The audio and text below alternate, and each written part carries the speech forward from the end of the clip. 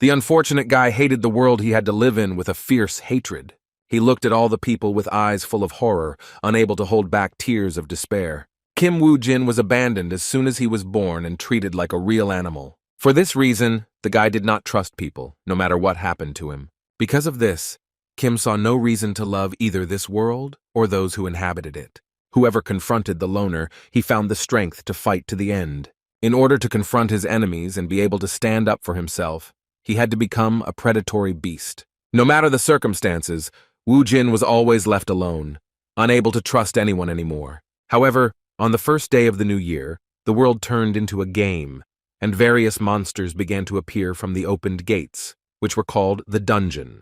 The destruction caused by the aliens was so great that many people died. Along with the monsters, divine beings began to appear, who passed on their special power to people to a small group of chosen ones. Those chosen by a higher power could, thanks to the abilities they received, destroy dungeons and transform into players. People convinced themselves that thanks to the players they would be able to save the world from extraterrestrial enemies. But the players, taking advantage of the chaos that had arisen, were only busy satisfying their own selfish goals. For Woo-jin, the world was still a place where he didn't trust anyone, until he met someone special. That person turned out to be Lee Se-jung, who was one of the first 7 players to gain power. The boy was a warrior, the heir to the sacred light, being the strongest player in the entire world. Unlike the others, he selflessly helped the weak, protecting them from monsters. Lee walked alone against some of the strongest monsters, reminiscent of a hero who came out of the pages of books. Thanks to the strength he was given and his innate skills, the guy was able to kill any enemy. Thanks to this, he became famous all over the world, distinguishing himself from other players with his main goal. The warrior intended to destroy the very last boss in this game that his world was drawn into. For both Kim and the rest of the players, Se-jung was a role model for a hero to look up to. Thanks to his desire to save the world, the boy contributed to the creation of the Messiah Guild. The brave men who shared the opinion of the great warrior gathered around his person one after another. Woo-jin was so inspired that he joined the guild in order to restore the former order in the world. Players with different skills, both swordsmen and archers, joined the guild. The main thing is that they are effective in combat. Thus, thanks to the brave Lee, the players gradually gained the upper hand over the enemy, and for the first time in his life, Kim met people he could sincerely trust and follow through life. The players, who also had the power granted to them, became the real family for the guy that he didn't have. After each battle, the boy sat down near the fire in the circle of his newly made family. Being in the circle of guild members, Woo-jin believed that together with them he could change the world. The thought of this warmed the boy's soul, and for the first time in his long life he felt calm. And now, finally, the day came when the Messiah under Lee's command was left to fight the last battle. The strongest warrior in the world, standing in front of the gate with the main boss, believed that perhaps their battle would be the last. After these words, the player grabbed his sword and raised it against the guild member. The blade pierced the body of Kim Woo-jin, who was completely unprepared for such a turn of fate. The head of the Messiah thanked the warrior, because without him, they would not have been able to achieve such a result. The wounded player fell to his knees, as he too had been cursed by Balman. Before he died, the boy wanted to know if Se-jung had really planned this from the beginning. However, more than that, Woo-jin wanted to know the reason why the greatest player betrayed the entire world. The reason was explained by Park Shin-hye, because when the game ends, everything connected with it will disappear along with it. And if their power, dungeons, and monsters disappear, then the reason to respect the players will disappear along with them. Kim was even more angry when he learned that Se-jun was being indulged by one of the loyal guild members. The girl whispered in the wounded warrior's ear that when the game ended, they would not be able to take over this world. The girl's words became the final nail in Kim Woo-jin's coffin. Betrayed by the people he considered his family, the warrior screamed the name of Lee Se-jung, who was the most terrifying of all living monsters. But suddenly the boy began to spit blood, which was a consequence of poisoning by a poisonous snake. As soon as the warrior spat out the blood, it immediately began to hiss, trying to corrode the surface of the earth. Park Shin-hye was surprised that Balman's curse only caused poisoning and did not kill the player. The girl noted that for other players, a simple poison would be enough to leave this world. The guy didn't immediately understand what the traitor meant when she spoke about other players. Kim couldn't believe that Se-jun had betrayed not only him, but also gotten rid of the entire guild. The player, shuddering from the horror of his actions, declared that he believed Lee and wanted to save this world with him. The guy understood that he was the only one standing in the way of world domination, so they decided to remove him. Surprisingly, Park did not deny her intentions with Sejong and confirmed everything that was said above. Kim Woo-jin listed all the great warriors he had fought alongside, but now it was his turn. However, despite this, the girl wondered if they really didn't have the right to rule this world as they pleased. The world's greatest warrior remained silent, looking at the last man standing in the way of his opportunity to take over this world. Woo-jin shouted after the traitor and his accomplice, so that they could now try to come up with an excuse for their dirty deeds. At one point, the warrior felt how the strength in his entire body began to leave him.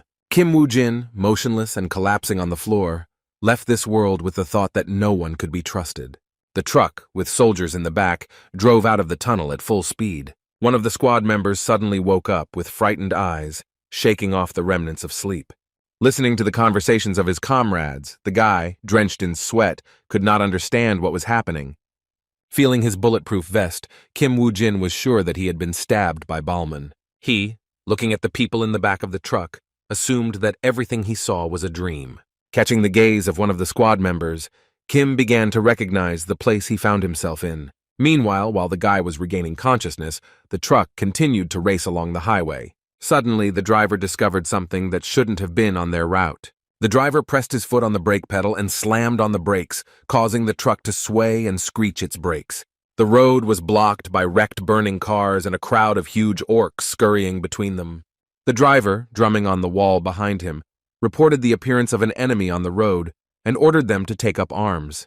Having armed themselves, the detachment immediately left their places and jumped out of the truck with weapons at the ready. The green monsters couldn't help but react to the noise made by the arriving car. The next moment, a crowd of monsters, dropping what they were doing, rushed straight towards the soldiers.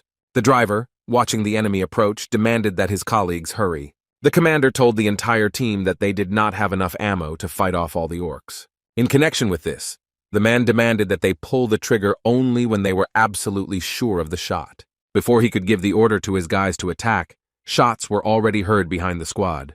Kim Woo-jin aimed at the head of one of the monsters and knocked it to the ground, causing the others to stop. The soldiers were shocked to see their colleague go against the orcs alone. The mythical creatures became even more embittered after the death of their relative. However, the soldier exuded unwavering firmness, continuing to fire the magazine at the attacking enemy. Some of the crowd suffered the same fate as their fellow man, who received fatal head wounds.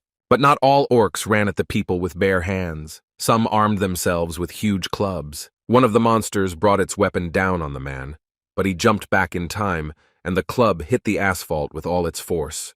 With a hateful look, Woo-jin pointed the barrel of his machine gun at the enemy who was attacking him. Not even a second had passed before the monster's body was riddled with machine gun fire, after which the orc fell to the ground. The guy landed safely, ready to fight off the attack of the next dungeon dweller. The green monster rushed towards the soldier with a monstrous roar, trying to avenge his comrades. And at that very moment the orc fell with a crash onto the road, splashing blood oozing from his wounds. The squad of soldiers began to discuss heatedly what had just happened, and who the man in front of them was. The team wondered if it was possible to single-handedly exterminate an entire horde of orcs. Looking at his hands, Kim realized that these sensations were too real to be a dream. And while the squad continued their discussion, their commander headed towards the fighter who had shown himself to be brilliant. The man called Woo-jin over to him, and he obediently headed towards the commander-in-chief. But, as it turned out, the leader of the squad began to scold his subordinate for such reckless actions. The man, to his surprise, found that the team member did not react to his words in any way. The commander tried to get through to his subordinate, but his head was filled with only one thought, that he had returned to the past. The superior officer demanded that his subordinates respond when he addressed them, but the guy continued to ignore his boss, which caused concern in the commander-in-chief. Sitting on a box, Kim Woo-jin tried to sort out the changes that had happened to him in his head. All the soldiers' thoughts were filled with the warriors from his past life who had betrayed him. Suddenly, the guy heard a characteristic sound that he had heard before. A blue sign appeared in the air before Jin's eyes, indicating that he had become a player.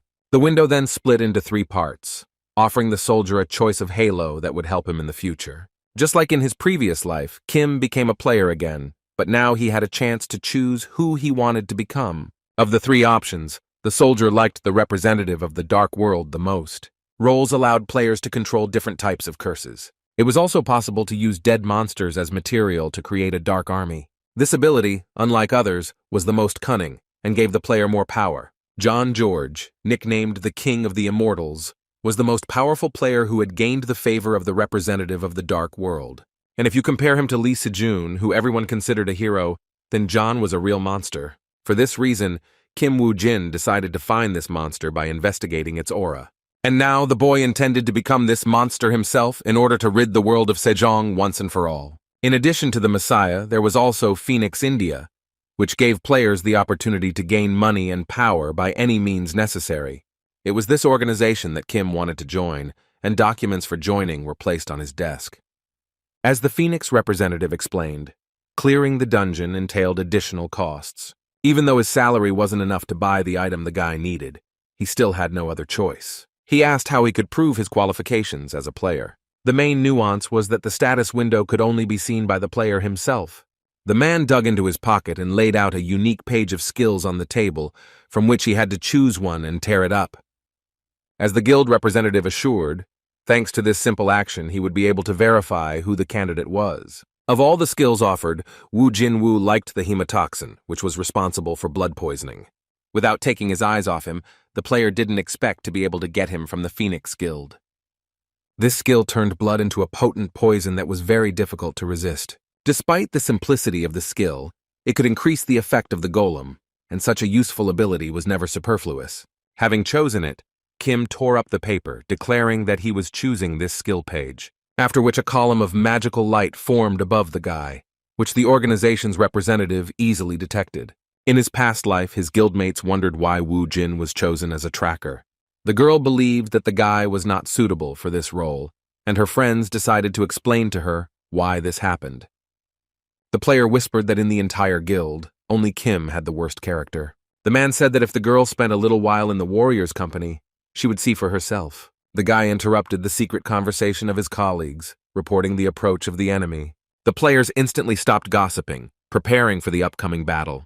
When he woke up, the boy caught himself thinking that he was still dreaming about his past life. For security purposes, Gwangmun Sports Park was guarded by armed soldiers. Just at this time, players were gathering in the park's parking lot to hunt monsters. The girl who was among the players present hoped that Ju So-pop would teach her how to hunt properly. The man replied that this was his fourth trip and his team members simply needed to trust him. However, Ju was interested in when the last of the hunting participants would arrive. The sound of car rims creaking was heard in response to the experienced player's question. A car appeared from around the corner, and behind the wheel was the very hunter everyone was waiting for. The blonde noted that the late player should have been more disciplined. Kim Woo-jin, who hid his face under the hood of his sweatshirt, came out to the hunters from the old car. The girl also attacked the newcomer, claiming that he should be grateful to them since they allowed him to join the hunt. Another hunter suggested that the guy looked like he hadn't received any gear from the guild. The players agreed that the newcomer decided to focus on survival for his first time. The hunt participants decided not to focus on Woo Jin and decided to start clearing the dungeon as soon as possible. Ju asked his team to pretend that they were missing one of their members. As Kim watched the group of players, he heard them discussing heatedly about So-pop's new weapon. Each player was presented with a window with information about the goal, which was to destroy all the goblins in the dungeon. A Phoenix representative asked the team before the hunt began if anyone had any questions for him. Since all the players were silent, the man asked each of them to check their inventory again. Players, examining each other's available weapons, communicated with each other, discussing the contents of their inventory. At the same time, Kim Woo-jin sat silently alone, not knowing anyone present. But for the guy it was not a problem, since he would not have to worry about them. After some time, accompanied by military equipment, a portal to the dungeon opened in front of the players. The girl was shocked, as it was the first time she had seen the portal so close, to which their leader replied that she would be even more surprised when she got inside. After crossing to the other side, the guild member acquired a hat and a magic staff. Once in the dungeon, the players donned their combat gear, and as So-pop had warned the hunters, the world that opened up before them was radically different from the original. All the participants of the hunt found themselves in a dense forest surrounded by giant trees. One of the team members remarked that it was as if he was in a computer game. This statement greatly angered the leader of the squad, Ju, who insisted that everything in front of them was real. And while the man explained to the hunters that they had only one life, the newcomer moved away from them. Looking at the tracks left by the monsters, the guy concluded that there were a lot of goblins nearby. The squad leader approached the player from behind and addressed him to clarify his name. The man said that while the team was setting up camp, Kim was able to explore the surrounding area. Although Wu Jin didn't like the hunter's commanding tone, he nevertheless agreed to carry out the order. One of the players expected the new guy to pester them, but he didn't think he would fall for their trick so easily. The man was amazed at how stupid their team member was, as meeting goblins was very dangerous. Having gotten rid of the extra link, Sopape ordered the detachment to prepare for the hunt, wanting to get all the valuable items. In fact, Kim was not as stupid as he was thought, and he guessed that the hunters were going to use him as bait.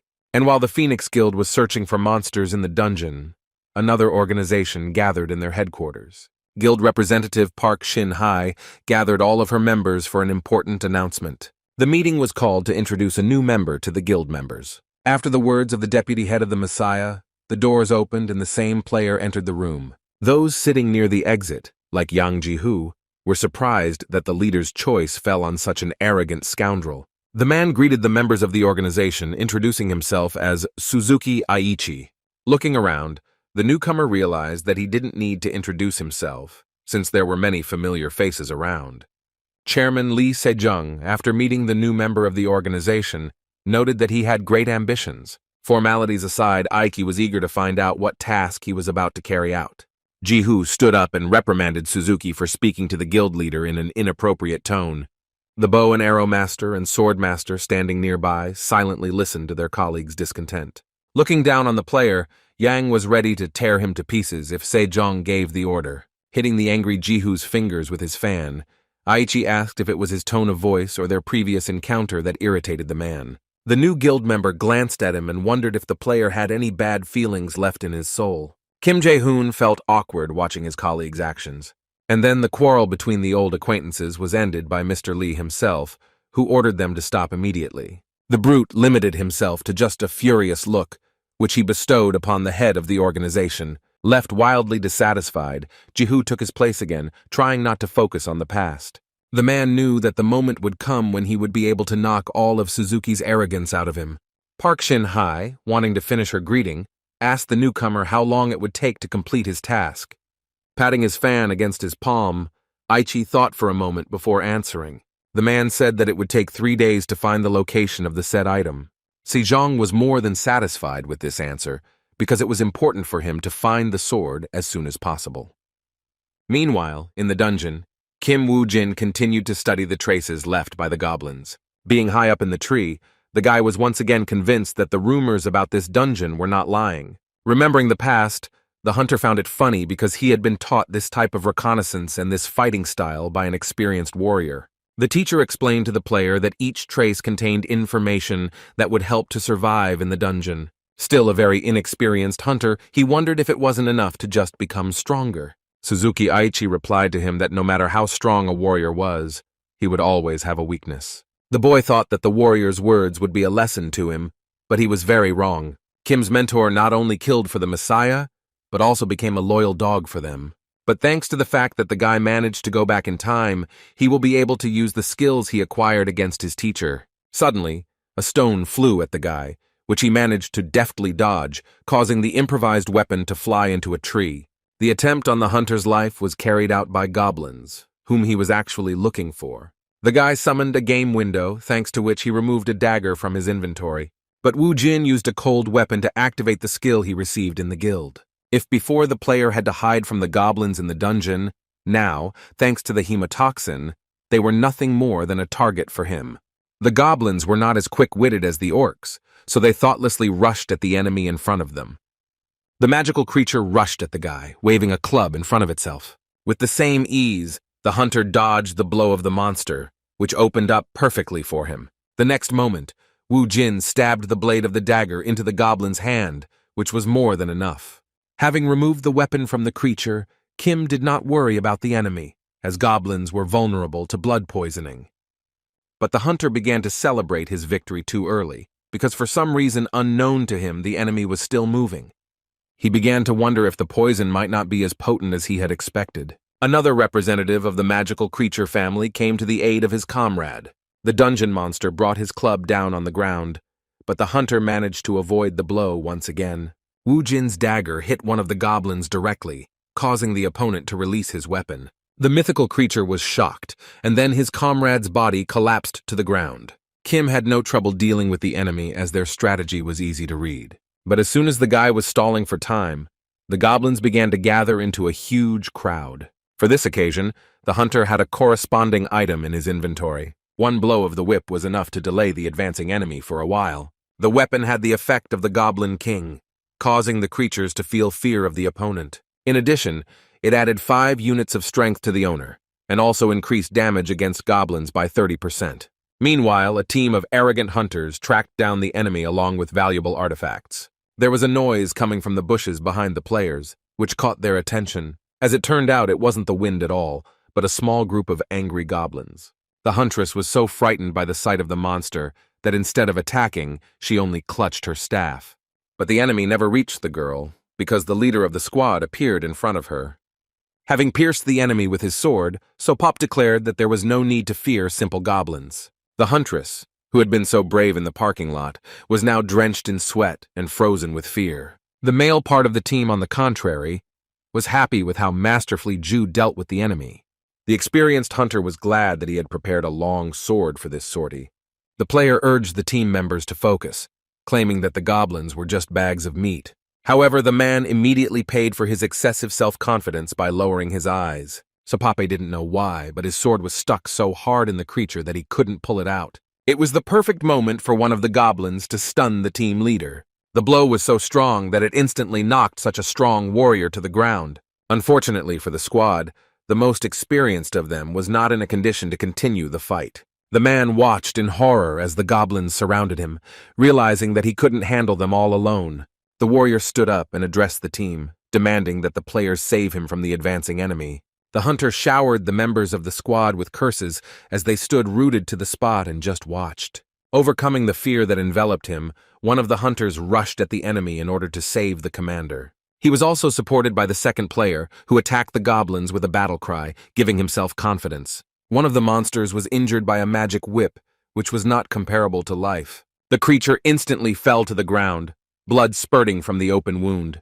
The rest of the opponents looked at their enemy with undisguised anger, trembling with fear. Kim Woo Jin looked at the creatures with a smirk, as he realized his superiority in the battle. The guy's gaze was so piercing that it forced the goblin to leave the battlefield. But the hunter did not want to leave any of the enemies alive, and once again used the whip of the Goblin King. In a split second, a noose formed around the goblin's neck, foreshadowing his demise. The whip squeezed the enemy's neck so hard that it not only stopped him, but also forced him to his knees. Defeating a whole horde of mythical creatures gave Wu Jin the opportunity to advance to the next level. The boy smiled, as he thought that in order to get the achievement he needed to defeat a stronger enemy. Jin was pleasantly surprised that he had attracted the game's attention, even with so many enemies defeated.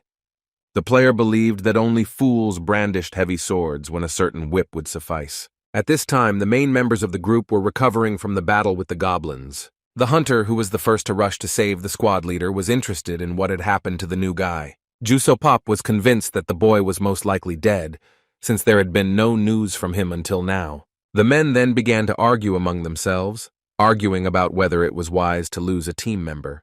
Suddenly, the swearing between the hunters was interrupted by a characteristic sound that came from the depths of the forest.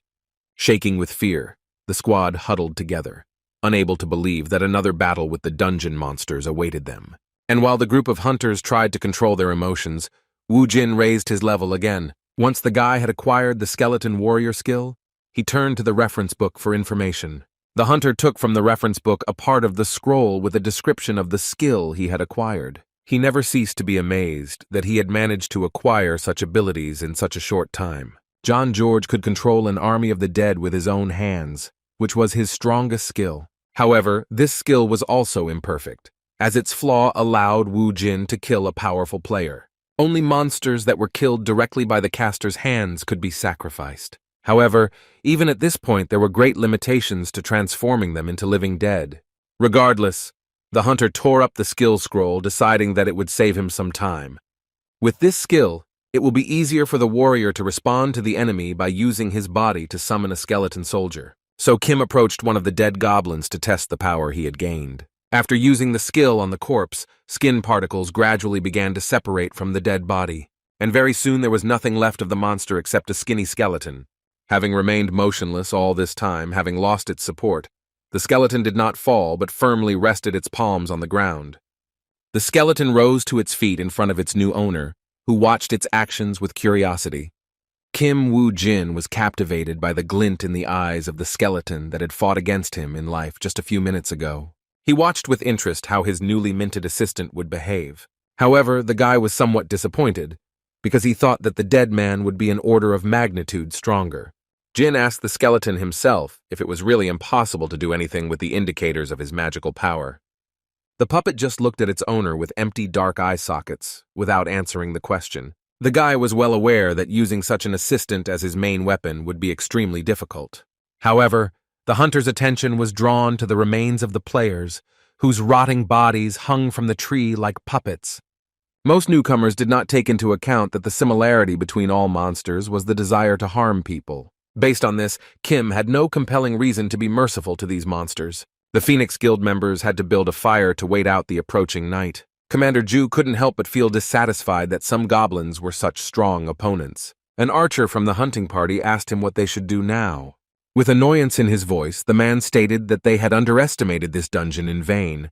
The strongest of the warriors declared that he could not die at the hands of such a mediocre monster. Gathering his courage, Sopapa turned to the hunters, telling them that they would never die in this forest. The man managed to get through to the other players, who were listening to his every word. The hunter asked what was wrong with his team, trying to give them hope that they could handle it with just a little effort. But the archer said that it was not the speech of the squad leader that surprised them all, but something else.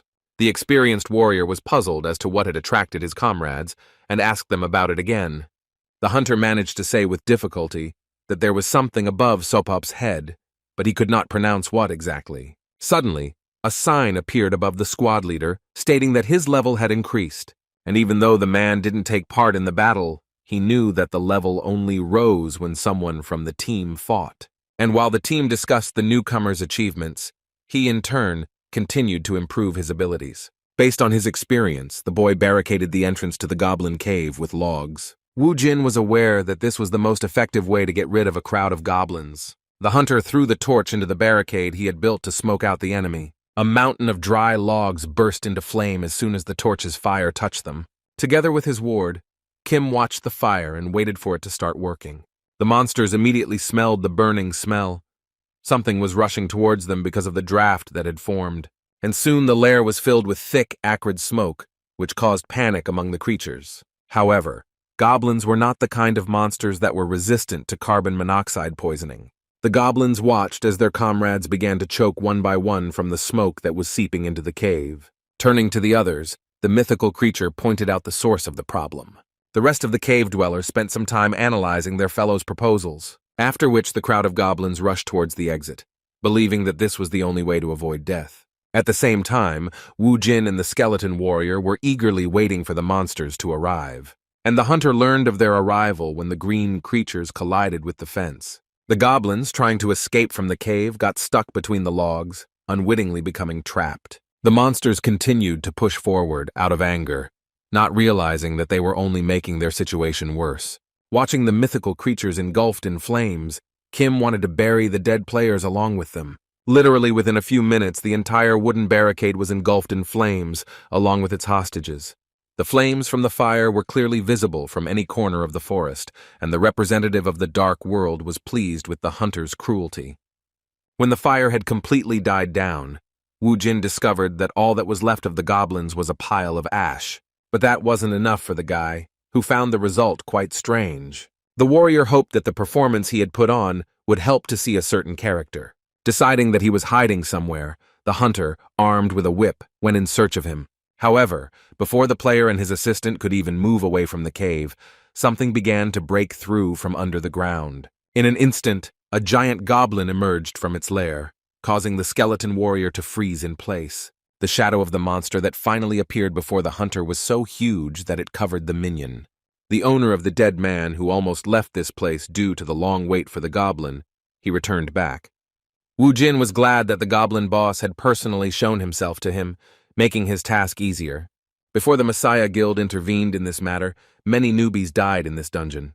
Meeting the Goblin King was tantamount to death, so the hunter needed a weapon to match. Armed with a sword, the player did not want this monster to continue taking the lives of innocent people. The skeleton warrior's gaze fell on the weapon in his master's hands, prompting him to action. The hunter's assistant lifted his bony feet off the ground, heading towards his opponent.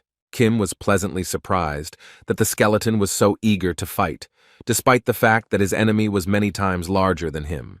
The puppet looked at its master in its eye sockets, and in their darkness that mad gleam appeared again. Wu Jin, having discovered such changes in the skeleton's behavior, became sympathetic to him. The look of the ward spoke more eloquently than any words, which is why the owner kindly fulfilled his request. Stepping aside, the hunter handed the sword to the skeleton, watching as it fought against the goblin. For the huge monster, the dead man was akin to an insect, which did not pose a threat. Having jumped from its place, the seemingly slow skeleton quickly rushed towards the hidden enemy of the dungeon. With a terrible scream, the Goblin King also rushed to attack Kim's puppet. Because of his size, the giant did not notice how the skeleton walked around him, ending up behind him. With a quick and sharp movement, the dead warrior cut the monster's Achilles tendon. The puppet's action awakened in the hunter memories of clearing a dungeon from a past life. Then the members of the Messiah Guild confronted a monster that was many times larger than the Goblin King in size. Players, seeing such an enemy, did not understand how they were supposed to kill him. However, of the entire detachment, only Kim did not lose his composure and ordered to attack the enemy at the legs. The hunter was convinced that once they knocked the monster down, their chances of winning would immediately increase. As an example to the others, the warrior pounced on the monster, and standing at its very feet, described a circle with his sword. With extraordinary agility, Wu Jin moved under his opponent's feet, leaving deep cuts on his legs. As the player continued to watch the skeleton warrior's movements, it suddenly dawned on him. By this time, the king of the green creatures had dropped to one knee in front of his rival. The monster had not yet managed to pick up his club when the skeleton, having run around him again, came from behind. The boy recognized the style the henchman used, since he himself was proficient in it. Jumping onto the Goblin King's head, the puppet plunged the blade straight into the monster's skull. Wu Jin never imagined that his power would affect the skeleton that copied his attack style. Before he returned to the past, he could handle almost any weapon in existence. The guy told his henchmen that there were only a few people in the guild who were capable of fighting him one-on-one. Looking at the potential of his assistant, the hunter decided to reconsider his plan. The warrior received a notification that a representative of the Dark World, as a reward for his efforts, presented a legendary page of skills. The player was once again pleasantly surprised by his return, as he could not even imagine that he would receive the legendary tier so soon. One of the soldiers on the observation tower announced to the command that the dungeon had been cleared. The Phoenix Guild representative couldn't believe what the military man told him. The man left his shelter to personally ensure that the team had completed the task. The soldier was right, because the hunters did indeed return from the portal, but not in full force. Emerged from the dungeon, looking rather shabby. The organization's employee couldn't believe that someone could clear the dungeon in just one day. He was eager to find out from the hunters how they managed to achieve such a result. It was only when the man ran up to the players that he discovered that Kim Wu Jin was not among them. The whole team became embarrassed as soon as the conversation turned to the newcomer, which immediately brought up bad thoughts. The Phoenix representative guessed that Mr. Wu Jin most likely died in battle while fighting monsters. But before the team could say goodbye to the player, the military man announced that someone else had come out of the portal. It turned out to be a new member of the guild, who, unlike his colleagues, looked quite healthy. The portal closed behind the guy, who didn't even pay attention to the guild members and went about his business. An employee of the organization called out to Kim, intending to have a serious talk with him. With horror, Ju Sopop confirmed his guess that the newcomer was in fact alive. Watching the guild representative interact with Wu Jin, the hunters wondered what kind of tricks he used to clear the dungeon. What angered the squad leader most was the fact that the new guy managed to beat the fighter on his own field. The man wanted to find out who the new guild member, player Kim Wu Jin, really was. The situation of players abusing their powers was reported on federal television. However, despite this, Only the Messiah Guild became the first to clear the 5-story dungeon. Following the successful hunt, the guild's sponsors, the Hansung Corporation, saw their stock price rise sharply. While browsing the internet for news, Ju found that all the news was only about the Messiah's exploits. The player was upset that their competitors made them look like performers who were only interested in money. The warrior's colleague tried to calm him down, arguing, mentioning their previous hunt, wanting to know what actually happened in the dungeon. So Pape asked not to remember Kim Woo-jin because of whom they almost died. In confirmation of his words, the hunter pointed to his bandaged head, stating that this happened because of the newcomer. The player's comrade noted that the rumors circulating about this guild member were not a lie after all. The seasoned warrior agreed that Kim was so eager to get the new items that he even ran into a crowd of goblins for this purpose. However, the man embellished the story, saying that he was injured after trying to stop the boy.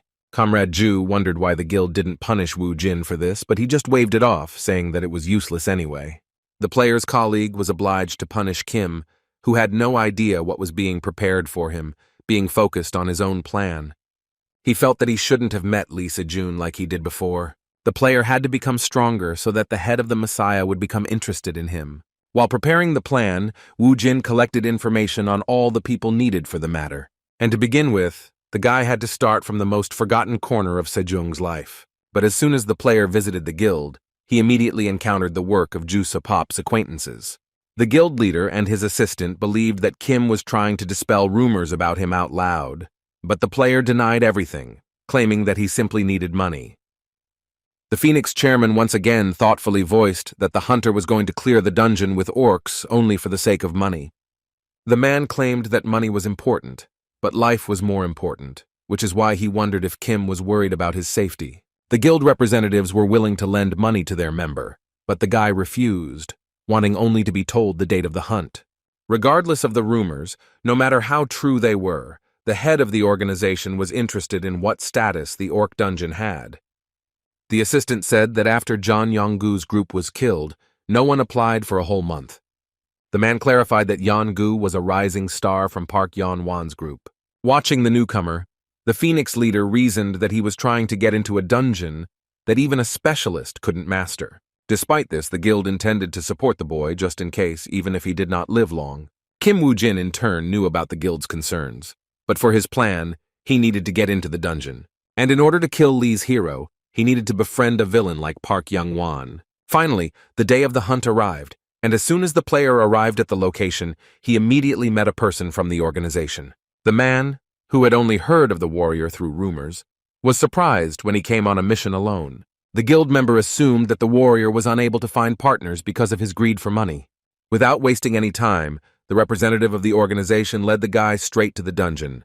At one point, the Phoenix employee caught himself worrying about a hunter he didn't care about. This time, the gate transported the player to a desert area filled with hard rock akin to cliffs. After studying the information, Wu Jin realized that he wouldn't be able to clear the dungeon if he went hunting alone. However, the warrior intended to use the orc as a skeleton warrior with whom he could influence the course of events. As luck would have it, the hunter didn't have to look for the monster, as it found him by attacking him from behind. The monster unleashed the full force of its weapon on the player, but was unable to harm him in any way. Instantly standing up, Wu Jin skillfully wielded his sword, using his fighting technique against the large opponent. The brute was surprised to find only a small scratch on the orc, whose skin was somehow thicker than usual. The monster managed to pull the club out of the ground, which did not bode well for his opponent. He caught himself thinking that he could easily die from just one blow from such a big guy. However, thanks to the skeleton warrior that the orc could transform into, the hunter would have a chance to clear the dungeon. The green giant struck again with his weapon, but the player remained just as agile, managing to dodge the blow. But the guy wasn't quick enough to dodge the shards of hard earth. The warrior understood that the longer he messed around with the orc, the greater the chance of falling at his hands increased. Therefore, Kim Woo-jin decided to make every effort to defeat the monster as quickly as possible. Relying on the dexterity and speed of his hands, the hunter attacked the creature's limbs without stopping. At some point, the player began to move so quickly that the enemy lost sight of him for a while. But soon the guy completed his decisive attack, appearing before the monster. The mythical creature was very angry with the player's actions and was ready to finish him off. However, as soon as the orc took even one step, Blood immediately began to flow like a fountain from the wounds on his legs. The giant lost his balance at that very moment and fell with a crash onto the hard ground. The monster still wanted to defeat his opponent, unable to accept defeat. But no matter how terrible the enemy seemed, Wu Jin was ready to finish him off in order to force him to serve him in the future. After the monster shed its blood, the hunter was able to summon it in the form of a skeleton warrior. And while Kim was busy clearing out the dungeon in one of the city's districts, members of the brokerage firm were searching for candidates. The man's gaze fell on one of the questionnaires, which he found quite interesting. His colleague suggested that he was again trying to find some strange item for his business. Osei-chan decided to show the questionnaire to his friend to satisfy his curiosity. Holding Kim Woo-jin's questionnaire in his hands, the guy still didn't understand what all this was about. After reviewing the player's profile, the broker discovered that it was the same newbie who had cleared the dungeon single-handedly. A colleague explained that this was the second time Kim had entered the cave, this time alone from the start. The guy was surprised, since he himself had initially experienced difficulties and did not advise his friend to trust unfamiliar sources. While the men were arguing about the candidate, a female employee of the organization entered the room. The girl, hearing how indignant the guy was, asked what was wrong with the report she had provided. As soon as he learned that the information was provided by Secretary Lee, he immediately declared that the report was simply perfect. Throwing down the tray of coffee, the girl declared that obtaining information was her job. Se-chang convinced the young employee that all the information was reliable, since Secretary Lee had been the one collecting it. The man insisted that they should trust their employee, but he said this after he saw the opened coffee packages. The boss cursed as he told Jisoo to never buy instant coffee again. Se-chan demanded an explanation as to why the girl, despite all of the above, still bought it.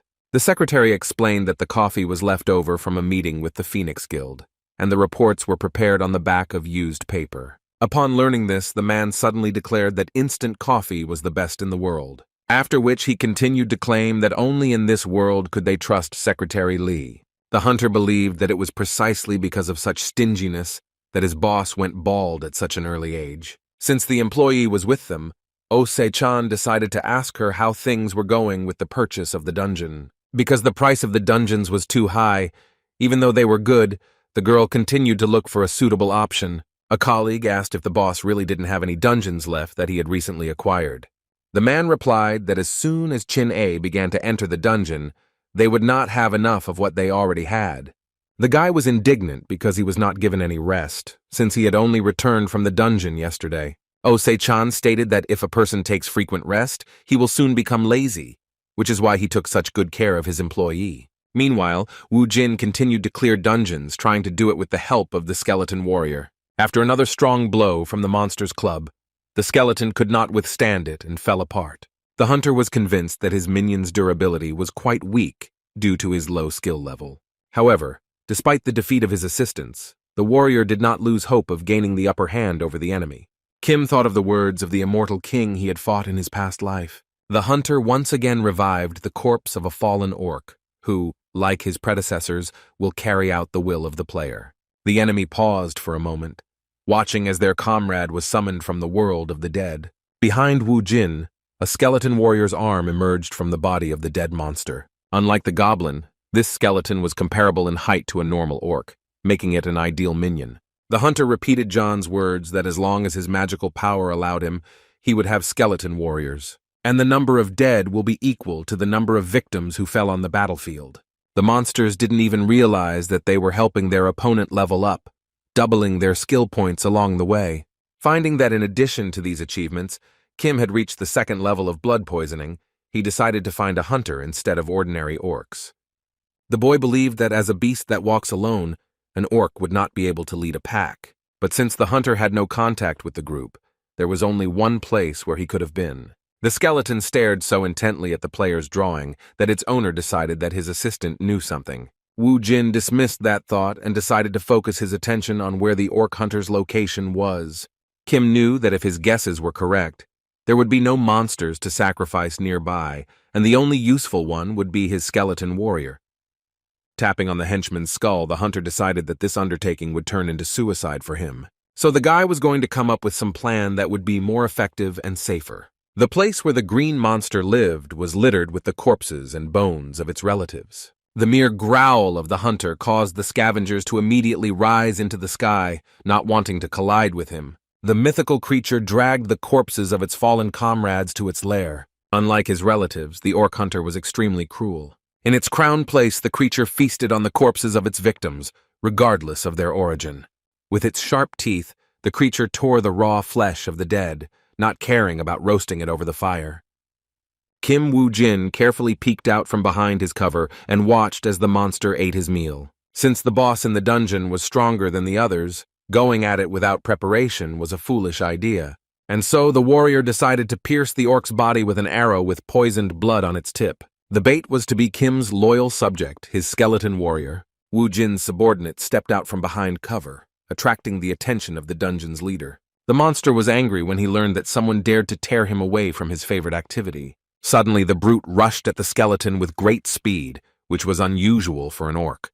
The hunter's assistant, also participating in the encounter with the enemy, swung his bony hand, in which he held the master's sword. The blade and club clashed, creating a small explosion around them that sent out a shockwave.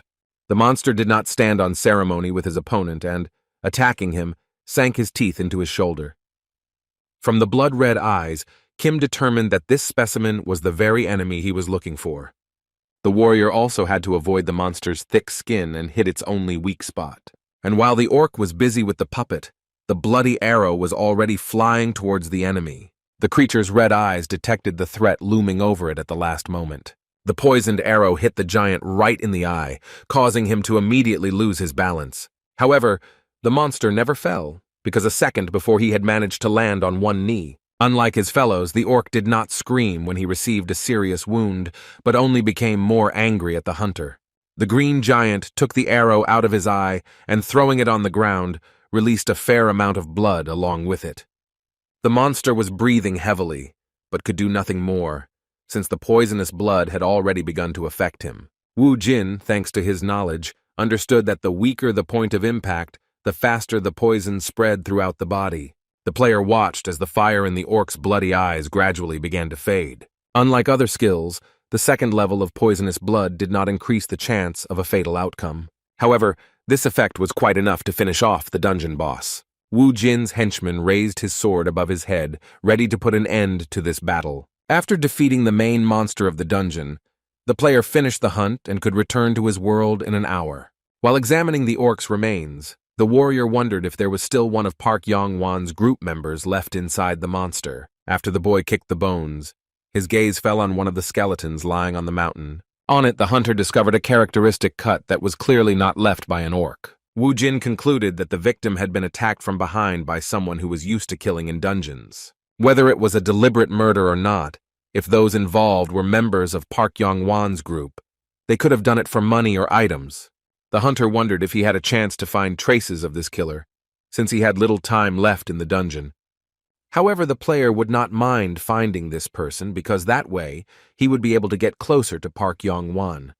The glow coming from the cave blinded Woo-jin, who even had to shield himself from it with his hand. The guy decided to find out what kind of object was inside her, which by the will of fate attracted his attention. Looking inside, the hunter discovered that only one person could fit inside. The warrior managed to find just such a man inside the cave, who, judging by his armor, also belonged to the hunters. The player noted that the corpse had a surprisingly clean weapon, and the skeleton was not damaged like the others. From the notches on the wall, Kim realized that while this warrior's comrades were dying, he decided to escape and was counting the days until his death. After discovering a brooch on the deceased's cloak, Woo-jin realized that this man belonged to the Phoenix Guild. After examining the brooch, the boy learned that the corpse belonged to the rising star Chong Yong-gu. As soon as the hunter touched the skeleton, a small notebook fell out from somewhere. The warrior looked at the unexpectedly appeared object with undisguised curiosity. The warrior picked up the notebook, and after examining the first pages that opened, he discovered that it was a diary. After skimming through it, the hunter decided that there was no important information in it. However, the player jumped to conclusions when he suddenly came across Park Yong Wan's group's blacklist. After closing the diary, Woo-jin was incredibly happy because he knew what use he could find for it. After Kim defeated the orc, he was given the legendary skill eye of Anubis, which allowed him to look into the past of a dead person. Reading the description of the ability, the warrior was again pleasantly surprised that he managed to get such a rare thing in this dungeon. As he acquired the skill, the hunter caught himself thinking that no matter what failures had haunted him in the past, in this life, everything had been exactly the opposite. The player immediately decided to try this ability, wanting to make sure whether the dead really could speak. Touching the skull of the deceased, the hunter waited for the new ability to manifest itself. Jin's pupils began to change, which meant that the eye of Anubis had been activated. The player directed his gaze straight into the skull's eye sockets, connecting with it through an energy flow. The skeleton warrior waiting outside watched as the cave suddenly filled with a bright light. Digging into Yongu's memories, the hunter learned how the legendary warrior's comrades asked him for help. However, the man abandoned his people to their fate, taking refuge in this very cave. Zhang Yonggu was obsessed with one thought: he should never die.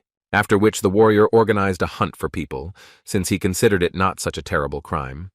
The hunter acted in this way because behind him stood the man who would one day become the owner of the Phoenix Guild.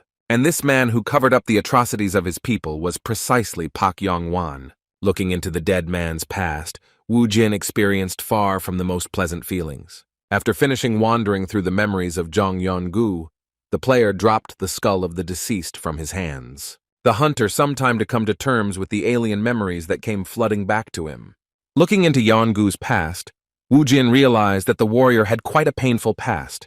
As the player watched the skull, he realized that he had spent more magic power than he had expected. Wu Jin had completed his preparations, ready to use the information he had received and the list he had found. At this time, at the headquarters of one of the guilds, an employee was asked why he allowed another player to capture the dungeon. The man asked Mr. Park for forgiveness, assuring him that he would take care of the player. However, after the worker allowed the newbie to clear the dungeon, his words were no longer taken seriously. Park Yong Wan ordered Secretary Kim to deal with employees who did not live up to the expectations of their superiors. And while the employee was begging for his life, the boss was looking at the news in the newspaper regarding the A+ rank dungeon. Although the man found the case of clearing the dungeon alone interesting, he did not find anything surprising in it. Secretary Kim confirmed that the player had a bad reputation in the guild. According to rumors, in the first of the dungeons, the guy abandoned his partners and possibly kept the entire reward for himself. The fact that the newcomer had a bad reputation made it very difficult for the guild to move forward. Suddenly the telephone rang and the head of the organization, holding down the button, ordered to speak. The master's subordinate announced that Kim Woo-jin himself had requested a meeting with him. Based on the results of the A rank plus 20 dungeon applications, there were 3 guilds currently competing for them. The problem was that if 3 guilds divided each faction into 6 spots, there would still be 2 spots left untouched. The guild leader's assistant clarified that due to this point, all 3 guilds still have not come to a compromise. Because it was an A-rank dungeon, the drop rate for rare items was higher, and with that came greater efficiency. The head of the organization believed that the players would not give in to each other, and perhaps did not even know what awaited them in the dungeon. Loosening his tie, the man was of the opinion that the overconfident hunters would be a pain in his ass. And on top of that, no one outside either faction applied for the remaining 2 seats. Phoenix's leader was very understanding of players who didn't know what might happen to them when they entered a dungeon without a group. But the chief's thoughts were interrupted by Park Yong Wan, which only worsened the already difficult situation. While talking to the faction leader, the man was shocked by what he had just heard from him. From the conversation of the Phoenix chief, his assistant concluded that the chief was talking about the newcomer Kim Woo-jin. Even after the chief had finished talking, his assistant was still confused. After finishing the conversation, the man revealed that the newcomer wanted to take the remaining 2 seats without the knowledge of the other factions. The director believed that if the rumors were true, the other groups would not worry about this player. The Phoenix chief didn't know if Wu Jin had become part of Park Yong Wan's faction, but it was possible that they would get rid of him after the dungeon. He also said that if the guild agreed to provide seats to a lone wolf, the remaining faction would give way to someone else. The gentleman couldn't help but notice what a strategist Yon Wan was, that he had hidden an ace up his sleeve called Kim Woo-jin. The boss was inclined to believe that it was better to retreat in order to gain the greatest benefit in the future. Secretary Kim asked her boss why he accepted Woo-jin's application. The faction leader found it amusing to watch what the player had to go through to get his man's brooch. The man said he could manipulate Kim and get rid of him at any convenient moment. And an hour later, Park Yong Wan had in his hands that very same diary of the hunter from his guild. The faction leader assumed that the guy came to him in order to blackmail him and get money. The man tried to assure the newcomer that he would not be able to shake money out of him thanks to some diary. However, the guy said that he came to Mr. Park not for blackmail, but with a proposal. All the hunter wanted was to get into the single-story rank A+ dungeons. Man, hearing the guy's demands, he only laughed in response, finding it funny. Yong Wan asked the player again if he was aware of what dungeon he was about to enter. Scratching the back of his head, Wu Jin replied that this was the place that the Sphinx and Messiah guilds competed for. The faction leader still didn't understand why a person who knew this fact still wanted to enter this dungeon. Be that as it may, Park Yong Wan accepted Wu Jin's proposal, but put forward one condition. The player visited Kyungbu University, where a lecture about an A+ rank dungeon was taking place. The lecturer said that there were at least 1,000 orcs and 1 orc warrior in the dungeon. Unlike most of the elite players from each guild, Kim listened to the report while leaning against the wall of the room. All the hunters listened attentively to the information about their upcoming hunt in the Class A dungeon. The speaker said that half of the participants in the previous attacks died, but it could not be said that all of these deaths were caused by the fight against monsters. The man said he had to turn a blind eye to it due to lack of evidence. Kim realized that killing players increased the chance of getting rid of opponents and stealing valuable items. After the lecture, which was not yet finished, the guy had heard enough and decided to leave the auditorium. But the reward for killing the leader was a fang of the Orc clan, which would eventually be given to the Messiah Guild. As the lecturer said in the distant past, when presenting the prize to the head of the guild, he had no idea how strange it looked. The loner was certain that Lee Se-jun might have already been involved in corruption at that time. After hearing about the fang, the boy decided he had had enough of the training and went outside. The player did not rule out the possibility that if Sejong was behind all of this, then the Messiah might have had nothing to do with it. The guy also couldn't rule out the possibility that the guild could have planted spies in other organizations. The player continued to speculate, based on his memories, what the Messiah might do next. Soon, a crowd of journalists gathered around the A+ rank dungeon along with the top players from each guild. The monster hunters greeted their fans, basking in the glory and flashes of cameras. The participants from Messiah were dressed in black and white clothes, dressed to the nines, while the Phoenix Guild members wore red jackets that displayed their symbol. The hunters representing Leo wore yellow jackets, while the Skull Guild wore all black and hid their faces behind masks. And Kim Wu Jin, who was among the crowd of hunters, kept to himself, not representing any of the guilds. The guy didn't pose for the cameras, and so he was one of the first to head towards the portal. Wu Jin wanted to be the one to snatch the clan's orc tusk right from Lee Se-jun's hands. Once on the other side, the Phoenix players were unable to find their comrades due to the huge crowd of people. The representatives of the Messiah were much more collected and were already preparing to go hunting. While the others were looking for their colleagues, Mr. Lee's guild had already set off. Some hunters admired how organized the Messiah participants were. Others, on the contrary, did not praise the famous players, reminding them that 1,000 orcs await them. And the guild squad didn't even have time to go out into the forest before they met the first of their enemies on their way. One of the team members said that he and his comrades would deal with the enemy. The man successfully used the skill of a tenacious fighter, also successfully using provocation. As expected, the monster's attention was completely focused on the representative of the Messiah. As soon as the orc swung, the warrior was already ready to block his attack. The creature struck the hunter's shield with all its might, causing him to move but not fall. Watching the enemy, the monster was clearly dissatisfied with the result of his attack. Peeking out from behind cover, the man turned to the orc, asking him if this was all he was capable of. The sorceress came to the aid of her colleague, using restraint against the enemy. The monster was immediately enveloped by huge vines that suddenly grew out of the ground next to him. The plants squeezed the mythical creature's throat, making it a soft target for any of the players. The orc let out a piercing scream, calling for help from his comrades, after which the ground beneath the feet of the elite guild warriors suddenly began to shake. The hunters prematurely decided that the tremors were caused by an earthquake. However, one of the players drew the attention of the others to the forest, behind which there was clearly something. Staring into the dark, dense forest, the hunters heard a growing roar coming towards them. Most of the players froze, as they had already guessed the source of this noise. A large crowd of huge monsters, having destroyed a number of trees, attacked the hunters gathered in the clearing. One of the warriors grabbed his sword, not taking his eyes off the enemy's fist flying at him. It took only a few fractions of a second for the blade of the dagger to pass along the entire arm of the monster. Then the angry orc used his whole hand, and although he didn't hit the enemy, he managed to knock his comrade off his feet. Suddenly, boulders of stone appeared from the ground, lifting the monsters off the ground, causing them considerable damage. This was the work of magic users who combined their forces against a single enemy. Following the example of their colleagues, the remaining players, most of whom were swordsmen, rushed into battle.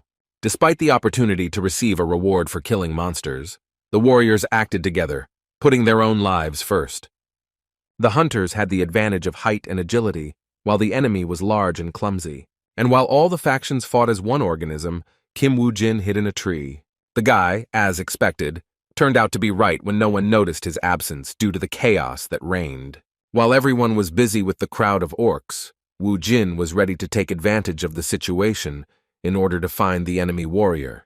The player understood that the guild would first try to reduce the number of orcs before taking on the orc warrior, and only after the hunters have dealt with the crowd and minimized their losses, they will go in search of the leader. But right up until this moment, the guy needed to get to the leader earlier, in order to get the reward in the form of a fang. The lair of the strongest monster in the dungeon was located in the area of giant rocks. The warrior sat on a throne carved from solid rock, before which two of his warriors fought.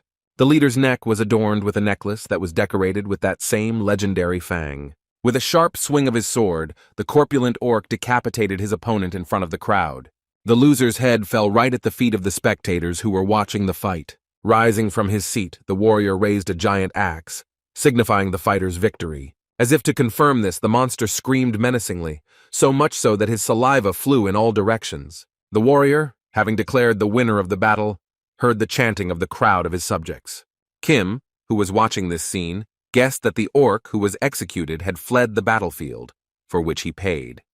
Having seen the main monster of the dungeon, the guy found it even more frightening than he imagined. The warrior's decision to send his minions to fight only played into the hands of the lone hunter. Despite his strength and impressive size, the orc was left completely alone, being an ideal target for the player. Woo-jin couldn't help but smile as he looked forward to being the first of the hunters to strike at the orc. After some time, the entire clearing was strewn with the corpses of monsters, and the leader of the Messiah squad ordered his people to move on. Having calculated the approximate number of opponents, the man concluded that the remaining forces were located elsewhere. The hunter noticed out of the corner of his eye how one of his henchmen quickly ran up to him. The warrior reported that a huge number of enemies were heading their way. The guy added that the enemy numbered about 1,000 units of combat force, which was most likely the warrior's main army. The guild member advised to stop there, but the other hunters disagreed with him. The man who objected to the head of the Messiah belonged to the Lion faction, intending to continue the offensive. The colleague replied that since a huge number of enemies were heading their way, the guilds needed to work together to defeat them. The man convinced the Leo representatives that if they continued, they would die in this dungeon. But the warning of the members of the Messiah had no effect, and the hunters, on the contrary, believed that the warriors were not confident in their strength. The squad leader asked why the players entered the dungeon if they were so afraid for their lives. The guild members did not stop their colleagues, deciding that the warriors' decision was on their conscience. The leader suggested to his assistant to find a place to rest in order to regain strength for the next battle. Meanwhile, two skeletons of fallen orcs with a mad look drilled into the main monster of the dungeon. Among his minions was Kim Woo-jin himself, determined to defeat the orc warrior. Watching the enemies that appeared, the creature winced, showing with its whole appearance that they were no match for it. Leaving his throne, the monster dragged a giant axe behind him, which, dragging along the ground, scattered sparks in all directions. The skeleton warriors stood on guard awaiting their master's command to go into battle. The hunter's henchmen quickly rushed towards the enemy, while Woo-jin was drawing his bowstring. But the monster did not fight, relying on its own strength, activating the fang of the orc warrior. The magical item gave the monster power that was many times greater than his own. Swinging his giant axe, the green monster got rid of one of the skeletons with one blow. The guy once again underestimated his opponent, and thanks to his strength, he easily dealt with one of his assistants. Accompanying his attack with a monstrous cry, the orc was ready to bring his weapon down on the second skeleton. The hunter's henchman was serious, not taking his eyes off the monster. The dungeon master completed his attack. ending the pathetic enemy once and for all. At least that's what he thought when the skeleton leapt out of the rising column of dust like lightning. The skeleton warrior slashed at the brute's leg with his blade, but his attack did not produce the desired effect. The player understood that his protege would not last long and did not delay. And while the orc warrior was busy with the puppet, its owner was preparing to fire the decisive shot. The assistant was required to distract the enemy for as long as possible, since Kim had only one chance to hit the target. Swinging his axe, the monster almost hit his opponent, who once again dodged the blow. At that very moment, when the enemy stood with his back to Wu Jin, he fired a bloody arrow at him. Thanks to the magic fang, the orc felt an arrow approaching him. At the last moment, the warrior dodged, and the enemy only managed to hit his hair. Now the dungeon leader's attention was completely focused on the hunter who had given away his location. The skeleton warrior did not stop trying to stop the huge monster that was heading towards his master. The puppet tried to stop the big guy once again using Wu Jin's technique. But suddenly the henchman's sword broke, which came as a great surprise to its owner. Taking advantage of the moment while the enemy was disoriented, the orc brought his axe down on him. This time, after a loud explosion, in addition to the dust raised into the air, the remains of a skeleton also flew towards the hunter. Having finally dealt with the annoying henchman, the mythical creature gave the player an evil look. Considering the events that had happened, Kim decided to change his plan, getting rid of the bow as well. The boy understood perfectly well that it was pointless to fight against the orc while the magic fang remained on him. Resigned to the fact that his strength would not be enough, the player decided to retreat. Turning around, Kim Wu Jin ran away from the dangerous giant as fast as he could. But turning around, the warrior noticed that his enemy, for some reason, did not pursue him. Taking a closer look at the warrior, the hunter discovered that he was distracted by something else. The player came to the conclusion that it was too much trouble for the brute to pursue the retreating enemy. It would seem that such an insignificant detail could still play into Kim's hands, so he could freely leave the battlefield. And yet the warrior wanted to make the orc regret his decision when he let him go. Jumping from branch to branch, the hunter had no idea that above him on the ground were people from the Lion Guild. The squad leader noticed, in addition to themselves, another player who had fled from the battlefield. One of the guild members suggested that the warrior they had discovered could have found the main orc faster than they did. However, the man did not want to trust anyone until he saw the main monster of the dungeon with his own eyes. The leader of the squad was convinced that the item that the boss monster possessed must have belonged to the Lion Guild. Suddenly, one by one, the team members began to fall to the ground from behind their covers. The commander was horrified that he had no idea about the reason for such an unexpected anomaly. Gripping his sword tighter, the man wondered if he had heard of other monsters in this dungeon besides the orcs. The hunter convinced himself until the very end that this could not be the work of some creature, until he saw many glowing eyes in the darkness. Suppressing his fear, the warrior demanded that the attacker show himself, threatening him with inevitable reprisals. These were the last words of the squad leader, and his colleagues, having settled in the rocks, did not even know about it.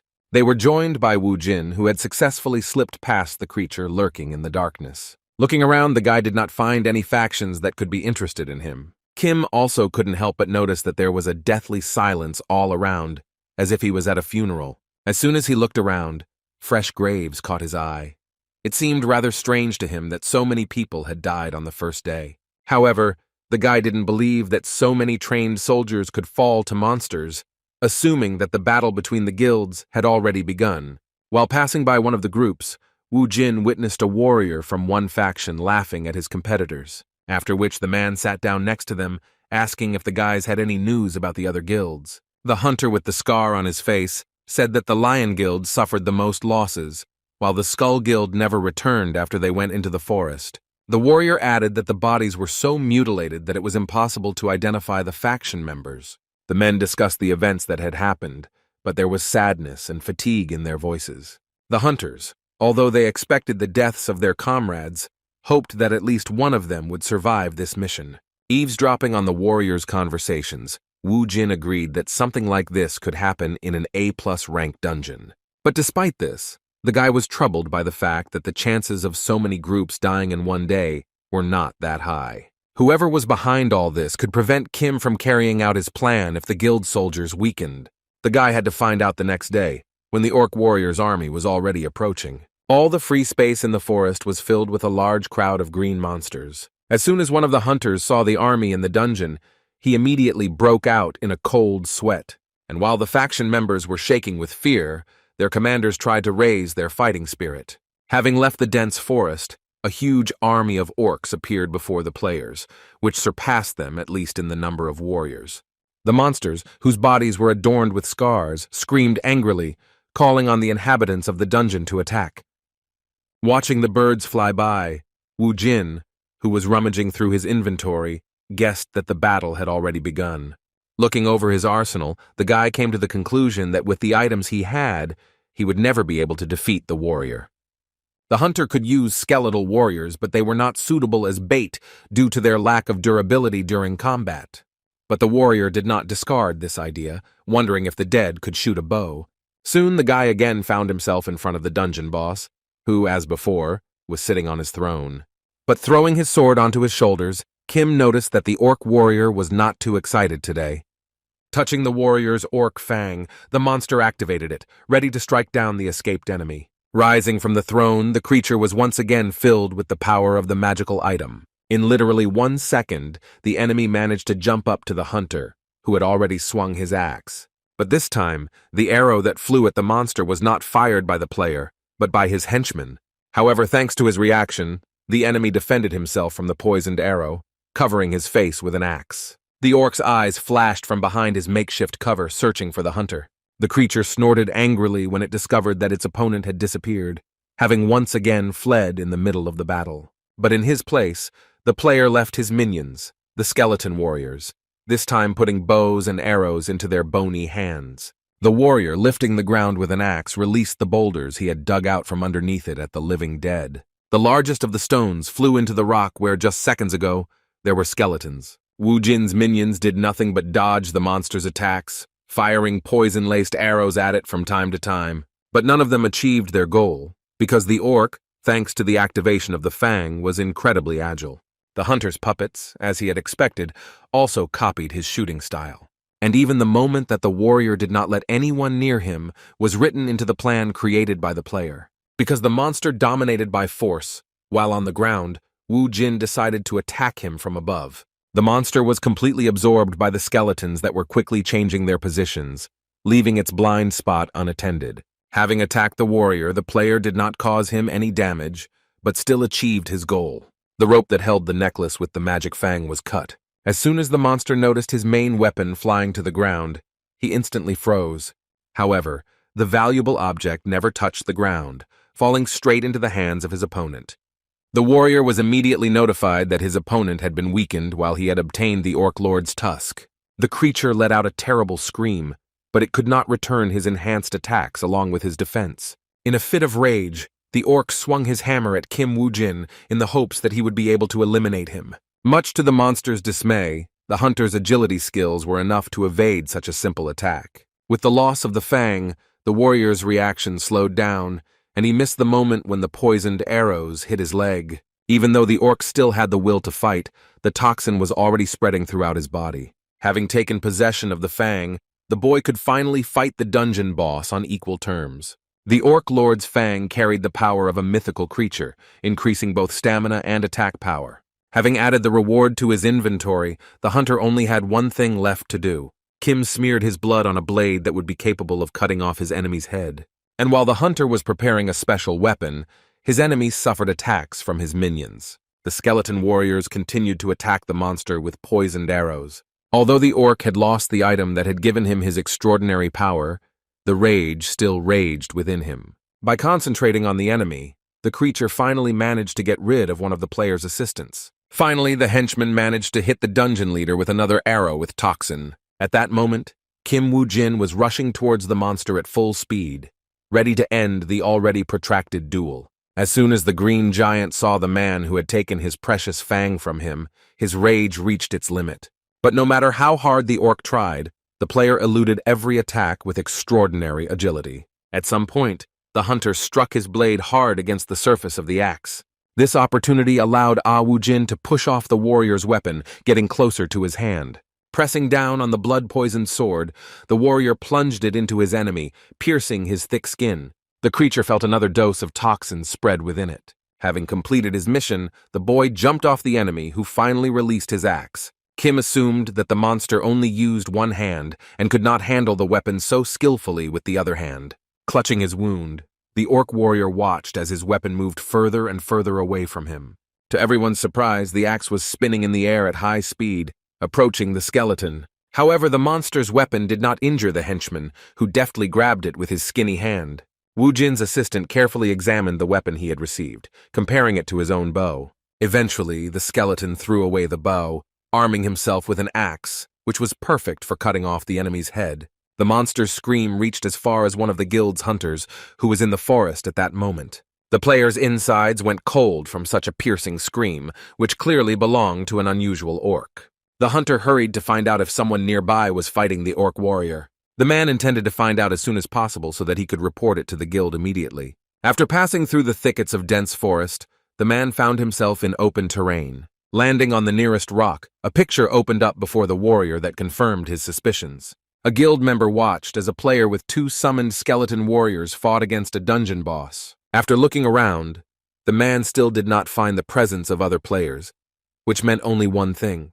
However, the hunter could not believe that anyone could, in principle, go against the strongest enemy alone. Drenched in sweat, the warrior wanted to report his discovery to the rest of the guild as soon as possible, after which the man jumped up from his place so quickly that he involuntarily brought down part of the rock. Kim Woo Jin knew about the player's presence and only pretended not to notice him. The hunter, who was in such a hurry to report his discovery, was so excited that he completely lost his vigilance. Because of this, he did not feel the approach of the arrow, which hit him right in the shoulder blade. Only when he felt the arrow pierce his flesh did the man realize he was wounded. It happened so suddenly that the warrior who was in the tree lost his balance and fell to the ground. Turning his head from side to side, the guild member tried to figure out who had attacked him. The man suggested that perhaps it was the same player who wanted to silence him. Turning around, the warrior saw behind him an armed stranger who was not an ordinary man. The warrior who attacked him wore a mask, which was unique to one of the guilds. The wounded man could not fully believe that he was attacked by a member of the Skull Guild. However, the hunter was never able to find out who the mysterious stranger was who took his life. Crossing out the photograph, the man noted that there were only 5 people left on the list. He stated that during the battle with the orc, it was to their advantage to kill another player. Observing the actions of his colleague, a player from the Skull Guild reminded that half of the items of the murdered man belonged to the guild.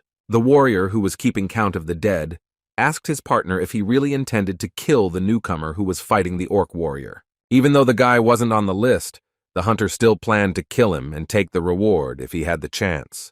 The Skull Guild member replied that after the battle, the player would be quite tired, so getting rid of him would be easy. After the ward had to finish the job he had started, he was required to follow his partner. Having grabbed the corpse, the Skull Guild member was confident that if he threw the body to the orcs, they would skillfully do their job. As it turned out, Wu Jin, who was aware of the affairs of the vile faction, was secretly monitoring everything that was happening. Finally, after such a long battle, the battle of the hunters against the crowd of orcs was over. One of the hunters shared his thoughts with the commander that if they continued in the same spirit, they would be able to quickly deal with this dungeon. The master, although he agreed with his subordinates, nevertheless stated that at the first opportunity, they would return to the rear. Since the infantry had already finished hunting, they should prepare to attack the orc warrior. Suddenly, game information windows appeared above all the players, which surprised everyone greatly. However, the windows changed color from blue to red, indicating important information from another player. The squad leader stared with his mouth open at the inscription, which said that one of the game participants had defeated the orc warrior. This unexpected announcement caused a storm of indignation among the hunters, and they began to discuss among themselves who could have done such a thing. The leader of the Messiah squad was no exception, who also wondered which guild was able to pull off such a thing. A team member suggested that the missing people from the Lion faction might still be alive. The man was sure that the people from the guild were bluffing when they announced their intention to finish off the dungeon boss. And while the players were at a loss, Kim Woo Jin received another increase in his level. As a reward, the warrior received a catalog that could be useful to him, if he had a useful skill. To his surprise, the boy received the Book of the Grim Reaper, which allowed him to store up to 5 living dead. As Woo Jin noted, the book was something like an inventory for skeleton warriors, which also increased their abilities. The hunter decided to immediately check whether this was really the case by activating the Reaper's book. Black smoke burst out of it, which began to envelop the henchman, penetrating inside. Having dissolved the skeleton into smoke, the magic book began to return the black smoke back into itself. The hunter had to use force to hold the object in his hands, which was absorbing the skeleton warrior. When it was all over and the dark smoke cleared, the guy was impressed by what he saw. From now on, Kim will no longer deal crushing blows to monsters, instead summoning undead soldiers. Thanks to this book, the player will be able to get rid of the only drawback in the skill of summoning skeleton warriors. Meanwhile, the members of one of the guilds followed their commander, who was silently rushing through the forest. At some point, the man replied to his subordinates that he was well aware that the orc warrior had already been defeated. The leader replied that he needed to see what happened so he could come up with an explanation for Park Yong Wan once they got out of here. The players immediately came to their senses as soon as they heard the name of the organization's director. And after that, the warriors followed the commander without asking any more stupid questions. After overhearing their colleagues' conversation, the Skull Guild was upset that the dungeon boss was defeated faster than they expected. Because of this, the hunters decided to change their plans, leaving the newcomer alone and making every effort to get rid of the remaining targets. But the squad leader suddenly remembered his subordinate, who had to get rid of the body of the killed player. The player working with him reported that the hunter was supposed to join him after completing his mission. The man said they were to commit suicide if there was a threat of their identity being revealed. The commander concluded his speech by declaring that the team members were to move as stealthily as possible. Just at that very moment, the Skull Guild representative felt someone approaching them. The man was surprised when he saw the squad member running towards them, making so much noise. Behind the running hunter, his comrades discovered two armed skeleton warriors. The squad leader concluded from what he saw that his protege had provoked the orc warrior's killer. The Skull Guild member practically threw himself into the arms of his colleagues at the last moment. The squad leader was wildly outraged by the actions of his warrior, which threatened not only their operation, but also their lives. The man kept telling the player that due to his actions, their location had been compromised. The Skull representative mused that if a lone individual attacked them, the battle would attract the attention of the other guilds. Risking leaving the mission unfinished, the man took up his sword, ready to get rid of the boy and thus destroy all traces. Turning to the players, the man wanted to make sure that they were all ready for the fight. However, he didn't say anything, because their arriving team member chopped up every single member of the guild. The wounded warriors were lying on the ground when the skeleton warriors arrived at that moment. The hunter thought that the player had betrayed the guild until he saw Wu Jin throw off his skull cloak. The guy looked coldly at the man who, together with his people, was vilely destroying other players. Kim used the Eye of Anubis to find out all the information he needed. Looking into the warriors' memories, Wu Jin found the culprits who had caused only half of the players in the dungeon to survive in the past. However, in the hunter's memories, the guy could not find information related to the Messiah Guild. Looking at the corpse with the arrow, the player noted that the deceased was also listed as missing in his past. Having put on the mask of the Skull Guild, Wu Jin was ready to visit the squad leader. Guessing a possible connection between the skull and the Messiah, the hunter decided to finish off the orc warrior first.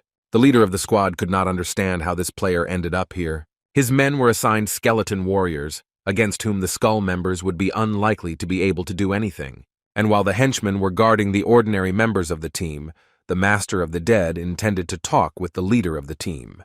From the memories of the slain warrior, Kim knew that all the representatives of the guild were in one place. The player could command skeletons with the power of thought, which he demonstrated at the moment.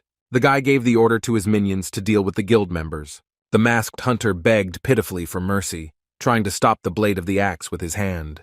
Without taking his eyes off Wu Jin, the guild leader was convinced that the boy killed without any hesitation. The man said he would not tell anything no matter what the player was going to do to him. The warrior understood that if he got out of the dungeon alive, he would become a hindrance to his master. And so he committed suicide, getting ahead of the killer so as not to give him a chance to find out any information. Kim Wu Jin was surprised by the dedication to his cause and such a completely useless act. But on the other hand, the deceased, by his decision, stated that he had the necessary information, which he tried to preserve at the cost of his life. However, the man had no idea about the Eye of Anubis, which the boy possessed and which was already wandering through his memories. It turned out that the man was originally from Japan and went to Korea to spread the influence of his organization with the help of Lee Se-jun. Im Seong-chun became a member of the Skull Guild so that his organization could obtain items from the dungeons that were in Korea. Thanks to this, the empire for which the spy worked was to become the state of Yamato. The owner introduced Song-chong to the people who would guide him throughout his journey. However, the man already guessed that his assistants would be representatives of Japan's elite. As the spy had expected, they turned out to be masters of the bow and arrow, as well as of the blade. Im Seong-chong was so honored to meet such great people that he took an oath, pledging to carry out his mission. After some time, the man received the task of getting rid of Su-wan, who was a dungeon broker who stood in the way of his colleagues from Japan. Song-chun's protege asked who the broker who lived in Korea was, and it turned out to be Oh-se-chan. After finishing wandering through the dead man's memories, Woo Jin was somewhat disappointed when it turned out that it was all about vanity. The boy became angry when he learned that his loyal comrades had also succumbed to temptation, betraying their values. Together with the sword master and the bow and arrow master, Woo Jin conquered many dungeons. In his past life, the player found not only a family but also people to follow as an example, overcoming difficulties side by side with him, and the boy wanted to be like these legendary hunters. The archer and swordsman were not only Kim's teachers but also his moral support. Even in the toughest battles, Woo Jin was willing to trust them with his life. At least that was the case before. But, as it turned out, they were no different from Lee Se-jung, who was hated by hunters. Returning to the past, the guy had a chance to prevent the vile guild members from carrying out their plan. The warrior wondered if the Osi-chan guild's next target might be on their blacklist. Woo Jin came to the conclusion that if the people from Yamato took the broker's place, then Lee would benefit from it. As long as Se-chan is on the list, he will be found like moths find light. As luck would have it, the player also needed a broker who could find a dungeon for him. Meanwhile, a car with people representing the guild parked at the gate. Sunbae. Nim told his partner that once the dungeon was cleared, chaos would immediately break out near the portal. It will involve players fighting each other for items they get during the hunt. Except for the Messiah Guild, everyone will be trying to get an extra item, and until that moment, they still had time to rest. However, the restless partner again disturbed Sionbei, Nim, pointing at something outside. The man looked at the guy with displeasure, not noticing how the gates began to open from the side. The partner was speechless as soon as he saw one of the players emerge from the portal. It turned out to be Kim Woo Jin, covered in blood, holding the wound with his hand. Plus, level dungeon was cleared, and medics immediately ran to the player who appeared. They advised to carry the stretcher as quickly as possible before other players started to emerge from the portal. Soon, when the hunters found themselves in their own world, they split into their guilds, after which they began to argue with competing factions. The newspapers reported that a fight had broken out between guild members, who blamed each other for the missing dungeon reward. Irritated by the disappointing news, Park Yong Wan crumpled the newspaper, unable to read about it any longer. The man wondered why the players were unable to find the hunter who had slain the orc warrior. The commander of the detachment begged the gentleman to believe him, regretting that he was unable to obtain the valuable item. The guild leader was interested in how his subordinate would be able to compensate for the time and resources spent. Hunting was not a charity business, and Puck didn't have the luxury of giving his wayward employees an endless number of chances. Holding back his displeasure, the man demanded that the guild members be reimbursed 5 times more than what had been spent during the week.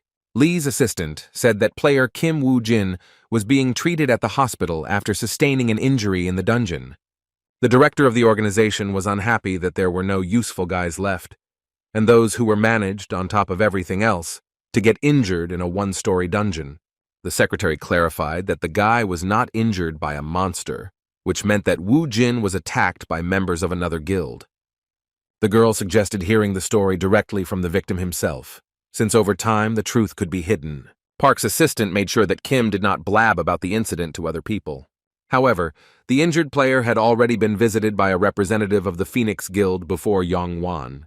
After the conversation, the man was confused because Woo Jin did not remember anything, and he had nothing to report to his superiors. The employee kept wondering why Park Yong Wan's faction had asked to include the guy in their team. Having waited for the elevator, the man entered it, missing Mr. Park and his assistant at that very moment. Catching a glimpse of Kim Woo Jin's visitor out of the corner of his eye, the guild leader made sure that the player kept his mouth shut. The wounded hunter was somewhat surprised when he saw that the leader of the faction himself had come to him. Kim said that he didn't have much information on the Skull Guild, but he had enough suspicions about it. The victim said he saw Skull representatives attack an orc warrior. Wu Jin assumed that the items were stolen by another group since the guild members were wiped out.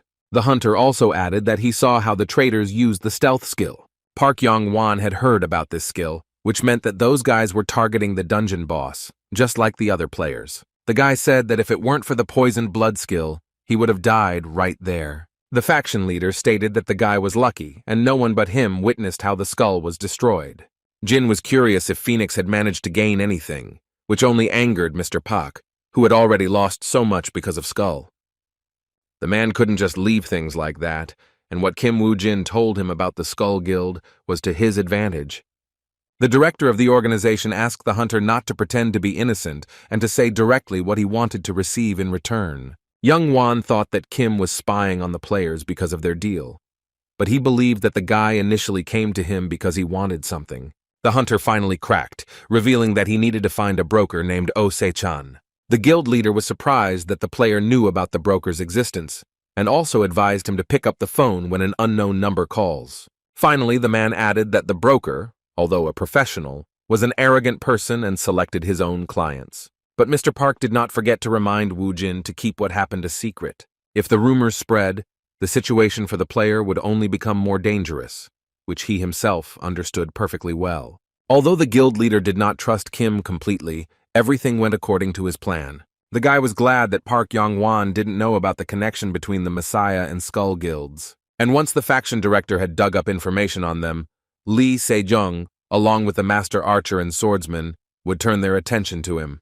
The hunter was amused by the fact that Yong Wan had no idea that the player had inflicted these injuries on himself. Returning to his organization, Mr. Park discussed the presence of a sponsor in the Skull Guild. The lack of a sponsor could mean that the hunters were making money by selling items abroad. The guild leader wanted to explore the black markets outside the country to meet with the merchants who did business with these people. The man had a premonition that the traders would be similar to him in character, which would only benefit the director of the organization. After leaving the hospital, Kim Woo-jin was worried that he had not yet been contacted. However, at that moment the guy finally received a call from the very person he wanted to meet. When talking to Oh-se-chan, the player said that he needed to find more dungeons. The broker was ready to make a deal, but only after he saw the guy's skills, and he would send the details in a message later. Soon, a test task arrived on the hunter's phone, in which the client was required to clear a one-story dungeon filled with kobolds. At the same time, at the brokerage firm, Oh-se-chan was telling his employee that a potential buyer had contacted him. The guy was not happy with what he heard, since only a little time had passed since the last incident. The man assured his employee that they were unlikely to try to kill him, and if the client worked for Park Yong Wan, he would contact him directly. The boss wasn't worried because the guy first had to pass a test to prove he had the necessary skills. Dropping the phone from his hand, the man hoped that the client would be as capable as they said. And if the rumors are true, then they will have a chance to destroy all the dungeons and end the game. The company employee was surprised that the boss would say such things, since such a guy had already worked for him. The broker explained to his protege that he had not yet reached the required level, since he was not capable of clearing the dungeon alone. Oh-se-chan reported that he had sent a potential client to the kobold dungeon. His worker thought it was too harsh to send the guy to such a dungeon, but the candidate himself chose whether to agree or not. Chin-a that his boss was not thinking about his business at all in such cases. And while the broker was arguing with the hunter that the job wasn't his, Kim Woo-jin arrived at the gates of the dungeon. The guy thought that the test would not be easy, and it would not be easy for an ordinary player to pass this dungeon. But this could happen to those who did not know how to defeat the kobolds. Meanwhile, Secretary Lee watched the hunter from a safe distance. The girl informed Mr. O that Kim Woo-jin was already approaching the dungeon. The boss was surprised that the guy was already at the portal in such a short period of time. Before turning on the timer, the broker asked his subordinate if the hunter had prepared anything. Hearing that the player had come empty-handed, the man did not know how to evaluate his actions. Whether it was recklessness or simple stupidity, a member of Z-chan's team also thought the candidate was abnormal. The employee suggested that perhaps Kim was overconfident and therefore went into the job unprepared. The boss didn't mind if the candidate's confidence turned out to be a bluff. Meanwhile, the members of the Messiah Guild discussed the current situation within the organization. Kim Jae-hoon assured his interlocutors that the damage from the unsuccessful hunt was not that great. However, the great warrior could not agree with the boy, since 5 of his students died. Jae-hoon realized too late that, in addition to the loss of valuable items, the squad had also lost its men. The Swordmaster wondered whether Sejong knew about their connection with the Skull Guild or not, since he was the one who first offered them an A+ dungeon. The hunters tried to calm the boy down, claiming that he could not have foreseen what events would happen in the dungeon. The man was worried because he was told that their people were destroyed along with the orcs. The guy apologized to the guild members, assuring that he would take up the investigation again if they gave him a little more time. The swordsman saw no need for this, since Skull's men were already investigating, and to calm Jae-hoon down, he offered him a drink. The player noted that despite the state of affairs, at the moment they all remained allies. Messiahs. The warrior just wanted the boy to understand how deeply offended they were by what happened, but the swordsman did not stop pouring the drink, which was already overflowing, spilling onto the surface of the table. The man was of the opinion that a glass of alcohol would help resolve any disagreements between comrades. As he left the meeting, the hunter added that he would only be able to settle the issues smoothly if they were truly comrades. Kim was angry at himself for underestimating the masters and not being able to come up with another plan right at that moment. Once on the street, the archery master was informed that the situation with the losses on their side had already been sorted out. The warrior was told that none of the guys on the hit list were involved. The only logical explanation was that the culprit did not have the best skills. Their next target was the Phoenix Guild, which was the last one on their blacklist.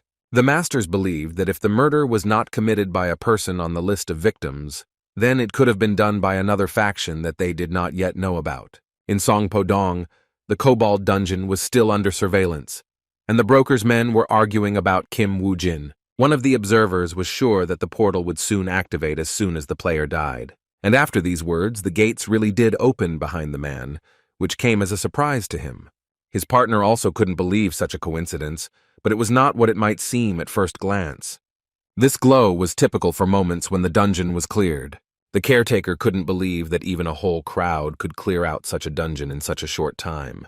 The guy didn't want to distract the man from his work, but the reason for that was that he managed to find the player who closed the portal. The observer pointed his finger at an old car that was already racing down the road. The player had traveled so far away from the portal that Zi-chan's men had no chance of tracking him. The boss was furious when he learned that the hired workers had missed out on an important client. The man swore so loudly that his secretary had to cover her ears to avoid going deaf. Ose-chan demanded that the mercenaries work for their money, but the girl reported that he did not pay them. The boss was sure that the workers were hired for money, but they turned out to be acquaintances who simply agreed to help. Then Ose-chan decided to thank the volunteers by inviting them to have a couple of drinks. Suddenly, the boss announced that he had decided to quit drinking from today. Secretary Lee was about to leave, because if the hunter was Woo Jin, then he should have gotten in touch if he planned to work with them. The man once again noted how coolly his employee worked. For some reason, he remembered his first meeting with Lee, when the girl did not yet have such a character. The hunter who showed up asked if everything was okay with the secretary, but Ose-chan assured the guy that perhaps the girl simply had business for the day. However, all that the chief was interested in at the moment was the fact that Woo Jin had managed to clear the dungeon in half a day. As soon as the director noticed exactly how much food Chin-ae had bought, he almost had a heart attack. As he walked back home, Kim kept wondering what the company employee's gesture meant. After the player cleared the Kobold dungeon, he discovered one thing. A radio with a note was left on the hood of his car, indicating that it was the broker's doing. The guy was curious if they really wanted to make a deal with him, which is why they left the radio. And while Woo Jin's affairs were not entirely clear, Jae-hoon's reputation hung by a thread. The boy remembered how Sejong offered him help to young Chi-hoo, and he could not meet the master in such a state. The mental anguish of the Messiah Guild member was interrupted by a sudden phone call. Having received information about the Skull Guild, the guy, without thinking, turned the car, heading to the indicated place. Park Yong Wan wanted to deal with his problems quietly, feeling that he shouldn't have to explain the reason. The man asked his client if he had spoken to the person he was supposed to protect. Park wanted to contact this person after he finished the conversation, hoping that they would not let him die and help him get out of the dungeon. Kim Jae-hoon, who had arrived, watched the conversation between Yong Wan and his interlocutor from the balcony. The guy was curious how much Mr. Park knew about the guild and what he had already planned. A man approached him from behind, who also considered Puck to be quite influential, but his knowledge of the skull was questionable. The stranger said that Yong Wan, under the guise of his business, wanted to find out information about the Skull Guild, but also said something strange. The man replied to the faction leader that even he would not be able to tell about the Skull Guild. Then Pak offered to share the secret of how exactly the guys from the Skull Guild died in the A-level dungeon. Kim Jae-hoon couldn't believe that the director of the organization actually had such information. The guy understood that he wouldn't be able to deal with this alone, just as he understood that if he told Sejong about this, he would immediately get into trouble. The man said that Mr. Park had been in contact with Chung Hoon-yong, with whom he often collaborated. He was a mercenary, not a member of any guild, and was ready to work as long as he was paid. Kim thanked the informant for his cooperation with the Messiah Guild, to whom the man was indebted. After waiting for Park Yong Wan to leave, Jae-hoon decided to talk to the mercenary. Young Hoon-young recognized the man who suddenly approached him, wanting to talk. Without beating around the bush, the guy directly stated that he had a proposal for a mercenary. Jae-hoon didn't know what the man was talking about with Mr. Park, but he wanted to propose cooperation with the Messiah. It turned out that they wanted to offer Hun-yong a business that would bring good profit. The secretary informed the boss that she had managed to capture a public dungeon. The girl was worried that if they intervened directly, they would complicate an already difficult situation. Park Yong Wan was convinced that after he had caused so much noise, the Skull Guild should take action.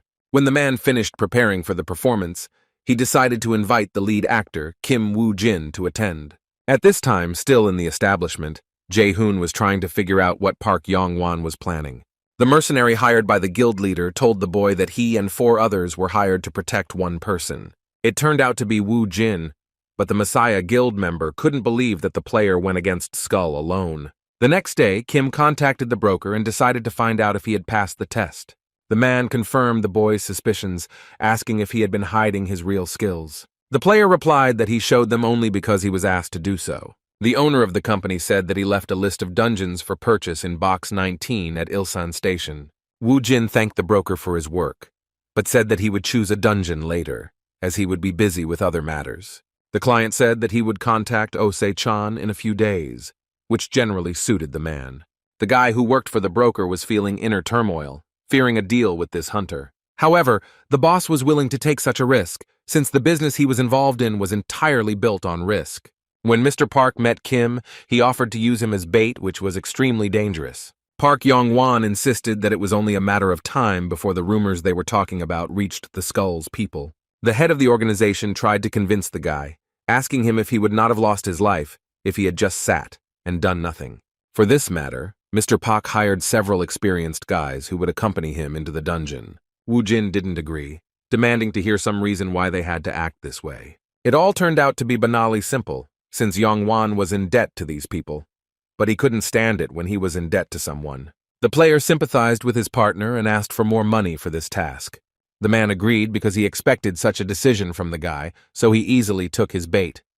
Secretary Pak placed a skill in front of the hunter, because the stronger he becomes now, the higher his survival rating in the dungeon will be. Woo-jin thought it was ridiculous that Park Yong Wan expressed his regret since he had already met with the Yamato faction in the past. And then the head of the guild went down the path of betrayal, choosing the enemy's side in the fight. Kim could not even imagine that by collaborating with this man, he would be able to receive such a gift.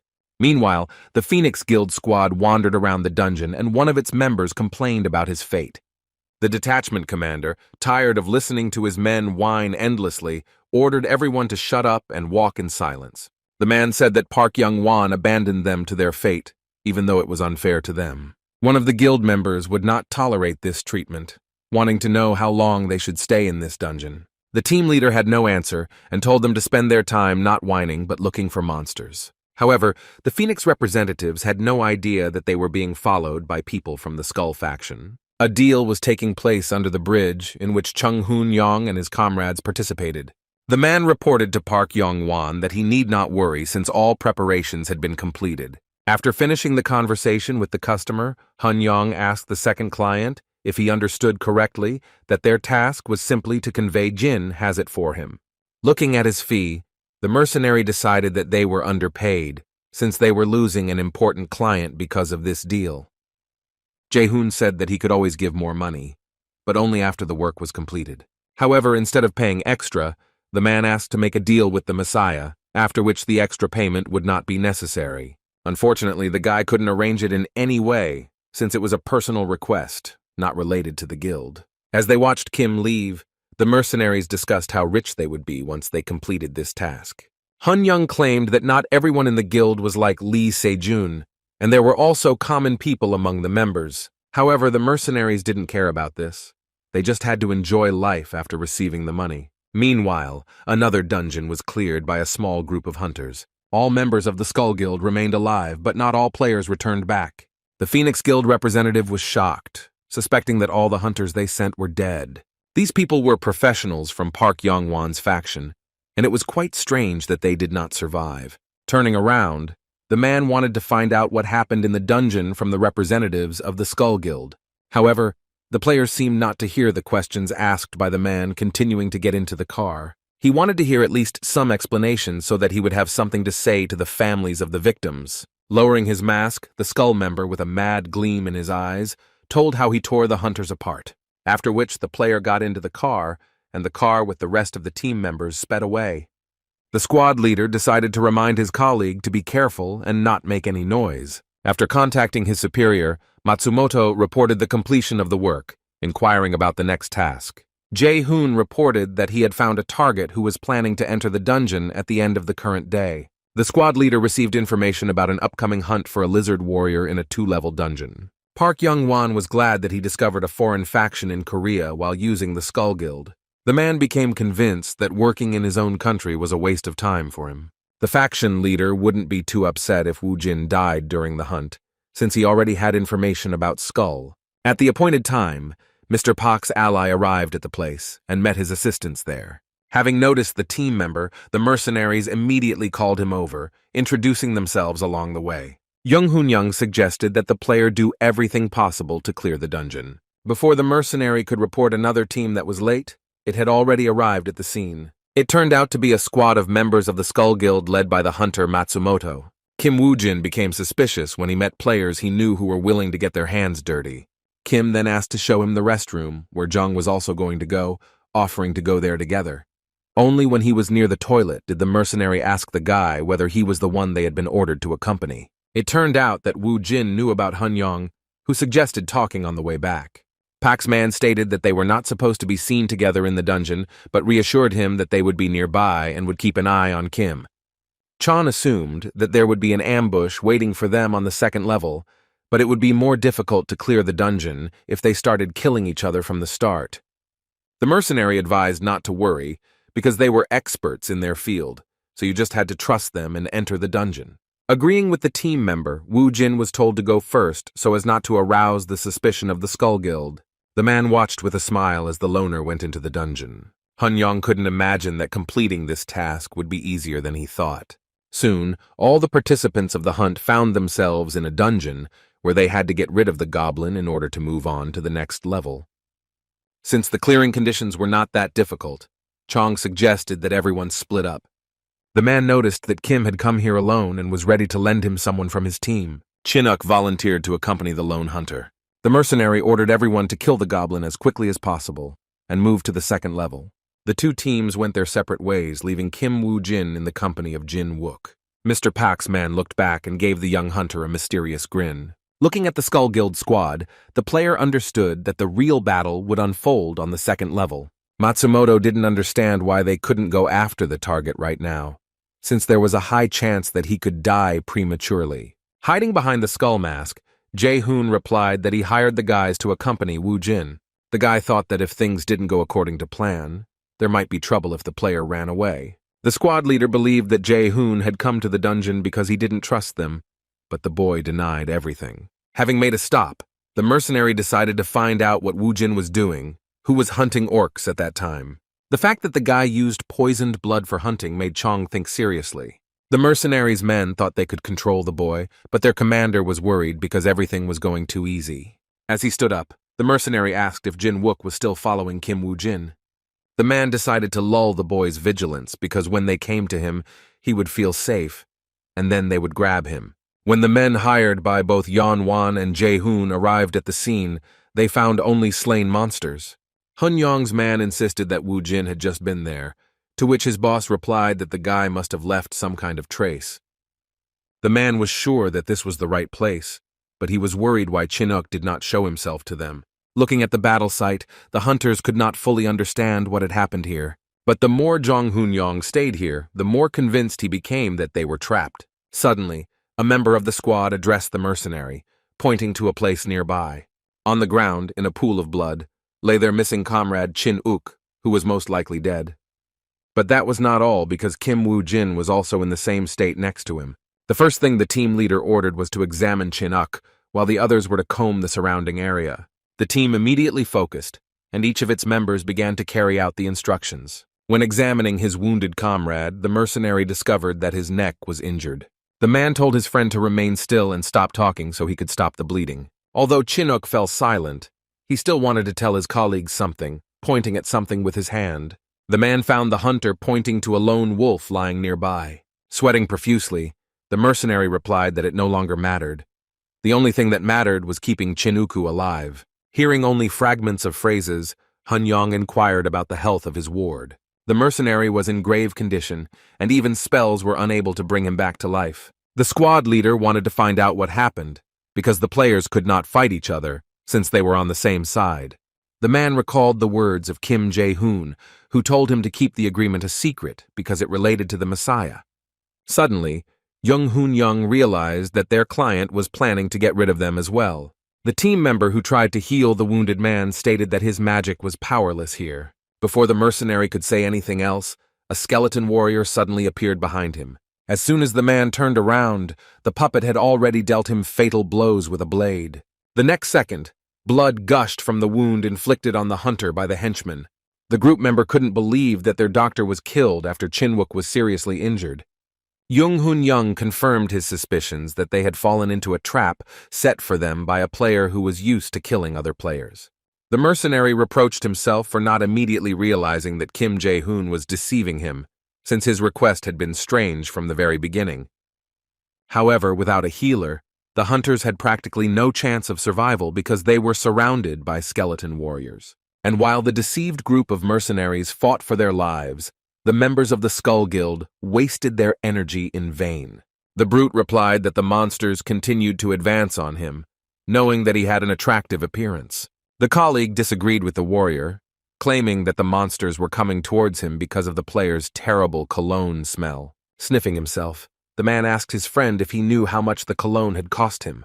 A member of the Skull Guild scolded the careless hunter, reminding him how many monsters were sensitive to smells. While the players were talking, another group of inhabitants of this dungeon came to the smell. One of the monsters, its mouth wide open, pounced on the largest member of the team. However, it was not difficult for the man to grab the monster that attacked him by the limbs. The player then tore the creature into 2 pieces, spraying a fountain of blood in front of its fellow creatures. But even a demonstration of such power did not stop the monsters, who most likely lacked the instinct for self-preservation. This time, also with his bare hands, the man smashed his opponent's head with one blow. The creature's lifeless body instantly collapsed to the ground, raising a column of dust into the air. The Skull Guild member glared at the remaining monster, who was about to meet the same fate as his friends. Meanwhile, the mercenaries were defeated in the battle against the skeleton warriors. Jung Hoon-young accused Woo-jin of betrayal, but the boy believed that he was too frank for a dying man. The guy was no longer surprised by players who used their powers for their own gain, but the mercenaries' thirst exceeded all limits. The player asked again if the man had said that each person's value was measured differently. At the establishment, Hun-young asked his men if anyone wanted to check with Jae-hoon regarding the moment to keep Woo-jin alive. Baring his sleeve, the man said he could feel his arm the next time he hunted humans. Chan's men marveled at the number of players killed, recalling one death at a particular mark. The subordinate did not mind if they received more such requests, since they never received more reward. However, Hun-young stated that all people's lives were not equal and everything had its own value. That evening, Woo-jin was sitting at one of the tables, hearing the entire conversation between the mercenaries. Taking a weapon out of his inventory, the guy wondered how much the mercenary's life could cost. but the man didn't answer, continuing to look at the person who had betrayed their team. With a swing of his blade, Kim finished off the mercenary who had failed to make either of his two clients happy. As soon as Jung Hoon-young's head fell to the ground, the hunter was already heading off to complete the dungeon's mission. The boy was pleasantly surprised when he found a goblin in the same place where he conquered the dungeon in his past life. The hunter wanted to get to the next level as soon as possible, since the people from the Skull Guild had been waiting for him for a long time. The second group of players heard a distinctive sound, indicating that the first level of the dungeon had been cleared. The Messiah Guild representative was supposed to receive a signal from Chan when he found the goblin. Watching Jae-hoon's reaction, the squad leader noticed that suddenly everything did not go according to his plan. Not expecting the purge to happen so suddenly, Matsumoto decided to have the mercenaries wait for them to appear on the second level. The Skull's men immediately moved towards the point of light to take the enemy by surprise. The guy cursed himself for the fact that his plan turned out to be too obvious for the players, who figured it out ahead of time. A giant gate appeared in front of Kim Woo-jin, serving as a transition to the next level. The loner put some effort into opening them with his palms. The player saw a landscape of a new location in front of him, after which he moved to the second level. In his domain, Park Yong Wan began a discussion with his secretary about purchasing items before the hunt began. The girl found it strange that Kim Woo-jin had acquired a flask to collect the liquid. Blood and body fluids, like many other things, were sold at high prices, but the loot rarely contained items that could be sold profitably. The guild leader became curious as to why a player who was worried about his life needed a flask. While the organization's director was pondering this question, the people from the Skull Guild followed Woo-jin. Matsumoto warned his men that a group of hunters might be waiting in ambush for them. The person in charge of brute force on the team told Jae-hoon that thanks to him, he would be able to have fun while hunting. The Skull Guild squad armed themselves before moving to the second level of the dungeon. The team found themselves in a forest near a large lake, at the bottom of which one of the monsters was peacefully sleeping. The hunters were confused, as they thought the mercenaries would attack them as soon as they appeared. The brute decided that their opponents were hiding, shaking with fear, and did not notice how he broke the rope with his foot. A squad member activated a hidden trap, and a volley of arrows flew at him. But the Skull representatives still managed to fight off the sudden attack. At least that's what it seemed to them. The arrowheads had flasks attached to them, and when they struck, they shattered into small pieces, releasing the blood that was inside. The players, prepared for a sudden ambush, did not expect such a turn of events. Just a moment ago, while mocking his opponents, the thug looked with apprehension at the blood that had gotten on his clothes. His comrades determined that the arrows had flasks for collecting liquid, but they did not understand what this was for. The hunters wondered why the enemy, having a good chance to attack them, decided to act in such a way. After leaving the hideout, Woo-jin stated that he had picked up the blood with a strong smell because he thought it would be perfect for the people of Skull. Jae-hoon told the boy to stop fooling around, claiming that the mercenaries would not be safe after betraying the guild. As Kim had predicted, the man from the Messiah believed that he was on the same side as Jung Hoon-young. The hunter explained that he knew about the plans of Hong Yong and his team, but did not expect that Jae-hoon himself would follow him all the way here. The loner hastened to finish his speech, considering that now was not the best time for chatter. Matsumoto felt the presence of some creature that was inexorably approaching them. The lake was located behind the detachment, but the smell of blood attracted the monster that lived there. Turning around, one of the hunters held his breath, staring at the monster that had suddenly appeared. At that very moment, the creature snapped its jaws right over the hunter, depriving him of his head. Looking at the monster, Jae-hoon was no longer happy about the idea of going with Skull's squad into the dungeon. However, the sea monster did not stop at the player's head and began to swallow him whole. Matsumoto now realized that Woo-jin had used the vials of blood to attract the creature that lived in the water. Showing one of these flasks, the guy explained that the blood in them belonged to a goblin. It was the favorite snack of the warrior lizard, which was destined to become the Skull's people, whose clothes were stained with blood. The leader of the squad was furious that they had been so easily fooled by some newbie. The warrior, pushing off from his place, practically flew towards his opponent. The commander's men were outraged that he, clouded by anger, so easily abandoned them to be torn apart by the lizard. The players crossed swords, and the contact of their blades created a powerful shockwave. The Skull Guild member continued to shower the enemy with insults and threats. While holding back the hunter's attack, Wu Jin teased him so that the player would lose control of himself in a fit of anger. Purely by chance, the guy's gaze fell on the enemy's blade, on which the master's emblem was emblazoned. Kim admitted that he initially thought Matsumoto was an ordinary guy when he came here. However, he now realized that the hunter was a master swordsman's apprentice, which took him by surprise. Guild member Messiah continued to search for Young Hoon Young's boys, believing that Kim Woo-jin was not their main problem. The brute didn't understand why Jae-hoon, who was accompanying them, was doing nothing while he was fighting the monster. The man ordered the boy to immediately help him deal with the monster. However, he was in no hurry to provide assistance, since he did not want Hun Yong's men to catch up with them at the most inopportune moment. After unsuccessfully attempting to eat another member of Skull's team, the monster retreated for a time. The player's blades continued to sparkle, while the strength of one of the warriors gradually faded. The loner stated that Master Matsumoto was losing his touch, but he never imagined that someone like Skull would become his student. As the boy expected, the swordsman's apprentice, although an experienced fighter, was beginning to lose his composure. The hunter understood that it would be difficult to defeat such an opponent by fighting with a sword, so he bit his lip.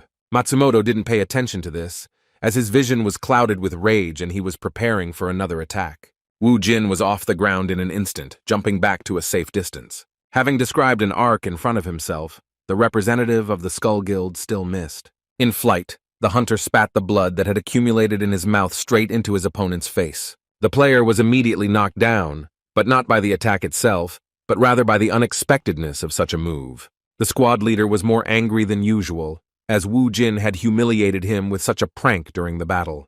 The warrior, poisoned by the hemotoxin, gradually lost his stamina, making a long battle unprofitable for him. In order not to waste time, the Skull Guild member decided to finish off Kim in a special way. As soon as the hunter raised his blade to the sky, he began to gather streams of air around himself.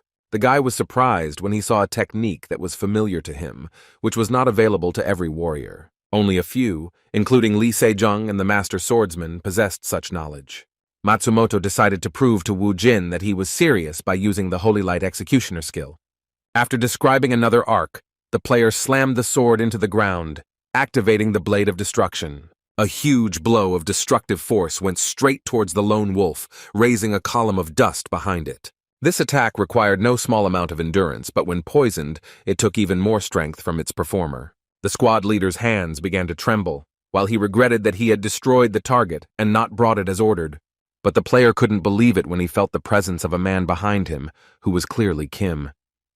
While the hunter was wondering how Wu Jin had dodged the Blade of Destruction, the boy was already preparing to answer. Turning around, the warrior felt the enemy's blade pierce his body several times. Literally at that very moment, the hunter felt incredible pain that filled every cell of his body. Matsumoto remembered how he was able to master the Blade of Destruction that his teacher taught him.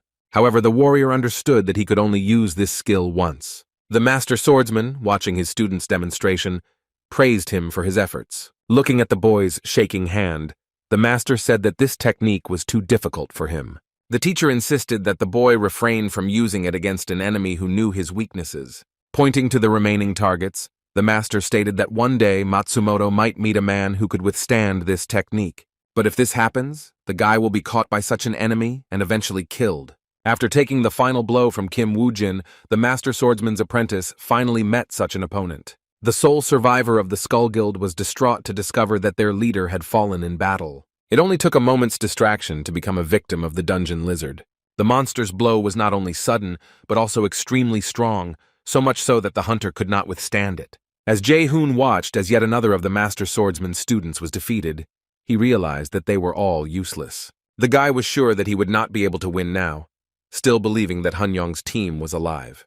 The Messiah Guild representative proposed to Wu Jin to make a truce to conquer the dungeon together. He was sure that otherwise, at this rate, they would remain food for monsters. However, Kim had a different opinion, stating that it would be easier for him to clear the dungeon alone.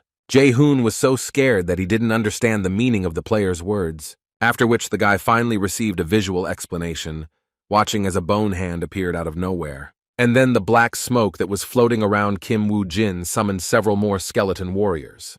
The hunter added to his speech by explaining that he couldn't trust Jae-hoon after he tried to finish him off. Guild member Messiah realized too late that the loner had more than just the blood poisoning skill. The player lost his guard for a moment, causing the monster to get too close. Having reached the shore, the lizard opened its mouth to eat the remaining member of Skull's crew. But the desire to survive turned out to be stronger, and Jae-hoon stepped aside at the last second. However, before he could land on the ground, the tail of the underwater creature followed him. The hunter covered his face with his hands, ready for the monster's blow, but none came and the tail fell to the ground. The boy was surprised that he was still alive, so he opened his eyes to find out what had happened. The Skull Guild thug turned out to be alive, and he plunged his huge axe into the lizard's tail. The man spoke rudely to Jae-hoon, who was completely drenched in fear and sweat. The hunter said he had been asking him for help for ages, but instead the boy just stood there and begged for mercy. It turned out that the warrior's strength was not enough to stop such a powerful enemy. The giant reptile tail wrapped around the player and squeezed, almost breaking his bones. The monster looked with burning eyes at its prey, which still did not give up. The boss of this dungeon moved the hunter right up to his eye to get a better look at him. The man asked the monster to remove its head, otherwise he would suffocate from the lizard's pungent smell. Before Kim Jae-hoon's eyes, the monster finished off the player by squeezing his tail so hard that the victim's bones actually broke. The man from the Messiah Guild had only one option left to get out of the dungeon alive. Fighting a mythical creature was suicide for the guy, especially alone. Therefore, Jae-hoon wanted to escape from this place first and wait until the other hunters conquered this dungeon. He decided to deal with the rest of the problems later, because the most important thing now was to survive. Running as fast as he could, the guy had only one thought in his head. He couldn't die such a miserable death. As he ran, Kim saw something rush past him and decided to go back to find out. It turned out to be an orc skeleton warrior who plunged his sword into the lizard, exposing it to poisoned blood. The Messiah's subject did not know that the player's summoned undead could move so quickly. Skeleton that fought against the strongest monster in the dungeon, but several at once. This could mean that Woo Jin was very strong and could easily get rid of Hun Young's team, who had not yet shown up. Watching the monsters fight, the boy realized how the Skull Guild members were killed in the A+ rank dungeon. The loner used his minions to eliminate players he didn't need. Now all Jae-hoon needed to do was get out of the dungeon and report it to his superiors. True, the monster continued to pursue its victim, deciding to destroy the entire team. The skeletons were just waiting for the moment when the creature would run so that it would expose its weak spots to them. In an instant, Woo Jin's puppets left deep wounds on the monster's paws, after which the lizard immediately fell to the ground, raising a large cloud of dust behind it. Jae-hoon was saved thanks to the poisoned blood skill, which significantly reduced the lizard's strength. But the monster was not so easy to kill. He rose again, his red eyes flashing. Guild member Messiah never thought that the warrior lizard would be so resilient. Looking around, the reptile once again found the player with its gaze, who had repeatedly run away from it. Jae-hoon couldn't understand why the creature followed only him, as if the skeletons were invisible to it. Woo Jin's minions had a much easier time fighting the monster with Jae-hoon acting as bait. The fleeing hunter believed that the loner did not understand the current situation at all. There was a time when people could only rely on their level and items when clearing a dungeon. The girl did not understand why she would apply dirt to her body, but her companions explained that the lizard warriors had poor eyesight. Therefore, by covering oneself in mud, one could successfully camouflage oneself so as not to fall into the clutches of the monster. The players asked their team member if this method was true. Kim Woo Jin, who was a former member of the Messiah Guild, responded that it was something else. And while the player was reminiscing, Jae-hoon continued his marathon, running away from the lizard. The hunter knew he couldn't run forever, so he had to change tactics. The guy didn't know why, but he noted to himself that the lizard was only aiming at the players. That's why Kim Jae-hoon wanted to involve Woo Jin so that he wouldn't suffer alone.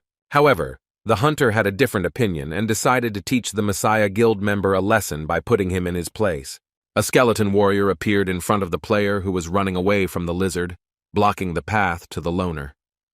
The guy was outraged that some puppet dared to block his path, but the player managed to jump over Woo Jin's henchman, entrusting him with dealing with the monster. Jae-hoon thought he got off easy enough, but he forgot to take into account that there was another skeleton next to the warrior. The dead man's blade caught up with the hunter right in the air, which he never expected from a simple puppet. The guy rolled head over heels on the ground after being suddenly hit. Jae-hoon miraculously survived as the skeleton merely removed his mask, leaving only a small cut on his face. The player sensed something was wrong when the undead surrounding him suddenly disappeared. The lizard that was chasing Kim once again found itself dangerously close to him. Suddenly, the creature buried its muzzle in the ground, sending a shockwave that threw back the hunter who was running away from it. While watching this performance, not a single muscle on Kim Woo-jin's face moved. Having landed awkwardly on the ground after the fall, the guy felt that he had injured his leg. But without focusing on the injury, Jae-hoon turned around to see what had happened to the lizard. On its back were two skeletal warriors, which caused the monster to suddenly collapse. To his happiness, the boy discovered that the puppets had finally killed the creature, and now he could safely get out of the dungeon. Woo-jin hurried to the wounded warrior to thank him for his help in killing the lizard warrior, after which the hunter added that no matter how good it was time for him to end all of this. Jae-hoon realized that the loner wanted to get rid of him, and began to ask him for help, wanting only to get out.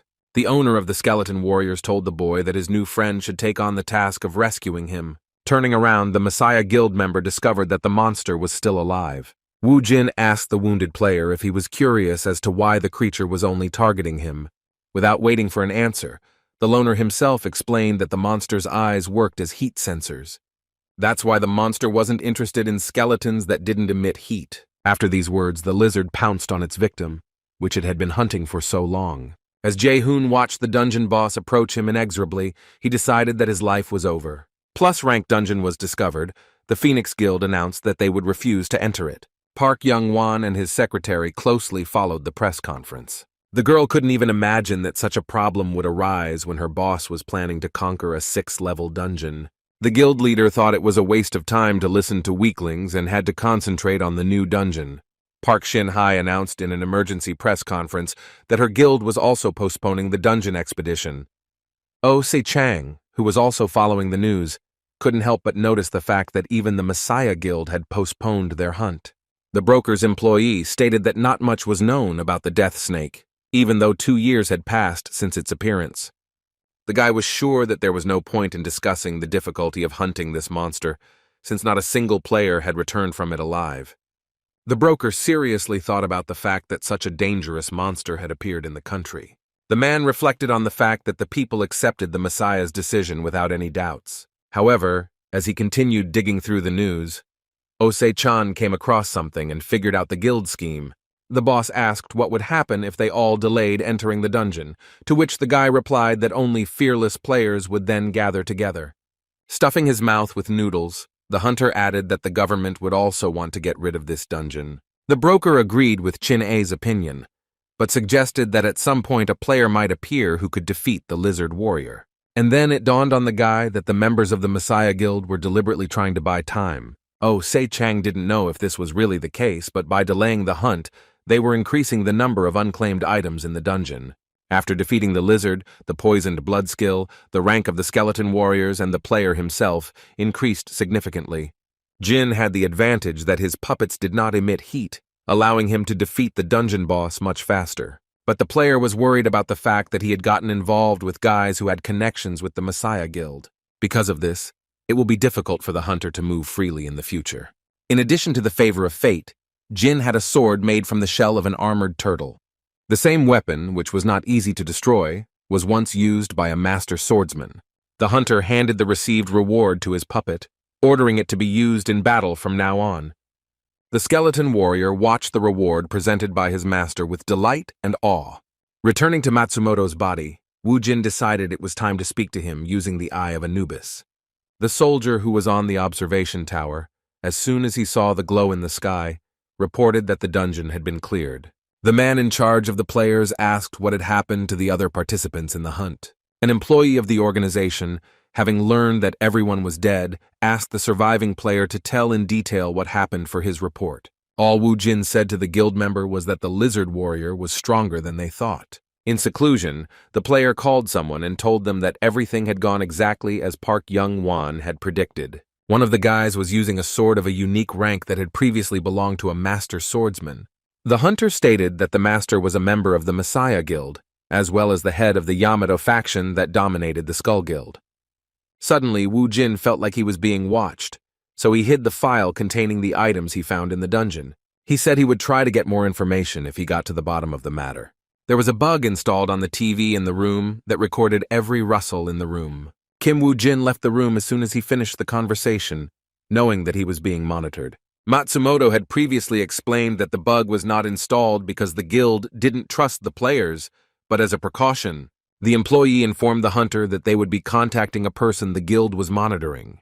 The Skull Guild had fallen into their own trap, but what Wu Jin was most interested in was how they would deal with Park Yong Wan. Just at that moment, Kim received a call from Mr. Park, who might have been causing him trouble. The director of the organization was not upset about the killing of all the players, but wanted to know if the hunter managed to get anything for him. The guy lied that he couldn't find anything because he was focused on survival. Instead, Wu Jin said that he knew who was behind the Skull Guild and would tell Yan Wan everything tomorrow. After talking with Pak, the guy went to Ilsan Station, where the list of dungeons was in the 19th storage cell. He believed that Osei-chan was a careful broker, but he may not have realized that he himself was a target. Looking into the cell, the hunter found a folder with a list, hoping that the information would not disappoint him. After stopping in the parking lot, Kim Woo Jin began to look at the list right in the car. The guy was pleasantly surprised when he started looking through the documents and understood why the Messiah considered the broker a nuisance. As the player scrolled through the folder, he noted the quality of its contents, remembering the dungeons he had conquered in the past when he was part of a guild. Now the player understood how the Messiah found them, and Osei-chan himself became their target for a reason. While scrolling through the list, he came across an albino lizard dungeon where he could obtain his egg. Kim became curious about what was inside the egg, as even he could not find any sources that had information about it. The only way to find out about the egg was to contact him directly. Only Lee Se-jun had this knowledge, which became a clue for Wu Jin to get closer to the truth. Having picked up the radio, the guy firmly decided to become the one who would clear this dungeon. The radio on Se-chang's desk suddenly started working, and his client's voice came from it. The man, as soon as he heard Kim Woo Jin, knew it was time for the first deal. The next day, as promised, the lone hunter showed up at Park Yong Wan's home.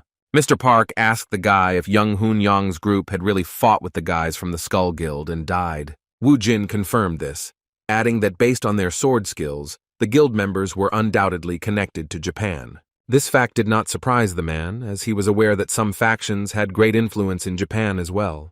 Throwing the newspaper on the table, the guild leader said that he would deal with this problem once the 6th-level dungeon was cleared. Mr. Park noted that since the player was the only one to survive the dungeon, the Skull Guild would begin to keep an eye on him. Young Wan decided to refrain from any action until the dungeon was cleared and called Secretary Kim over to him.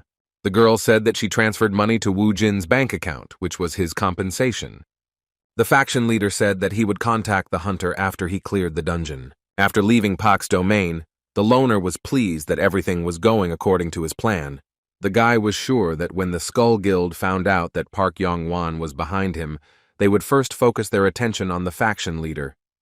The player was eager to see his employer's reaction when they met again. After dealing with all the matters, Wu Jin wondered whether he should have acted alone. Secretary Lee informed the boss that all preparations had been completed. However, the girl was not sure whether Kim Woo Jin would accept the situation they had prepared.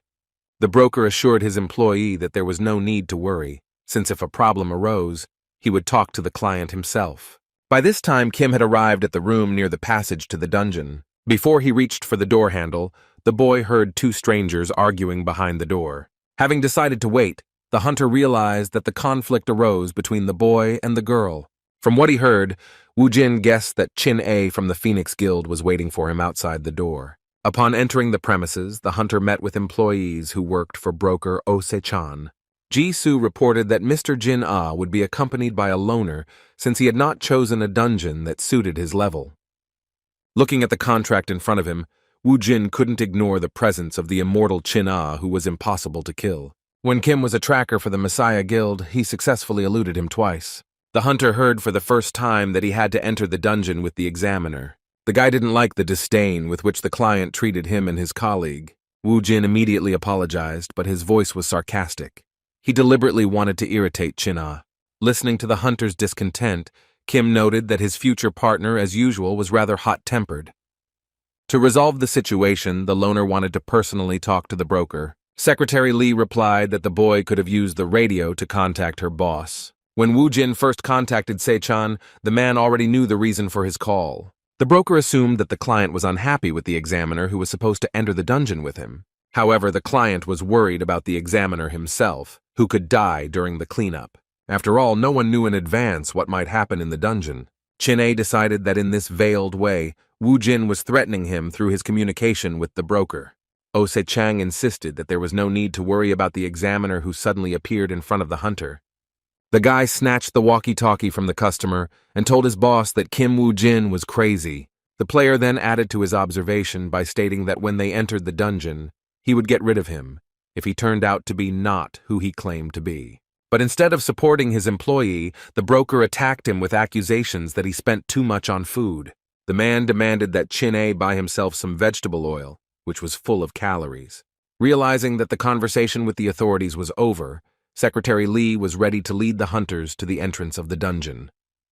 Si-chan's man told Kim not to try to deceive him, as the boy did not spare people who went against him. The guy claimed that he had never let anyone get away with it, which Wu Jin had brought at face value based on his memories. Watching the players, the girl informed the boss that they had just left, asking if everything would be okay with them. But the broker, with complete confidence, ordered Ji-Soo not to worry because he was sure of one thing. If Jin-A doesn't return from the dungeon, then Kim Wu Jin will remain there with him. The hunters had to defeat 111 direwolves before moving on to the next floor. The examiner stated that he would do his best to ignore the client because he had made him angry. The guy was curious about how Wu Jin would defeat all the monsters on his own while he watched from the sidelines. Sitting down, Chin-A assured that after some time the player would begin to beg him for salvation. With a stern expression on his face, the loner looked at the hunter, who continued to mock him, expressing his regrets. The examiner explained that he felt sorry for the warrior because it was too difficult to cope with such a task alone. While eating, a wonderful idea, as he thought, came to the hunter's head about how exactly he could humiliate the client. The guy said that if Wu Jin begged for forgiveness on his knees, then maybe he would lend him a helping hand. The loner suggested that his companion had most likely received a blessing from the River Styx. Only people with the severe life fighter halo could obtain this legendary skill. Its owner, even if he loses his head or heart, will become immortal and will not be able to die. Jin-A considered himself a lucky man who was very fortunate to have an immortal body, but only until the moment he met Kim Wu Jin. The loner demonstrated his skills to the examiner, who froze in surprise.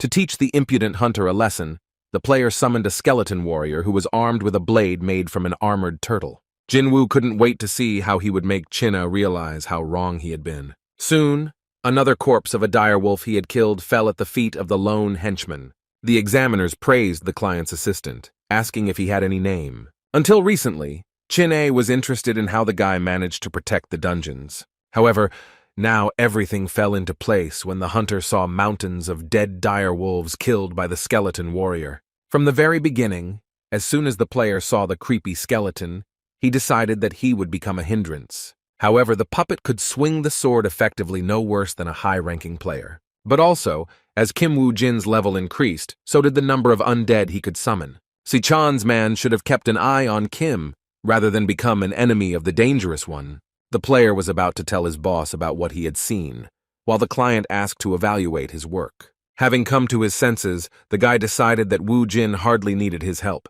The examiner said he would tell his boss about it after they finished cleaning up.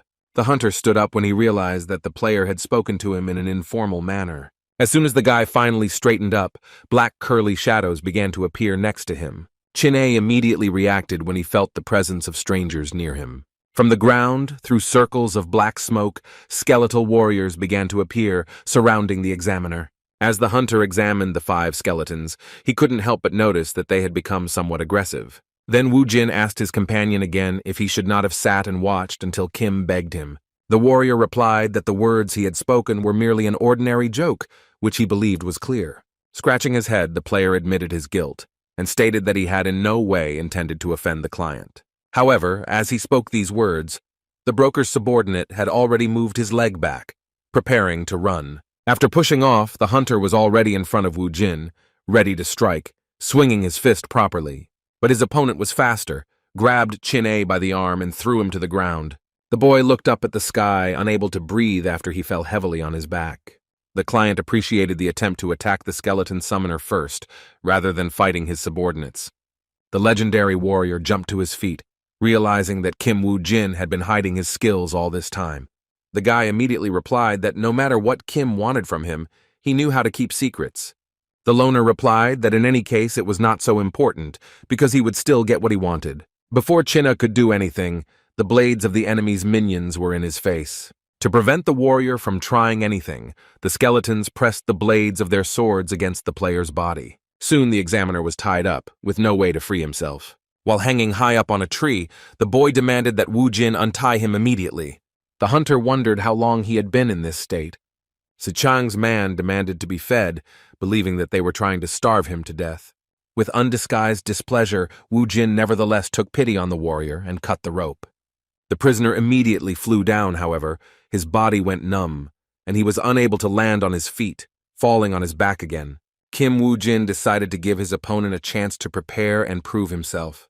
He explained that he had shown his skills to Chin Ah, and now it was his turn. Kim demanded that his prisoner become bait, because then the skeleton warriors would be able to successfully carry out the attack. But the guy flatly refused. The loner clearly didn't like this answer, and he asked the warrior again, taking out the rope again. If Chin-A decided to refuse, then Wu Jin offered him an alternative, intending to hang him again.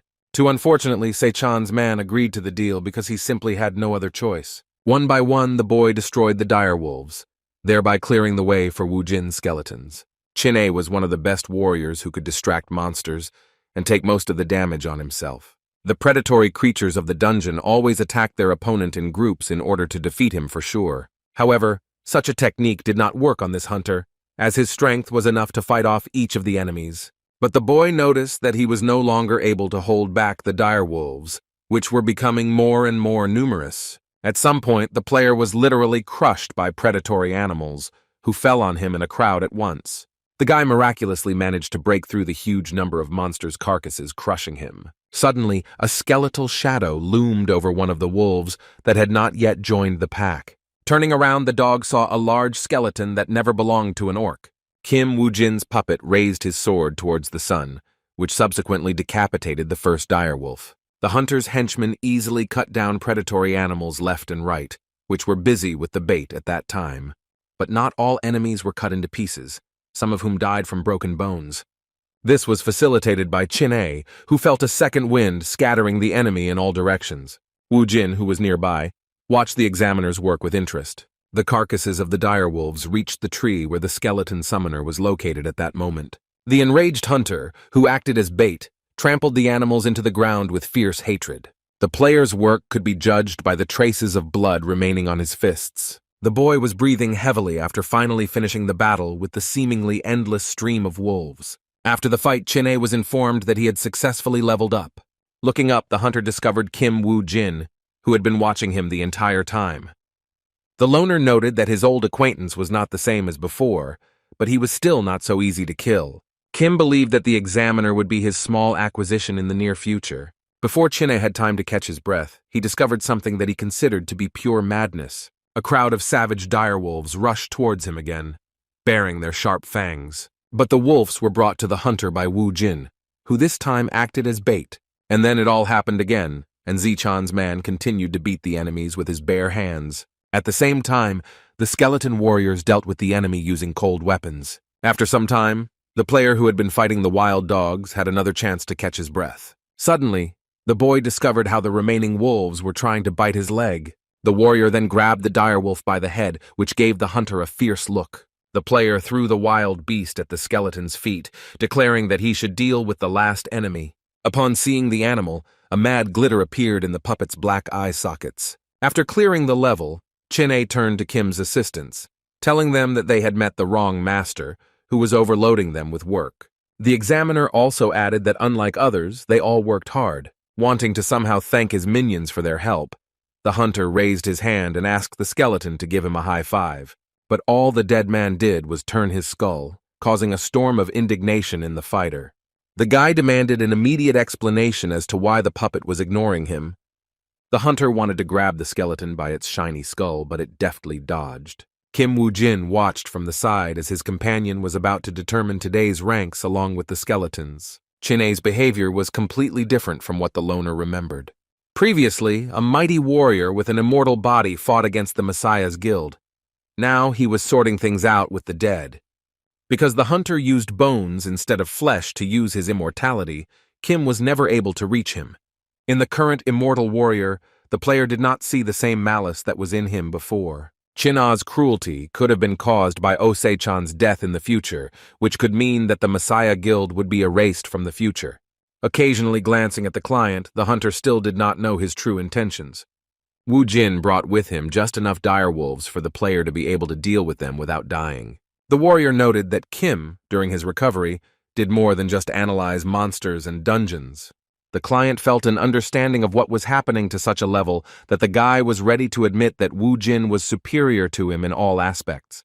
Unexpectedly for Chin-A, his companion praised him for the work he had done and suggested that he move on. The player said that the second level will be 10 times better than this place. The gate moved the hunters to an open area nearby where there was water. Scratching his head, Chin-A informed his partner that he was so tired that at some point he decided he was going to die. Zichan's man asked for a short break after working all day. Ignoring every word the hunter said, Wu Jin took out the flasks of goblin blood from his inventory. The boy looked at the flasks suspiciously, stating that they did not look like elixirs. Instead of explaining, Kim asked his companion if he was a good runner, after which, without waiting for an answer, the skeleton summoner threw the flasks of blood onto the ground.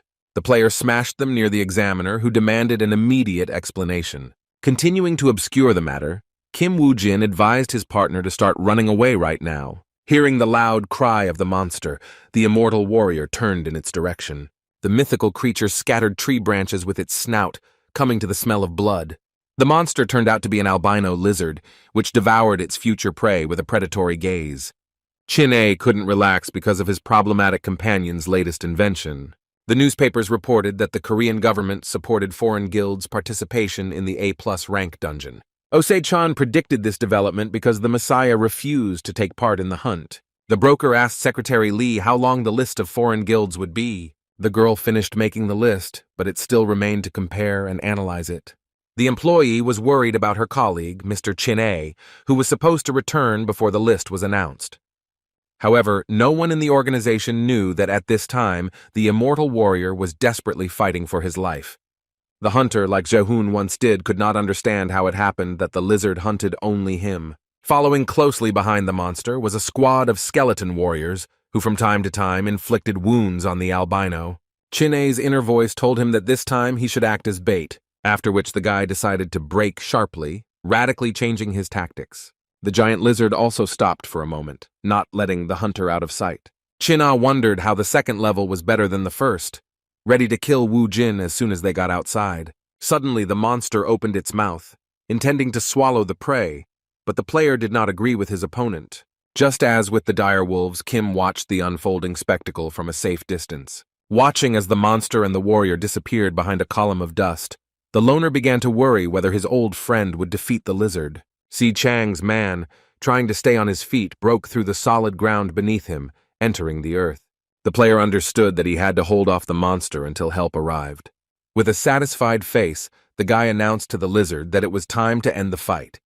The hunter's confidence was reinforced by one of the skeletons, who was ready to turn the tide of the battle. The Wu Jin puppet grabbed the sword with both hands to make sure it pierced the thick skin of the reptile.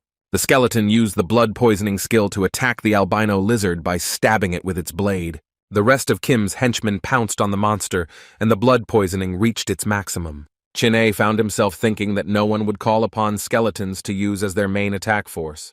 The albino lizard began to writhe in agony, rapidly losing its health due to poisoning. Waving its tail in agony, the monster still failed to hit any of the skeletons. The lizard could not understand what was causing her additional pain outside. The creature stared at one of the skeletons with its blood-red lights on its face. Wu Jin's puppets also froze, waiting with a gleam in their eyes for the enemy's next move. After a long time, the monster turned away, not reacting to the minions in any way. Chin-A finally realized that the reptile had not seen the skeleton warriors, which was why it was only chasing him. While observing the client, the guy got the idea that he possessed some kind of magic. However, afterward, the player remembered Kim's words that advised him to run away even before the monster appeared. When the immortal warrior realized that Wu Jin had planned all this from the very beginning, he was hit by the lizard's tail at that moment. The force of the blow was so great that the boy pierced the tree with his body, cutting off its trunk, and he stopped when he crashed into another tree, which he also broke in half. Eventually the log fell to the ground, crushing the hunter who was underneath it at the time. The player could be considered dead, but a figure could be seen in the raised wall of dust from the fallen tree. And in the end, Chin'e did show up and managed to survive the blow despite being badly wounded. The next second, the guy was all lit up, having restored his health as the skill of blessing the river Styx was activated. Wu Jin was able to confirm his theory that when receiving such a large amount of damage, the warrior would instantly recover. The lizard crawled back to the hunter, unable to calm down until it had eaten its chosen victim. The albino lizard was drooling as it looked at the player, wanting to eat him so badly. Besides his patience, Chin'e also lost calories in such a useless activity. In order to finish off the monster faster, the guy summoned one of the accessories from his arsenal. The immortal warrior has armed himself with a spiked knuckle duster, which will help him equalize his forces with the enemy. In an instant, the hunter found himself at the monster's feet and made a powerful swing with his hand. What was remarkable was that a stream of air gathered around the fist with the knuckle duster. As soon as Seichang's man struck once, he showered the monster's paw with a series of powerful blows. Weakened by the poison, the monster's leg gave way and he fell to the ground. Meanwhile, skeletons that were invisible to the monster rushed onto the battlefield. The albino lizard continued to focus all of its attention on the player, ignoring the presence of Kim's assistants.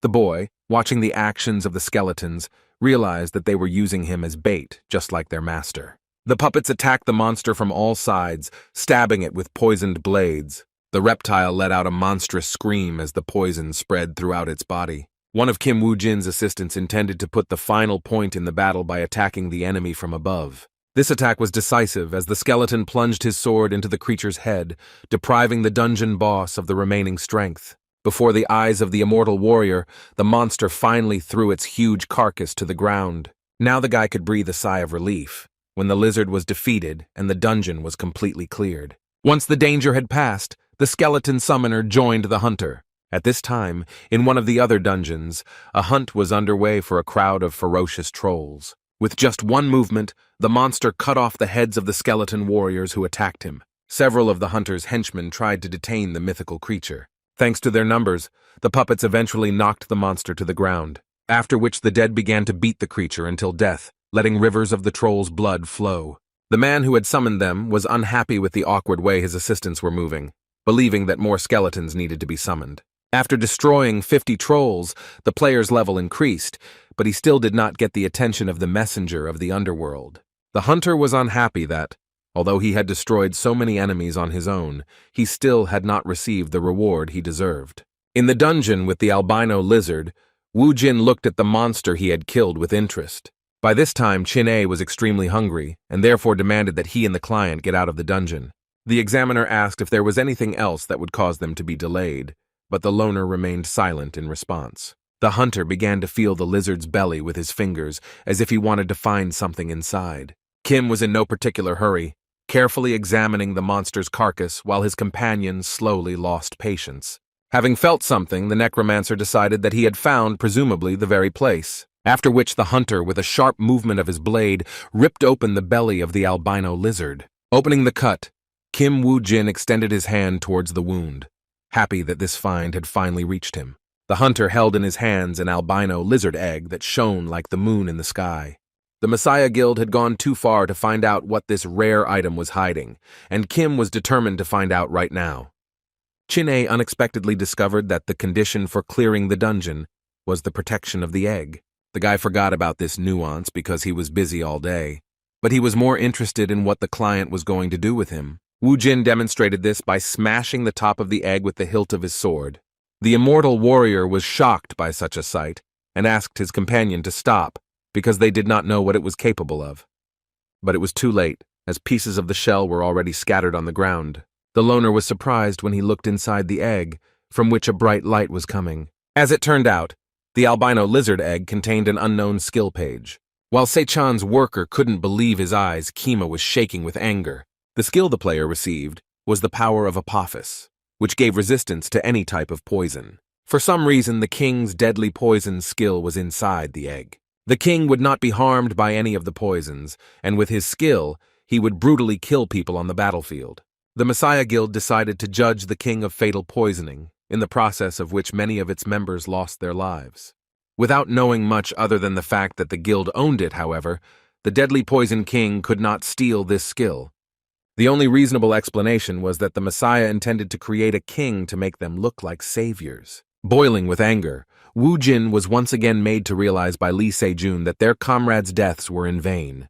The player tore the skill page to master it and prevent the future death of his comrades. Having acquired the power of Apophis and gained resistance to any kind of poison, the hunter still wanted to get even with Sejong. The necromancer was absolutely sure that he would kill the leader of the Messiah Guild with his own hands. The immortal warrior did not understand why his companion was in a bad mood after keeping the reward for himself. After a long hunt, the players finally left the dungeon, returning to the familiar world. Upon entering the room reserved for the players, the boys found a paper bag on the table. The examiner immediately put his hands into it, simultaneously praising his boss. Chin-A was very hungry after all the tests, but did not see the long-awaited food inside the package. The hunter became very angry when he found only 2 bottles of drinking water and radios. Scratching his ears, the broker, thinking that someone was discussing him, waited for the moment when his radio started working. The man's face broke into a satisfied smile as the players had contacted him earlier than he thought. Ose-chan praised the hunters for completing the task in less than 3 days, and the players in turn demanded to know what was happening outside. The director of the organization immediately sat down at the computer, browsing the news feeds on the internet. There was no news regarding Park Yong Wan, but there was a problem with the foreigners whose top 5 guilds had merged. It was also known about one hunter who caught a golden dragon in a 5-level dungeon. When the first dragon appeared, people were interested in its skin, which was durable and could cope well with high temperatures. Players believed that armor made from this skin would open up a world of new possibilities for them. But in fact, history was changed by the gastric juice of the golden dragon, but unfortunately, Wu Jin did not know how to use it. Later, hunters discovered that the stomach juices helped remove seals and curses. Most likely, Lee Se-young used this means to remove the seal from Balmung.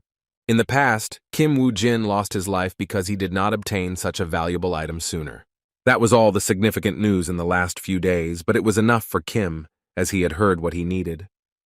Ose-chan stated that the examiner would tell him the details of the hunt himself, and Wu Jin would be given a regular phone for future communication.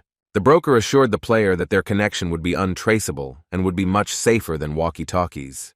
The boss ordered Chin-A to return to the office immediately, which only angered the guy who had been working around the clock all this time. Ose-chan knew how to put pressure on his employee and promised him a hearty bowl of rice. Snatching the radio from the player, the immortal warrior turned to the director, demanding at least 10 portions. As he was leaving, the guy paused for a second and glanced in Kim's direction, hoping that he wouldn't have to work with him anymore. After which, the hunter loudly slammed the door behind him, leaving the client alone. Arriving early in the morning, Chin-O complained that Ose-chan did not allow him to rest, even though he had submitted his report the day before. The broker threw his subordinate an updated plan that had undergone changes since yesterday's report. The player was surprised to find that he had been given a quest to hunt a tailed lizard in an A+ rank dungeon. Chin-A decided to go there alone, but the chief immediately objected, insisting that someone with skills had to go with him. Then the guy started looking through players, but none of them were suitable, because he didn't know a suitable candidate with the same level as him. Ose-chan decided to hint to the employee that there was another candidate in the person of Kim Wu Jin. As soon as the warrior heard the player's name, he broke into a sweat and declared that he would no longer work with this person, after which the player began to recount the details of his report from yesterday, claiming that this guy had made him the prey of the monster. The hunter threatened to go on a hunger strike if he had to work with Kim, but his boss was only too happy about it. The broker took out a voice recorder on which he played a recording where Chin-A demanded that his partner not interfere during the battle. The guy immediately became depressed because on the recording he said the exact opposite, and Wu Jin, according to him, was the ideal candidate. Pleased with himself, the company director asked if the player remembered the words he had once said. The guy was angry at both himself and Se-chan for resorting to such a low and cheap trick. Be that as it may, the director of the company has already registered both players for the hunt. The man also stated that they would serve as excellent bait, but Chin-A did not understand what the boss meant by using this expression. The broker never answered his employee but only smiled with a sparkle in his eyes. And on the abandoned outskirts of the city, characteristic sounds were heard from the workshop that had been there in the past. Alone in the empty room, Kim Woo-jin worked at the sharpening machine, repairing his weapon. The hunter sharpened the blade of a sword that had become unusable after numerous battles. After examining the sword, the guy came to the conclusion that he was unable to repair it and decided to take it to the workshop. But before the player could bring the weapon in for repair, he had to do one thing. Woo-jin opened the case. I'm surprised that Ose-chan even had such an item that he wanted to use when meeting with the members of the Skull Guilds. At the company office, Chin-A asked the boss if there was any poison left in the tailed lizard dungeon. The guy was worried about the participation of a foreign guild, but Ose-chan asked the employee not to worry since he and Secretary Lee had prepared everything. The immortal warrior was also interested in how much money the broker spent on his and Woo-jin's participation in the hunt. The man who didn't like to spend money smiled broadly, declaring that he wouldn't spend a lot of money. As soon as the girl entered the office, the boss asked whether she had completed the job. The assistant pointed to a case in which, after bargaining with the Moscow Guild, she had prepared the appropriate masks for the players. Ose-chan prepared for the upcoming hunt, the dungeon portal of which was located in Sinpong-ri. On the door of the room that was reserved for hunters, a sign indicated that players from the Moscow Guild from Russia had settled in it. Every now and then, the immortal warrior adjusted his mask, complaining about how uncomfortable it was. The guy said that it was extremely uncomfortable to eat in it, while he himself was completely scared. The necromancer noticed that the guy was eating non-stop, most likely very worried. Chin-A found this statement offensive, as he had never been worried since he was born. Meanwhile, he continued to tap his foot, thinking about the fact that no one had ever returned alive from the tailed lizard's dungeon. The immortal warrior noticed that his partner spoke as if he was not at all scared. However, Kim Woo-jin was not worried at all, as he never thought that he would get to the item that was in this dungeon. The broker's man reminded his companion to buy him some meat for the final attack, and after they were done with the business. The player reminded that they were supposed to fight together, which is why Kim shouldn't have repeated his trick like last time. Zi-Chang had a Grim Reaper mask in his possession, which allowed him to control and connect with the undead. Even before the upcoming hunt, the man contacted the loner to offer him the tailed lizard's dungeon. But he didn't agree right away, because even just entering the portal was already quite dangerous. The man had anticipated such a response, so he had prepared a legendary rank item for the player. The necromancer could not believe that he had in his hands the thing that the king of the undead, John George, had never been able to get his hands on. Kim had never used this thing, so he didn't know its effect, but with it, he could carry out the plan to destroy the Messiah much faster. A guild warden looked into the room and advised the players of the Moscow Guild to get ready. Jin, who went by the name Isaac for disguise, wanted to use the Reaper mask on the first level of the dungeon. To their chagrin, the hunters received a notification that in order to move to the next level, they had to live in this place for 5 days. Every single player was outraged, because the survival quest was the most difficult of all possible. Chin-A shared his opinion with his partner that the survival quest might seem simple only at first glance. It would be quite difficult to survive in the dungeon alone, because no one knew how many monsters lived in it. The immortal warrior decided to find out what they would do, to which Woo-jin suggested conducting a test first. Upon hearing this, the player immediately fell silent, begging not to have to fight for his life for hours again. The guy recalled what he had talked about in the waiting room, not imagining that he would have to go through the tests again. Kim replied that he had received a new item, and it was logical to test its effect, to which Chin-A immediately agreed. To do this, Woo-jin suggested finding a quiet place so as not to attract unnecessary attention. In a deserted clearing, the loner summoned one of his skeleton warriors, whom his partner was glad to see. The player was amused by the fact that the skinny henchman now had heavy armor. While the hunter was playing with Kim's assistant, he was choosing a new item from his inventory. The player chose the Grim Reaper mask, which was given to him by the broker due to his ability to handle skeleton warriors. Woo-jin had a legendary item placed on his face that increased both his magical power and its recovery. Opening his eyes, the summoner of the dead now saw his assistant somewhat differently. Now, under the influence of the Reaper's mask, a ghostly thread stretched from the minions. He didn't know how to control the legendary item, so he just waved his hand at first. The thread that stretched from the skeleton to the sky suddenly broke, the end of which reached towards Kim's hand. The next moment, the thread connected with the player's finger, the energy of which spread throughout his body. Kim Woo-jin felt an unknown force filling every cell of his body, after which, the player looked at the world through the eyes of the skeleton he had summoned. joining its consciousness. Patting the puppet on the head, Wu Jin's partner couldn't understand why it was acting so strangely. Suddenly, a mad gleam appeared in the assistant's eyes, and then he ordered her to take her hands off him. The immortal warrior was frightened because it was the first time he had seen a skeleton speak. Looking around, the dead man began to tremble, which was not typical for him. Then, he began to walk towards his opponent, but he did it very awkwardly, which caused Chin-A to have many questions. The henchman didn't even have time to take a few steps before he fell to the ground with a crash. The immortal warrior, watching the skeleton's awkward movements, decided that he had died. The guy began to carefully poke his assistant in the head with his foot, but his teammate ordered him to remove his foot.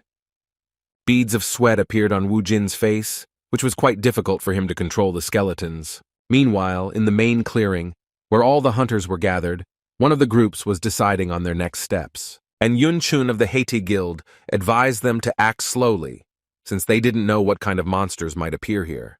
The player suggested observing what was happening for a couple of days, and if anything happened, it would be reasonable to join forces for survival. Looking around at the rest of the hunt, he assumed that the others had gathered in the clearing with the same thought. However, the player noted that no one had as much influence as the Messiah Guild, so it was advantageous to be close to the crowd. And while the hunters were dividing into groups, Chin-A was already fighting against the monsters with the help of an etiquette injection strike. Armed with brass knuckles, one such blow was enough to knock down any opponent. It turned out that the guy was worried about the survival quest in vain, because all the enemies on this level were very weak. Following the warrior under the control of Kim Yu-jin also easily dealt with the enemies. By this point, the hunter had mastered the Reaper's mask so well that the puppet could accurately replicate all of his movements. Chin-A's self-confidence instantly vanished as he watched the skeleton deal with the monsters. The hunter was burning with excitement at his partner for having received such a powerful item. The hunter noted to himself that walking in the skeleton's body was difficult for Wu Jin at first. And even after mastering the technique, the skeleton still sometimes lost its balance and fell. But despite this, the loner managed to learn how to skillfully control his puppet in the shortest possible time. The hunter was a little alarmed that his partner could now control the skeleton warriors directly. The warrior felt it was unfair that he was going straight at the monsters, while Kim hid in a safe place with his mask. Suddenly, another minion was summoned in front of the skeleton that was under Wu Jin's control. Si Chang's man couldn't believe his eyes when he saw the skeleton of a huge orc. The warrior understood that in order to use the summoning skill in such a state, no small amount of strength was required. Wu Jin was surprised that he was able to use summoning while connected to the skeleton, but it cost him 3 times the magic power. Still in his minion's body, the player inquired about his partner's condition. Chin-A was offended by the loner, stating that he was required to look into the face of the interlocutor during a conversation. The guy was so angry that he intended to inject etiquette into the little skeleton. Reacting to the player's remark, Wu Jin instantly appeared behind him. The immortal warrior was very scared, but Kim, still calm, only repeated his question. The fighter replied that he was feeling better now, and hastened to add that he had taught the monsters a lesson, as if they were the ones who lacked manners. Wu Jin was glad to hear this and suggested that his partner leave this place. Zichang's man didn't understand why he had to go since he had been fighting like a madman all this time. The hunter couldn't just leave the location where there were still many orcs. Trying on the Reaper mask once again, Wu Jin replied that this fight was just the beginning. Having learned of his companion's intentions, the hunter remembered that his body was not feeling very well after all. Finding the right words, the guy, remembering the name, happily replied that he had anemia. However, he did not stop there, continuing to add symptoms to himself, such as dizziness. Suddenly, the blade of the sword in the hands of the skeleton that was connected to its owner began to beat against the armor. The puppet replied that since the hunter had anemia, he was ready to give him iron. The immortal warrior declared that being poked with a sword would not help him in any way. The skeleton replied that the hunter had definitely gotten better since he could scream like that again. After exposing his partner's lie, Kim Wu Jin asked him to follow him in order to prepare. Unfortunately, Chin-A could do nothing about his crazy hunting partner. One of the trees located in the forest began to tremble from the rhythmic blows on it. Soon it fell to the ground with a crash, raising a cloud of dust around itself. One after another, without any fatigue, Kim Wu Jin cut down the trees in the dungeon. As always, remaining ignorant of the hunter's plans, The immortal warrior did not understand why he was constantly chopping down trees. On the second day, the players began hunting goblins, leaving them with no choice but to flee. The squad, keeping up with the monsters, decided to focus on the central part of the enemy. With quick and dexterous movements of the sword, the warriors left only a wet spot of the inhabitants of the dungeon.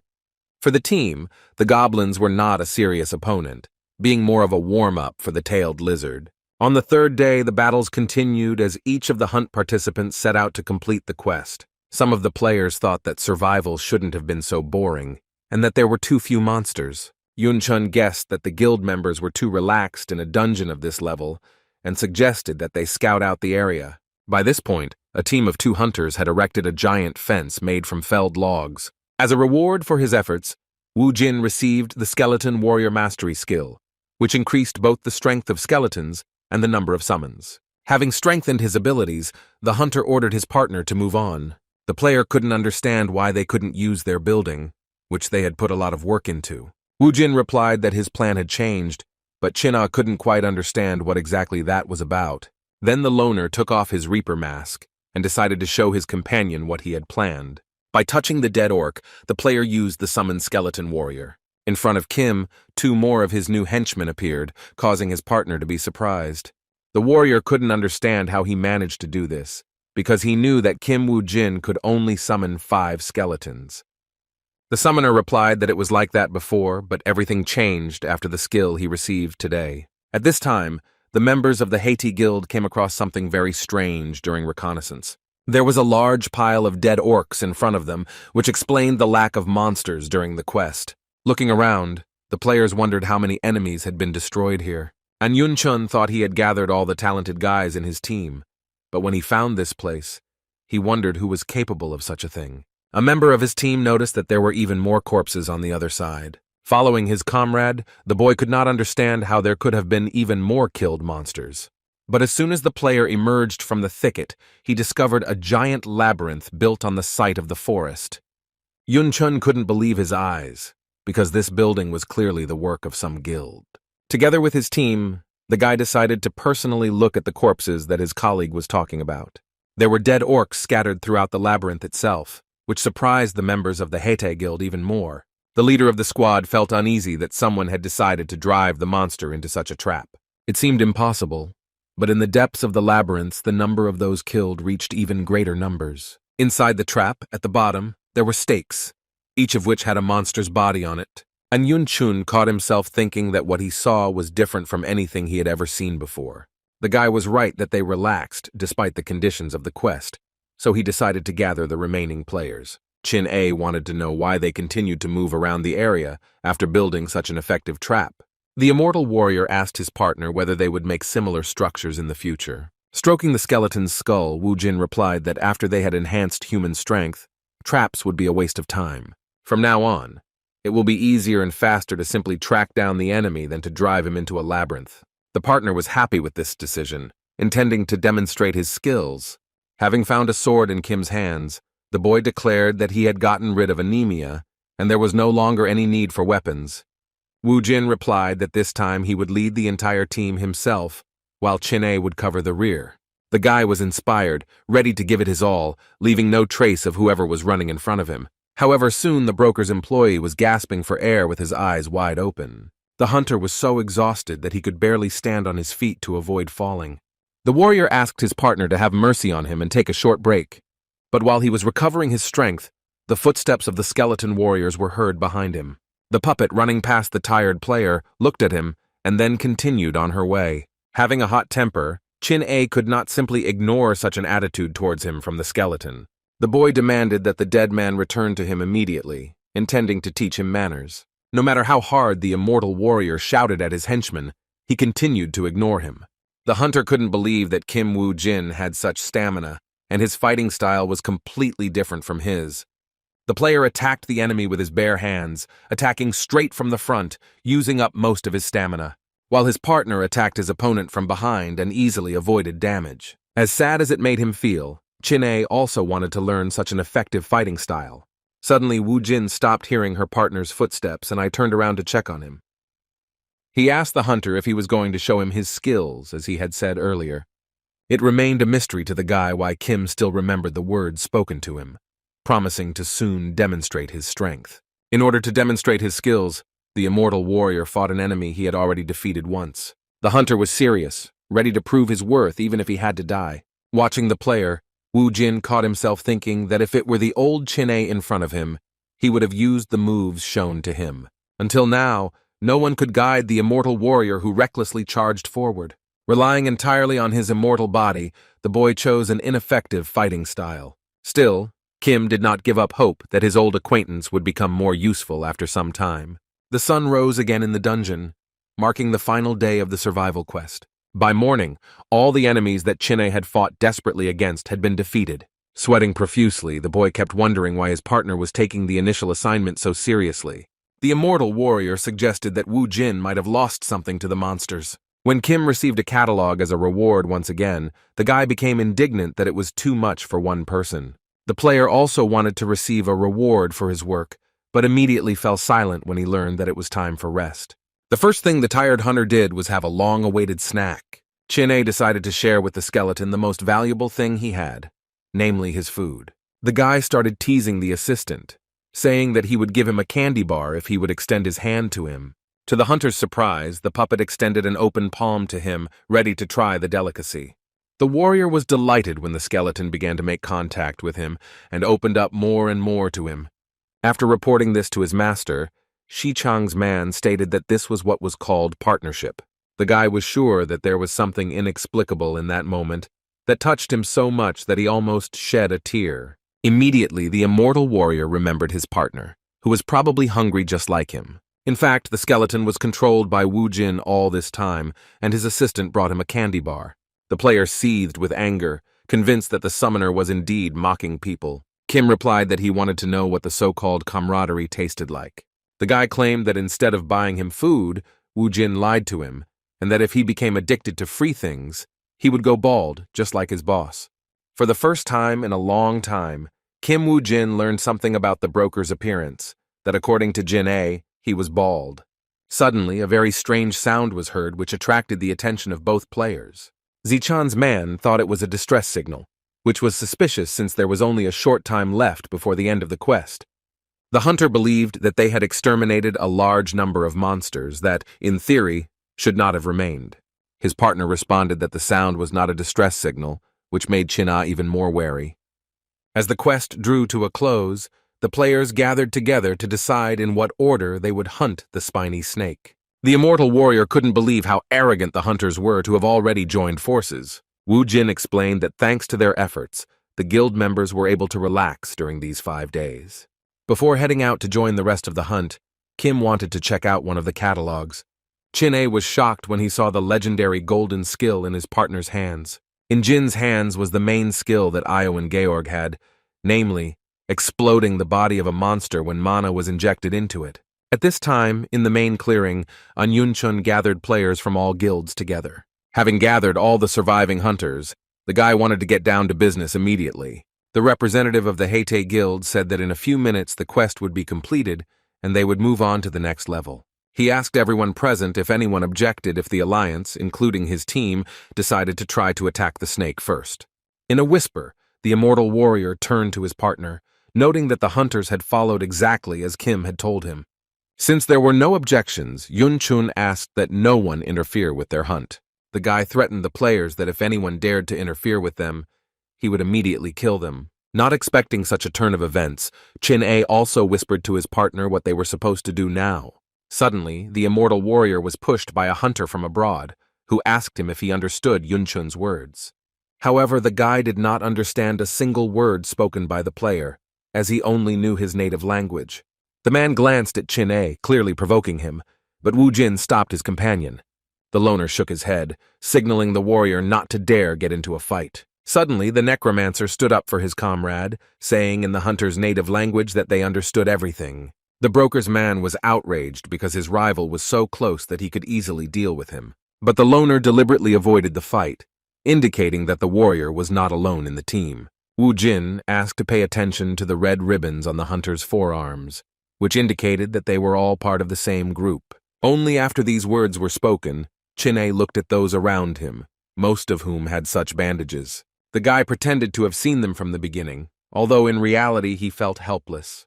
He wondered if they had a chance against the players, most of whom were on Yun-chun's side. With his whole appearance, Kim Woo-jin showed that he was completely confident in his abilities. The survival quest was over, and a needle snake was already waiting for the hunters who had moved on to the second level. A squad of players hid behind the trees as the giant snake carcass slithered past. The monster in the dungeon, by its very appearance, inspired horror in anyone who saw it. No matter how skilled the hunt participants were, they all held their breath when the monster was nearby. The creature, stretched out across the entire forest area, stretched out to examine the area. But the monster didn't know that a group of hunters led by An Yun-chun was already waiting for him. Having waited for the right moment, the guy commanded the players to begin the attack. Players who possessed magical abilities attacked the enemy from a distance. The spiny snake began to scream shrilly from the wounds inflicted on it by the group of hunters. Chin-ae and Kim Woo-jin, who entered after the group, watched as the players tried to stop the monster. The immortal warrior asked why they continued to stand and watch, because if this continued, the competitors would defeat the boss. With his usual confidence, the loner calmly replied that it was impossible. Still not trusting his partner, Chin-ae believed that it was entirely possible to catch the creature with so many people. Kim asked what the first thing to do when faced with a monster was, to which he was told that it was necessary to attack it first. Woo-jin agreed that he shouldn't have shown everything he was capable of at the very beginning and suggested moving on to this creature. By this time, the snake's head had disappeared behind the never-ending series of explosions. Hearing his partner's proposal, Zi-chan's man hoped that he would also strike at the monster. Although the talented player shared his companion's desire, he asked him why no one had conquered the dungeon yet. The task was far from easy, and everyone who tried to complete it had a sufficient amount of human resources. Confident in his abilities, An Yun-chun watched as the snake suffered under the blows of the magicians. The guy demanded that his team continue moving in the same direction. Before the players could launch their next attack, the monster left its previous location. One of the squad members shouted, alerting his colleagues that the snake was preparing to escape. Yun-chun was still confident that if things continued like this, he would become the first player to kill the spike snake. The creature moved through the forest in a zigzag pattern, leaving behind giant footprints. Suddenly, sharp rocks jumped out of the ground in the monster's path, blocking the road. The Knowledge Source Master's skill rift was activated, summoning many sharp rocks. However, this was not enough to hold the reptile, which was spinning through the solid rock like a corkscrew. The dungeon boss successfully overcame the hunter's trap, continuing to move through the forest. The immortal warrior was amazed by the fact that a group of players managed to predict the snake's escape. But the hunter was even more surprised when his partner reported that the hunt was just beginning, while he himself believed that it was coming to an end. Woo-jin reported that the snake had not even begun to attack properly, and that it also had spines that it had not yet used. The representative of the Heite Guild, commanding the squad, believed that victory over the monster was already in his pocket. The hunters began to fire at their target using all possible methods of attack. Most of the blows, as before, were concentrated on the opponent's head. One of the hunters with magical abilities noticed how a large shadow covered him. Turning around, the player discovered behind him the tail of a snake that was heading in the direction of him and his squad. The monster brought its limb down hard on the ground, sending up a huge cloud of dust. The monster watched his work from a place safe from enemies. The squad members were unable to continue the attack, taking cover from the stones and small branches raised in the air. The hunter in charge of the group ordered his men to continue the attack to protect the territory given to them. The guy who noticed the tail of the needle snake looked at the rest of the team. The warriors tried their best to restrain the dungeon boss's limb. Having risen, the hunter intended to help his colleagues, thereby finishing off the enemy. After which, the attack on the monster resumed again, and everyone who was able attacked the target in the head. Without taking his eyes off the creature, An Yun-chun noticed that the creature's movements had slowed down considerably. Then the commander-in-chief ordered all the soldiers to go into close combat with the enemy. The snake watched the approaching crowd through the smoke from the magical charges with burning eyes. But suddenly the mythical creature rushed into the sky, dispersing the remaining smoke. The next moment, the snake's back increased in size, completely covered with sharp needles. Yun-chun knew they had no chance of winning, so he ordered the fall to be stopped. The monster began to release sharp needles from the holes in its body, scattering them all over the area. The needles were so huge that even if they fell near the players, they created considerable destruction. Following one needle, the rest began to fall, leaving not a single living place in the clearing with the hunters. The creature let out a startling cry that was akin to the battle cry of a victor. The monster's attack left a great impression on Chin-A, discouraging her from approaching the monster.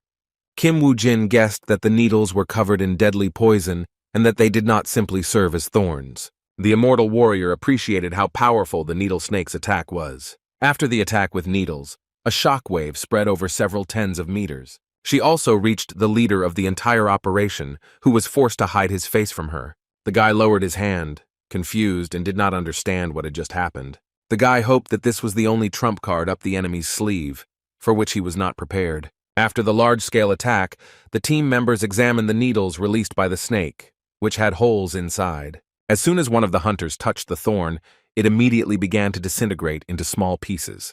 Having torn off a small piece from the needle, the man did not think that they would break so easily. After a short break, the main enemy of the dungeon appeared on the horizon again. Yun-chun, upon seeing the snake, discovered that there was not a single needle on its body, which was a perfect chance for them. The boy gave the order to the squad to attack the monster until she restored her weapon. The snake came as close as possible to the enemy, and he decided to take advantage of the moment while it was unarmed. The squad of players rushed towards the spiny snake as fast as they could, anticipating an imminent victory. The leader of the Hunters' Union, An Yun-chun, was equally confident, deciding that the reptile was finished. One of the hunters noticed his teammate suddenly fall to the ground. The warrior leaned over to the fallen player and told him to immediately pull himself together and move on. But the man didn't just fall down. He suddenly started coughing up blood. The hunter decided to leave his colleague and continue the attack on the enemy. But the poisoning incident did not end there, and another soldier from the army fell to the ground. The player began to choke from a strong cough, also spitting out clots of blood. Suddenly, one after another, the participants of the hunt began to fall to the ground, sick with the same illness. Following them, the player who first discovered this disease also felt the urge to vomit. The remaining players stopped their advance after realizing that their comrades had been poisoned by the venom of the spiny snake. Due to the fact that most of the hunters died from the effects of the poison, the rest of the squad could not move forward.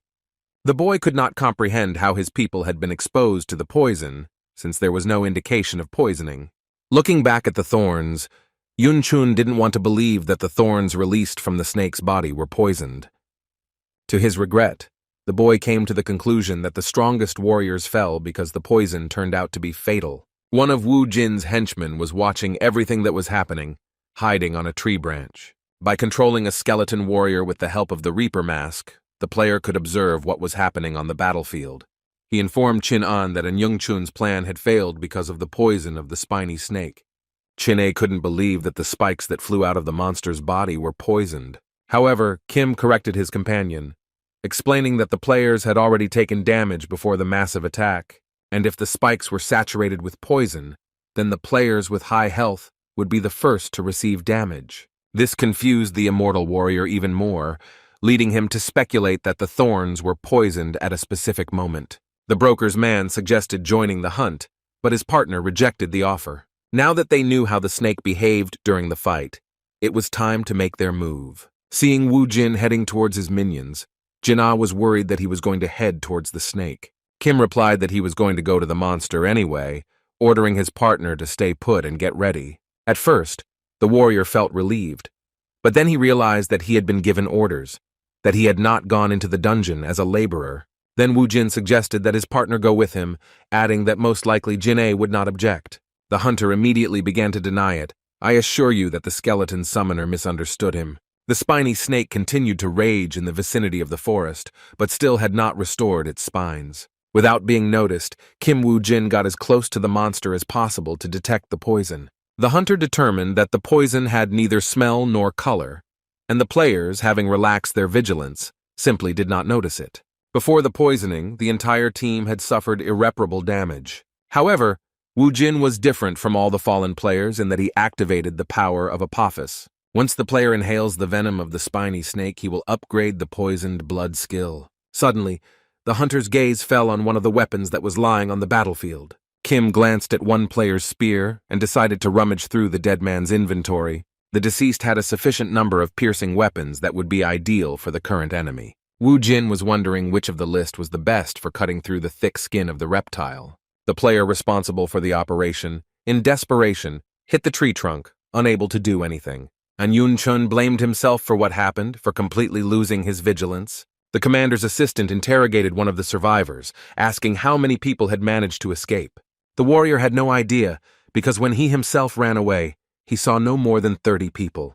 The hunter suggested that the squad leader find team members who might still be alive, but the commander ordered to stay where they were and gather the remaining warriors, since those who remained on the battlefield were most likely dead. The subordinate burst into a rant, declaring that with the remaining men they would not be able to attack again. Yun Chun insisted that they would lose more people if they went searching, and it would be better to reassemble the attack squad and try again. The commander said that he no longer expected victory, but to appear to the dead was the same as killing himself. The hunter who was under An's command was already regretting the choice he had made when he went hunting with his team. The man slammed his foot on the ground and stated with confidence that some were still alive. Just like his comrades, he couldn't understand what the point was in abandoning his comrades to certain death.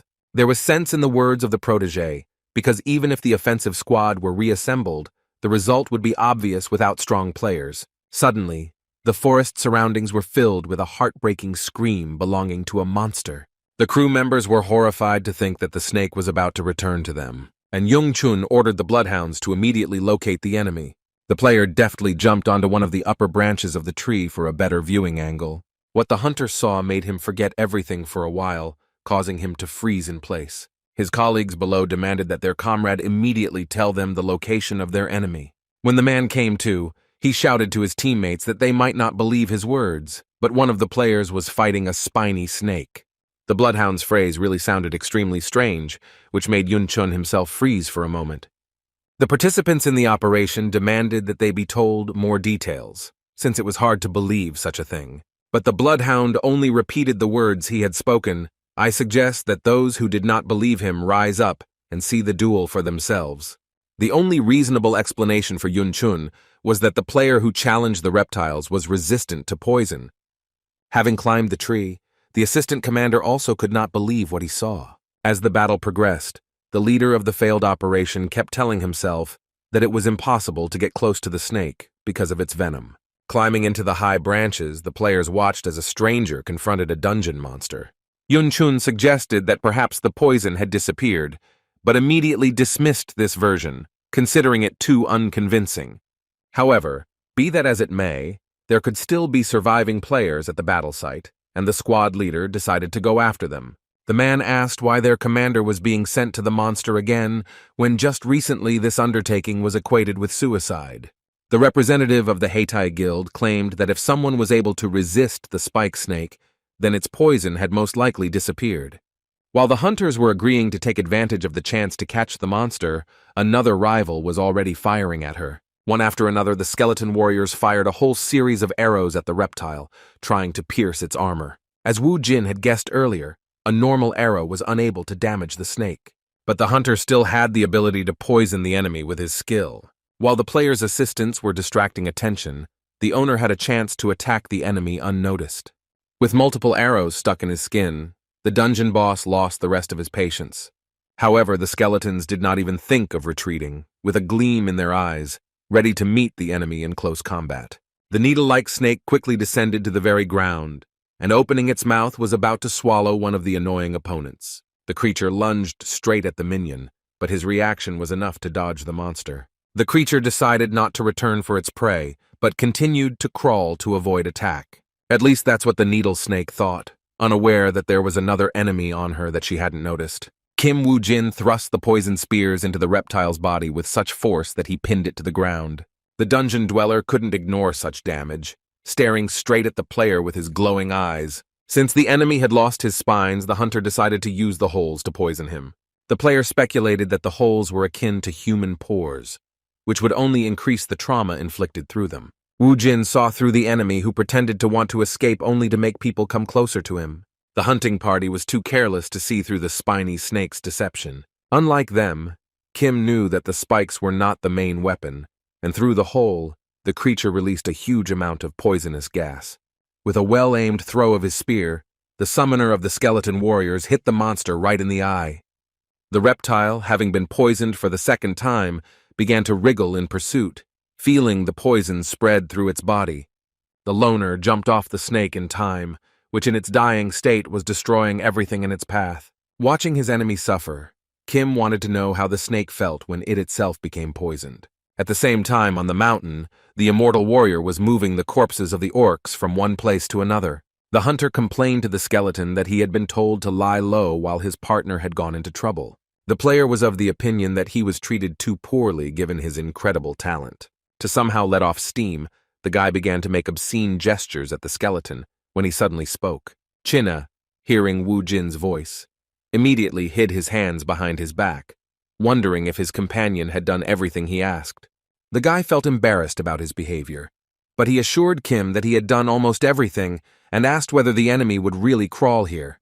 The skeleton summoner had no time to explain, demanding that the fighter finish as quickly as possible.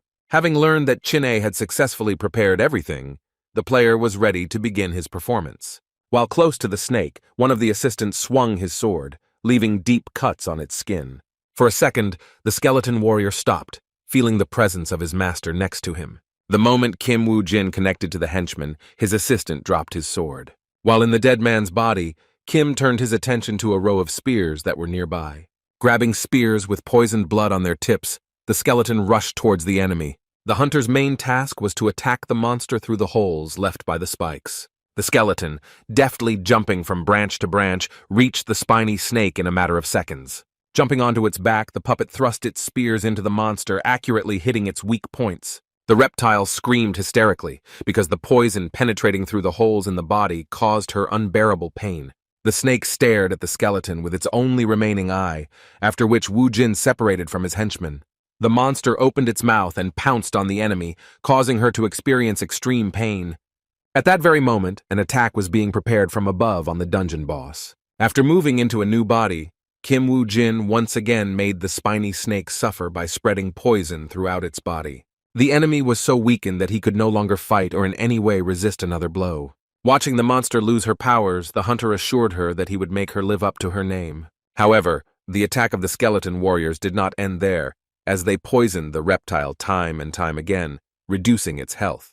Thanks to the efforts of Wu Jin's assistant, new needles grew on the monster's back. The puppet, who was near the prepared weapon, watched the snake's actions. Its owner did not expect that the effect of the poison would begin to manifest itself much later due to the large size of the predator. Without leaving his position, the skeleton warrior threw a poisoned spear to finish off the monster, after which he instantly moved to another ward, who was at that moment on the snake. The assistant, controlled by the hunter, jumped up and caught the spear flying nearby. The creature wriggled and threw off the skeleton, but that didn't stop him from striking. Once again, the spiny snake received a dose of poisoned blood from a determined opponent. Although the reptile did not have the strength to resist, it did not stop screaming shrilly. Kim Woo Jin's puppet stubbornly remained on the monster until the moment it died. The crawling creature, throwing its carcass from place to place, began to hastily go deeper into the forest thicket.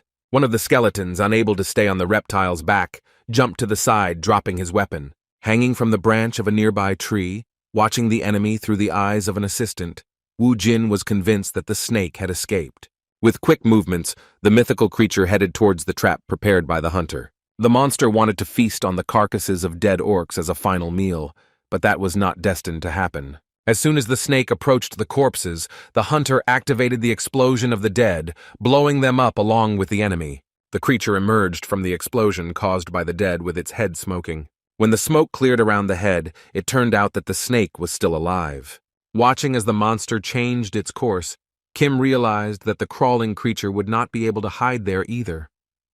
Like an arrow, the needle-like snake shot through another group of slain orcs. Just as the dungeon boss's belly was hovering over the slain monsters, Wu Jin's new skill was activated again. Another powerful explosion filled the surrounding forest, further reducing enemy resistance. From the latest newspapers, Ose-chan learned that the elite army assembled by Park Yong Wan had failed in the 4-level dungeon. The boss told the secretary to rent a car and send it to the entrance to the Needle Dungeon snakes. Although the hunters were not due back for another week, the broker said he had told them to focus on showing off their skills. The girl pointed out that they should not have rented a cheaper car if their employees were pretending to be Russian. Ji-soo was planning to prepare a car for the diplomats, which made Se-chan worry about the cost of renting such a vehicle. The man sincerely hoped that the diplomats drove small cars, wanting to save money in any way possible. The secretary, without mincing words, answered directly that diplomats did not travel on such transport, and closed the door behind her. Meanwhile, in the dungeon, the spiny snake was cornered, surrounded by exploding orc corpses. While in a safe place, Chin-A never ceased to be amazed at his partner's skill, who thought through everything down to the smallest detail. Wu Jin finally waited for the moment when the enemy curled up into a ball and calmed down. On the body of the crawling creature, in addition to the spears, there were also shards of broken glass from several waves of the dead. Analyzing the monster's behavior, Kim determined that it was in a state of panic. One of the skeletons, armed with a bow, fired at the suppressed enemy. All the reptile did was look at him angrily but did not attack. Then one of the warrior's henchmen also shot a poisoned arrow at the creature. The monster tried to dodge, but it was all in vain, and the fired arrows hit the target right on target. The hunter believed that avoiding attacks was pointless, and by resisting, the monster was only making things worse for itself. The warriors who had united into one team, together with An Yun-chun, were very close to the battlefield. The guy noted that the monster's screams continued for quite a long time. Yun-chun attracted most of the players who entered the dungeon, but he didn't know who that guy was. Suddenly, players were presented with dialogue boxes stating that the spiny snake had been killed. While some of the hunt participants were happy to return home alive, others wanted to get the skin of the dead monster. Even after receiving the game's notification, the Heite Guild representative still couldn't believe that someone could kill the reptile on their own. The people responsible for Operation Anna called the frozen commander to follow them. The guy continued running. I'm inclined to think that the warriors couldn't leave the dungeon empty-handed. The player wanted, if not to take the snake's skin, then at least to see the face of the man who managed to slay it. After clearing the dungeon, Kim Woo-jin received a mastery stone as a reward in addition to improving all his stats. However, after leveling up, the reward for killing a monster did not end there. The loner received a notice to extract the magical pearl of the yellow dragon from the body of the needle snake. The squad of united hunters from different guilds encountered another obstacle on their way. It turned out to be the immortal warrior, who ordered the hunters to stop so that they would not approach the player who had slain the monster. An Yun-chun tried to calm the player down, but the guy spoke to them in a different language. The squad members tried to convince the warrior that they just wanted to look around. A representative of Heite stated that they were not bad people and did not want trouble. 3 skeleton warriors dressed in heavy armor suddenly appeared behind the guy. Even though the dead were not affected by the poisonous gas, something still bothered Anu. The guy was convinced that the summoned dead would not be able to kill the snake, whose attacks would not be comparable to the attacks of a dozen players. After a long moan, the bird suddenly soared upward, which greatly alarmed the hunters. The warriors discovered with horror that the groan coming from behind the trees belonged to a defeated enemy. A living corpse of a needle snake, summoned with a special skill, suddenly appeared in front of the assembled people. And Yun-chun almost fainted when he discovered with horror that the monster had been transformed into one of the skeleton warriors. Having pulled himself together, the guy wanted to find out who was behind the victory over the monster. While Chin-A, like the other hunters, was amazed by what he saw, the squad leader tried to slip past him. The guy managed to get behind the back of Wu Jin's companion, who had already decided that he would be able to meet the winner. But the immortal warrior had a different opinion, stopping the impudent man as he was ordered. Chin-A's blow was so strong that the squad leader caught his breath, after which the hunter threw the Haiti guild member several meters away from himself. The guy, with difficulty raising his head, wondered what was wrong with the warrior that he so stubbornly did not want to let them through. The guard, who was protecting his partner from prying eyes, repeated that everyone should go back. Yun-chun, realizing that they would not be able to penetrate the monster, ordered his men to remember the player's face. The needle-like snake, which had half lost its appearance, revealing its skeleton, had that same pearl dragon under its head. Although the attempt to summon the skeleton warrior failed, Kim managed to find a secret artifact. Due to his low rank as a hunter, he was unable to summon the snake as a skeleton warrior. Because of this, the reptile's corpse fell to the ground, creating an explosion that raised a large cloud of dust. Although the lone wolf failed to acquire a new henchman, he received his reward. In his hand was the legendary golden dragon magic orb, which contained powerful mana. Meanwhile, the reporters who were following the hunt anxiously awaited its end. The men discussed how the idea of going after the snake was a failure from the start, and that it was unlikely that anyone would be able to defeat the monster. One of them wanted the hunt to end quickly, and was even thinking about changing his line of work. The sleep that had been cast over the reporter vanished as soon as he heard that the dungeon had been cleared. Journalists couldn't believe that any of the currently living players managed to get out of the dungeon alive. In a matter of minutes, a whole crowd of media formed near the portal, blinding everyone with camera flashes. The Haiti Guild members who emerged from the dungeon desperately searched for their support group. And Young-chun demanded that the Russians who killed the spiny snake be stopped at any cost. A team member pointed out two guys in the crowd who were the hunters. The players were immediately bombarded with a series of questions, accompanied by an endless number of camera flashes. Yun-chun demanded that the guild staff stop the players, but the guards did not allow anyone near the hunters. The guy tried to get to the players from Russia himself, but he couldn't squeeze through the crowd of reporters. Having made his way out with great difficulty and, to his chagrin, discovered that the snake killer had left. Having seen the car's license plates, the hunter realized that he shouldn't have started sorting things out with the embassy. Riding in the car, Chin-A assessed how much his boss had spent, noting the comfort of the vehicle. Having finally removed his mask, the immortal warrior wanted to know what his partner did with the item he received after killing the snake.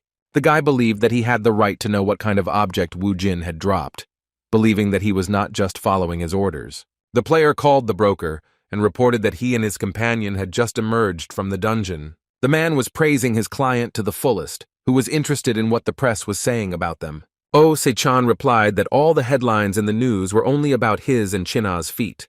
The broker wanted to offer the loner a deal that would help him add weight to his alter ego so that he could play on the big stage. Kim himself wanted to suggest using the pseudonym of Isaac Ivanov, but Ose-chan got ahead of him. The man was happy with the deal with the player, and also told him news regarding Park Yong Wan. Mr. Jin Hyomi's bodyguard led the team into a 4-level dungeon where no one survived. It was not unusual for players to die in the dungeon, but there was a spy from the Skull Guild among the team members. Based on the fact that the players were sponsored by the Yamato faction, the Skull Guild made the right conclusions regarding Puck. Wu Jin didn't understand why the broker was telling him this, but he was aware of his relationship with Yon Wan and the Skull Guild. Whether or not the wiretapping had an effect on Puck, the broker turned out to be no simple man. As soon as the players reached the gas station, the car suddenly stopped. Opening the door, Kim suggested to his partner that they leave immediately, leaving him perplexed. Getting out of the car, Chin-A decided that the boss wanted to feed them for working so hard. But instead of a hearty dinner, Wu Jin suggested that his partner move into his car. The immortal warrior was speechless. Then he learned that he should have moved to such a wreck. As soon as the guy got into the car, he began to curse Se-chan for his greed for money. The hunter complained that he had to drive in a car that was so dirty it looked like it was from a junkyard. Upon learning that the car belonged to Kim, Chin-A instantly changed his mind and began praising compact cars. The other man's words reminded Wu Jin that there was a food allowance in his glove compartment. The loner allowed his companion to take the allowance if he was really that hungry. The guy was beaming with happiness, not believing that he had money for food in his hands. As soon as the immortal warrior poured out the envelope, he discovered a measly 2,500 won. Thinking about his boss's unprecedented generosity, the player rode in silence for the rest of the journey. Newspaper headlines were constantly full of articles about the mysterious Isaac Ivanov. In order to somehow spite him, An Young-chun recorded an exclusive interview in which he blackened the hunter's name. Secretary Lee, studying the news, noted that the mood of the press had changed from curiosity to hatred, and A's interview had further worsened public relations. The girl's boss ordered her to carry out his order because they needed to respond to the haters of the Russian player. After the broker posted an interview with the famous player, the public learned that he admired the Messiah Guild and their leader. Wu Jin appreciated Ose-chan's work because the Messiah would not be able to stay away. The hunter never thought that he would use public opinion to lure the Messiah's guild to him. The guy needed to prepare before the Messiah contacted him, either by trying to recruit the player or gain his favor. The loner received a notification on his phone saying that Park Yong Wan had cleared a 6-level dungeon. The leader of the faction that belonged to the Phoenix Guild was basking in the rays of glory after the successful cleansing. While the man was posing for the paparazzi, Secretary Kim was rushing towards him with an urgent message. The girl said that the group led by Jin Hyo-mi was completely destroyed. The man then called his subordinates to him to end the conference. The guild staff announced that Mr. Paku needed to visit the hospital for a medical examination. An enraged young Wan demanded that the secretary tell him the details while he was still in the car. The girl said that several days ago, an anonymous informant sent an account statement to the office. Kim didn't know why they were being sent this information, but some of it was true. The investigative team's report revealed that most of the team members died from stab wounds. Since only Jin Hyomi's team was sent into the dungeon, it meant that there was a spy among his guards. Meanwhile, at the Messiah Guild headquarters, they were deciding what to do with Park Yong Wan in the future. Park Shin-hai believed that the hunter should have been left to the mercy of public opinion. The master swordsman stated that he was currently working with the Skull Clan and trying to sort out the mess. The woman demanded to know what happened to the last dungeon of the Lizard Warrior. Shin-hei pointed out that Kim Jae-hoon died due to the swordsman's thoughtless actions, which was on their conscience. Although Yang Ji-hoo didn't like the dead colleague without any special skills, this situation still made him angry. The deputy leader replied that they could no longer work with the Skull Guild, which had caused so many problems. The swordsman countered that he couldn't stop all business with the guild due to Lee Se-jung's absence from the meeting. The guild leader's right hand explained that her colleague did not fully understand that this decision was made by the head of the organization. The swordsman couldn't object to Lee's decision, but the master archer also took notice of it. Heading towards the car, the swordsman asked his colleague if he had any thoughts on what had happened. The hunters agreed that they could no longer tolerate such treatment, declaring that it was time for them to part ways with the guild. Arriving at Park Yong Wan, Woo Jin expressed his surprise that a team like Jin Hyomi's could die. Mr. Pak admitted that he wanted to set up a business with the Skull Guild, but now he wanted them dead. Silence reigned in the office, but the men understood each other without words. Faction leader Park Yong Wan was far more ambitious than anyone else around him. After a few years, the man could sell all sorts of items to Japan, after which he would go into exile. People might accuse him of betrayal, but the real reason for moving to Japan was that young Wan was afraid that the Messiah would take everything away from him. Park would never leave this situation, which is why Kim agreed to become his bodyguard. The man clearly didn't expect such an answer from the guy who didn't want to be thrown out after he dealt with the guild. Initially, Yan Wan planned to win the player over to his side even if he had to threaten him. He didn't care what Woo Jin's intentions were as long as he could get rid of the Skull Guild. The faction leader clarified whether the guy was going to destroy Skull in exchange for his protection. The hunter replied that if he was needed, he had to be protected properly, which also meant he had something to repay the guild for. Mr. Pak smiled widely, as this was exactly the answer he had expected. However, the man didn't know what kind of deal he had made with Kim Woo Jin, that he had agreed to guard him for a reason. From now on, the responsibility for his actions would rest on Park Yong Wan's shoulders, something he was truly grateful for. Upon visiting the Phoenix Guild headquarters, Kim learned that his contract terms would be changed to the highest level. The player understood that from that moment on he would be under the supervision of the organization, after which he left. Leaving the guild leader with his assistant, he reported that the guy had joined them less than 6 months ago. And to make it more interesting, by this time he had already become Park Yong Wan's royal guard. The guild leader was certain that the decision to appoint Kim Woo Jin was related to something they didn't know about yet. As he rode down the elevator, Woo Jin listened to the guild staff discussing him in a less than favorable light. The organization's employees were sure that the hunter was currying favor with his superiors in order to get to the top. The guy did not deny that he was very lucky that, having opened the phone, he was preparing to begin the long-awaited hunt. The broker was glad to hear Kim's voice, expecting that the guy had called him about something important. But the man's face quickly changed when he heard from the client that he needed fake documents. Chin-A, having learned of his hunting partner's new request, was no longer surprised that he had planned something again. The boss stated that although it was difficult to manipulate the guild managers, he tried to deal with the problem. Oh-se-chan told his worker that Woo Jin was going to enter the dungeon using fake documents. Scratching his head, the guy couldn't understand why the boss was helping the client without even knowing the details. The broker replied that he was not helping Kim at all, but simply wanted to understand whose side he was on. Meanwhile, information that a lone individual was planning to destroy the Skull Guild reached a certain circle of people. As they learned, Park Yong Wan was determined to declare a full-scale war on the Skull Guild. The attendant assured that most of the guild members had entered the dungeon today, which was a great opportunity for Mr. Park. There was also a chance that the player would try to use fake documents, But the hunter didn't care about that. Arriving at Yeonjong Island to enter the dungeon, the hunter introduced himself as Lee Jong-hyun. The guild member asked for a signature and reminded that they had not conducted a briefing, and all the information about the dungeon was in the printout. After reviewing the hunting conditions, Woo Jin knew that this was an obvious trap for him. Suddenly, the guy was distracted from reading the information sheet by the bright light of headlights. People started coming out of 2 cars opposite him into the parking lot where he was. The player, observing the other participants of the hunt, discovered that among them was an old acquaintance. At the brokerage firm's office, it turned out that Yang Ji-hoo's name was on the list of participants. Secretary Lee believed that the player had joined the dungeon under the alias Jang Woon-hyuk, where Woo Jin was also heading. Everyone in the office except Chin-A knew who this name belonged to. With annoyance, Oh Se-chan announced that they had screwed up, since the player was one of the Knights of the Round Table. It was this hunter, who was a member of the Messiah Guild, that Kim saw in the parking lot. The guy didn't think that the organization would send this particular person to deal with him. The Knights of the Round Table were players who owned legendary items associated with the legend of King Arthur. Over time, the weakened knights became guards of Park Shin-hae, where Merlin's staff belonged.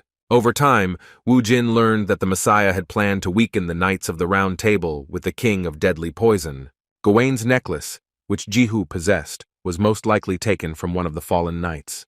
Before entering the dungeon, the boy used the Mastery Stone for the skeleton's military mastery, increasing the number of summoned skeleton warriors.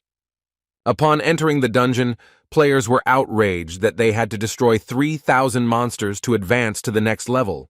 Guild member Messiah noted that it was not a particularly dangerous activity, which unfortunately could take a long time. Yang Ji-hoo was glad about this turn of events, because then it would be easier to stab Woo Jin in the back and pretend that it was an accident.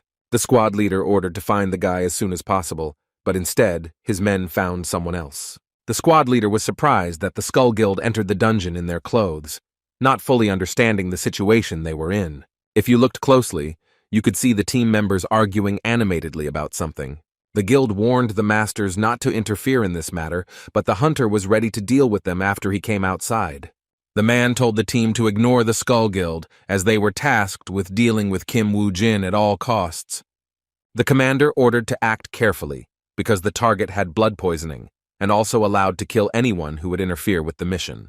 While racing through the forest, the Phoenix Guild member didn't think that they would attack Skull right away on the first level. The guy personally decided to check how the battle with the Warring Guild was going, hiding behind a tree. Peeking out from behind the shelter, the boy wondered if Park Yong Wan's royal guards had also entered the dungeon. The player appreciated that someone from Mr. Park's team brought a necromancer with him, summoning skeleton warriors. However, the hunter was confused by the fact that he still had not seen Kim Woo Jin himself. Turning around, the boy discovered that Woo Jin had come to him, ready to take up arms. Unsheathing his blade, the guild member swung it, ready to strike his target. But literally the next second, with his armor cut, the player tried to convince that he had nothing in common with the Skull Guild.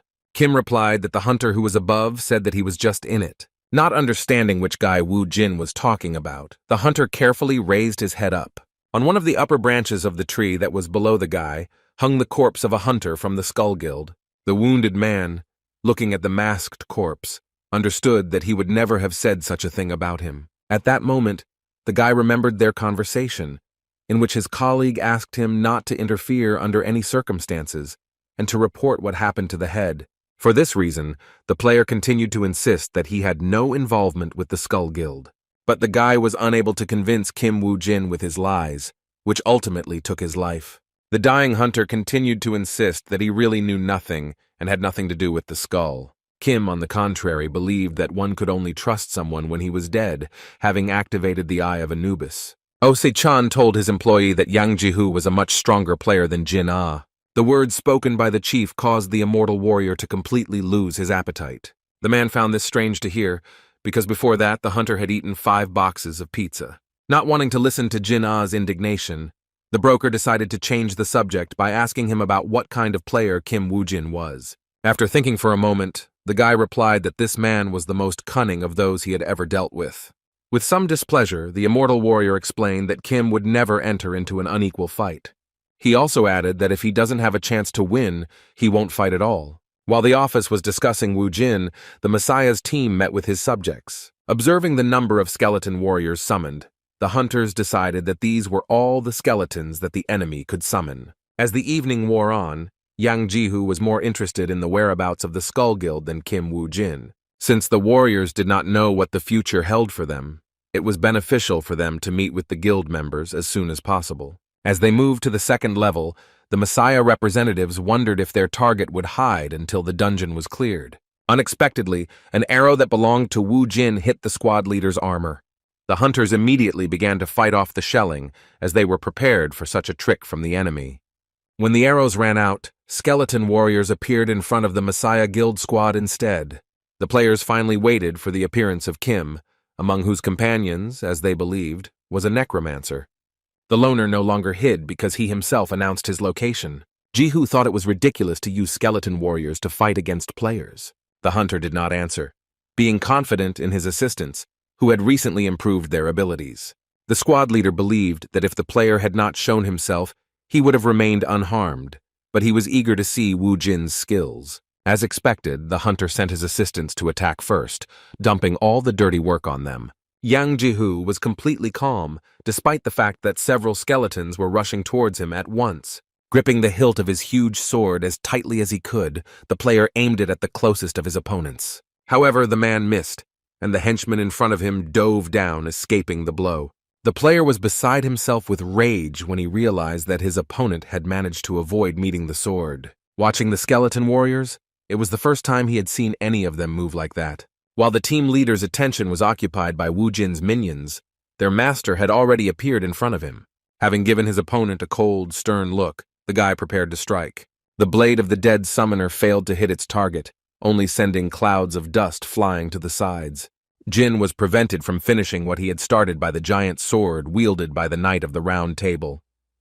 Although the guy knew about the strength of his opponent, he didn't think that he would be so fast. At some point, the hunter managed to tear off the blade of his sword and turn the handle. After releasing his weapon, Kim eventually managed to attack the Messiah Guild member. However, this blow did not reach Jihu, who defended himself from it with his giant sword. Peering out from behind the blade, the man said he was disappointed after waiting so long to be shown such a weak trick.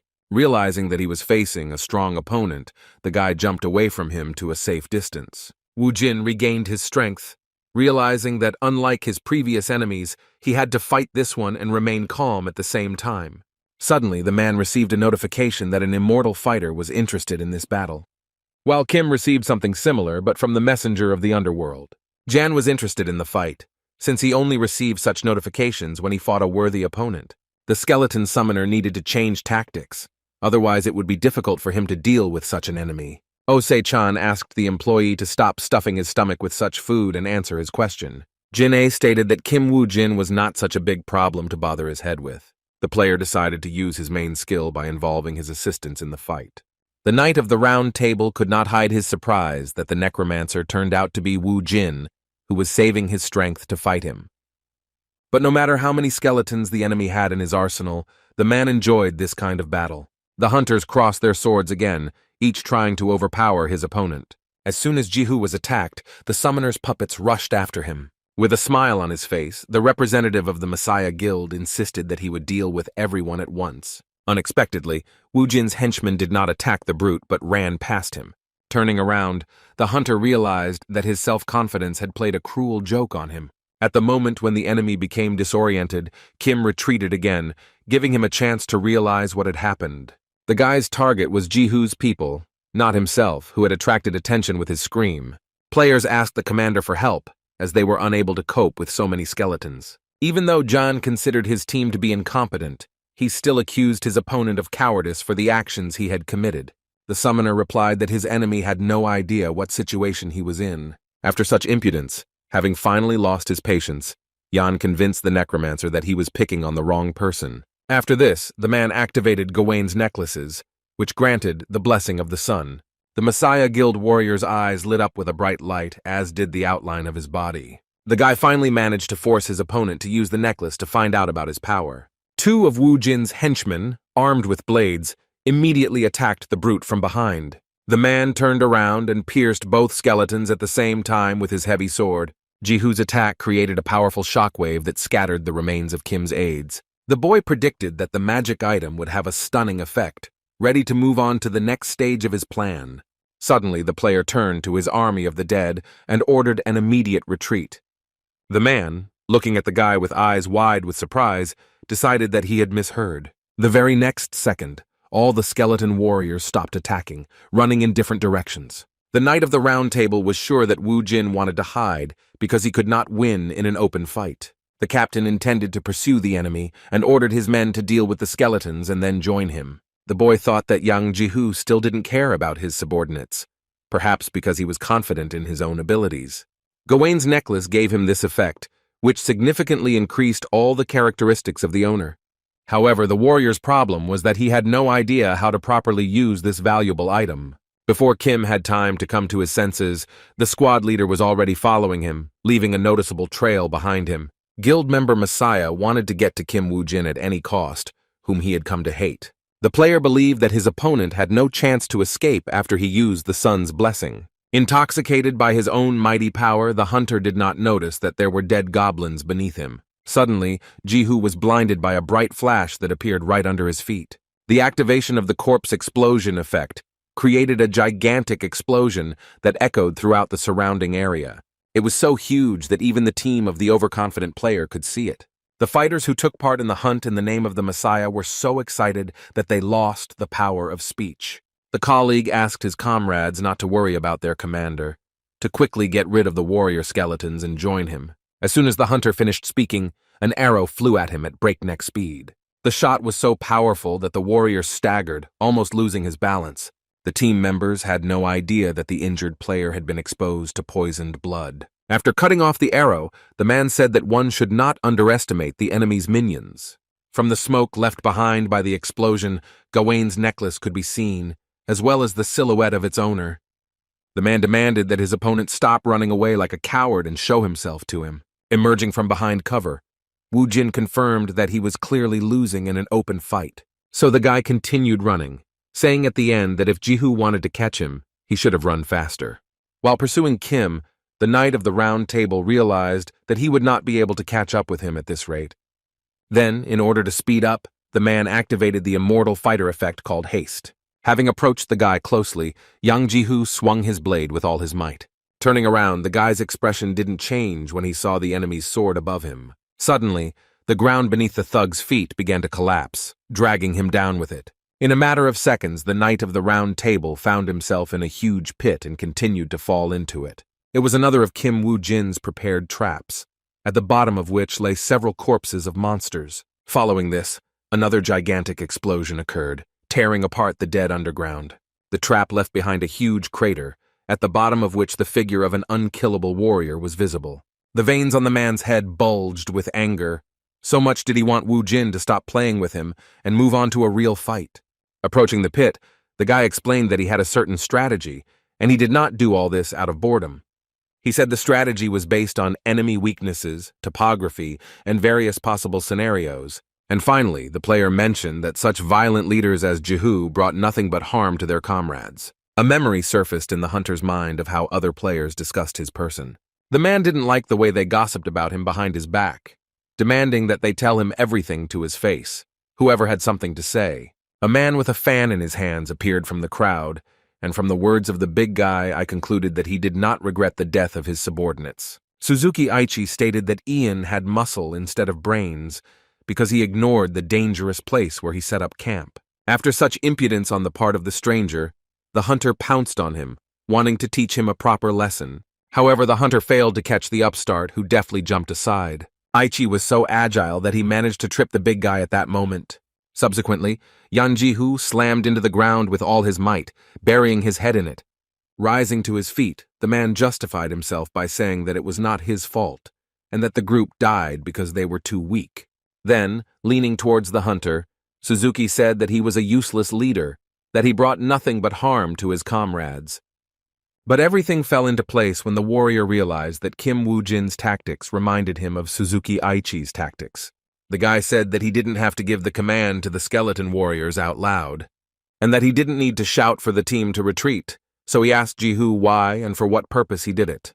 The Knight of the Round Table realized that he had been led astray by a provocation, having been deliberately lured to this place. Wu Jin was pleased that his opponent had finally understood everything, and at the same time, he pointed out that the effect of the sun's blessing was coming to an end. The hunter had no answer as he was shocked that Wu Jin knew the duration of his skill. The player was angry at himself for getting into such a situation, but he took his anger out on Kim. The guy, in turn, did not react at all, smilingly calling the squad leader pathetic, since he still did not recognize who was in front of him. The Messiah Guild representative didn't understand how he could know who Kim Wu Jin really was. Yang Ji-hoo once again fell for Kim's tricks, which made the warrior talk, and he didn't even notice how the blessing effect ended. The skeleton summoner informed Ian that along with the necklace's effect, someone else had finished their work. The man's heart sank as he heard the crowd approaching behind him. The next second, the perimeter of the crater was surrounded by a dozen of Wu Jin's henchmen. The player said that Yang Ji-hoo was so focused on catching him that he didn't even notice where he ended up. Kim reported that they were pretty close to where they first collided, because they had been running in circles the entire time. Thanks to this trick, the guy's assistants managed to finish off the allies of the Messiah Guild. That is why the skeleton warriors were able to get to their master so quickly after completing their mission. The big man's eyes turned bloodshot when he heard that his subordinates had been destroyed. The Knight of the Round Table was filled with anger, demanding that Wu Jin stop looking down on him. The warrior activated the Immortal Fighter skill to increase his speed. Ji-hoo climbed out of the hole in the blink of an eye, holding his huge blade out in front of him. However, even in the face of the impending threat, the guy kept his cool. The player was calm, as one of the skeleton warriors stood up to protect him and blocked Ian's attack. The puppet master advised the enemy not to get overexcited, since they had only just begun the battle. By this time, Osei-chang sent Chin-ah to carry out another assignment. The guy was indignant that he was being overloaded with work, that this time he had to check the member of the Messiah Guild. Not long before, the broker asked his employee to visit Kim Wu Jin in the dungeon of the two-headed dogs. The immortal warrior assured that nothing would happen to the client, suspecting that the boss was worried about whether Kim Yang Ji-hoo would lose. But Osei-chan thought just the opposite, that if the warrior from the Messiah Guild lost, then they would need to be convinced of something. The man was sure that Kim Wu Jin thought the same thing and would want to know the company's goals, just like the reason why they came up with Isaac Ivanov, or the relationship between Park Yong Wan's faction and the Skull Guild, or for what reason did they continue to help Wu Jin, knowing that the Messiah Guild was behind all of this. The man stated that after clearing the dungeon, they needed to know whether Kim would continue to cooperate with them or not. Scattered across the ground were the remains of the skeleton warriors who had fallen under the heavy hand of Yang Ji-hoo. Breathing heavily, the hunter noticed that his body was becoming slower due to the effect of the poisoned blood. And what was even worse was that there were still too many of Kim Wu Jin's puppets. The warrior did not believe that skeletons could in principle be taught such a fighting technique. The Knight of the Round Table was struggling to hold back the onslaught of one of the large orc skeletons. And while the man was holding back the attack, another of the summoner's minions ran alongside. Although Ji-hoo noticed the enemy, he was unable to stop him, and he slashed at him with his blade multiple times. The leader of the squad screamed in pain, once again feeling the poisoned blood spreading throughout his body. The hunter began to swing his sword with all his might, driving away the skeleton warriors. Suddenly, without expecting it, the representative of the Messiah Guild fell to the ground. To his dismay, the warrior discovered that his legs were beginning to weaken, no longer able to support him. Wu Jin praised himself for strengthening the number of skeletons with the Mastery Stone in advance. Now that Yang Ji-hoo was completely under the influence of the poisoned blood, his fate was sealed. Fighting with the summoner's assistance with his last strength, the Knight of the Round Table demanded that the boy fight him personally. Soon the man became so weak that he could not even stand, but continued to demand a one-on-one duel. Literally lying on the ground, Ji-hoo insisted to the very end that he could still fight. However, the very next moment, the hunter lowered his head and fell silent forever. By defeating Yang Ji-hoo, Kim Wu Jin received a portion of the underworld envoy's influence, raising the rank of the skeleton warriors. The guy should have received a reward for defeating such a strong warrior by breaking into his inventory. The loner took Gawain's necklaces for himself, which can enhance the player's stats once a day. It was the first item in the hunter's arsenal that belonged to the Knights of the Round Table. Wu Jin intended to find out what secrets the former Messiah Guild member was keeping within himself. Using the Eye of Anubis, the boy discovered that Ji-hoo had previously met Suzuki Aichi. As they passed, the two men exchanged insults with each other, which was already a common occurrence for them. At that moment, Yan was about to visit the master, so he spared Suzuki, promising to give him a good beating next time. The Bloodhound, who also felt hostility towards the bully, was looking forward to their next meeting. Looking ahead, Kim came across the moment when the hunter joined the round table. It was a great honor for the player to meet the guild leader, Lee Sejong. As soon as the necromancer met the face of the enemy he hated, he was immediately overcome with anger. The necromancer was sure that the Messiah Guild would not simply leave the fact that one of its members had died. But Wu Jin was going to make everyone who supported Sejun's ambitions pay,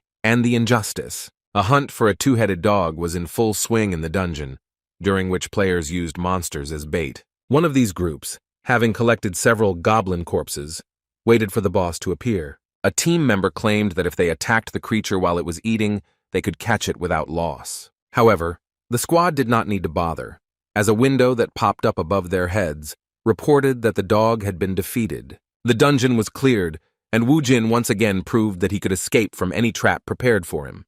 What the guy certainly couldn't expect was the appearance of Chin-A, who was already waiting for the player near his car. The broker's employee replied that he was running various errands and had come here after hearing something interesting. The immortal warrior had something to convey to Wu Jin, but he also wanted to talk on the way. Handing the envelope to Kim, the examiner voiced the wish of his superior, who wanted the boys to go out into another dungeon together. Chin-A also casually asked how everything went in the dungeon with Yang Jihu. The player expected the appearance of the Knight of the Round Table, but the company's employees also knew about it. From Jihu's memories, it was clear that he entered the dungeon under an alias, and Osei-chan still agreed to make fake documents for Kim.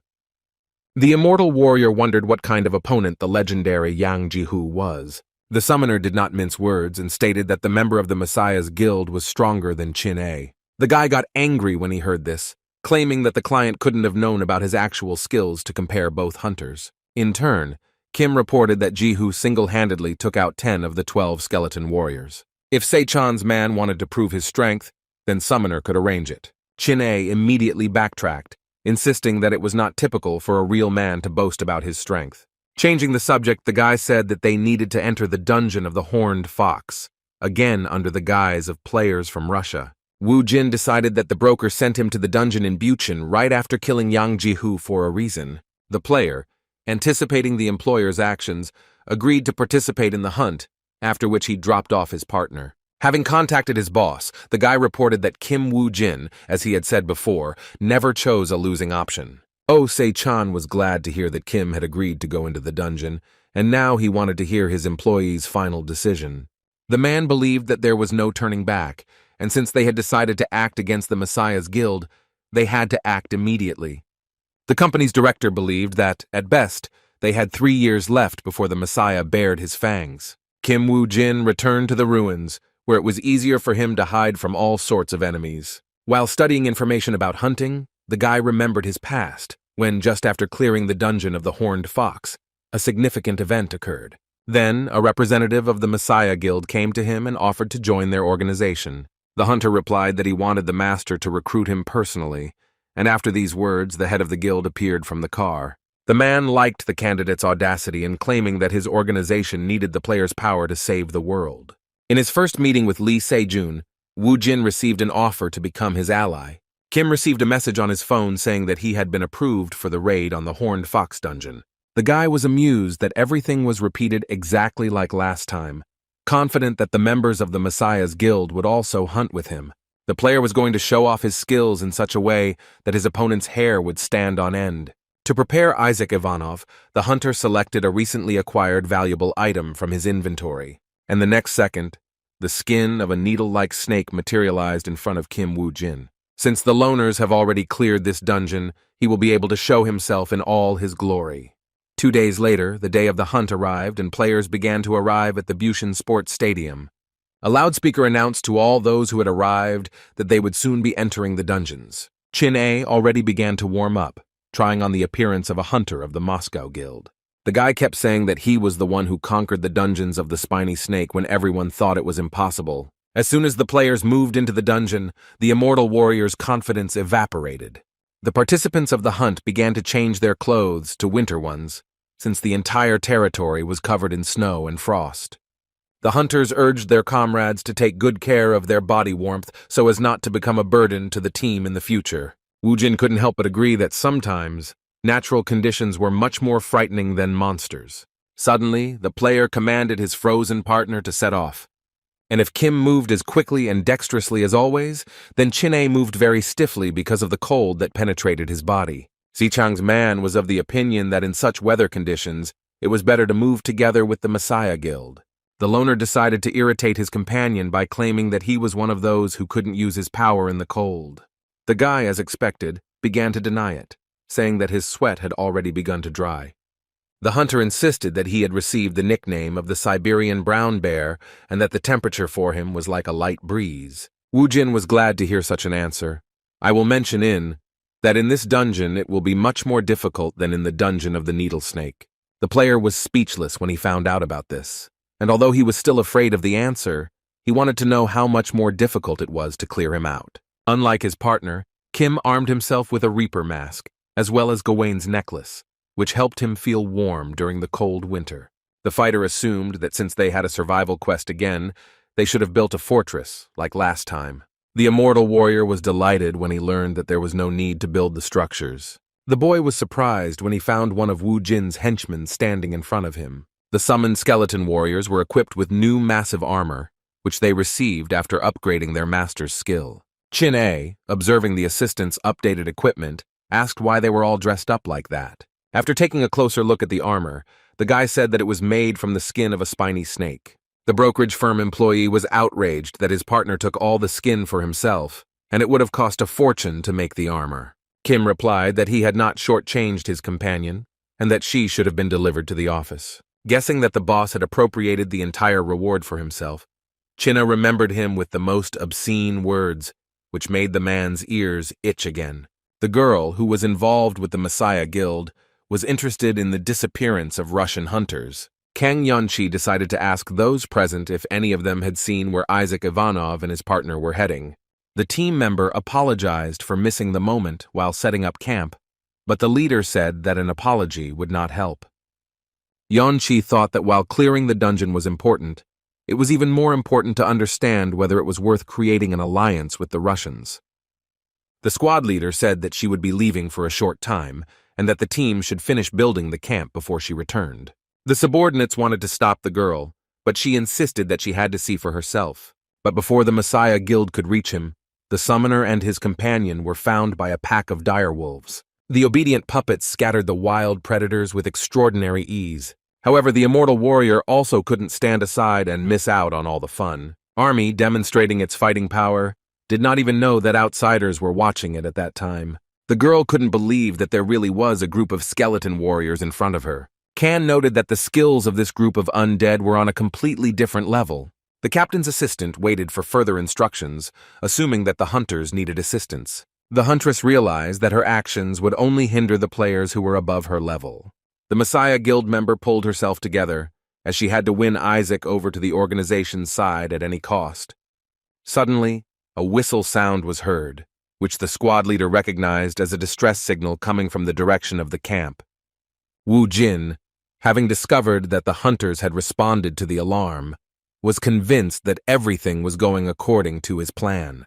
It turned out that the direwolves managed to break through the Messiah Guild team's line of defense. Monsters, but the hunters tried to hold them back with all their might, waiting for the captain to arrive. It got to the point that wild predators surrounded the players, continuing to approach the camp. The leader of the squad descended from the sky straight into the epicenter of the battle, creating a huge explosion upon landing. Once the dust from the explosion settled, the hunters discovered a small crater containing Yunchi. The girl angrily stated that the players were only facing first-level monsters. The subordinates convinced their leader that they would protect the camps, advising her to retreat. At this time, one of the direwolves that was on the hill howled pitifully. After the animal called its comrades, the ground beneath the players' feet began to shake. To his horror, one of the team members saw a huge crowd of direwolves rushing towards them. However, the crowd grew into a giant wave that never ended and already numbered several hundred monsters. Kang Yunchi was surprised to learn that their line of defense had been broken through, not even by the enemy's main forces. Watching the wolves run by, Chin-A said that the Messiah Guild would be destroyed if they didn't help them. Immediately after that, The warrior asked his partner whether they should go down to help the hunters. Even before going out hunting, Kim Woo-jin purchased one of the skill pages through a broker. The summoner received an aura field, which allowed the aura to be released, both lowering and increasing the player's stats. In just a matter of minutes, the hunters were surrounded by a gigantic number of dungeon monsters. The captain condemned herself for guessing that 12 teams had not just disappeared into this dungeon for no reason. Suddenly, a huge explosion was heard right in the depths of the rushing wave of direwolves. The players thought that it might be reinforcements, but the leader dispelled their guesses, stating that there was no one else among them here. But the girl turned out to be wrong, because she remembered 2 more players who were not part of their team. While on the mountain, one of these players took the skin of one of the killed animals. The hunter threw the beast's corpse off the cliff straight into a huge crowd of its relatives. That player was Kim Woo-jin, who was known as John in the Messiah Guild dungeon. By activating the corpse explosion skill, the player reduced the number of monsters in the army. A thick cloud of black smoke remained behind. Having dispersed it, the immortal warrior appeared on the battlefield, who, following the example of his partner, also decided to help the squad. The guy was also accompanied by Kim's puppets, who were chopping up the enemy left and right. The hunter and his skeleton warriors managed to clear the road, which just a couple of minutes ago was teeming with enemies. Kim Woo-jin was about to join his partner in assistance by activating the Blessing of the Sun. The loner joined one of his minions and then used an aura field. Thanks to this, one of the orc skeletons acquired the ability that Gawain's necklace granted. Out of the corner of his eye, Chin-A noticed one of the dead men receiving a medallion from which he transferred energy to his colleague. The boy froze when he saw the skeleton warrior stand up to absorb the aura power that was given to him. Looking back, Zichan's man was even more surprised when all of Woo-jin's assistants began to possess such an aura.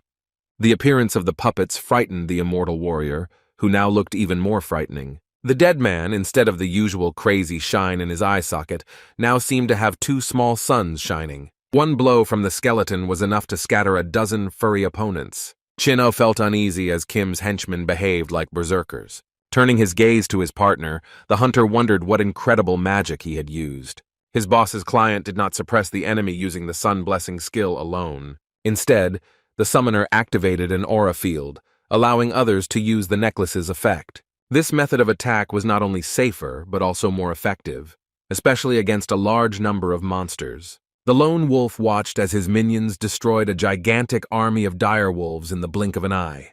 But the hunter did not stand idle, continuing to throw corpses at the animals running past, after which the area was again filled with the deafening sound of an explosion, scattering the remains of the monsters. The captain couldn't believe that the spike snake hunter had formed a barrier, thus blocking the wave of monsters from the middle of it.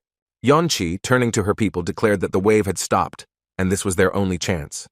And while the battle was raging in the dungeon, the brokerage firm was discussing assistance from the Messiah Guild. The owner of the organization asked his assistant if the Messiah Guild could openly oppose their saviors. They will also most likely reward players, allowing Osei-chan to kill 2 birds with 1 stone. Secretary Lee replied that the guild had many players with excellent skills, but was unsure if Woo-jin would be able to surpass them. The man was absolutely sure of this, based on the speed with which the boy developed his abilities. Osei-chan hinted that he was even ready to lend Kim some money, which is why the girl stopped typing. Jisoo asked again if her boss really rated the client so highly.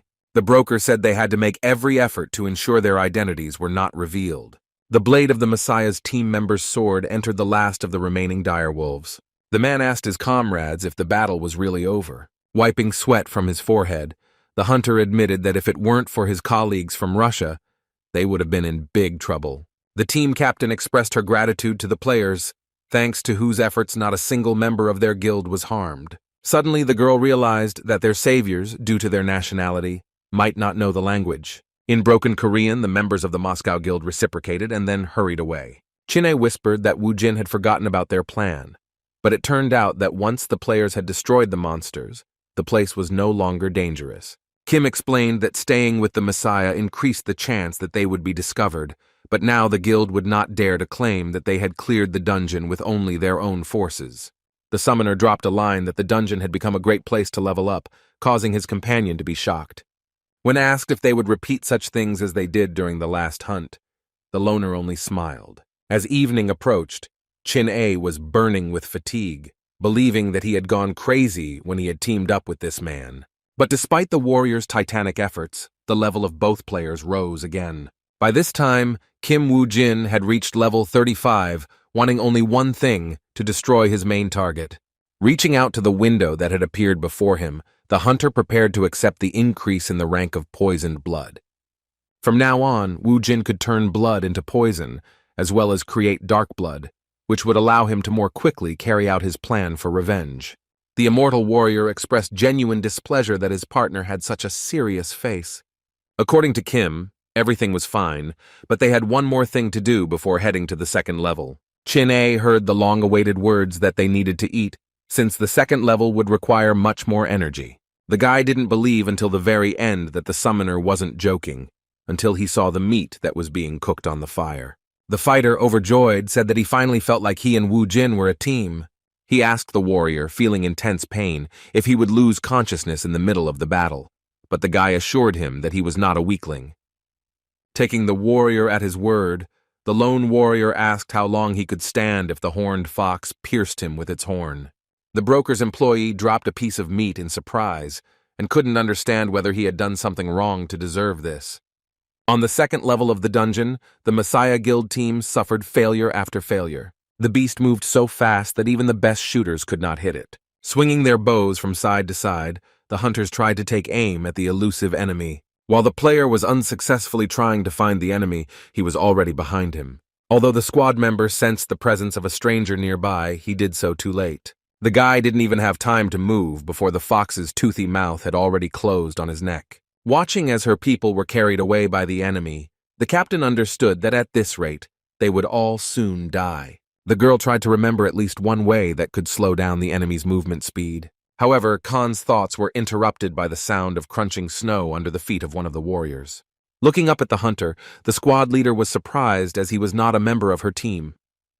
In broken Korean, a big guy from the Moscow Hunters Guild declared that he would kill a horned fox. The girl wondered what the Russian player could counter with his opponent. As soon as the hunter moved away, the captain shouted after him that without a plan, he would not be able to achieve anything.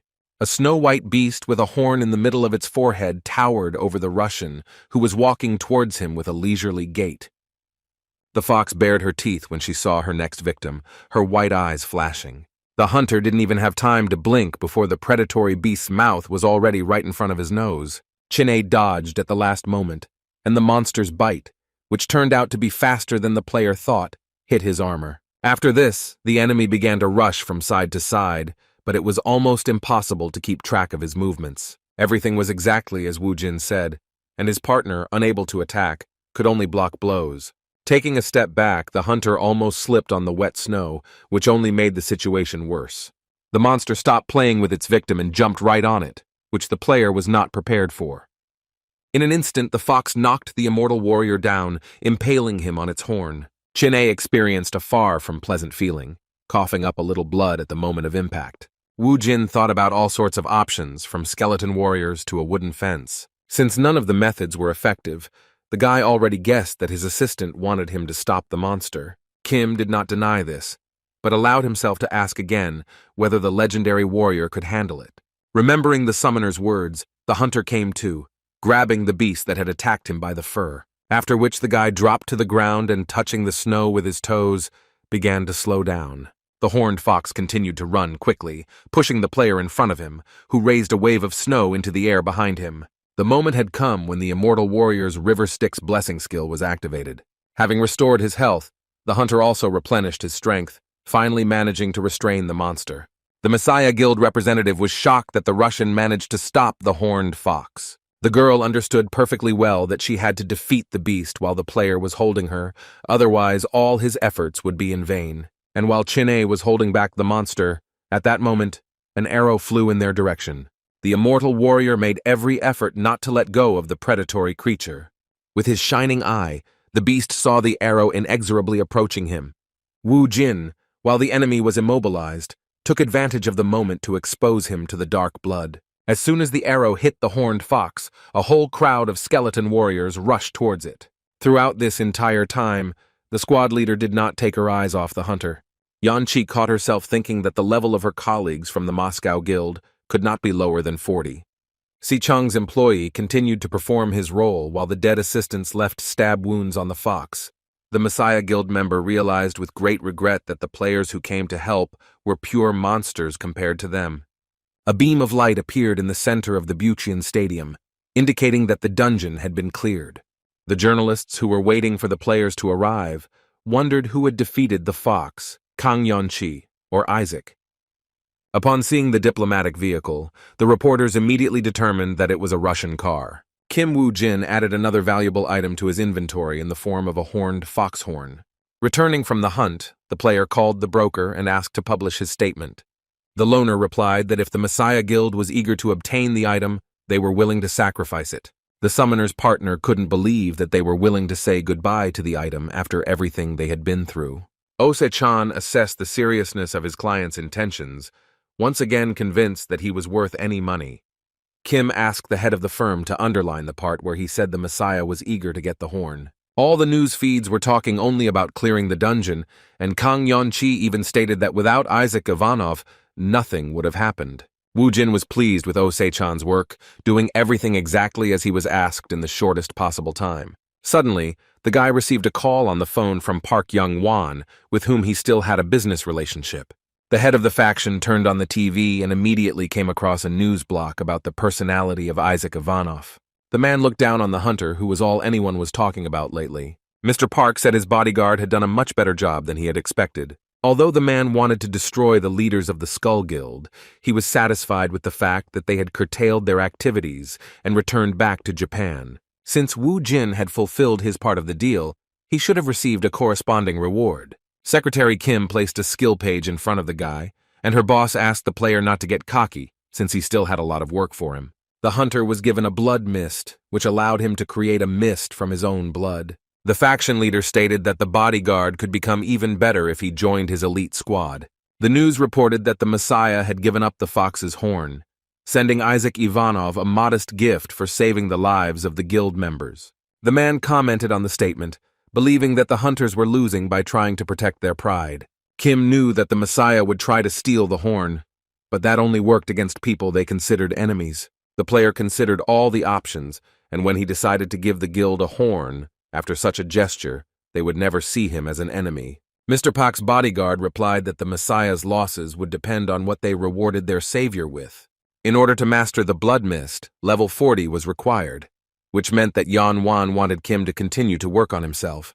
Woo Jin stated that he needed dungeons to level up, which his employer didn't see a problem with. The man offered to buy several dungeons through a broker and then send him the invoice. Isaac Ivanov's hunting partner also learned about the Messiah Guild's decision regarding him.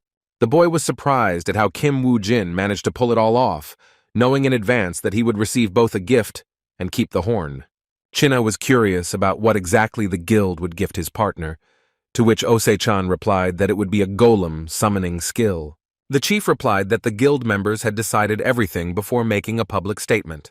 The man added that it didn't matter what the gift was, and that it would have been better to give it before the press found out about it. As the boy opened the package of chocolate cookies, he suddenly realized that he had been shortchanged. The immortal warrior insisted that he too had worked hard and should at least have a claim to breadcrumbs from the table. The boss immediately put 4 large boxes in front of the employee, referring to the fact that this was his reward.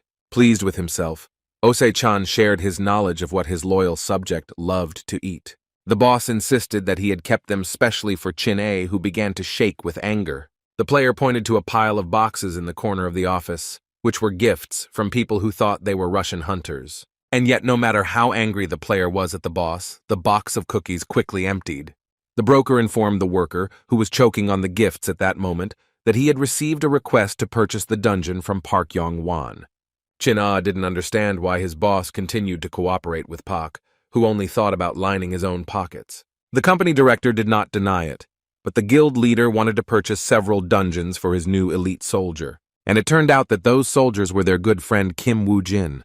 The guy thought that blackmailing Woo-jin was something that only swindlers could do, but his boss corrected him, calling it business. Deciding not to focus on this point, the broker gave the employee a new task. Chin-A wasn't too keen on survival quests, but they were rare enough to make a good profit. After studying the hunting conditions, the player declared that it was an ideal place to level up at the risk of his life, and handed the sheet back. The man did not understand why the information form was returned to him, demanding that the employee give it to their regular customer. But what really finished off the hunter was the phrase that he also needed to raise his level. Boy, I thought it wasn't the best decision, but Osei-chan wouldn't listen to anything. Finding himself in the dungeon with Wu Jin, the immortal warrior looked like a living corpse, cursing everyone and everything. Looking at his companion, the skeleton summoner suggested starting with a light walk. The Hansung Group Financial Company was the #1 in the country and gained its influence due to sponsoring the Messiah Guild. Park Shin-hye was informed of Yang Jihu's death and the disappearance of Gawain's necklace, to which the lady demanded that the item be returned, no matter the cost. The CEO understood that while it was still possible to find a replacement for Jihoon, they did not have an item that could replace the necklace. At first, the frequent failures of the Skull Guild did not seem like a serious matter to the members of the Messiah. But this event created tension between the Knights of the Round Table and the Masters of the Archer and Swordsman. And the source of all the guild's problems was Park Yong Wan, whom Shin-hye would have dealt with much earlier, knowing how everything would turn out. The girl was so worried that she began to bite her lips without even realizing it, believing that she should act gradually. Si-jun's right hand asked about the new member of Mr. Park's elite squad, who turned out to be Kim Woo-jin. The organization's employee caught his breath when he told them that they had been unable to get close to the guy due to the efforts of his owner. The man also added that the newly minted Phoenix Guildmaster gave the player all sorts of skills to increase his level. Miss Shin-hye didn't want to listen to the pain of excuses, demanding to know everything about the plans to eliminate Kim Woo-jin. The employee replied that he had already created a team to catch the guy, led by Suzuki Aichi. The girl could rely on the man in whose hands was Lancelot's ring. Having reached level 40, Woo-jin could finally use the gifts he had received. Wiping his face, Chin-hye was sure that only Kim could level up so quickly and easily. Setting up traps was more important than it seemed at first glance, but what was surprising was that the guy knew exactly where the monsters would be. In addition, the lone wolf also possessed information about the most effective ways to defeat them. The immortal warrior had the impression that his partner knew everything because it seemed like all of this had happened to him before. Studying the skill pages, the necromancer reported that from now on he could get out of the tiger's lair unharmed. The broker's man asked his partner if they could move on to clearing the dungeon after Kim learned new skills. The hunter had a different opinion, saying that now it was time to put the skills into practice in order to understand how much offensive power they possessed.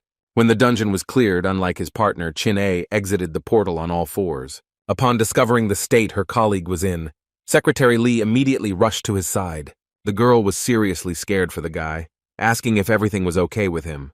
Going down to the hunter, the girl asked if he was wounded, while simultaneously examining the player for wounds. The hunter showed his skinny face to his colleague, after which he barely audibly whispered that he was hungry. Wu Jin wanted to talk to Jisu's boss, who suddenly let go of Jin-hye, who in turn hit the ground. In order not to waste time and help the company employee, the secretary handed the loner her phone. When Kim dialed Se-chang, he assumed that he should have been in Kaesong at that time. After finishing the conversation with his client, the broker wondered what the guy was thinking about when it came to making his choice. After the gate appeared, North Korea opened the door, which became Kaesong, which allowed the rest of the world to help the country with the monsters. As a result, the city became a haven for gamblers who committed crimes and were completely consumed by the thirst for profit. In Kaesong, a bus carrying players who had just escaped from justice was driving down an evening street. But one of them, who was not a local, tried to stop the trembling in his body by continuously twitching his leg. A man approached the boy and mistook him for a porter, a person thanks to whom players took as many items as possible. The new guy insisted that the stranger was mistaken, but the criminal could tell from his appearance alone that the guy was there for the first time. The bandit stated that the newcomer did not look like someone wanted for a serious crime, and wanted to know the real reason why he ended up there. The stranger said that even if the guy was not one of them, most of the passengers were rapists and murderers. The man confided that since they were gamblers, they could return at any time if they could get some money. Fidgeting with his fingers in excitement, the guy said that he was here because of the betrayal of a person he trusted. The criminal was ready to bet that if the guy worked hard, he would make his trader pay. The bandit suggested that the newcomer contact him if he suddenly needed anything, after which he went back to his own people. The newcomer told the criminal the pure truth, and he was going to take revenge for the betrayal of the entire world. And the one responsible for this monstrous act was the head of the Messiah Guild, Li Sejong. The criminal who met the newcomer said that all the passengers were expendable. When the bus entered the territory, the gates immediately began to close behind it, and the people outside ordered them to get out. At the same time, in the broker's office, Chin-A could not believe that his partner had gone to North Korea. The guy was aware that the most hardened criminals gathered there, and therefore to go there, you had to be crazy. The hunter was curious about what Wu Jin wanted in this underworld, while Se-chan's thoughts were occupied with the expenses of the trip. The boss was so upset by the impressive expenses that he began to take out his anger on his employee. The player recalled that his partner had mentioned the skin of a spiny snake, but instead of answering, his superior stated that he did not know why Kim had gone to Kaesong. The immortal warrior caught the broker red-handed, changing the subject of the conversation because he had something to hide. The man mentioned that at that time, a guy who was much stronger than Wu Jin was also currently in Kaesong.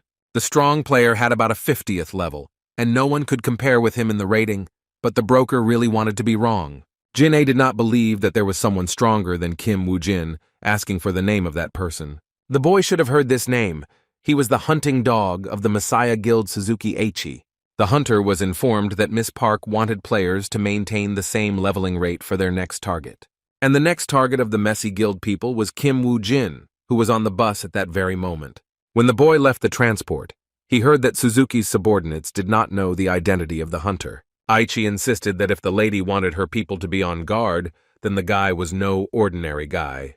The bloodhound concluded that since the new victim was unknown to them, they had to quickly clear the dungeon and move on to the investigation. The subordinates of the guild's faithful dog reported that their man assured them that there would be no problems with the porters and that they could act according to plan. Kim never thought that he would meet his old friend in a place that he had avoided as much as he could just a couple of days ago. Having barely reached level 100, he was limited in his actions because that rank was too high. That is why the guild had to raise a new dog to work in the shadows, and the choice fell on Wu Jin. If it weren't for the dire situation, Mr. Lee wouldn't have personally looked for the lone hunter. Kim guessed that Suzuki had already received Lancelot's ring from Shin-Hei, so he had to kill the dog in the bud while he had the chance. Before the hunters had time to enter the dungeon, one of the porters killed one of the locals and then fled. Guildhound Messiah did what he did best, trying to find clues. The man, analyzing the actions of the criminal, came to the conclusion that he, without hesitation, delivered the only precise blow in his life to important places. Suzuki realized that the killer had done something similar before and ordered his men to take care of the remaining porters. The subordinate bloodhounds, armed with weapons, kept an eye on the consumables. The informant stated that the porters did not even have weapons in their inventory, so he asked the players not to act hastily. The man didn't have time to finish saying that he had a separate contract, as the hunter used his blade.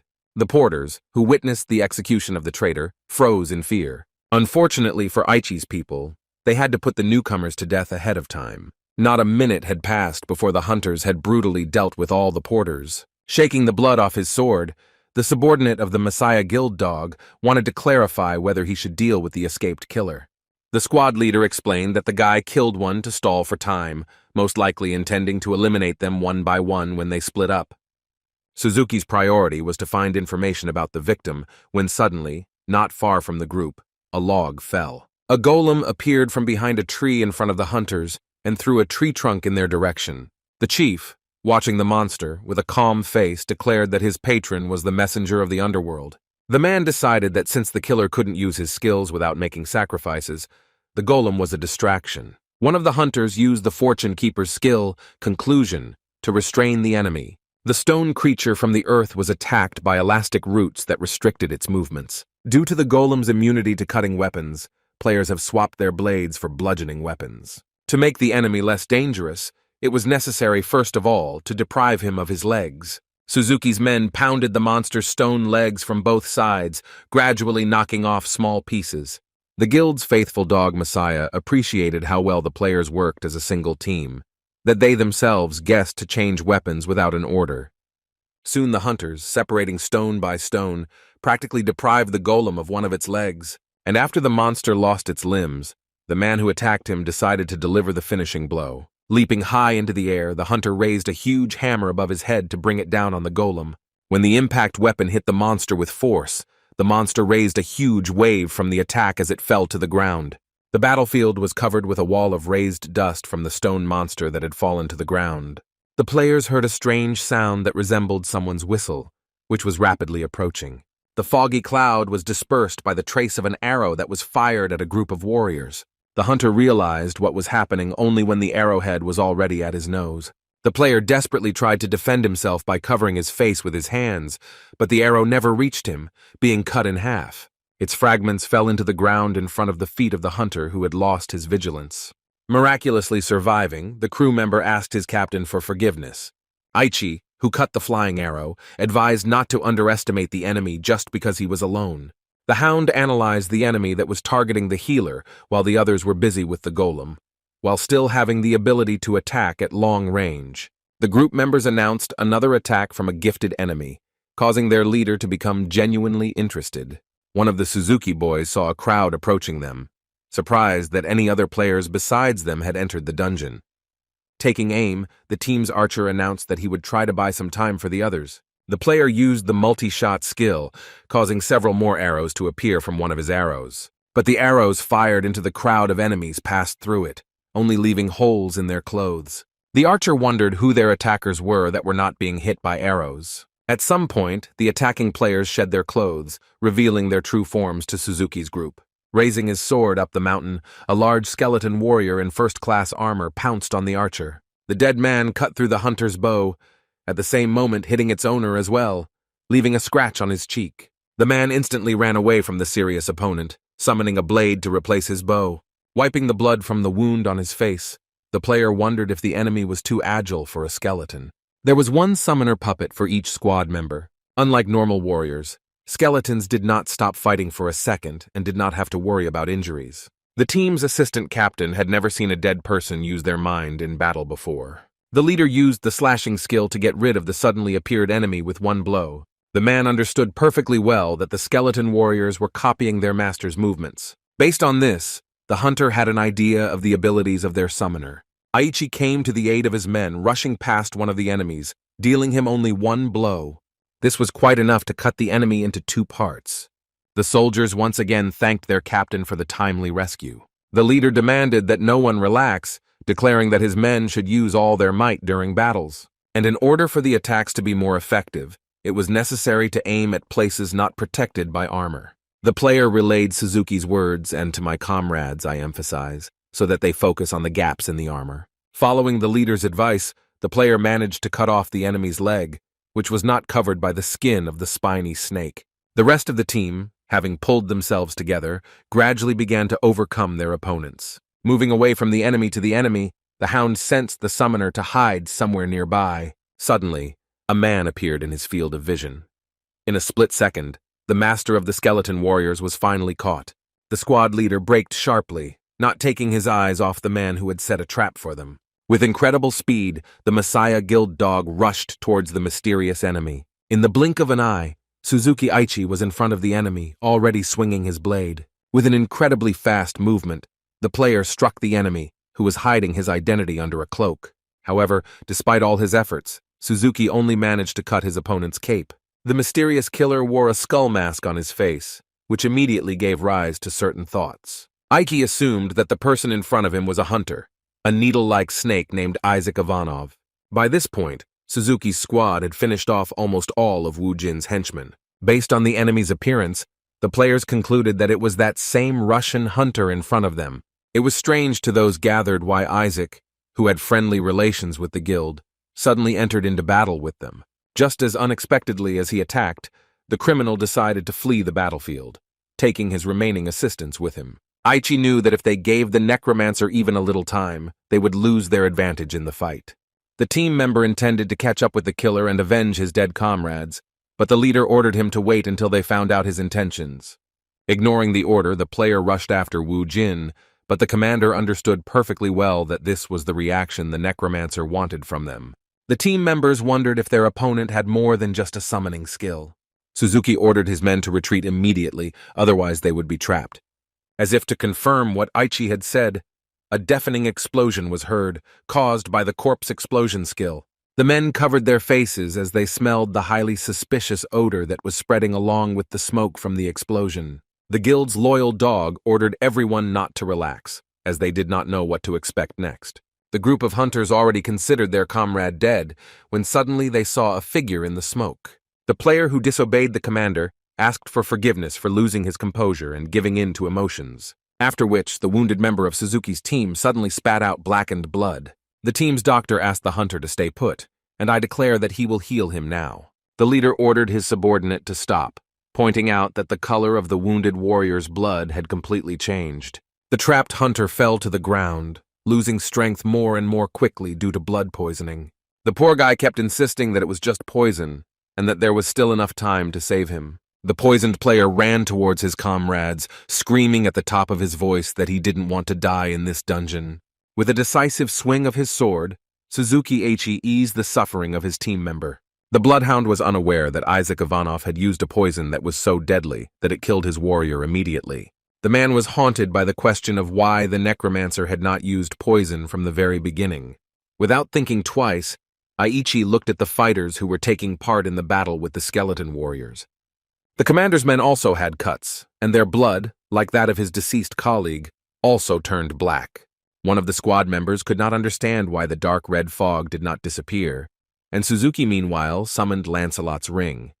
The item provided high resistance to blood poisoning, but the rest of the team remained at risk. The hunter ordered his men to move away from the dark fog, which was poisoned, although the players did not smell any smells. Immediately after this, everyone began to choke from poisoning, simultaneously losing their health. As Aichi watched his squad die in agony, one of the skeleton warriors snuck up behind him. The hunter's reflexes allowed him to recognize an approaching enemy before he struck. But it turned out that the enemy puppet's target was not the squad leader, but his subordinate. As soon as the man guessed Wu Jin's next move, the boy was already next to him. After exchanging a series of short blows, both opponents retreated from each other to a safe distance. Suzuki's interest in Isaac Ivanov was further awakened when he received a notification from a patron. Kim received exactly the same notification from his patron, along with a small cut left by Aichi's blade. The guy intended to kill the enemy with one blow, but if he was not careful, he himself could die. Even though it was already late evening outside, Osei-chan's brokerage firm was still open. Secretary Lee reported that Kim Woo-jin went to the dungeon, most likely to get rid of Suzuki. While pondering his client's decision, Osei-chan believed that Woo-jin would be a great ally. The boss told the girl that the time had come when it was necessary to resort to a special method. It turned out to be the power of the pharaoh, which Secretary Lee had been working on for many months. Meanwhile, the entire Messiah Guild squad, except for their commander, died from the effects of the poison. Woo-jin was also going through hard times, having lost his skeleton warriors and been badly beaten by Suzuki Aichi. The man turned to his opponent, asking if the guy was finished with his tricks. Even though Kim had used the effect of the sun's blessing on himself, the difference between him and the bloodhound was enormous. Bleeding, the hunter admitted that he had been too confident in his decision to face Suzuki. A representative of the Messiah Guild admitted that he had to deal with a player from Russia who lost too much blood during the fight. The man noted that if it weren't for Lancelot's ring, he would already be dead like his subordinates. Approaching Woo-jin closely, Aichi raised his sword over him in order to quickly end the fight. On the verge of death, the loner remembered the words of Park Yong Wan, which he told him during their last meeting. The Phoenix Guildmaster said that they would not be able to provide him with surgery or a transfusion due to the poison in his blood. To give the player a chance when he is on the verge of death, the employer has prepared something for him. The skill page that Mr. Park gave to his bodyguard was supposed to save the guy's life at least once. At the last second, the hunter, who seemed to have found his second wind, pounced on Suzuki. The bloodhound was outraged by the fact that the necromancer fought desperately until his last breath. As it turned out, the guy didn't want to attack at all, but only to touch the enemy's wound using blood absorption. Messiah's faithful dog literally froze in surprise as he watched Kim use a skill unfamiliar to him on him. During the flight, the player tried his best to suck out at least some of the enemy's blood, after which both hunters, due to lack of strength, were unable to land normally, which is why they fell painfully to the ground. The ring was powerless in this situation, and the characteristics of its owner were sharply reduced due to profuse bleeding. By stopping the bleeding, Kim Woo-jin also recovered a small portion of his health. Kim was surprised that Suzuki, knowing Lee Se-jung's true nature, for some reason still obeyed him. The man was amused that this was the reason Isaac Ivanov attacked them, claiming that many were wrong when they said that the world was going crazy. Wu Jin didn't say a word when he learned that Aichi was a supporter of Mr. Lee's ideas, believing that ending the game was stupid. Instead, the player removed the item belonging to Lancelot from his opponent's finger. The necromancer claimed that Suzuki Aichi was supposed to die at his hands, that having lost the item, he was instantly poisoned. After some time, the dungeon was cleared, but not all players returned. After leaving the dungeon, Kim was surprised to find high-ranking officials already waiting for him. The guy was under the bright light of car headlights, and in front of him was a man in military uniform. The stranger told the hunter that he had been waiting for him, and also asked him to take the radio that had been prepared for him. A broker contacted Wu Jin, wondering if the player knew who he killed in the dungeon. Ose-chan was silent in surprise when he heard that his client saw no problem in killing the Messiah's guard dog. The man had no problem with this, but he didn't think the guy would be anything but trouble. The broker expressed interest in what Kim intended to do next, so he wanted to meet when the client returned from Kaesong. The director of the organization was tired of communicating via radio, wanting to discuss an important issue in person. Kim Woo Jin saw no reason to refuse, as he was satisfied with his partnership with the broker. Secretary Lee arrived at the crypt in the local cemetery at first light. After standing in front of the cell for a while, the girl finally dared to open it. Inside the cell was a photograph of her at school age with a man. The secretary was flooded with memories and bit her lower lip to suppress her emotions. The office worker soon left the cemetery, and her face once again returned to its imperturbable expression. In one of the dungeons, a huge fire broke out in the evening, which could be seen from everywhere. The whistle sounded, which was a signal for retreat, which the hunters, however, were already doing. However, while everyone was rushing away from the disaster, one of the participants in the hunt was heading into the very heart of the fire. The warrior, thanks to his experience and steely character, remained calm in such situations. This man was none other than Chin-A, who was hiding under the mask of a representative of the Moscow Guild. But this time the guy had Lancelot's ring, which he received from his partner. Not long before, the players had been arguing about whether it was even possible to carry out Wu Jin's plan. Kim claimed that it was necessary to wait for several seconds for the target to remain immobilized. For the first time, the immortal warrior received an item from his partner, which he advised him to wear just in case. The brokerage firm employee felt embarrassed that he perceived the ring as something personal and not as a way to fight monsters. The hunter explained to his companion that Lancelot's ring protected against almost everything except burns. The necromancer also revealed that the firefox's flames could have a negative effect on the player, while the ring could save his life. Despite the inevitable risks, the warrior had to hold the fox, and then he would be rewarded with as much food as he wanted. The passion for food motivated the hunter so much that he immediately rushed at the dungeon monster. The wild beast rushed forward, trying to knock down the enemy who had grabbed hold of his fur. The immortal warrior clasped his hands together and then pressed hard on the grip. The mythical creature screamed in pain, and the player had the opportunity to stop it for a while. The fox began to live up to its name. Literally in an instant, it completely caught fire. The hunter holding her felt the heat hit his face, but he still didn't let go of his hands. The creature doused the enemy with flames and also cast a curse of darkness on him, causing the guy to go blind. However, this was not enough to stop Chin-A, who wanted to empty his partner's wallet. Kim Woo Jin had by this point mastered the blood weapon skill, which allowed him to create it from his own blood. The necromancer armed himself with a sharp spear and then threw himself straight into the fire in which the fox was hiding. The monster screamed pitifully, doing everything possible to make the warrior let him go, but all the creature's efforts were in vain. Angrily, the broker threw the newspaper on the table, in which he read that the government had transferred the A+ rank dungeon to the Messiah Guild. The man was worried that if the Messiah acquired Japan's treasure, she could blackmail other countries. With the emergence of Isaac Ivanov, the guild's actions became more aggressive, and China and America could also be in their hands. Zichan's thoughts were interrupted by Secretary Lee, who suddenly entered the office. The boss's gaze fell on the subordinate's shoes, which were stained with dirt and grass particles. Sitting down at the table, the girl asked to give her a minute so that she could present her report. The broker, looking at the calendar, replied that working hours had not yet started, so Lee did not need to hurry.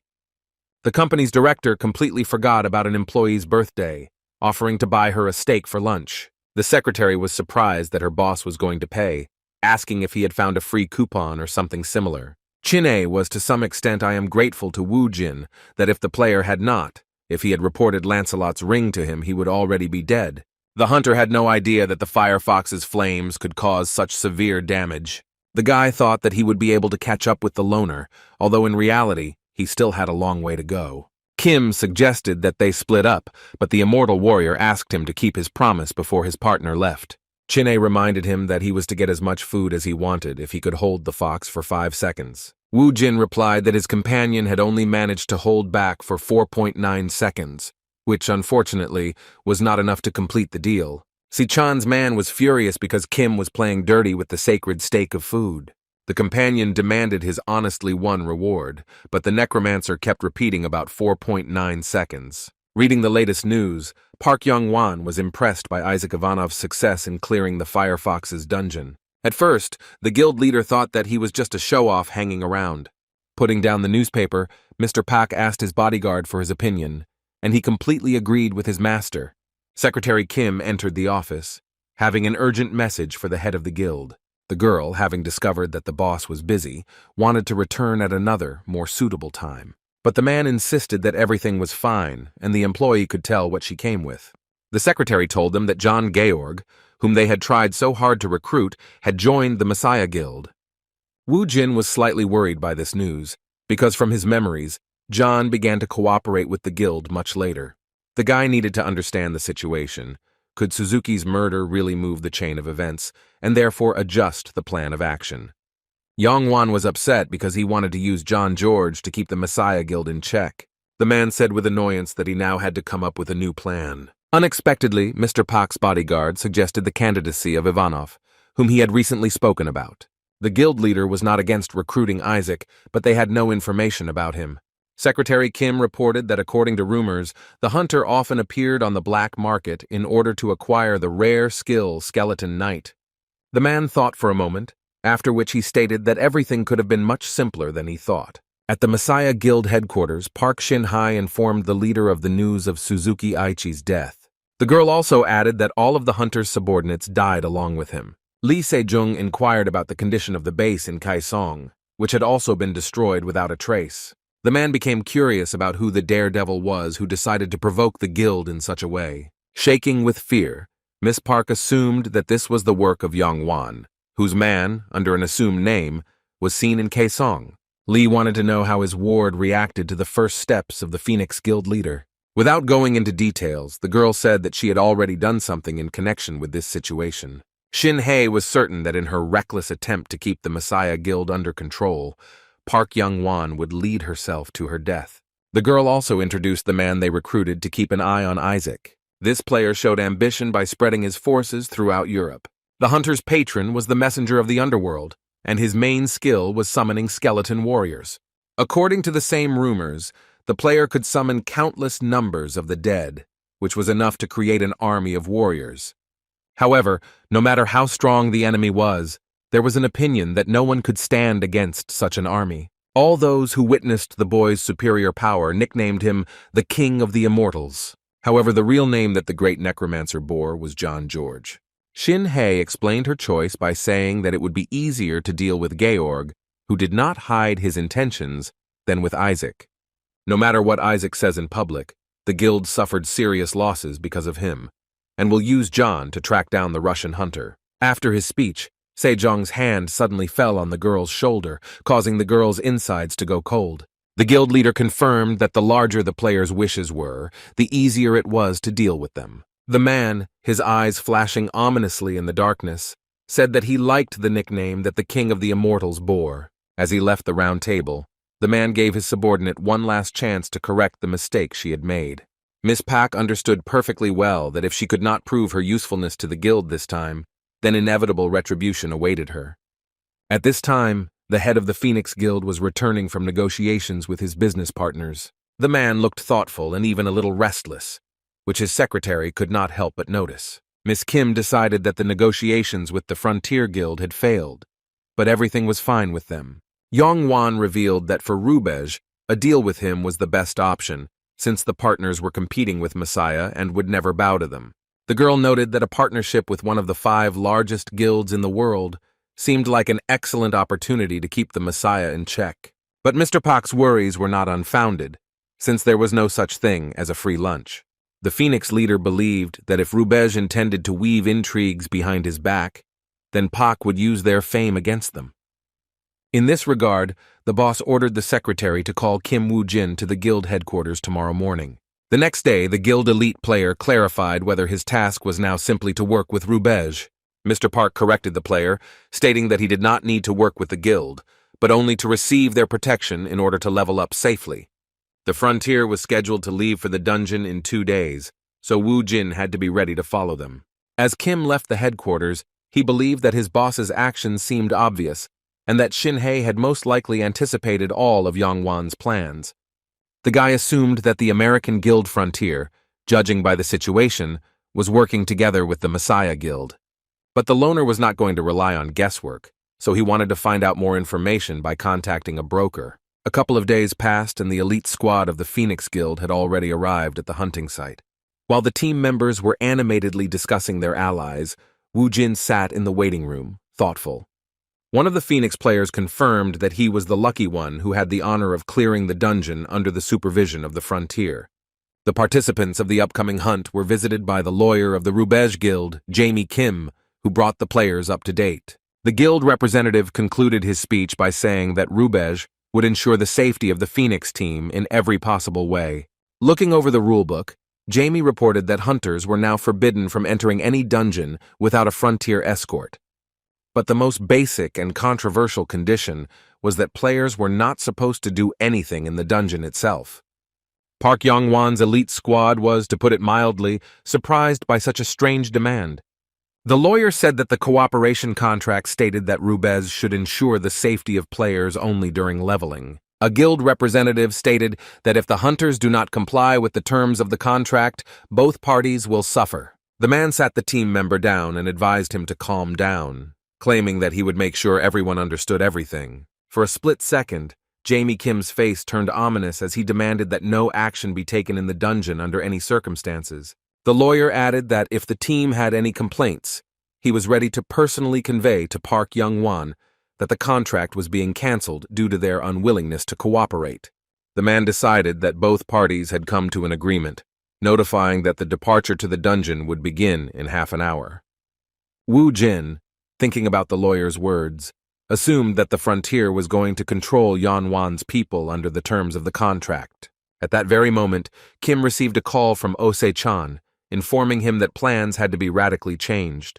The broker believed that entering the dungeon was not the best idea, and that most likely the Messiah and Rubej were in cahoots. It was strange that the Messiah would decide to join forces with the strongest guild in America, but the man needed to look into the matter much more deeply. Ose-chan advised his client to abandon this dungeon, and in return he would find him a safer one. The loner still wanted to fall into the enemy's trap, but his interlocutor considered such a decision reckless. The guy replied that if it weren't for his recklessness, he wouldn't have worked with the broker, believing that now was not the best time to talk. The interlocutor agreed, since they could be wiretapped at any moment, intending to come up with a new plan as soon as possible. Woo-jin demanded that the broker report all news regarding the frontier, and that the man deal with the consequences. Without thinking twice, Ose-chan finally agreed, giving the client the advice to go wild as much as he liked. Once in the dungeon, the Phoenix Guild team did nothing, but their level still increased. One of the hunters found it strange that his colleague had already increased his rank twice.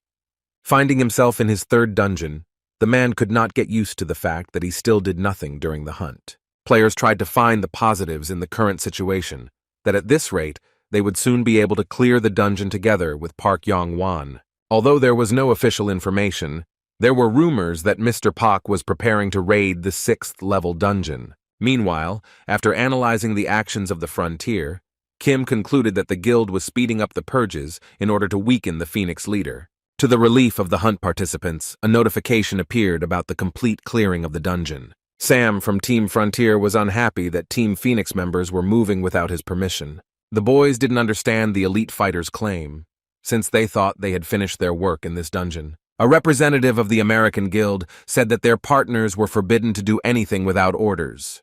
The loud laughter coming from the brokerage firm's office could be heard throughout the entire block. The man was amused by the fact that Kim Woo-jin was forced to do nothing, while the guy, in his opinion, found it extremely unpleasant. Throwing a newspaper news release on the table, the man stated that all this could soon end, since Park had already announced his raid. Kim agreed that the guild leader didn't have much of a choice, but to strengthen his status as soon as possible. Oh-se-chan said that once Young Wan enters the dungeon, his partners will show their true colors. Looking through Secretary Lee's reports, the broker reported that the information the guy had requested would seem much more interesting to him.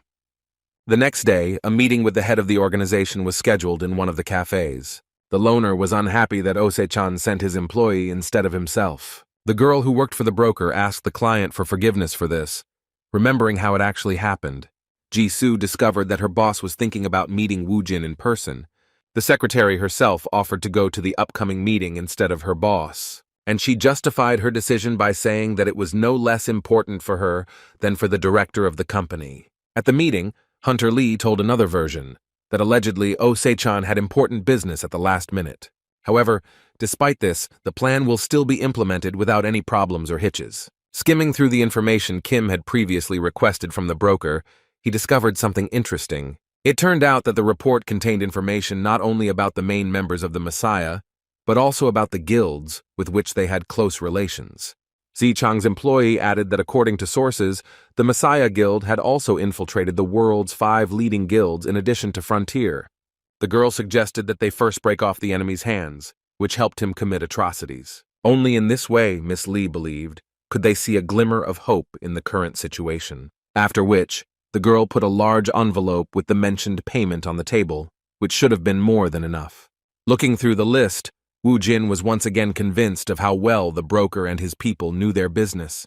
The document presented contained a list of items used by the Knights of the Round Table of the Messiah Guild. However, in addition to the main members of the organization, 5 guilds were also included that were suspected of collaborating with the Messiah. Looking over the list, Kim confirmed that this payment was indeed more than enough. In the report, the player discovered a member of the Frontier team, Sam Oliver, whose magical item was Percival's spear. The man on the list was a hunter, who had been following him during his joint dungeon expeditions with Rubej. Pointing to the report, the boy asked the secretary to pass on the message to her busy boss. Kim Woo-jin demanded that they get him the exact same one as last time, pointing to Oliver's photo.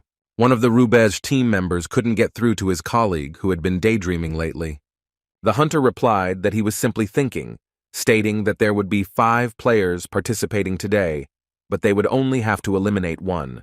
The man decided that the player was absent-minded because he had more than one murder to commit. The guy confirmed that the other team should deal with the remaining extra participants. Hunter had the nickname Lucky Sam, but he was no longer sure of it when he received a call from Chief Naomi. While looking through the reports, the boss reported that Kim Woo-jin, who was being followed, had already survived several assassination attempts by other guilds. Since the boy was at the top of the kill list, Rubej specially lent him Percival's spear. Gritting his teeth, the player was determined to destroy the target at all costs, so that the legendary spear would not kill him. Soon, the American guild team entered the dungeon, where they had to hold out for 4 days. The hunters were dejected to learn that they had been given a survival quest, in which the target was not supposed to know that they were being hunted. If the squad makes such a mistake, they will have to chase the victim for 4 days.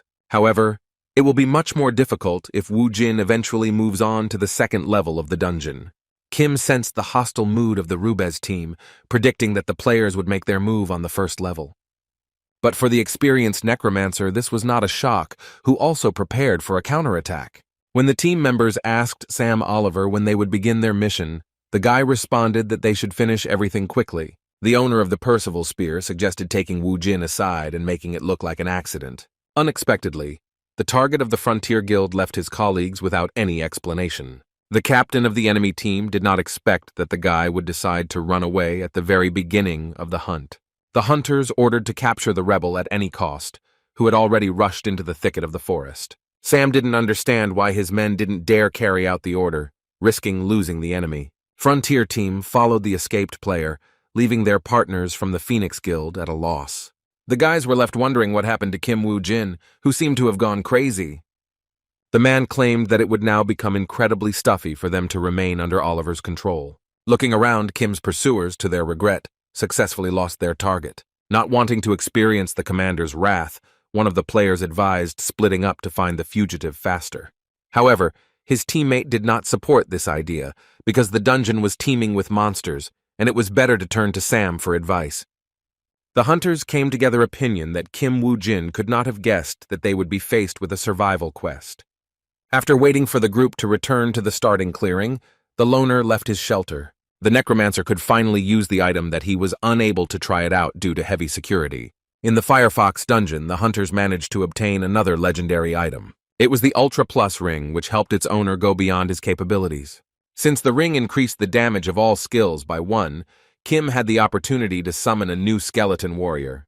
And while the hunter was busy looking through the skills available to him, a monster crept up on him unnoticed. A whole crowd of predatory beasts appeared just in time for Wu Jin to test his increased strength on them. The returning Rubez group reported that their targets had managed to disappear among the trees.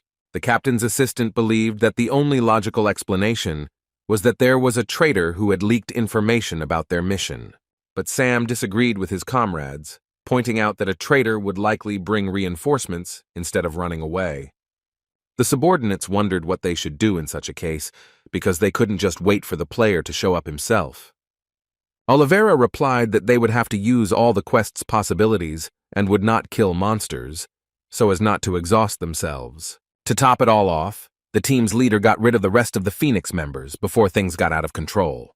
Up until this point, the information Naomi's boss had provided was true, and Wu Jin was still difficult to deal with. However, no matter how hard the representative of the American Guild tried to understand what was happening, he could not predict the enemy's actions. Running past the remains of the monsters, Sam was surprised that the fugitive had managed to hunt the local fauna during this time. Before the members of the Frontier Guild could react properly, they all became victims of the corpse's explosion. It was only after falling into one of the hunters' traps that the group's leader realized that they themselves had become a target. Oliver ordered his men to prepare immediately for the impending enemy attack. Sam's personal assistant suffered a serious injury to his arm, requiring the captain to treat him. Looking down, the man discovered a skeletal warrior who had suddenly appeared at his feet. The next second, the blade of the assistant summoned by the necromancer pierced Oliver's subordinate. Another member of the squad asked the captain to do something about the wall of dust that was raising up in the air and making it impossible to see anything. However, it was too late to solve the problem when, after dispersing the smokescreen, an arrow pierced the player's body. The team leader was seriously scared, because at this rate, the enemy could deal with them before they could strike back. Sam slammed his spear into the ground, using the Silent Hunter skill Wind Wall. Because of this, the wall of dust that appeared after the explosion instantly disappeared, returning the team's previous view. As soon as the curtain of dust disappeared, one of the necromancer's minions appeared from behind it, attacking Oliver. The blade of the summoned dead man failed to touch the enemy, falling to the ground. But still, Kim's puppet inflicted significant damage on the guy, depriving him of his weapon. Having thrown away the broken spear, the hunter was forced to resort to a backup option.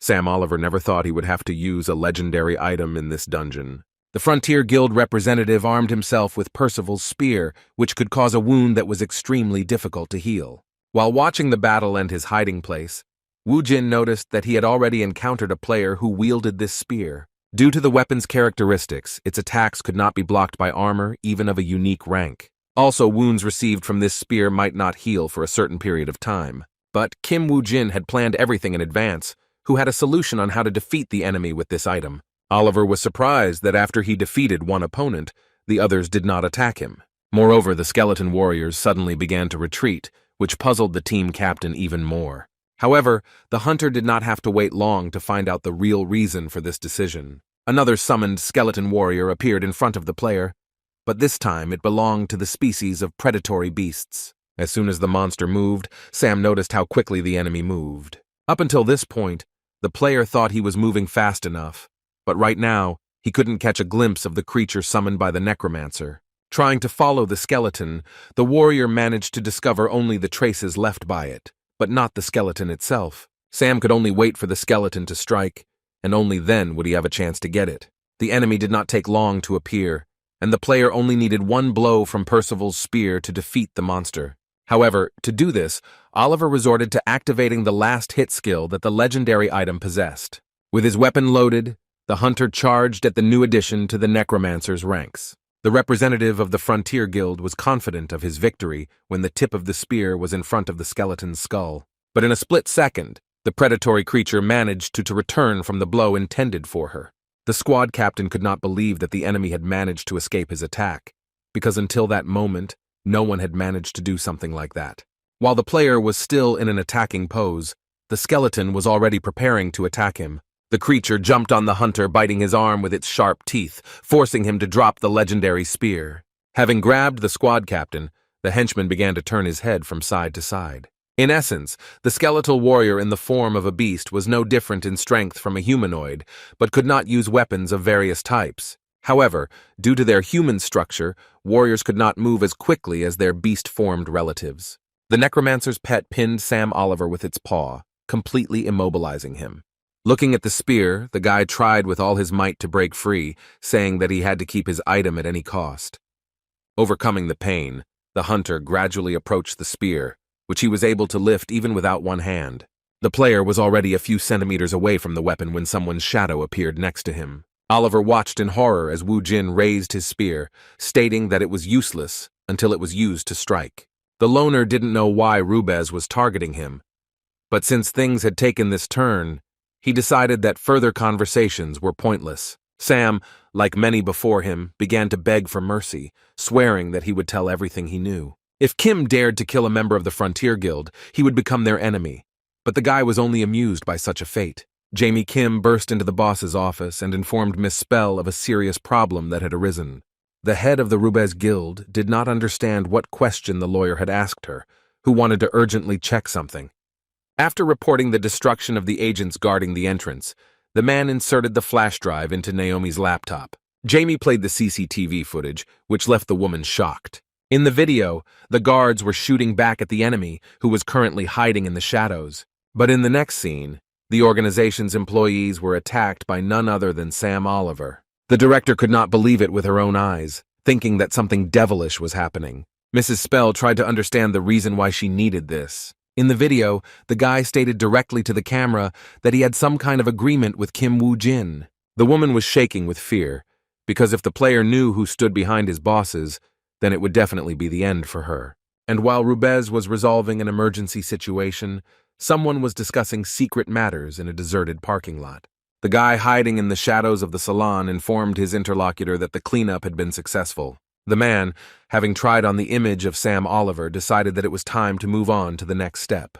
Chin'e wondered if it wouldn't be better to lay low for a while rather than causing a stir in the Frontier Guild. Taking off his mask, Wu Jin replied that there was no better place to hide than the dungeon. During a meeting with Secretary Lee, the hunter asked to make a mask with Sam Oliver's face for him. The player stated that a suitable opportunity had arisen to carry out the plan, advising his partner to prepare. However, the immortal warrior did not share the ideas of his interlocutor, who had no reason to get involved in all this. Chin'e tried to reason with Kim, but they didn't listen to him, and the hunter was already talking to Osei-chan about the frontier. At this point, there was no news, which could mean that Chief Naomi was trying to handle the case on her own. The broker could not say with complete certainty that Naomi Spell was the Messiah's informant, but there were some grounds for this. From Oliver's memories, Wu Jin found no information about the leaders other than Naomi. Be that as it may, things had already gone awry for the guild due to the betrayal of their man. Osei-chan asked Kim to hide in some dungeon so that Park Yong Wan would not find out about everything while he would scare Spell with Sam Oliver's ghost. The hunter reported that he had already dealt with this issue, having found himself a frozen forest screamer dungeon in Taiwan. The broker's face twisted when he learned that of all the possible options, the guy went there. Chin'e was not happy that his partner wanted to drag the poor guy into the dungeon, who had 23 unsuccessful cleanups to his credit. The head of the company warned that the Messiah had tried to clear the dungeon 4 times, but none of her attempts had been successful.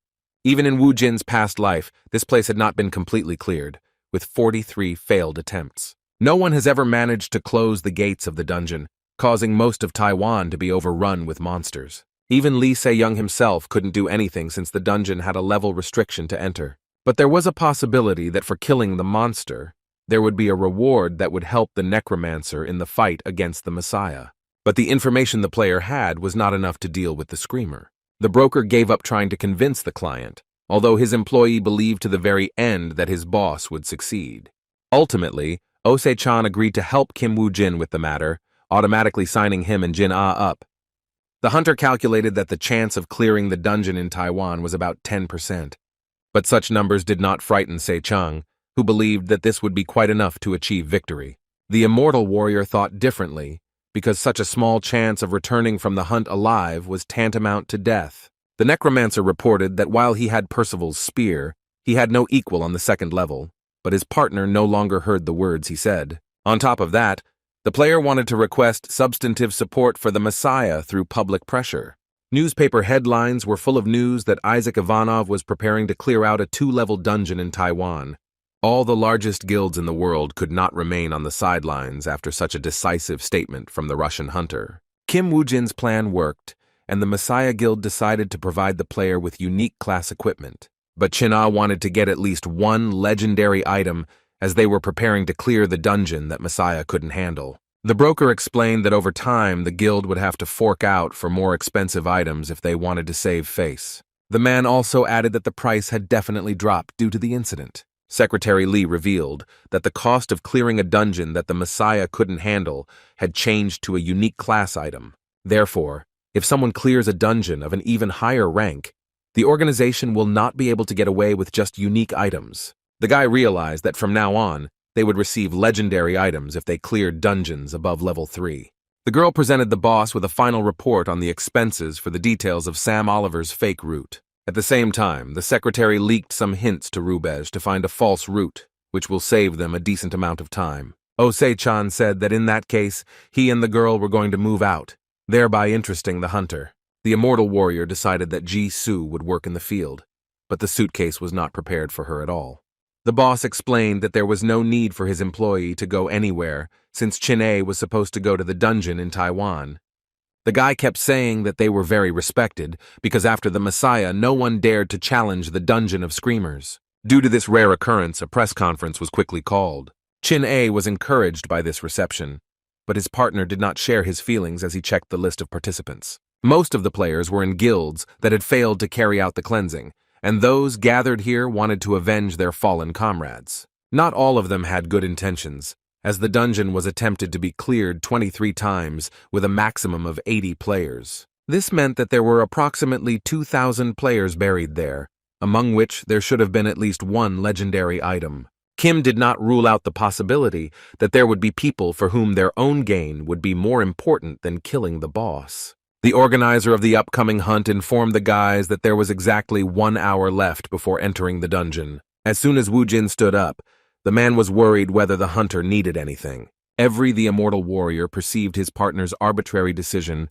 as yet another risky scam. The local guild member was surprised that the player wanted to personally address the hunters. The legendary hunter from Russia was escorted onto the stage, which was all aglow with camera flashes. Meanwhile, things were not going well for the Frontier Guild, which lost track of the traitor. Naomi's protege reported that Sam Oliver was being helped by someone, but intelligence could not determine his location. The guild leader demanded that they do everything possible to keep Sam and Kim Woo-jin, or else get rid of both of them. Around this time, Ose-chan was told of a certain problem that he had to look into with his own eyes. The client made a public statement on behalf of Isaac Ivanov, in which he thanked all participants in the cleanup, after which the player stated that his goal was to save the world by finishing this game, to achieve which he would do everything possible. The secretary said that this was not their plan, but the video of the player had already spread around the world. The man was amused by the fact that Kim openly declared war on those who were going to stop him. In the dungeon, all eyes were on the pair of Russian hunters, especially because of their recent statement. And while some players were outraged by the guy's impudence, others, on the contrary, obediently listened to his advice, staying on the sidelines. Some of the hunt participants personally saw Isaac in action, in the Firefox's dungeon. Eyewitnesses claimed that the pair were real monsters, piquing the interest of players. Chin-A was unhappy with his partner's provocation, but he didn't see a way to convince people in a good way. His message, in particular, was addressed to the bloodhounds who came to collect valuable items from fallen players. The necromancer wanted to show everyone his superior power, and also to suppress their will to the slightest resistance.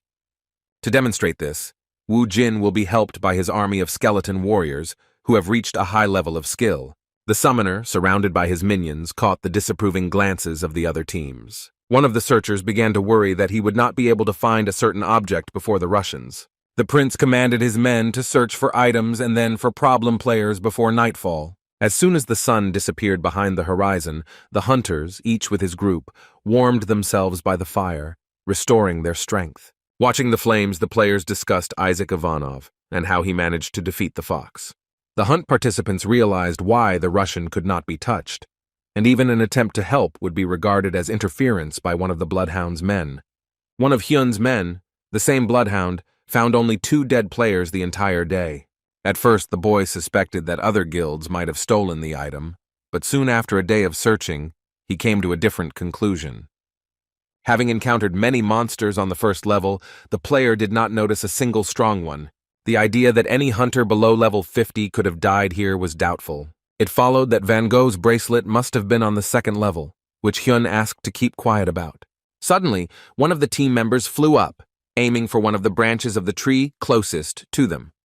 Having climbed onto it, the hunter discovered a hanging skeleton that showed no signs of life. A squad member kicked the skeleton to make sure it was truly dead, wondering how it got there. The commander asked his subordinate what exactly had made him so wary. The guy apologized and explained that he most likely reacted to the sound of a corpse bouncing in the wind. The hunter threw his find straight into the tree where he found it when he returned to his comrades. The warriors were determined to find the legendary item for the Kunlun Guild, even if it meant going against Isaac. Thanks to the Reaper's mask, Kim learned of a new item that he had never heard of before, but because of Kunlun's interest, it was worth taking a closer look. Having fixed the connection with the skeleton, the hunter decided to find the bracelet, which might be useful to him in the future. Chin-A, who was always dissatisfied with everything, asked if they had really been the only ones fighting all this time.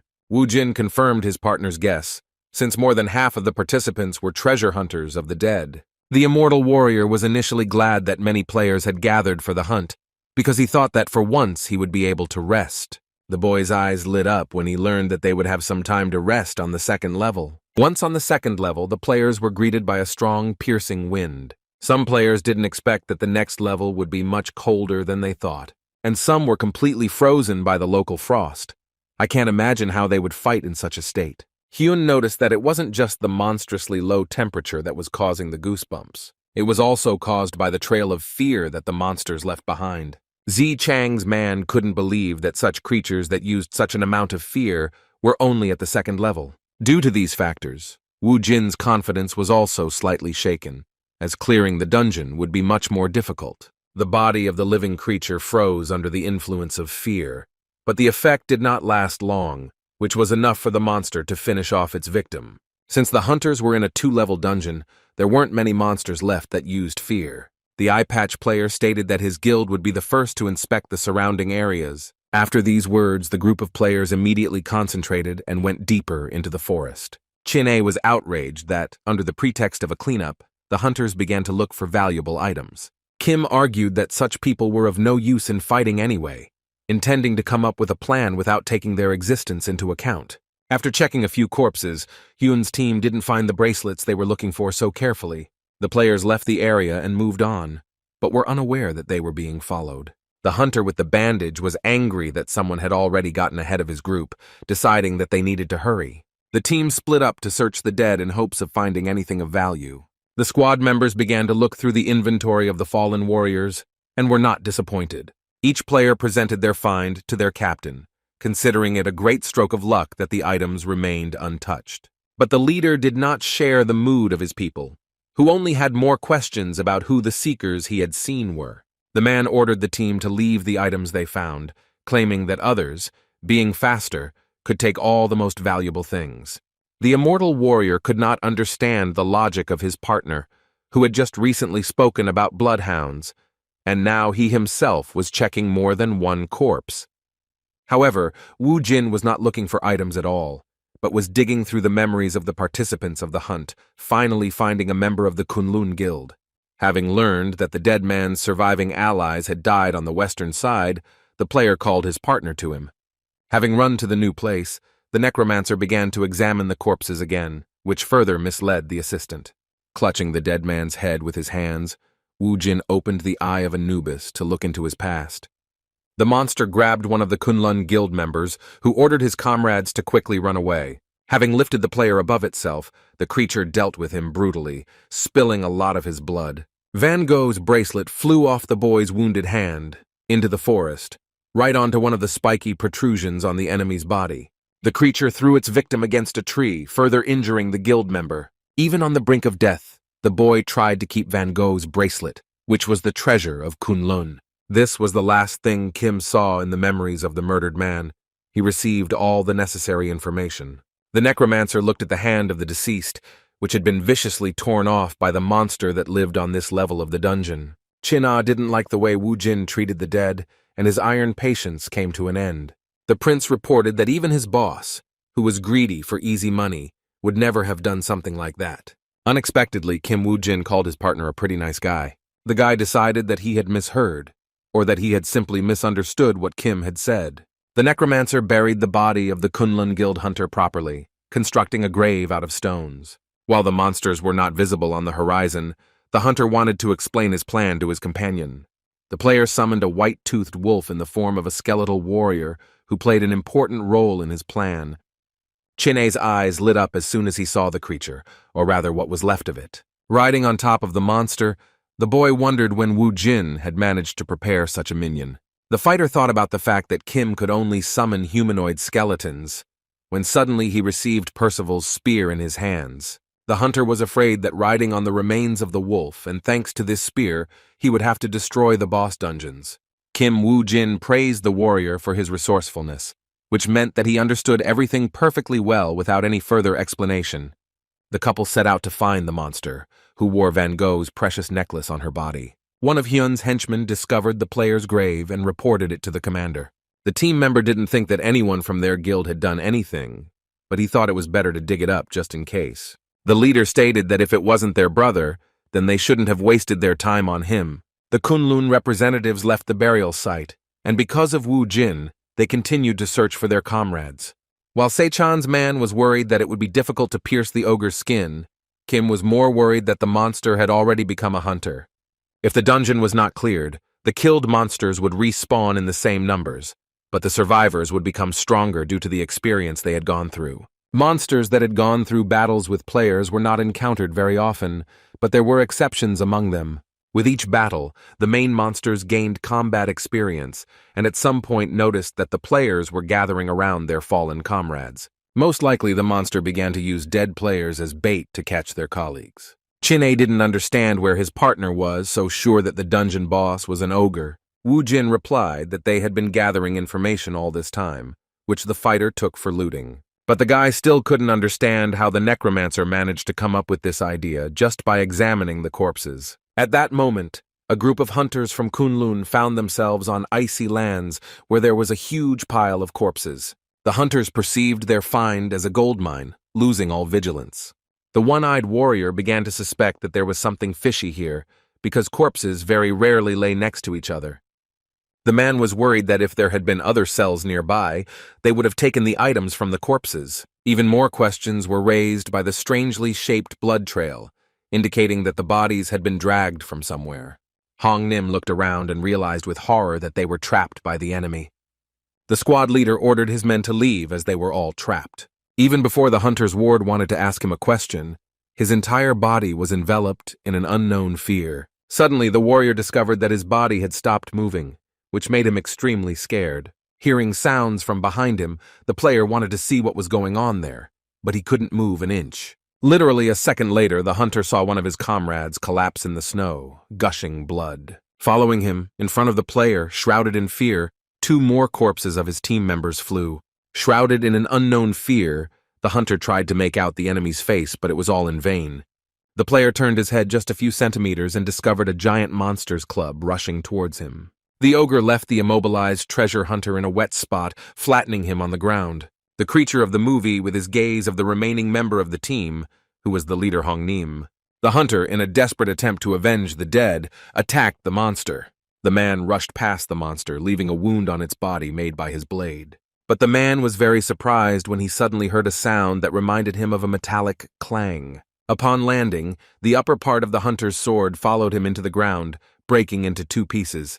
Hong Nim didn't understand how a unique class blade could break so easily, and the monster's skin. The leader of the Joy felt an unknown fear envelop him, paralyzing his body. Just at that moment, two hunters were rushing into the ogre's lair, fully aware that they were walking into an enemy trap. Having finished feasting on the commander, the monster threw the body of the dead hunter into the snow. Kim Woo-jin cautiously peeked out from behind cover to assess the situation.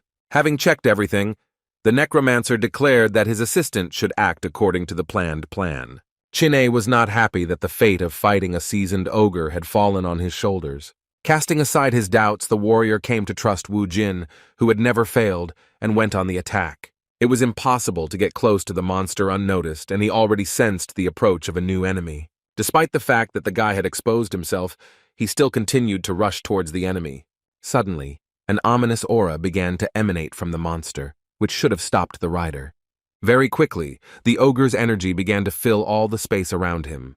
Gritting his teeth, the immortal warrior rode the red wolf into a cloud of unknown fear. The trembling in the boy's body instantly subsided thanks to the action of Lancelot's ring. However, despite the successful offensive, Chin-A was still filled with a sense of unease. Ignoring him, the hunter grabbed the skeleton tighter and continued to act according to the plan. At the most crucial moment, the player realized that the monster he was riding was running too fast. The immortal warrior was already very close to the dungeon boss, which was not originally planned. The dungeon dweller brought his club down on his opponent, but in the end only raised a layer of snow into the air. Woo-jin's puppet deftly overtook the enemy and prepared to attack him from behind. The skeleton ordered the rider to hold on as tightly as possible, and Chin-A was very surprised that his partner was in control of the wolf at that moment. The guy wanted to say that such a trick could have cost him his life, but before he could even speak, he rushed straight at the ogre. The immortal warrior, riding on a skeleton, jumped onto the giant monster's back with lightning speed, after which Percival's spear pierced the creature's shoulder, leaving a huge hole in its body. Si-chan's man was impressed by the abilities of the item Kim gave him during the battle. The monster's ability to recover was reduced, but the hunter was more interested in the moment when the skeleton warriors would come to the rescue. 10 more penetrating blows were needed before that, and once the monsters received these injuries, the necromancer was obliged to personally take care of the rest. The skeleton warriors were already waiting for the moment to demonstrate their new bloody weapon, created with the help of the blood of the spellcaster. Suddenly, a strong wind blew towards Hyun and his team, which could mean that a strong fear was spreading. Covering herself from the flow of wind, the girl wondered if the attack on the boss monster had already begun. The detachment commander's subjects reported that they had found the body of a comrade from the Kunlun Guild. This was evidenced by the inscription on the armor, which was the secret language of the guild. The text stated that in order to find the Kunlun property, one had to meet the sleeping brother in the west, which left Hyun stumped. But then it dawned on the guy that they had seen a grave in that very place, which he had decided not to touch. Players had to hurry, as the ogre was rapidly losing its health, which made it susceptible to the necromancer's attack. The dungeon boss was covered in bloody weapons and skeleton warriors that surrounded the monster. Each blow of the spears poisoned the creature, spreading deadly poison throughout the body. Holding Percival's spear in his hands, Chin-A could not imagine that it was capable of piercing such thick skin. The immortal warrior was full of confidence that no dungeon could withstand the combination of spear and blood poisoning. However, Woo-jin disagreed, as the weapon was only effective in a 2-level dungeon, and in order for Kim to deal with a worse monster, he needed to get even stronger. For defeating the giant, the hunters were again rewarded with a golden catalog by their mentor. The necromancer's assistant complained as usual that his mentor didn't pass anything on to him, even though the guy did all the dirty work. For the food lover, the worst thing about this situation was that he couldn't even change his mentor. Having climbed onto the test monster, Woo-jin removed from it that very mysterious Van Gogh bracelet. Once again, all the glory for clearing the dungeon went to Isaac Ivanov from Russia. But not everyone was happy about Taiwan being saved, especially the members of the Kunlun Guild. Hyun's subordinate insisted that they hadn't managed to get the bracelet back, but if it had fallen into the wrong hands, they were in serious trouble. The commander was powerless in this situation and could only report the situation to his superiors. The guy rejected the option that the bracelet could have been taken out because they left clues for the brothers in a secret language that no one knew. Be that as it may, Hyun hoped until the very end that Van Gogh's bracelet had not fallen into the hands of a Russian hunter. Kim was unharmed when he chose this dungeon, managing to retrieve from it a legendary item that contained the power of harmony. Each player could use a maximum of 5 items, which included 1 necklace, 2 rings, and 2 bracelets. But even with the presence of a larger number of items, their effects were applied within the established limits. However, Van Gogh's bracelet allowed the effect of all the rings worn on the fingers to be used. But there was also a downside, because the rings could not be removed, although such items could be worn alternately. Experienced players could change rings depending on the situation, but now, Woo Jin will have to choose each item carefully. His partner again couldn't understand why Taiwan's savior was sitting with such a serious face. The hunter replied that he was simply lost in thought when suddenly his phone rang. Oh Se-chan demanded that the player return to the base as soon as possible if he had the opportunity. The urgency, according to the broker, was due to the fact that Park Yong Wan had just returned. The man said that on the internet, headlines switched from Isaac Ivanov to the return of Mr. Pak. The news reported that the Phoenix Guildmaster had successfully cleared the 6-story dungeon for the 2nd time. Yes, for Kim Woo Jin, this was a good sign, because as the employer's reputation grew, so did his protection. Chin-A took advantage of the moment while they were in an exotic country to try the local cuisine. As soon as the guy found out that they were urgently flying back to the edge, his face turned into a sour expression. The immortal warrior continued his hysteria even while on the plane, regretting that he had not eaten a single Taiwanese dish. Upon returning home, the loner first visited Yong Wan to tell him the latest news. The bodyguard reported that the Rubez Guild tried to deceive his boss. Kim said that he was badly injured and didn't know who to trust, so he went into hiding for a while until his owner returned. The secretary handed over the materials to Mr. Pak so that they could be sent by the investigation team on the day of the incident. However, there was little evidence left in the dungeon itself due to the fire that broke out. But there were also statements from surviving players. According to the affected players, the Rubez Guild was the provocateur and attacked first. We claim that it was a simple accident. The Phoenix Guildmaster was very angry that his partners were carrying out their dark deeds while he was away. The man guessed Rubez's intentions, while his bodyguard was interested in his master's further actions. He declared that the traitor would not pay for his deed, and there was only one thing he wanted to do. The hunter was surprised when Pak's subordinate placed the case on the table in front of him. The day hadn't even really begun, but the owner of the brokerage firm was already beaming with happiness. His employee was interested in how much the boss had managed to earn to be so happy. The guy asked how Ose-chan was going to get his skill page back, reminding him of how hard it was to get the Skeleton Knight skill. However, the broker was not worried because the person who would return their items was already in Park Yong Wan's office. The immortal hunter was almost speechless when he learned what kind of scam his boss had pulled off. Kim Woo Jin left Mr. Park's domain with the rare skill of a Skeleton Knight. After the deal, the guy called the broker to say that he had just been to see Park Yong Wan. Everything went according to plan, and the guild leader asked Kim to hand over the skill page personally to Isaac Ivanov. Park Shin-hai reads the news headlines and learns that the Phoenix Guild has promised Isaac their full support. Salam's girlfriend is worried that Yong Wan started flirting with the publications without expecting such a turn of events. If the guild leader becomes a public favorite, it will make the Messiah's job much more difficult in the future. Shin-hei suggested that Naomi Spell needed to take responsibility for what happened. The former head of the Rubez Guild tried to justify herself, but she understood that it was useless. While watching the news, Mr. Park listened to Secretary Kim talking to some of the clients on the phone. When the girl finished talking, the boss asked if she had spoken to Kim Woo Jin. The girl confirmed that she had spoken with an elite player of the guild, who had already passed the skill page to Isaac's side and was waiting for further instructions. The director of the organization believed that with the appearance of Ivanov, his bodyguard felt the instability of his position. The man stated that the boy had worked hard, and as a gesture of courtesy, he would allow him to die in a 3-level dungeon. Mr. Park believed that if he sent a couple more people, the player with normal support would calm down and leave. However, if this does not happen, then the hunter will have to properly surprise the head of the guild. After some time, a group of Phoenix members were gathered to receive a task from Yong Wan himself. When discussing the new team member, the players decided that the guy was a weakling based on his name alone. But one of the squad members claimed that according to rumors, Wu Jin had emptied one of the dungeons that had not been cleared thanks to his skills. Yun Yan Hong thought that if the guy had excellent skills, they wouldn't have been asked to accompany the hunter into the 3-level dungeon. The colleagues tried to calm the girl down, claiming that they could not dispute the order of the head of the guild.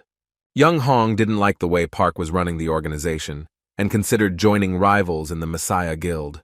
A team member reported that Kim's patron was the messenger of the underworld, and his ability was the blood poisoning skill. The players were heatedly discussing the abilities of the new Otrada member, who had skills that Isaac Ivanov also possessed. The players' conversation was hidden by a car driving into the dungeon. The team member was irritated that, on top of everything else, the player arrived last. The girl was very surprised when she found such a used car in the possession of a hunter with a good reputation. The squad members were surprised when Yun said the controversial Kim deserved respect because of his frugality. While reading the conditions for moving to the next level, Wu Jin noted the generosity of Yan Wan, who sent him an escort to the dungeon from the rank. Yan Hong approached the guy and asked if this was his first time in a 3-level dungeon. The girl stated that the necromancer would be of little use in this place, which attracted the attention of the loner. A member of the Phoenix Guild demanded that the boy do what he was told, otherwise she threatened to finish him off. Yan Hong wanted the new team member to kill the monsters first so she could assess his level. We want to know the time of the task and the quantity, but the girl decided that the player still won't be able to do everything as she says. The huntress did not limit Wu Jin with numbers. The main thing was that he killed as many as he could, leaving him alone. At this time, the employees of the brokerage firm were discussing another hunt in the dungeon, where their friend followed. Jin-ah, the neighbor, denied being idle, wishing he could at least relax a little while Kim Woo Jin was away. The boss couldn't understand the mood of the guy, who had previously complained about the lack of an experienced partner, and now about working with such a person. Suddenly, the employees' phones received a notification from the dungeon management department, reporting an escaped monster. The immortal hunter didn't believe that something like this had happened before. I wonder which guild was watching this dungeon. Pai began to speak, and then he said that a similar situation had already happened with the dungeon that was controlled by the Messiah. The hunter realized his boss's hint too late, but the words that had been spoken could not be taken back. The man cautiously peered over his subordinate's shoulder to check how the secretary had reacted to this. The girl sat at the monitors absolutely calm. At least that's what it seemed at first glance. Lee went back to her school years, to that very tragic day when everything happened. Then, the student, bored in class, looked at the empty seat where Park Shin-hye was sitting. Suddenly, a monstrous explosion was heard, which attracted the students, who began to look out of the classroom windows. School children witnessed the explosion of the main building of the Hansung Corporation. Lee was so upset that she couldn't contain her emotions and screamed loudly. The girl sat motionless for a while with the phone in her hands, replaying the events of that day in her head. Rustam left the table and asked her colleagues for forgiveness, saying that she wanted to step away for a minute. On the girl's desk was the same photograph that was in the crypt at the cemetery. As soon as the girl left, Chin-A grabbed his head, scolding himself for his carelessness. The boss reminded him that he had to keep an eye on who the guy was and what he said in the presence of the secretary. The hunters apologized, and knowing that Oh-se-chan knew Lee's father, asked what kind of person he was. The man frowned, and just like his employee, he went to look for an answer in his memories. The first thing he found in his memory was their meeting, where the men discussed a deal of one of them. The girl's father insisted that he should only go and visit if it was for the sake of his family. The man wanted to create a world where his daughter would go to school safely. Lee's father worked for the Hansung Company and died under the rubble of the building that terrible day. In the end, the broker responded that the secretary's father was an incredible hard worker and an easy target when it came to his daughter. And while the employees of the brokerage firm discussed the personal lives of their colleagues, the Phoenix Guild successfully dealt with the monsters of the dungeon with rank. Yun Yan Hong was confident that at this rate, they would advance to the 2nd level by tomorrow. However, a team member who came running ordered to take a look at Kim Woo Jin, but the captain decided that the guy most likely just embarrassed himself. The hunter replied that the matter was different, and the leader of the squad needed to see everything for herself. The girl, although skeptical about the necromancer until the very end, agreed to be shown the way to him. Yan Hong didn't think that when the guy said that he needed time to prepare, he meant exactly that. The hunters discovered a series of traps that the new team member had been setting up all this time.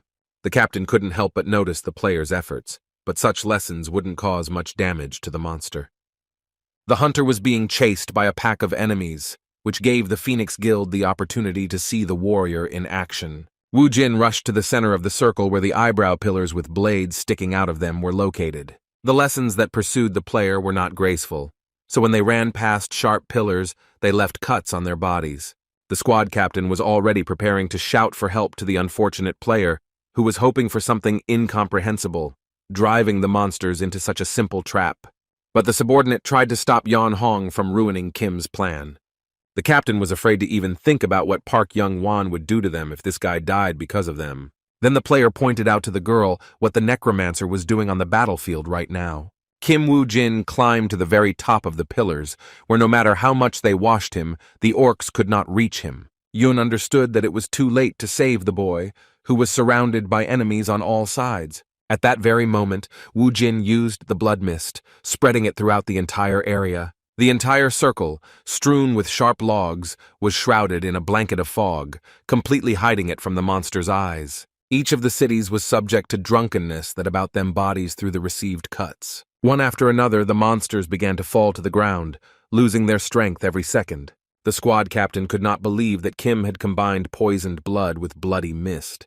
The team member stated that the player had killed at least 100 monsters, and Yan Hong admitted that the guy was an amazing warrior. The girl's eyes widen at the mere thought that she will win over to her side the man who has deservedly earned Park Yong Wan's favor. A heavy flask, which had previously contained the summoner's blood, fell to the ground. Although this skill was useful, it consumed too much of the hunter's blood. Having increased this skill by 1 unit, the guy leaned his hand against the orc's body, using blood absorption on him. Jin was very lucky that he also had a skill that could easily compensate for the shortcomings of the blood mist. After making sure that all the enemies were defeated, the captain ordered her subordinate to convey something to Kim. Yun Young Hong stated that after which it was impossible to tell Wu Jin that he was eliminated. Warming herself by the fire, the captain asked the necromancer for forgiveness for having behaved tactlessly. The girl admired the incredible skill of the loner and suggested that, working together, they will be able to conquer a 3-level dungeon. Before Yun could finish her speech, the boy announced the amount of 100,000 won, explaining that it was the cost of each time the poisoned blood was used. The commander did not expect that in order to use blood, the player had to spend money. Wu Jin explained that his supply of poisoned blood was limited, and it made sense for the team to pay the player to use his skill. The guy continued speaking, but the girl interrupted him, agreeing with the position expressed.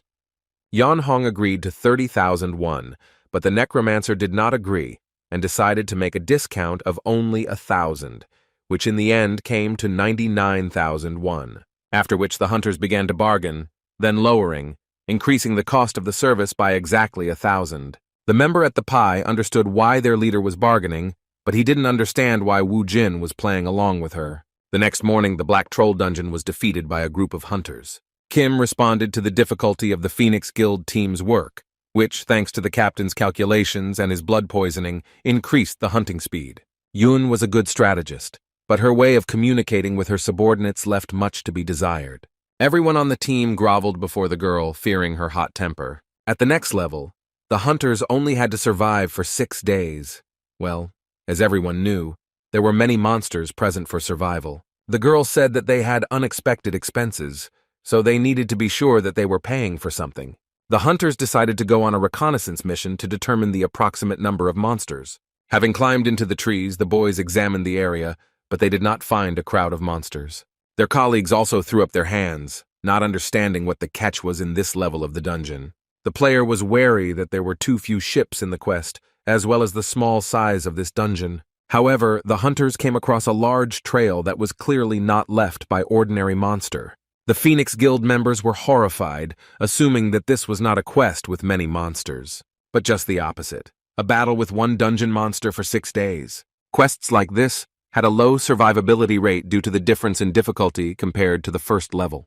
The players rushed back to the squad to report their discovery, which was located near a giant cave. Yun Yan Hong was looking for possible ways to complete this quest if her people's guesses were confirmed. The guys added that the size of the dungeon was also unusual, and its area was more like an island surrounded by rocks. For this reason, Everyone had to be extremely careful when any of them ran along the edge. The captain wanted to avoid grueling battles for her men, but Wu Jin's poisoned blood could help defeat even the strongest boss. The single most important problem remained that players did not know the nature of the boss monster. The commander ordered to avoid the monster with all their might in order to survive, but the monster found its prey itself. The monster of the dungeon turned out to be a white troll, which, as soon as it discovered strangers on its land, growled angrily. The players, frozen with fear, did not understand where such a creature came from in a Category C+ dungeon. Unlike her subordinates, the team captain did not lose her cool, ordering everyone to disperse immediately. While the players were running away, Yan Hong decided to buy them some time. The girl fired at the enemy in Crimea using the multiple shot skill. The arrows multiplied and pierced the white troll's body, but with difficulty pierced his skin. But even this was quite enough, regardless of the monster's ability to regenerate. Thanks to Kim Woo-jin's blood poisoning, the Phoenix Food members had little time to maneuver further. Suddenly, the monster's wounds healed, at the same time pushing out the enemy's arrows. The enraged dungeon master ran as fast as he could after the Phoenix Guild representative. The girl hoped that the technique would work, assuming that for such a creature, perhaps there was not enough poison. Although, on the other hand, Yun saw with her own eyes how the poison spread from the point of impact. While the troll was chasing Park Yong Wan's men, the necromancer watched from a tree. Even though Yan Hong continued to serve as the commander, the boy was wondering if he should prove his usefulness to Mr. Park. After some time, the squad leader called her subordinates with a whistle. A roll call was conducted, during which it was discovered that none of the team members were injured. Looking around, the girl became worried because she did not see Kim Woo-jin among the group members. The guy calmed the commander down, immediately appearing before her, saying that he wanted to increase the amount of blood he bought from the hunter. The loner agreed, but he set one condition, but he only wanted to tell the captain about it when he was alone. The Phoenix Guild players wondered what Yan Hong and Wu Jin were talking about. Kim proposed a risky undertaking, but insisted that if his method was not used, the amount of fat would certainly increase. He put his hand in front of him and the necromancer used the bloody weapon skill. But instead of a full-fledged weapon, the guy made only a small tip. Throwing the tip into the bag, Kim declared that the weapon made by thickening his blood was much more effective than the blood applied to the arrow. Taking the bag prepared by the player, the girl threatened him that if any of her people were harmed, she would personally finish him off. Returning to her team, Yan Hong announced an urgent strategic meeting.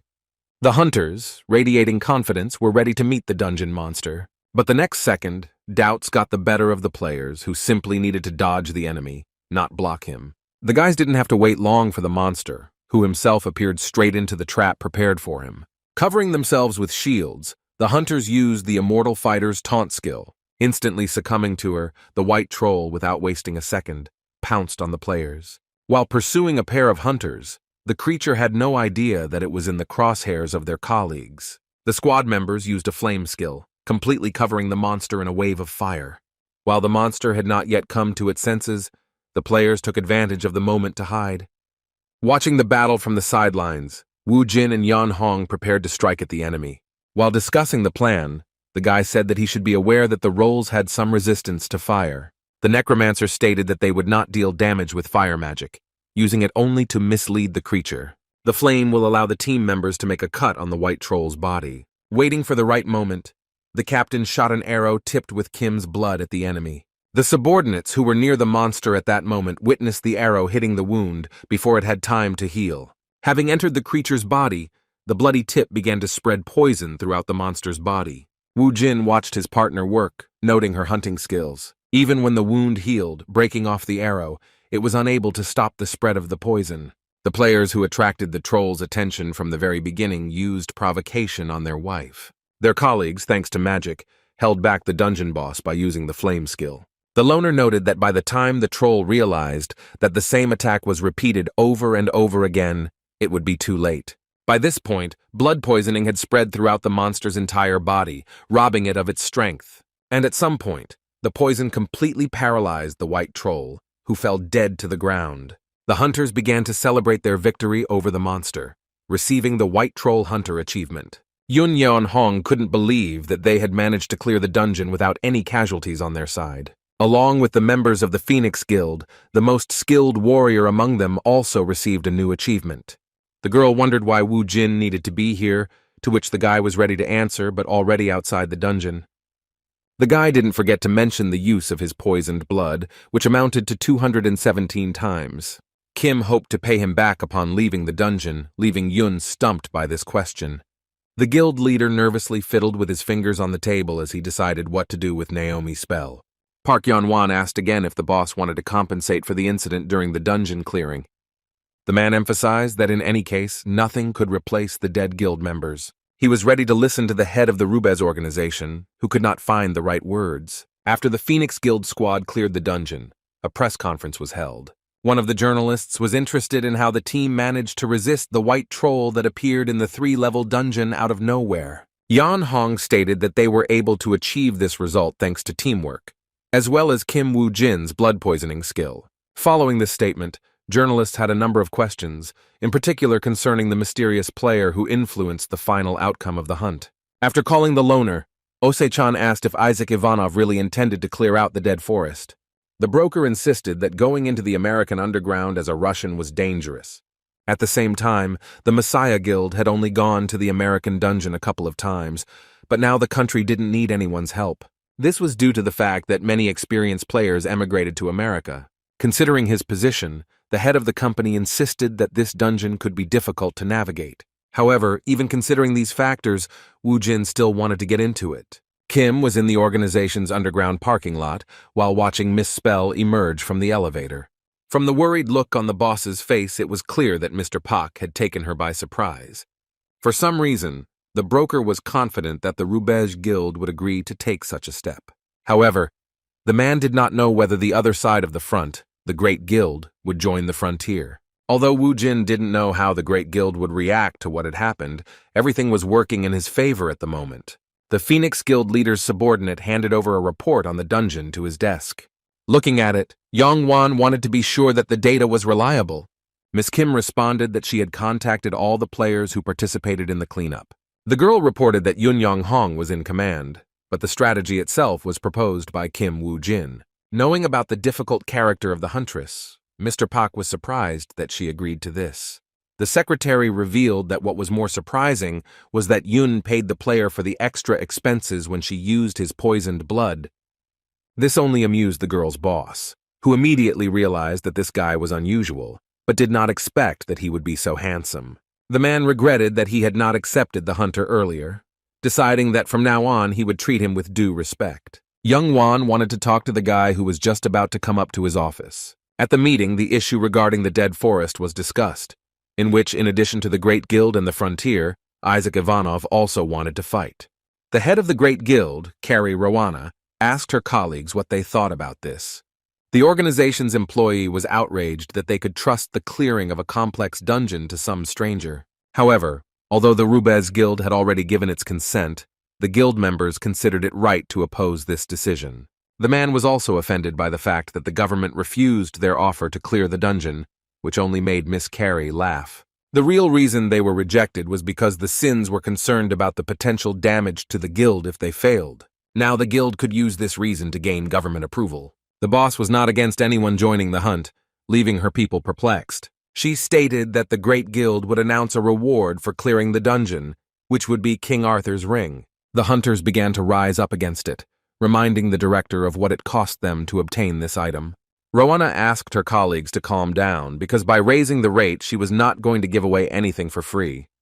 Meanwhile, at the primary together, Jin-A met with Kim Woo-jin to convey something to him. His boss asked him to pass on the skill of being a loner, mentioning that it suited him.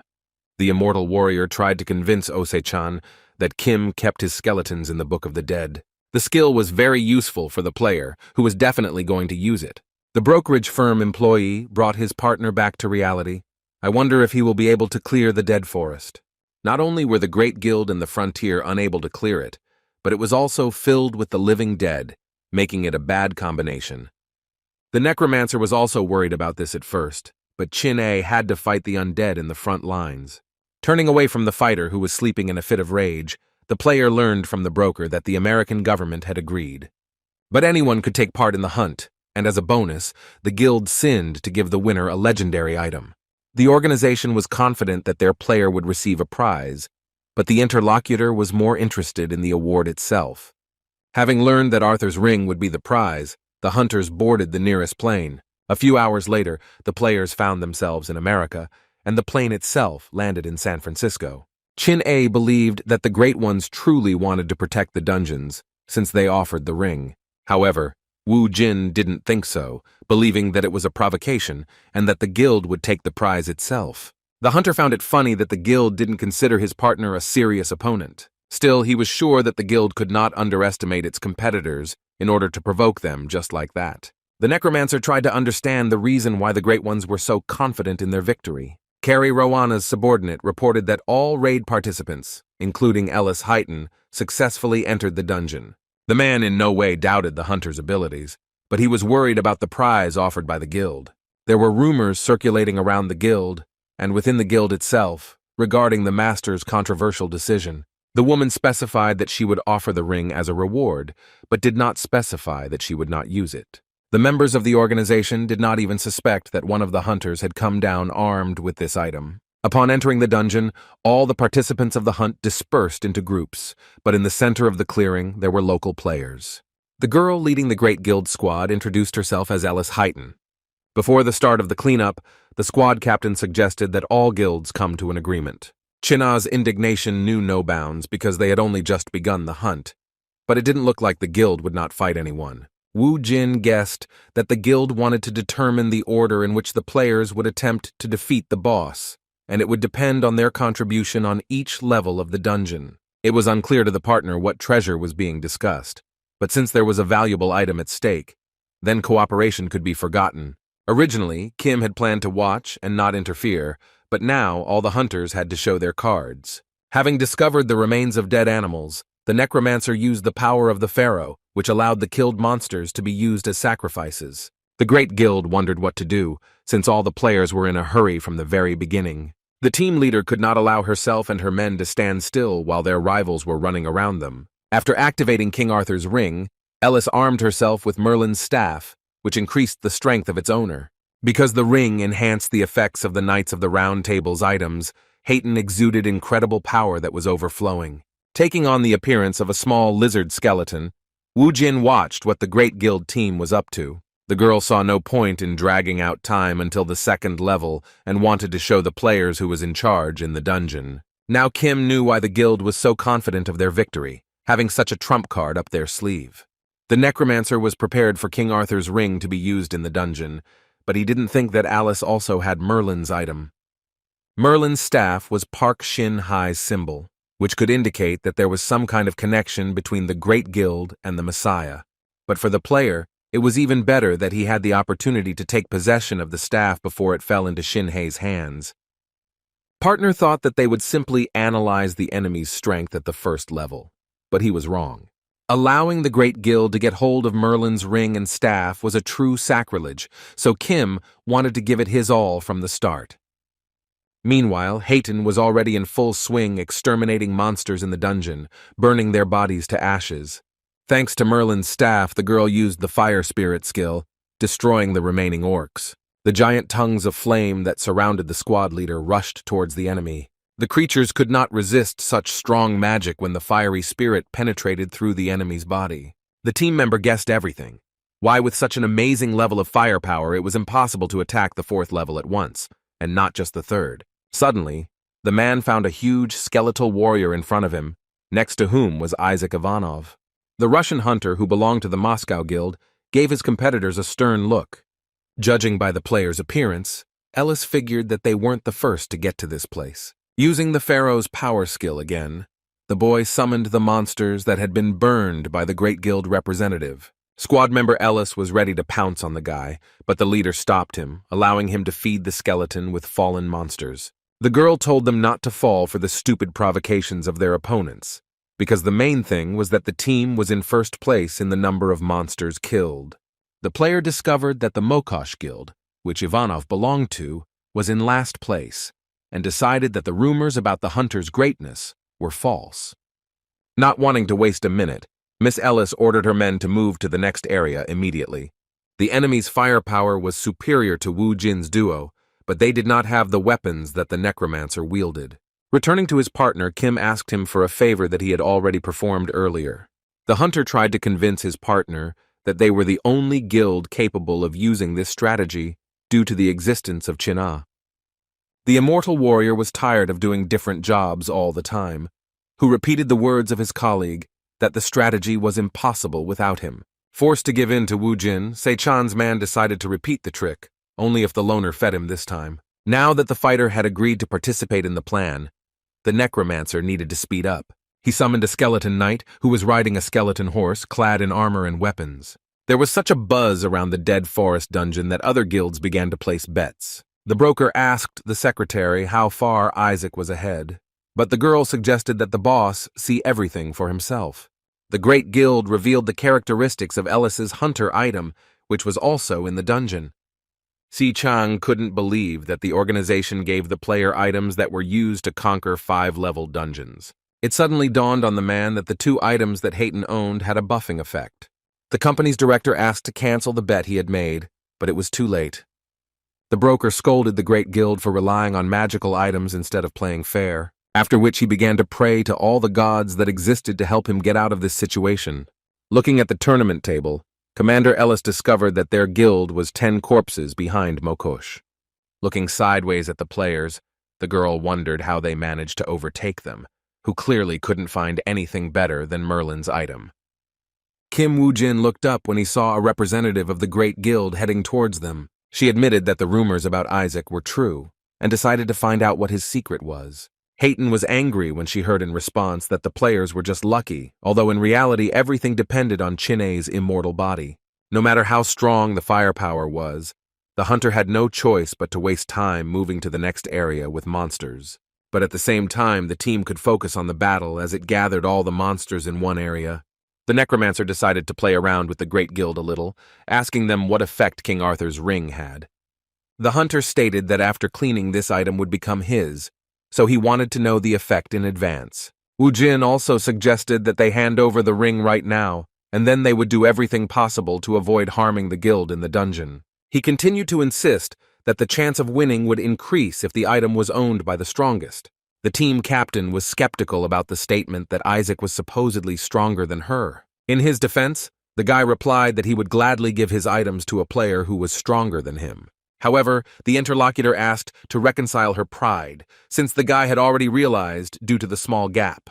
Enraged, the girl declared that the Great Guild would eventually clear this dungeon. While the 2 guilds were talking, another guild was sitting there, and it was only to their advantage that the enmity between the players played into their hands. The man representing the Frontier Guild believed that a new opportunity would also open up for them in this scenario. After some time, flaming corpses of monsters continued to appear throughout the forest. The team led by Hayton, who did not have access to magic, got rid of the enemy with the help of cold weapons. Hunters destroyed their enemies in every possible way, hoping to take the first place in the ranking. The squad leader helped her people by using both of the Knights of the Round Table's items. The huge wave of fire did not spare any monster, burning their bodies right on the spot. The fire spirit summoned by Merlin's staff was also capable of creating a funnel, shooting fire in different directions for several tens of meters. Thanks to the magical items that the guild provided them with, the hunters could easily deal with any of the monsters in the dungeon. After the filigree cleared area, the girl demanded that her ward find out their place in the ranking. To his great surprise, the squad member discovered that their difference with the Mokosh Guild had only increased. Miss Ellis decided that the player had misunderstood her and went to the table herself to check the results. The girl was amazed that despite the fact that their firepower was working non-stop, they still lagged behind Ivanov. As soon as the scout returned, Hayton immediately demanded to know what was happening on Isaac's side. The out-of-breath player was only able to say the number 50, which was very strange, since the score had long since passed the 10,000 mark. But the hunter did not mean the number of monsters killed, but the number of skeleton warriors under the necromancer's command. While trying to summon the skeleton warrior again, Kim Woo-jin failed, and the skeleton creatures disintegrated. The hunter confirmed that this was the limit of his magical power for now. Throwing the empty flask to the ground, the summoner decided to save his mana to use his other skills. Turning his head back, Woo-jin looked at the result of his work. The player was bowed to by an entire army of puppets he had summoned, which numbered several dozen warriors. Meanwhile, Chin-A, as usual, distracted the enemy's attention. A lover of delicious food was pursued by a huge crowd of angry monsters. As he put on the Reaper mask, Wu Jin couldn't help but notice that the boy had learned to perfectly time his attacks. This time, the necromancer entered the mind of the skeleton knight, who was riding a horse that matched his own. The huge clearing turned into a real battlefield, where the corpses of dead monsters exploded here and there. Much to Chin'e's relief, he was replaced by an army of minions led by Wu Jin in a skeletal body. The stupid orcs were confident of their victory. I don't even suspect what their opponents were capable of. One blow from the spear was enough to make a hole in each of the monsters. Following the rider were the rank and file warriors, who were also no less strong than their leader. The Mokosh Guild suppressed the wave of orcs that attacked the enemy from all directions. The sound of explosions of corpses one after another shook the area, informing about the superiority of Isaac Ivanov. After checking the results after clearing the first level, Ellis decided that further competition was pointless. None of those present had permission for Ivanov to be the first to fight the dungeon boss. The member of the Frontier Guild had to change his plan due to the loss of the Great Guild, but he could not let King Arthur's ring go so easily. Although Hayton admitted her defeat, she reminded him that if they lost on the second level, they would be next after Isaac. Moving to the second level, the hunters were surrounded by thick fog. A figure in the fog suggested that the squad leader relax, but the girl was not in the mood for jokes. Jay Jackson asked not to worry, as he came with a business proposal to join forces. Last time, the Great Guild and Rubez worked together, but failed. But the players could not give the American treasure to the Russian guy. Still suspicious of Jackson, the huntress nevertheless became interested in his proposal. The player came from afar and said that accidents often happened in the dungeons when one of the monsters attacked from behind. The girl wanted to object to her colleague, but the man assured her that this was not the situation where it was worth arguing about the correctness of the action. Jay insisted that there was little time left before the second level was cleared, and if Arthur's ring disappeared, then it would not only be Ellis who would be held accountable. The man advised that he should think carefully about his proposal, since both guilds were on the same side. Suddenly, the girl declared that she would never have agreed to such meanness, and he was worried that his colleague would just give the ring to the Russian, asking what she would do if Isaac managed to clear the dungeon. Hayton explained that while they had priority to fight the boss, the Frontier Guild tried to pull off the same circle behind their backs. The hunter did not deny it, but still insisted on joining forces in the current situation. Captain pretended not to hear anything, adding that if Rubez interfered with them, she would make Jackson regret it. The hunter's attention was drawn to a notification that the land turtle had been destroyed, and therefore the level had been cleared. The second stage boss, whose lifeless corpse lay on the ground, had a giant hole in his shell. Having dealt with the turtle, the immortal warrior finally had a chance to catch his breath. Trying to get up, the guy instantly fell to the ground, clutching his side. Wu Jin asked how Chin-Ah felt, who revealed that his ribs were cracked. The guy said that his partner would be in the same condition if he were in his place. Restoring his strength with the help of bars, the guy claimed that they were alive only thanks to him. During the time the warrior had been with Wu Jin, the blessing of the river Styx had increased by 3 levels. The hunter wondered where they were rushing to, since the first attempt was already behind them. It turned out to be quite simple. The players were in a hurry so that the Great Guild would not be able to catch up with them. Soon, all the participants of the hunt moved to the 3rd level of the dungeon, where they were surrounded by an ominous aura. The arriving hunters were being watched by someone with whom absolutely all members of the guild were soon to meet. At the gathering place, the players discussed who killed the land turtle, but no one had any information about it. Everyone noticed that there was a rotten smell all around, and the fog was much worse than on the previous level. Players received a notification that their life force was slowly being consumed by a black fog. The ring on Chin'e's finger was activated, giving her powerful resistance to the black fog. The guy became genuinely interested in whether his partner had really calculated everything. Ellis Hayton ordered her men not to panic and to take the antidote immediately. The commander assumed that something like this could happen, so she stocked up on the potion, but it was only enough for half a day. Jackson, turning to his colleague, stated that things were not going well, and that they would only last a few hours. Hayton replied that they were in a similar situation, and both guilds didn't have much time left. The hunter again reminded him of his offer, stating that the girl would not fight with the remnants of life force when Isaac made a mistake. As soon as the hunters started talking about the Russian warrior, he and his team set off to look for the dungeon monster. Considering all the possible options, Ellis was still in a less-than-ideal situation. Still, the girl decided to cooperate with the Rubez Guild, since she had no other choice. Pleased with himself, Jay expected that his chances of getting King Arthur's ring had increased significantly.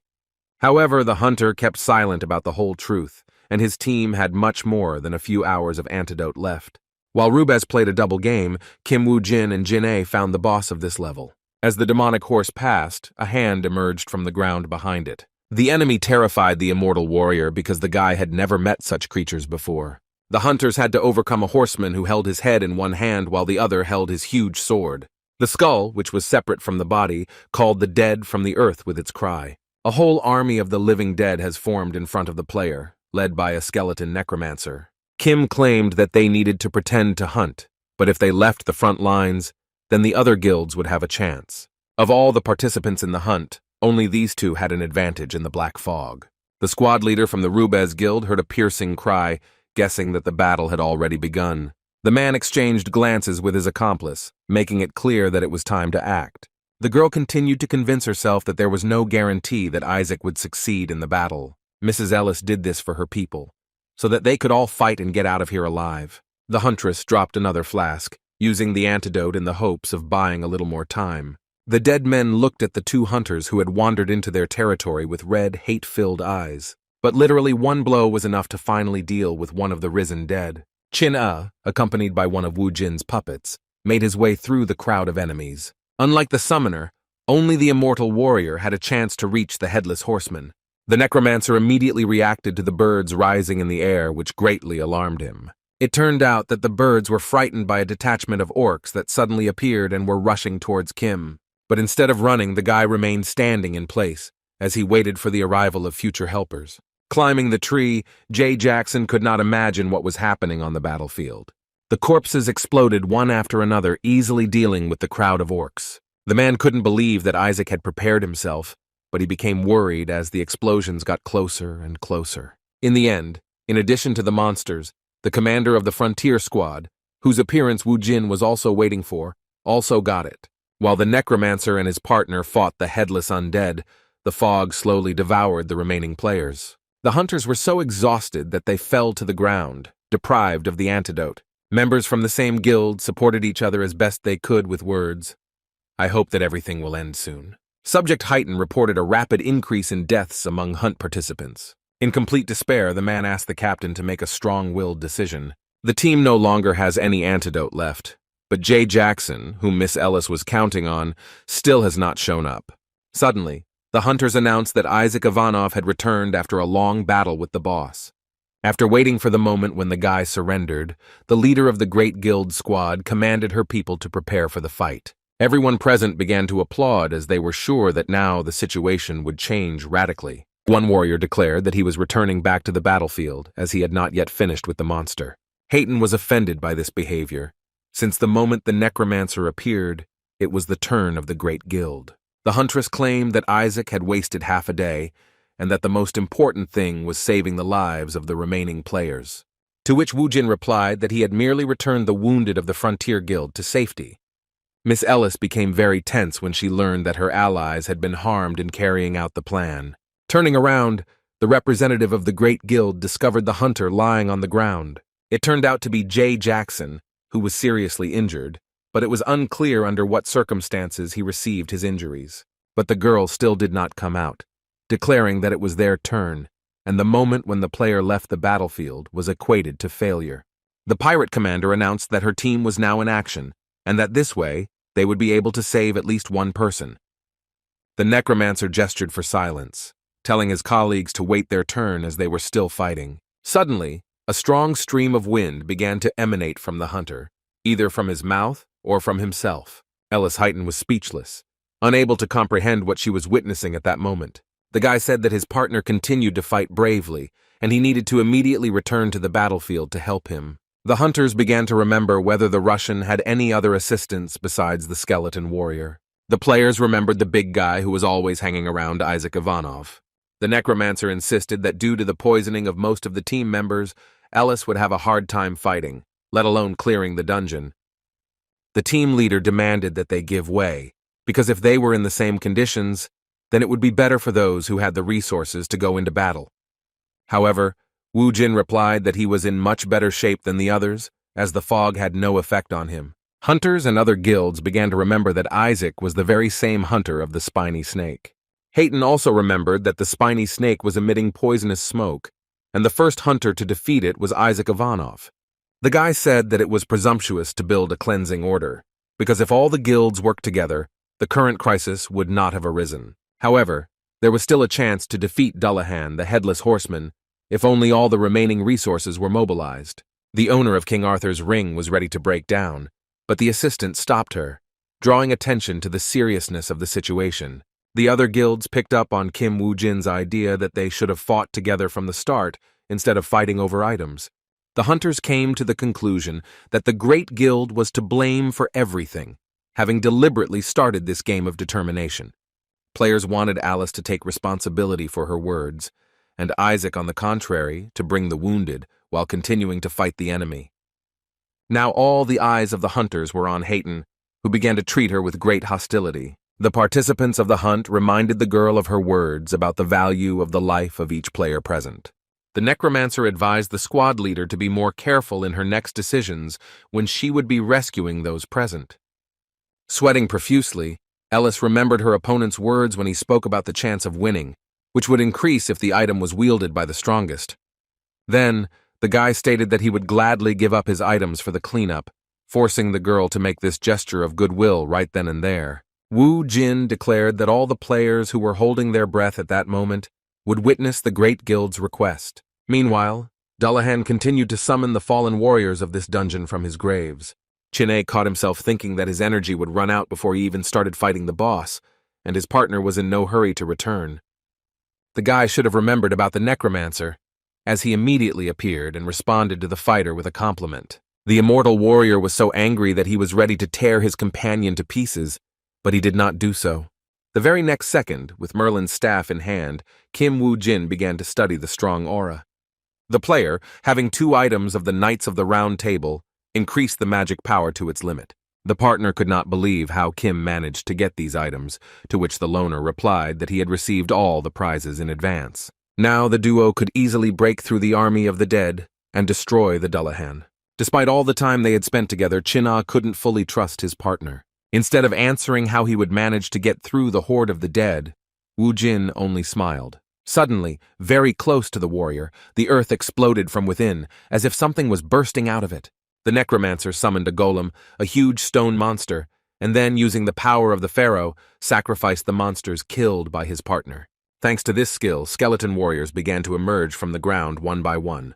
Following this, Wu-jin used Gawain's necklace, and his sun blessing was increased by King Arthur's ring. And finally, with the help of the aura field, the necromancer transferred his power to his faithful assistants. The army of skeleton warriors gathered by the hunter roared, feeling a surge of powerful energy. Jin-ae was stunned by how Kim Woo-jin had calculated everything down to the smallest detail and ended up with such an army. Filled with a frenzied power, the player asked his partner if this should have been enough to defeat the Dullahan. The army of the Headless Horseman rushed towards the suddenly appeared enemy army with a battle cry. But as soon as the golem kicked the ground, a shockwave rushed towards the dead. The immortal warrior could not help but rejoice at such a spectacle, when a whole herd of corpses ran towards one golem. Kim voiced that killing the dead one by one was ineffective, suggesting that they move according to plan. Towering on the mountain, Dullahan held his head all this time, as if it was the only thing he didn't control the reanimated corpses with. On the other side of the dungeon, medics were treating the wounded members of the Frontier Guild squad. Commander Jackson stood up abruptly, but could not comprehend what was happening or where he was now. The magician advised the man not to move, since due to the fog, the hunter would not return to his previous state anytime soon. Jay's eyes turned bloodshot when he learned that he survived thanks to Isaac, who returned with him to the starting area. Mrs. Ellis's subordinate was afraid that he and the captain were just walking around in the fog. The man pointed out that their condition would be dangerous to meet the monster, so he decided to leave the battlefield. The girl claimed that the Russian had tricked them, and that some understanding of the situation was needed in order to report to the guild. The huntress had no idea what the other players would have done to her if she hadn't immediately given up Merlin's staff and Arthur's ring.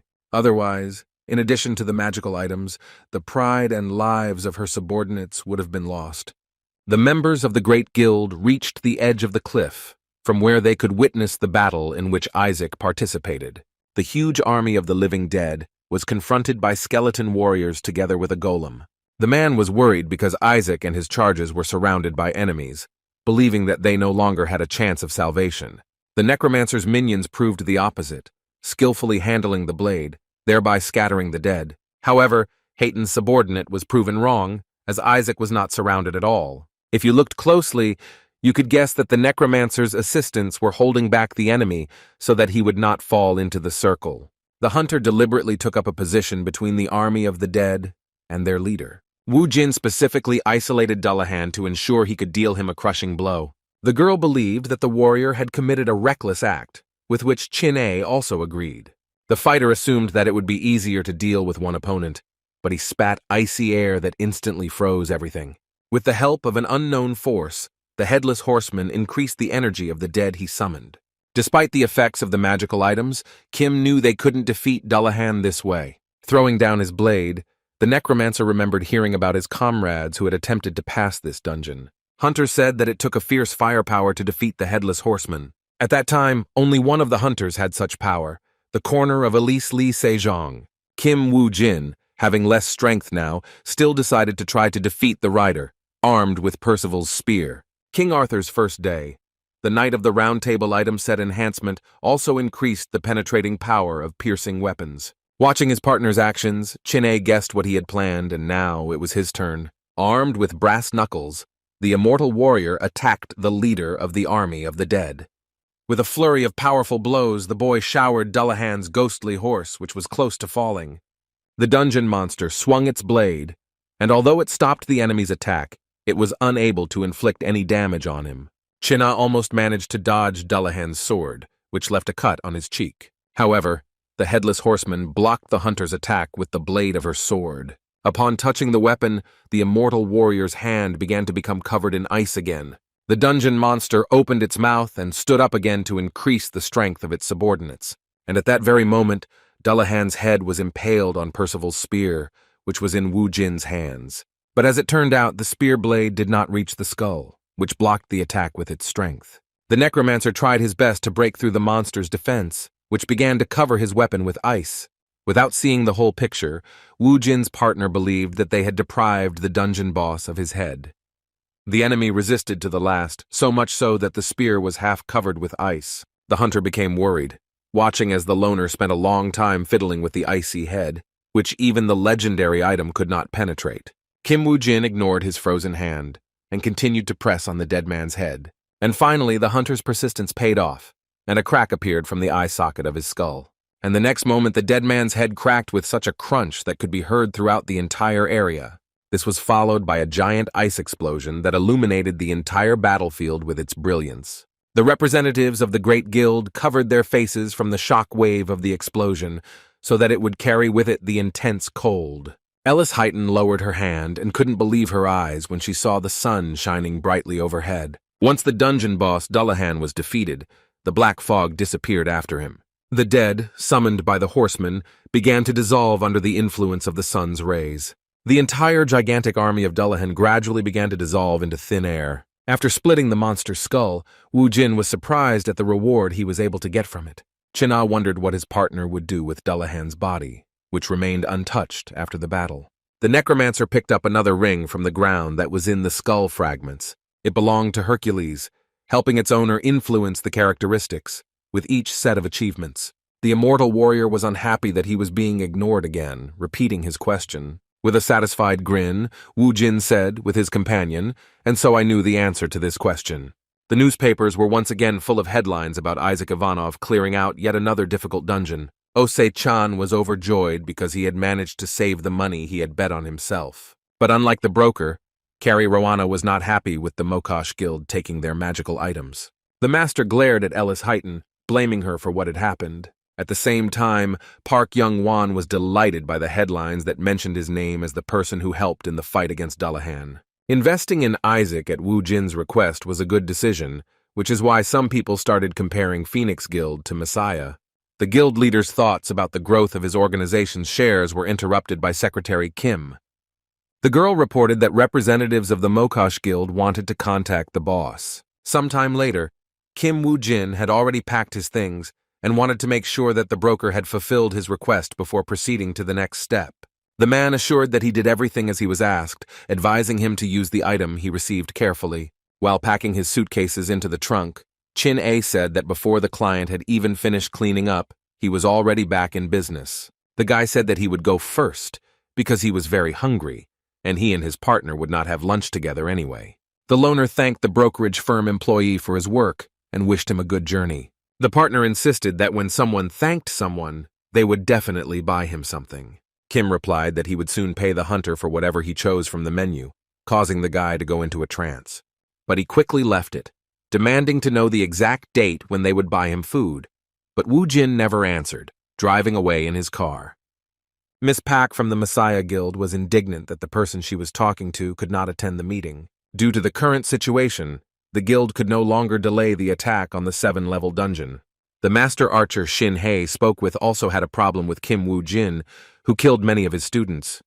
The girl was worried that due to the clearing of the dead forest, all public attention was focused on Isaac and Yon Wan. Pak didn't reveal that the master was planning to ruin everything for them right now, with banal revenge, which angered the archer. However, the man did not think that he should give up everything for the sake of a newbie who had completed a 3-level dungeon. The master swordsman also supported his colleague, stating that the guild was concerned about such trivial issues as this. The soldiers did not understand that due to Ivanov's popularity, the status of the Messiah was extremely unstable. The problem was also that the Russian hunter was improving his skills as quickly as Sejong had in the past. The guild leader gave the craftsmen the opportunity to do what they thought was necessary, but he gave them a limited amount of time to do so. Mr. Lee's subject continued to insist that they should not have delayed their attack on the dungeon. The man looked at Shin Hee with a menacing gaze, making it clear that his decision was immutable. The girl guiltily agreed that the attack on the 7-level dungeon should have been postponed. The masters thanked the guild leader for his understanding and then left the meeting. When some of the members of the round table left, there was silence, which was broken by a man who was present in the room. The player drew Shinhei's ire when he suggested that the Messiah's fame was not as good as it used to be, if the rumors weren't exaggerated to begin with. Looking at the empty chairs of the masters, the guy said that before all participants were present at each meeting, but not like it was now. Georg believed that the guild members were now acting independently of the main one, which was similar to the disorder within the organization. However, the guy hoped that he was transferred here not for the sake of demonstrating something like this, which is why Miss Pak advised the player to sit behind his words. Lee Se-young in turn asked the guy what he could do and suggest in this situation. The hunter clearly didn't expect such a question from the guild leader, which caught him off guard. At this time, the ruler of Phoenix summoned his best elite player. Yong Wan thanked the hunter for offering to invest in Isaac, so he wanted to ask the guy one more thing. The employer immediately stated that if Woo Jin could complete his task, he would provide a worthy reward.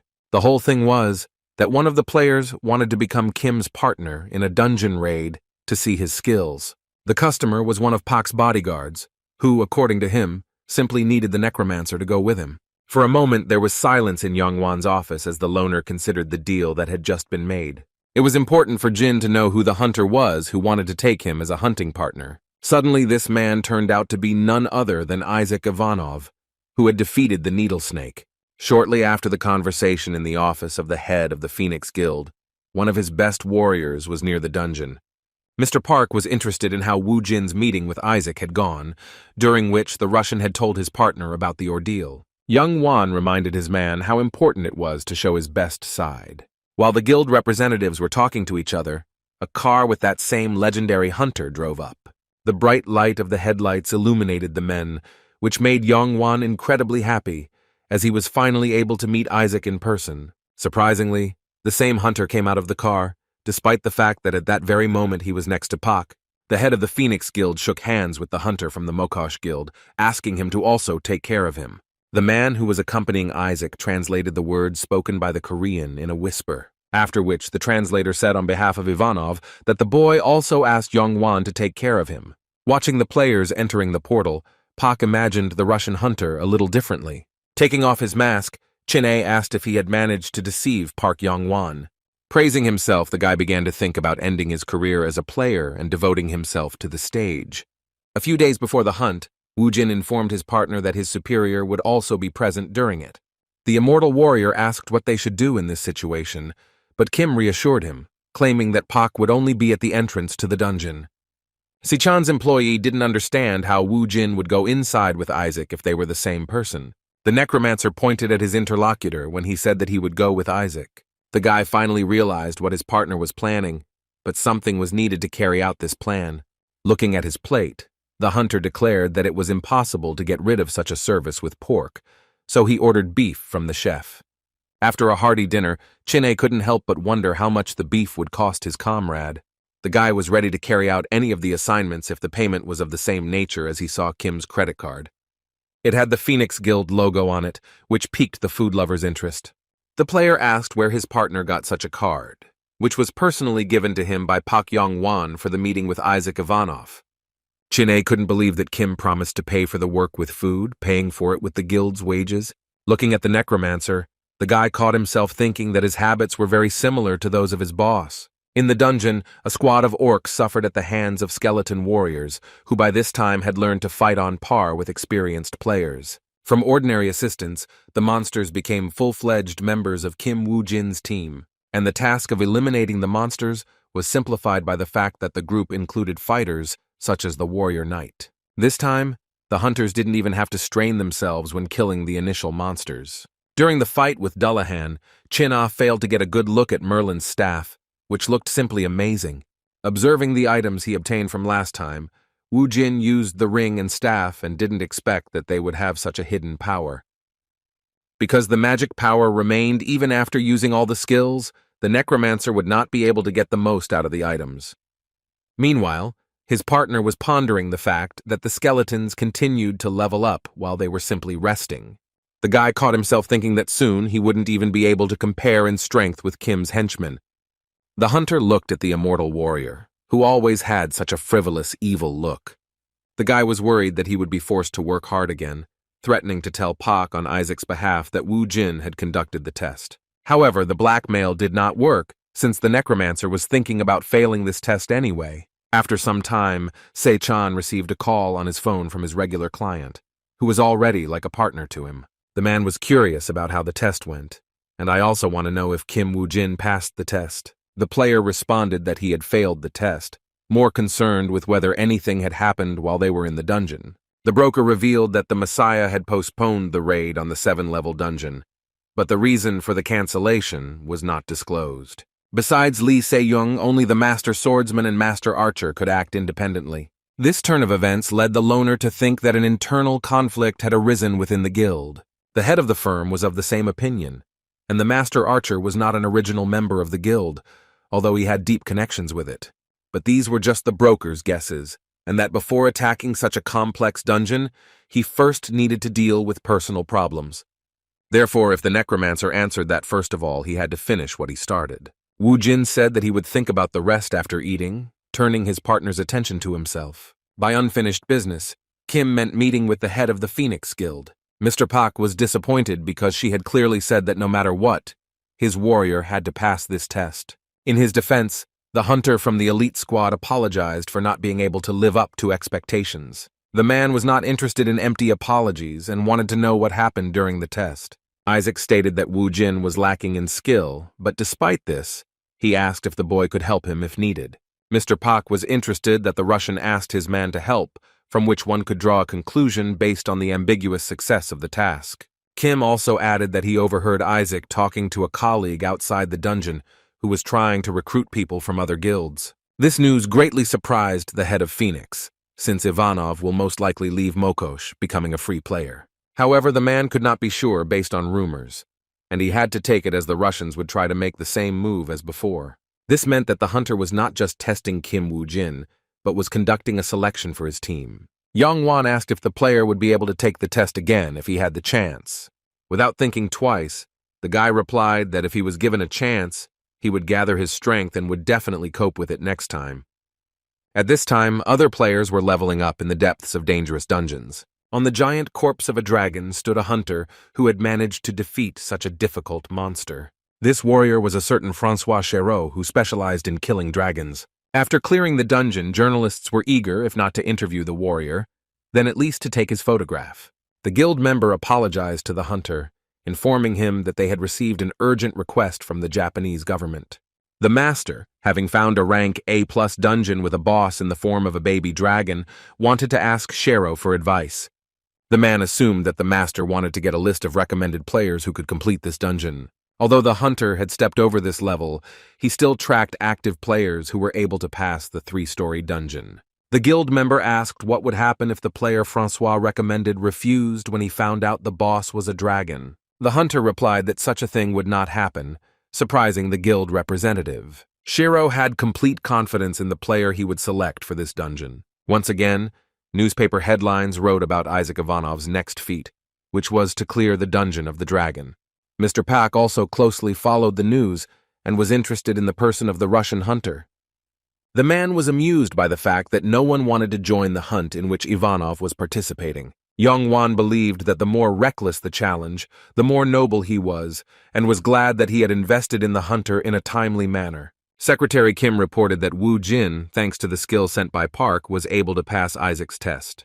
The Phoenix Guildmaster couldn't help but rejoice as everything was going according to his plan. When Kim promised him to pass the test, Yong Wan gave the boy the skill as a prepayment for passing the test. The man demanded that there be no more mistakes. Otherwise, he couldn't even imagine what he would do to the hunter in case of failure. After finishing his conversation with Kim Woo Jin, the boss immediately called the secretary to his office. Mr. Pak ordered to call Isaac and ask him to test his hunter again. And if Ivanov refuses, the leader ordered to give a bribe in the form of a page of the skills of the fire golem and the skeleton of the wizard. However, that wasn't all the information, as Isaac wanted to go to the dragon dungeon with Wu Jin. The man reflected that even though the dungeon was 3-level, as in the case of the Dullahan, the baby dragon was still a dragon. No one wanted to deal with dragons, but this monster was still young, which meant the chances of success were much higher. And if Isaac were to be joined by Yunwan's bodyguard, it would only be a big plus for his reputation. On this occasion, Mr. Park ordered Kim's Secrets to write an article and call journalists. While scrolling through the news feed, Ose-chan only came across information about Isaac and Wu Jin's joint expedition to the dungeon with the dragon. As I expected, the Phoenix Guildmaster swallowed the stripe. But even if the whole truth comes out over time, he still won't lose anything. The broker checked with his assistant to see if she had given Kim Woo Jin everything he had asked for. In addition, Secretary Lee checked to make sure there were no problems with the goods. Looking at her watch, the girl stated that at this time the player should have been in the dungeon using the gift he gave her manually. The necromancer's partner felt the hunter's face, wondering how he came up with the idea of putting a mask on the skeleton. Even though the guy's boss complained that it cost him a pretty penny, it was worth it, looking much more realistic than a simple mask. The more Chin-A looked at the copy of Wu Jin, the more surprised he became, asking if his partner had seen the double in real life. A double was a monster that could take the form of other creatures, but it hid in dungeons in the form of orcs and goblins. The doppelganger fabric could be purchased on the black market and used to create an item that could perfectly disguise itself as a person's appearance. The necromancer ordered his partner to stop playing with the skeleton, threatening that if he broke the disguise, he would report it to Secretary Lee. The offended guy stopped touching Kim's double, justifying himself by saying that he wanted to take a closer look at such a thing. The immortal warrior wondered if he would have to deal with all the monsters alone again. This time, Jin made his companion happy, for whom he left only the 3rd floor. Chin-A couldn't believe his luck, but he asked again whether the player was joking with this. He called Merlin's staff from his inventory, and the hunter replied that he could handle the first 2 floors himself, while he would leave the cub with his assistant. But this was not surprising, since the necromancer called to his aid the skeleton warriors with a fire golem. The team of assistants was recently joined by the corpse of Dullahan and his animal, and also a completely new member of the team, a skeleton mage whose capabilities Wu Jin has not yet had time to try out. In addition to physical assistance, the hunter also protected himself by wearing Van Gogh's bracelet, which was later engraved on his wrist. After all the items were synchronized, the hunter felt a powerful surge of strength. At this time, Chin-A did not take his eyes off the necromancer, sincerely envying his acquired skill. However, after this, the player and his henchman headed off somewhere, but his partner demanded an explanation. Turning around, the player replied that there was no point in wasting time and went straight to the 3rd floor. Once on the 3rd level of the dungeon, the hunters were faced with the remains of other monsters scattered in front of them. Watching his partner's actions, Chin-A considered him a dry monster that eventually destroyed everyone and everything. At some point, the guy even felt sorry for the monsters in this dungeon that fell at the hands of the necromancer. Si-chan's man noted that Wu Jin had recently acquired quite a few assistants. Therefore, because of his legion, which knew no fatigue and did not fear death, Kim was no longer a simple loner. The hunter had his own guild with warriors who were born to clear any kind of dungeon. Having worked himself up, the immortal warrior continued to secretly watch his partner, not daring to go out to him. Kim Wu Jin couldn't help but notice Jin-A's strange behavior, asking him why he had been looking at him like that recently. The warrior explained that the reason was that the strategy for attacking the dragon cub was not entirely clear. Owners of their own army, I repeat, that his companion should not have allowed the dragon to rise into the air to avoid. But Chin-A wanted to clarify one point, which he shouldn't have been the first to the best thing to do, is to attack when the monster is lying on the ground. The difficulty was in the folded wings, which were twice as rigid and the attack might not work, and it had to be so strong that the dragon felt the danger. The guy still didn't understand whether he should have stayed on his back until the right moment came or not. Putting his finger to his teeth, Wu Jin ordered his partner to be quiet as he heard the monster approaching. Flapping its wide wings, filling everything with a wall of dust, the dragon prepared to land. But before he himself descended to the ground, the dragon threw his prey onto it. Carefully peeking out from behind cover, Kim watched the actions of the winged monster. The monster sank its row of sharp teeth into the flesh of the animal it had killed, beginning its meal. It seemed like the perfect moment to attack, but the necromancer told Chin-A to wait. Suddenly the dragon stopped eating and became alert as if he had sensed something. The mythical animal began to examine its nest, sensing something was wrong. The monster roared and spread its wings, intending to take off, noticing the changes in the nest. Even though everything didn't go according to plan, the hunters might not have had another chance, so Kim decided to take a risk. Using the explosion of corpses, the necromancer destroyed the top of one of the rocks that was nearby. The winged monster, which was just under the exploded rock, was caught in a rockfall. However, the dragon tried to maneuver between the falling stones, which he did successfully. However, the monster's luck did not last long, and after the small fragments, a giant stone fell on his back. Descending on the animal skeletons, Chin-A replied that he understood Kim's plan, but wanted to clarify the point in case the dragon did manage to fly. The necromancer ignored the question asked of him, stating that he would cut the monster's wings, while his partner's task was to return the creature to the ground. The immortal warrior operation, assuming that he would have to fall with the dragon. Kim Wu Jin just raised his finger, confirming his partner's guess. The baby dragon screamed angrily as it fought with the necromancer's subordinates. By holding back the winged enemy, the fire golem also distracted its attention from attacks from the rear. Chin-A, along with a squad of skeleton warriors, attacked the monster while on its back. The boy was surprised at how thick the dragon's scales were, which they could not penetrate. And only after a series of continuous attacks, the immortal warrior managed to open it. Sensing danger, the monster began to take a breath and fall out, preparing to deliver a fiery volley. The dragon emitted a stream of flame and attacked several skeleton warriors. Also watching what was happening, Chin-A turned to his partner, stating that the wings were not their only problem. The necromancer insisted that the hunter's job was to prevent the monster from taking off, while everything else was on him. Using the power of the pharaoh, Wu Jin summoned the creatures killed by the dragon as his assistants. The Dullahan skeleton tried to hold the monster, which spread its wings, preparing to take off. Using the sun's blessing first, the hunter activated the aura field, transferring his power to the rider. Having received incredible power, the dead man's head became even more engulfed in blue flames. The minion jumped off his horse in an attempt to pierce the baby dragon's tail with his sword. As soon as the blade entered the monster's body, it screamed piercingly, being poisoned by the poisonous blood. The winged creature waved its tail, throwing off its opponent, who left a sword sticking out of his body. At that moment, the dragon flapped its wings and took off from the ground. Chin-A became very scared. When the monster began to move, the immortal warrior tried with all his might to stay on it. But the hunter quickly gave in, falling heavily from the monster's back to the ground. The necromancer began to shout out the name of his comrade, hoping that nothing terrible had happened to him. However, literally the next second, the guy was standing firmly with both feet on the ground. Moreover, the player managed to return to his dirty position with quick, tricky movements. Chin-A thrust his spear into the dragon's body, from which he subsequently hung, dangling above the ground.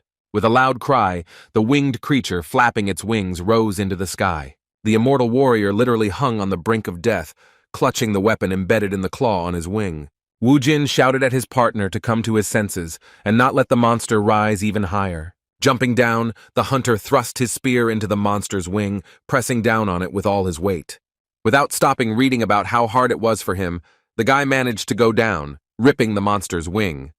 The cub looked at the cut wing, which had turned into tattered rags. Suddenly, the dragon began to sharply fall down, and his opponent began to fall with him. At some point, the monster's carcass pressed him down, and due to the strong pressure, he could not get out from under it. The next moment, the winged monster hit the ground with a deafening roar. Kim couldn't even imagine what kind of strategy he would have had to come up with if it weren't for Chin-A's ability. Among the rising cloud of dust, the predatory eyes of the dragon, who was still alive, flashed. The dragon once again emitted a fiery beam, fighting off the remaining opponents on the ground. Before the necromancer's eyes, the monster stubbornly tried to defeat the fire golem with its fire attack. Wu Jin did not forget that the dragon itself was extremely dangerous, and until he completely repaired it for himself, he had to be careful. Taking advantage of the moment while the enemy was busy with the golem, an entire army of skeleton warriors attacked him. The summoner's assistants tirelessly harassed the monster, hoping to pierce its armored skin with poisoned blades. In turn, the late Dullahan, who still had the blessing of the sun active, was also waiting.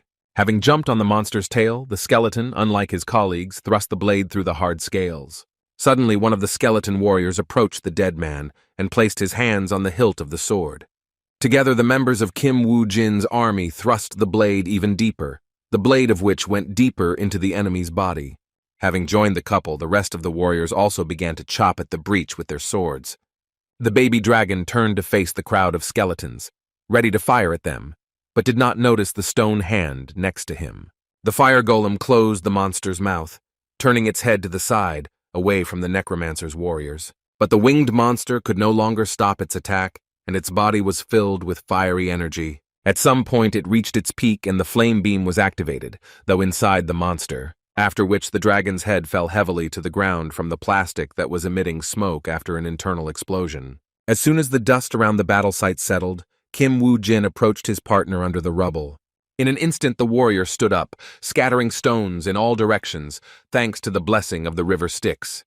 Because the guy's skill took a long time to activate, the player decided that his partner had died. The hunter objected, insisting that such a trifle could not kill him, and he simply decided to rest a little because of his empty stomach. Wiping the blood from her chin, Chin-A wondered how the baby dragon was doing. Kim replied that the monster was fine, and thanks to his partner, he had the opportunity to hunt such an enemy. He praised the guy for the work he had done, and the necromancer extended his hand to him and called him his partner. The immortal warrior did not deny that they were able to defeat the monsters thanks to him, and tightly squeezed his partner's hand. Rubbing his neck, Chin-A stated that there was no way he could get paid back with mere words, demanding that Wu Jin feed him food. The player gave his word that he would definitely feed the fighter, but only after they finished with the dragon. After what he had experienced, the dungeon monster never died, trying to recover from his severe injury. 10 days had passed since Isaac and his group entered the dungeon. The man was surprised that the boy was still alive, even though many thought that the chances of success were extremely low. The master swordsman hoped that Isaac would succeed, because then they would have the opportunity to kill him with their own hands. The man's face froze in horror as he realized what his master intended to do. At that moment, the archer, with an unperturbed expression on his face, placed another stone on the board. His opponent swore angrily when he discovered that he had lost the game. Guild member Messiah declared that they should discard all the small things and take the big ones. The man at the door, his forehead pressed to the ground, swore that he would dedicate his life to fulfilling this mission. Suddenly, Chin-A received a notification that he had received the Dragon Slayer achievements. The guy was so happy about the discovery of a new achievement that he couldn't find a place for himself. Overjoyed, the boy began to thank the skeleton warriors for the help they had provided in battle. The immortal warrior also wanted to praise his partner, but when he saw him, his face changed. For some reason, the necromancer looked very gloomy, even though he had just recently defeated the dragon. The player wanted to know the reason, whether his partner had some problems that he was hiding. Kim replied that once they got out of this dungeon, he would have to die anyway. In the warrior's opinion, this was too serious a statement to be thrown out without good reason. Wu Jin explained that once they got outside, they would be sent to clear out a 4-level dungeon. Dungeons that had more than 4 floors were intended for players whose stats were above level 100.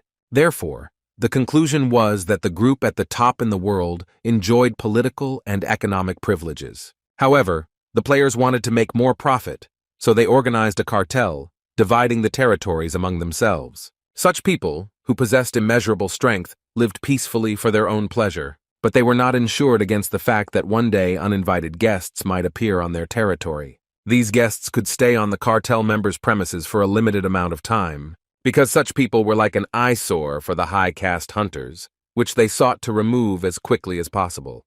After the cleanup, the press surrounded the hunters from all sides like monsters in a dungeon. All the photographers unanimously called the rising star to their place in the hope of getting the desired photo. Unable to get shots of Isaac, the photojournalists switched to the new member of his team. While Chin A was being bombarded with a series of questions, Wu Jin was silently trailing behind him. Hunter noticed that reporters started rushing at the double, wanted to leave this place as quickly as possible. Throwing his arm over the shoulder of the Kim copy, the player replied in Russian that no one was able to stop them. As the cameras flashed, the hunter shouted that their team was invincible, and while all attention was focused on the heroes of the day, no one paid attention to the suspicious man in the crowd. The man took a knife out of his jacket's inside pocket, intending to eliminate one of the hunters. With a cry for death, the killer, waving a knife over his head, rushed at Kim Wu Jin. Chin A, who was next to his colleague, reacted instantly, but the attacker dodged the blow. With a quick movement, the man with the gun stepped back, distancing himself from the player. The food lover couldn't believe that someone had managed to dodge his attack. Everything happened so quickly that the reporters watching what was happening did not have time to do anything. The necromancer's double also noticed the killer, after which he froze in place, watching him closely. The assassin sent by the master swordsman bared his face. His eyes lit up at the mere thought of killing. In the blink of an eye, the stranger was next to the double, stabbing him with a knife. The immortal warrior feigned concern for his false comrade until the very end. When the attacker pulled out a knife, blood spilled onto the ground, which began to smoke within a second. Some of the reporters were left in a state of shock, while their colleagues tried to move away due to the poisonous blood used by the killer. Still not understanding what had happened, the journalists left the crime scene in a hurry. The crowd that had literally surrounded the players a second ago left them along with Wu Jin's killer. Having dealt with the main target, the swordsman's man rushed at Isaac Ivanov, who was also on the list. The stranger raised the knife behind his head, one step away from finishing off the hunter from Russia. But the guy continued to stand in place, as he felt the presence of another person nearby. Kim Wu Jin's killer fell head first, blood spraying from a deep wound all over his back. The man who inflicted a mortal wound on the criminal turned out to be a master swordsman. Looking around, the reporters couldn't figure out what the Messiah Guild member was doing here. The fear of journalists was replaced by a thirst for profit, so they began to take up their cameras to make sure to film such material. A huge crowd of onlookers formed around the crime scene again, only a few of whom were interested in the arrival of the ambulance. Watching one of his men whose corpse lay on the ground, the master remembered their last meeting. Before the swordsman's subject left the building, his master apologized for entrusting this matter to him. However, the man began to protest, claiming that it was a great honor for him to become useful to the owner, even in such a way. The subject claimed that he would definitely kill Wu Jin to calm the souls of his comrades who had passed away before their time. Bowing, the man thanked the master for watching him all this time. The attacker was still alive, his last words being Yamato and something unintelligible that he had done for the Union. Chinna looked at Isaac Ivanov and shook his head, making it clear that the guy could no longer be helped. The immortal warrior covered the body of the double with his jacket, so that no one would suspect a substitution. The swordsman explained that he had come here as a representative of the country in order to congratulate Ivanov on his successful completion. And then he added with regret that no one knew that something so terrible would happen. Guild member Messiah expressed his sincere regret over the loss of team member Isaac. The very next morning, all the newspaper headlines were talking about the death of Kim Wu Jin from the Phoenix Guild. An interview with a master swordsman also appeared online, who regretted the player's death, promising to destroy all terrorists in Japan. In parallel, the Japanese government also sympathized with the loss of Isaac Ivanov by providing him with a free pass to the dungeon. As soon as Park Yong Wan learned about what happened, the first thing he did was throw the newspaper out of his hands. I don't know where he can vent his anger, but the man's hot hand hit the monitor that was standing on the table. Secretary Kim asked her boss to calm down, but he was unable to do so, especially in the current situation. Only later did the girl realize how stupid she had said something, not fully realizing the scale of the problem. Mr. Park explained that he had invested a fortune in this player, not understanding how anyone dared to touch his man. Boiling with anger, the head of the Phoenix Guild slammed his fist into the desk with all his might. After cutting him into two parts, Yong Wan demanded that Secretary Kim find out who was behind Woo Jin's murder. And while the riots were going on in Korea, in Japan, the players from the Mokosh Guild were, unfortunately, receiving the news of their colleague's death in the form of a table set with food. Chin-A never imagined that the death of Woo Jin's double would be so beneficial for his stomach. The master swordsman wanted to show with his whole appearance how sad he was about what had happened, regretting that he had not come earlier. Isaac's partner watched closely for his reaction to the Messiah Guild member's speech. The man repeated again that if he had been more punctual, such a misfortune could have been avoided. Ivanov reacted calmly to the master's statement, believing that it was inevitable, since death always followed the players. The girl who sat near the swordsman was a translator who duplicated the text in the hunter's native language. The man raised his glass of sake and noted the well-spoken words of the hunters, declaring that the other man was like a comrade to him. The master continued speaking, asking the guests to enjoy the best drinks he had prepared for them. The warrior's words that the living had no reason to fall into despair, unlike the dead, deeply hurt Chin-A. The guy suddenly hit the table with his fist with such force that the swordsman stopped speaking. "Get up from the table."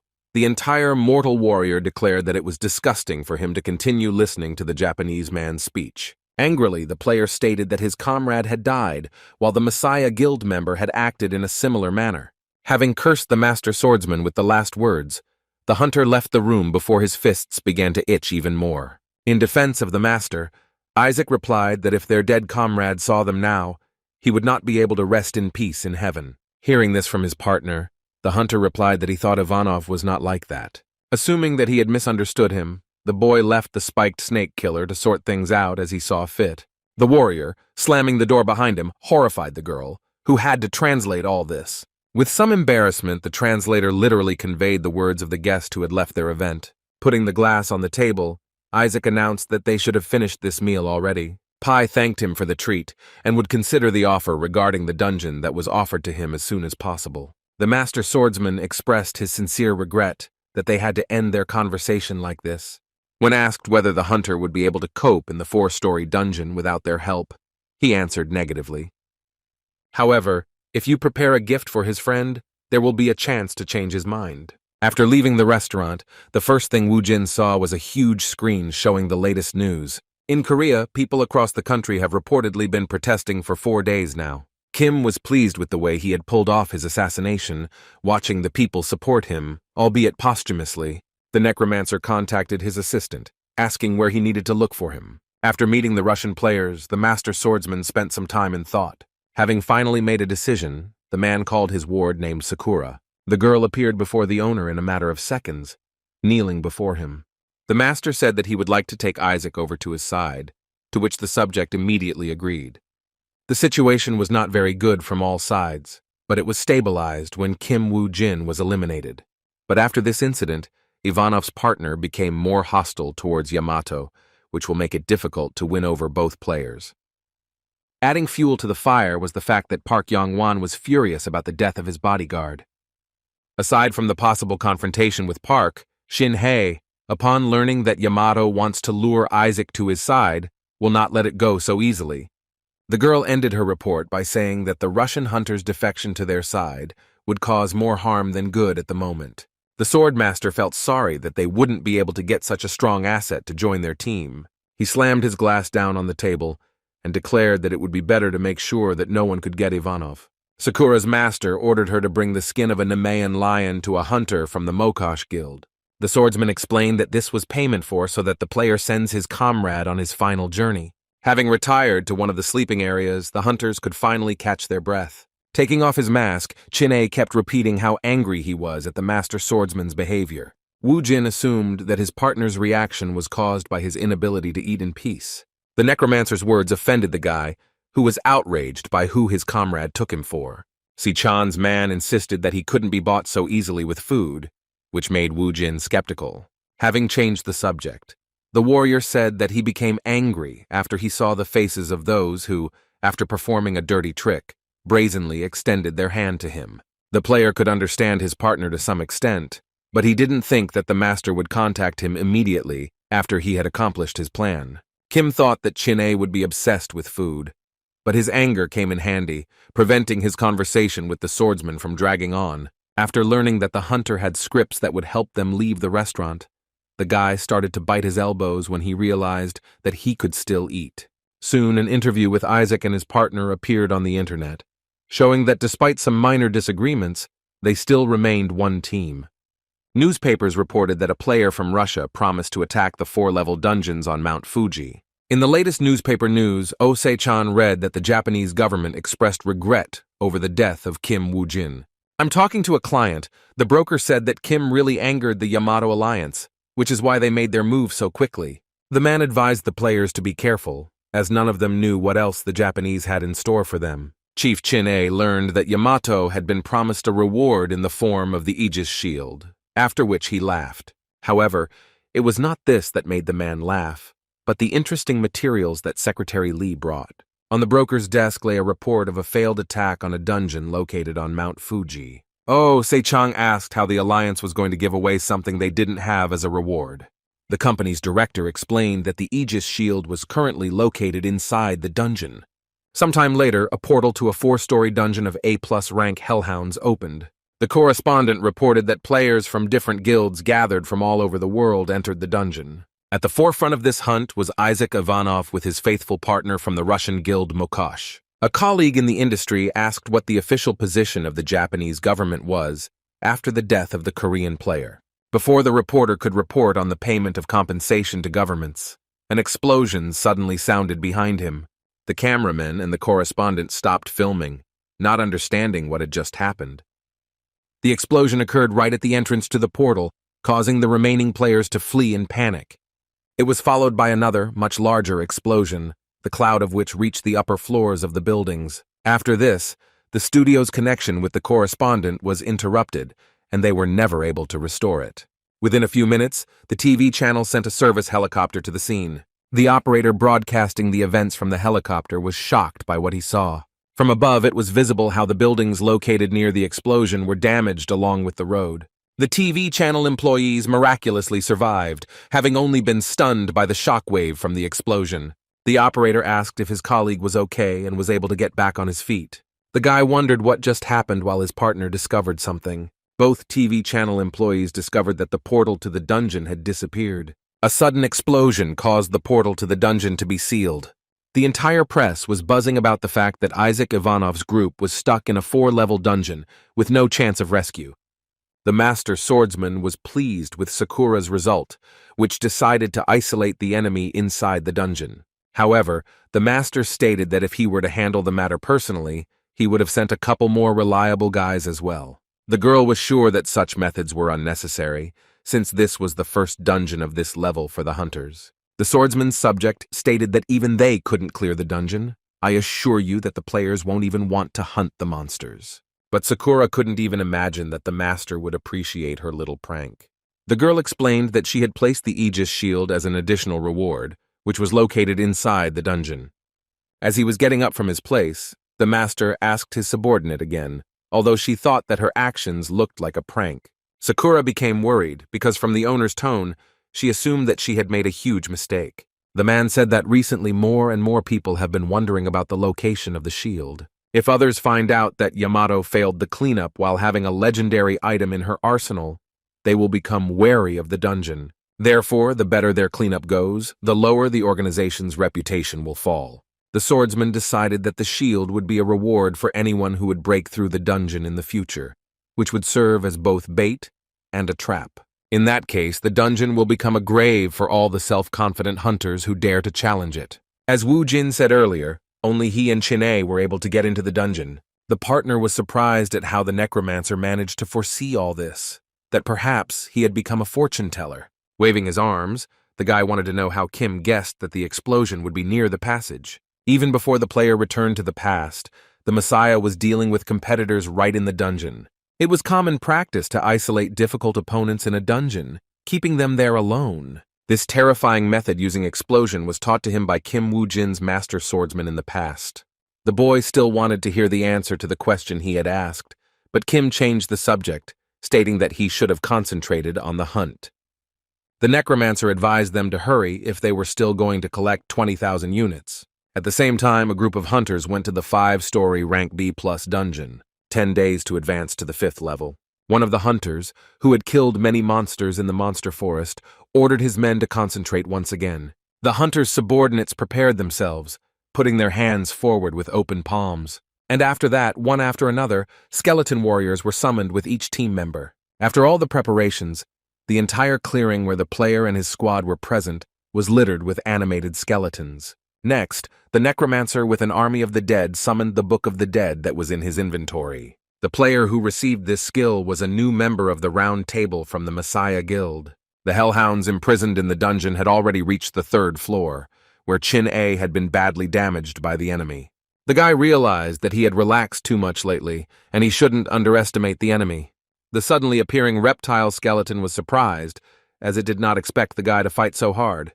Wu Jin reported that players who challenged the 4th-floor dungeon most often died on the 3rd. The immortal warrior got tired of listening to his partner's moralizing and asked him to get straight to the point. Watching the enemy approach, Chin A stated that now was not the time to solve riddles. The boss of this level appeared in front of the hunter, a giant orc that raised a lot of dust just by walking. Jumping up, the warrior pounced on the monster, raining down a series of punches on its legs. The giant orc brought his fist down on the hunter, but as expected, he missed due to his size.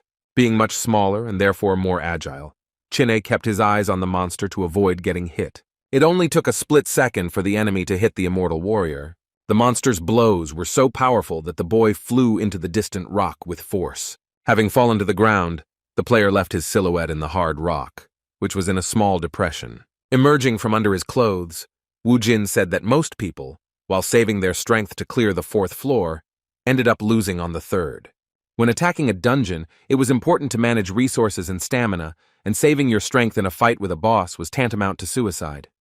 Chin-A wanted to know when his partner would send skeleton warriors to help, but the necromancer believed that the hunter could handle the monster alone. On top of that, there was no pressure from the skin of the Nemean lion, so there shouldn't have been any problems. Looking at himself, Zichan's man caught himself thinking that, while receiving high damage, he had never used the blessing of the river Styx before. The legendary item protected its wearer from physical damage, and the video showed that his partner was in a difficult situation. Kim wanted to send him support. The guy started making excuses, thinking that they were working according to a standard scheme, starting to convince that he would definitely cope with the enemy. The immortal warrior stated that he could handle it himself, while Wu Jin had to do his own thing. While the players were talking to each other, the boss of this level had already managed to get to the hunter. With a wild cry, the combatants rushed at each other, each of them swinging for a powerful blow. When the rivals collided, there was a loud explosion that reached his partner.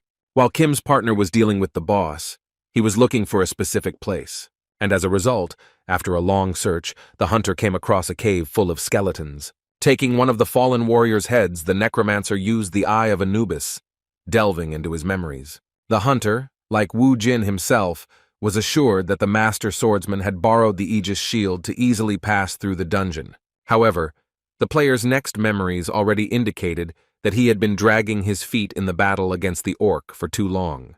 The monster let out a terrible battle cry after dealing with most of the team.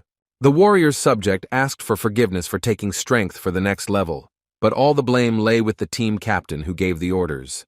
As it turned out, the hunters actually had the Aegis shield with them, which the leader asked to return to the master swordsman after killing the hellhound. Jin learned that the shield was on the 4th floor, but even with it, the elite players failed to clear the dungeon. The necromancer still had questions, since the item was one of the strongest armors. The Aegis shield could certainly block the hellhound's attack, but given the results of its predecessors, there was still cause for concern. However, the hunter was more interested in the expression on the swordsman's face when he came out of the dungeon with the legendary item. Meanwhile, Park Shin-hai was watching the news, from which she learned that Isaac's group had been in the dungeon for 17 days already. The girl reported that Kim Woo-jin was killed by a master swordsman while Isaac was isolated in the dungeon. She also reported that John George was acting according to plan and public opinion was beginning to change in their favor. Miss Park insisted that everything turned out for the best for them and that the strategy she had chosen had been the right one. Despite the positive news, Lee Se-jun found the situation funny. The guild leader's assistant became worried, asking if there was another problem. The man recalled what happened 3 years ago when the gate appeared in the center of Seoul. Then one of the players wanted Lee dead, being sure that the great hunter would not be able to get out of the gate alive. The man was confident in his actions, just as Mrs. Park was now confident in hers. As the girl knew, Sejong did not die, that he was a dungeon, but his position, on the contrary, only strengthened. Sitting down at the table, the man continued that sometimes he had the thought that it was that man who made him who Lee was now. The guild leader thought this incident was funny, but he wondered if he should be grateful for it. Looking at Isaac Ivanov, the hunter felt that they were somehow similar. The man asked his ward if she had the same opinion as her boss. Lee Se-jun stated that if the Russian gets out of the dungeon alive, he will meet him personally at least once. By evening, the 3rd floor of the Hellhound's dungeon was cleared, and the hunter increased his level. Drenched in sweat, Chin-A could hardly breathe as he was recovering from the grueling battle. The guy sat down near the monster's corpse, waiting for his partner to arrive. Woo-jin, who came with the skeleton warriors, didn't expect that his partner would finish off the orc faster than he thought. The necromancer brought his minions to assist him, but found that their services were not needed. The immortal warrior began to shower insults, declaring that he had returned from the other world while Kim was hiding somewhere. The player replied that he would not act so frivolously, and that if Chin-A needed help, he only had to say so. Woo-jin stated that they needed to move to the 4th floor of the dungeon, and his puppets immediately picked up the immortal warrior. Studying the latest news, the director of the brokerage firm was pleased that everything was going according to plan. The secretary asked whether her boss meant the Hellhound's dungeon. The man was amused by the fact that everyone around him assumed that Isaac was already dead, which was even written about in the newspapers. The girl didn't even think that the Hellhound's dungeon was stronger than the dragon's dungeon. After thinking about it, Ose-chang replied that a more appropriate word for the dungeon was dangerous. Rumors circulated that the hellfire the dog spewed would not stop until it had reduced its target to ashes. Also among the legendary items there were rare armors with the effect of absolute protection. Personally, the broker himself would not have dared to enter this dungeon without such equipment. And in addition, the dog's ability to regenerate was much higher than that of the trolls. The man concluded his story by stating that the balance between attack and defense of such an opponent was almost perfect. The girl asked warily if Chin-A would be safe in that case. Oh-se-chan assured that although the guy looked like a simpleton who only thought about food when necessary, he could show his true face. The broker noted that they had never had easy dungeons, and that this time they just had to trust that everything would work out. He also added that Kim Woo-jin was next to his employee, which meant there was no need to worry. The man claimed that they would return safe and sound as always, but he had not seen how dangerous the dungeon on the 4th level was. The necromancer climbed up from the ravine with the legendary item on his back. As soon as the guy stepped onto the hard surface, he immediately sprawled out on it. The hunter was breathing heavily as it took him quite a while to find the shield that was in the discarded place. If it weren't for the eye of Anubis, players would have left the item buried in this location after completing the dungeon. Finding his partner resting on the ground, Chin-A demanded that he immediately get up and help him. While the immortal warrior was talking to Kim, a hellhound had already crept up behind him. The hunter insisted that while the necromancer was enjoying himself alone, he was ready to say goodbye to life. But what bothered the player more was that his partner always forced him to do such things. Wiping his face, which was wet from the photo, the guy asked what exactly he was doing to make his partner so nervous. The enraged boy replied that while Woo-jin was always having a comfortable time, he was currently suffering and being in danger. With a deft movement, the hunter grabbed his opponent, hoping to catch him off guard. Threw the dog as far as possible. The guy declared that even players like him had rights. Chin-A continued, telling that he also felt pain when he was wounded. The boy claimed that while he was risking his life, Woo-jin was wandering around the dungeon in search of treasure. The player promised to put up with his partner's antics, when a giant energy ball formed behind him. Seeing a bright glow behind him, the immortal warrior turned around to find out what it was. It was nothing less than hellfire that the master of these lands was spewing out. Covering his face with his hands, Chin-A was already preparing to accept his death, but nothing happened. He was saved by the effect of the Aegis shield, which granted its owner absolute protection that could not be destroyed. Having stopped attacking, the dungeon monster cast its demonic gaze at the players. The dog watched as flames spread from the shield the hunters used. Chin-A looked in fascination at the legendary item in the necromancer's hands. Having confirmed the warrior's guess that it was the shield of Aegis, Kim asked him again if he still believed that Yu Jin was doing nothing. The fighter felt ashamed of his words, insisting that he was simply sad, which is why he said too much. Having handed over the strongest shield to his partner, the hunter stated that they needed to slowly get out of the dungeon, insisting that he should have been more careful during the fight with the hellhound. The monster's attack was enough to knock out the enemy with one blow. Tapping the surface of the shield, Zichang's man declared that he would be at the forefront. However, the necromancer wanted to dampen his partner's ardor, and he had to tell him something else. But before the hunter could utter a word, the flash of attack behind Chin-A began to grow again. The player ordered his frozen comrade to dodge the dog's shot. The dungeon monster nearly hit the couple with another blast of hellfire. As he fell to the ground, the boy caught himself thinking that the hellish dog was on the other side. Deciding to double-check that he had not made a mistake, the immortal warrior looked around. If what Chin-A saw was a revelation, Wu Jin only confirmed what he saw with the eye of Anubis. Before the attack, the necromancer was just about to tell about the reason why the owners of the Aegis shield were unable to pass the dungeon. The hellhound on the 4th level was not the only enemy, as there were 2 dogs in the dungeon. Now, the hunter's former confidence in his victory over the monster suddenly vanished. Each of the hunters kept an eye on the hellhound so that none of them would be caught off guard. Chin-A wondered why everyone was keeping quiet about the fact that there were actually 2 monsters. As soon as the creature opened its mouth, a huge beam of fiery flames headed straight for one of the players. A powerful wave of hellish flames hit the shield of Aegis and scattered to the sides. The immortal warrior, thanks to the magical items he was hung with, was able to stand up to the dog again. Turning around, the fighter asked his partner what they should do with 2 enemies when they only had 1 shield. Just as the guy stated that they couldn't continue to be together, Jin disappeared without a trace. While trying to find the necromancer, Sechan's man was indignant that he had been blocking the blows so diligently because he thought Kim was behind him. The player, finding himself on the other side, asked if his partner would be able to deal with at least 1 dog, given the shield. The warrior confirmed that he would be able to deal with 1 dog, but there was still 1 left. Without answering the question, Wu Jin shouted to his colleague about the enemy's impending attack. Well, at the last second, the hunter covered himself with the legendary item, avoiding a tragic fate. A giant wave of flame, several meters high, covered the monster's enemy head-on. Kim Wu Jin tried to shout to his partner, doubting whether he would survive after this. When the attack stopped, the wave of fire was replaced by a large cloud of smoke. An immortal warrior emerged from the smoke and immediately fell to his knees. The boy was terrified when he discovered that an unquenchable flame of hellfire remained on his shoulder. The boy began to roll on the ground, trying to put out the fire, but Kim calmly told him to just take off his armor.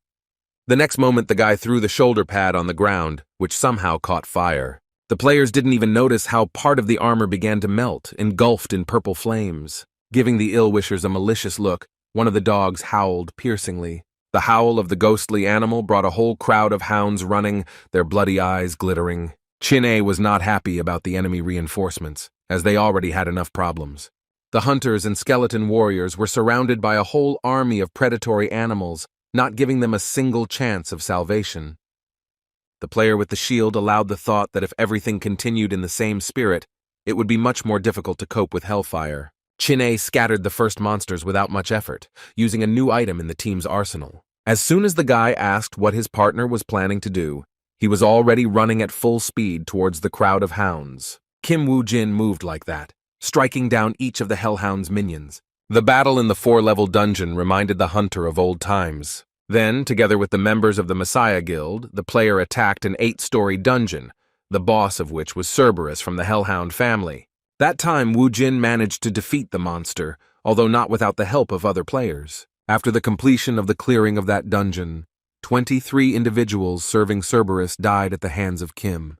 This time, the player had such strength and skills that he could defeat a much larger number of opponents without the help of the Messiah. And while Isaac was overcoming difficulties in the Dungeon of Hell Dogs, a shocking truth emerged in Park Yong Wan's residence.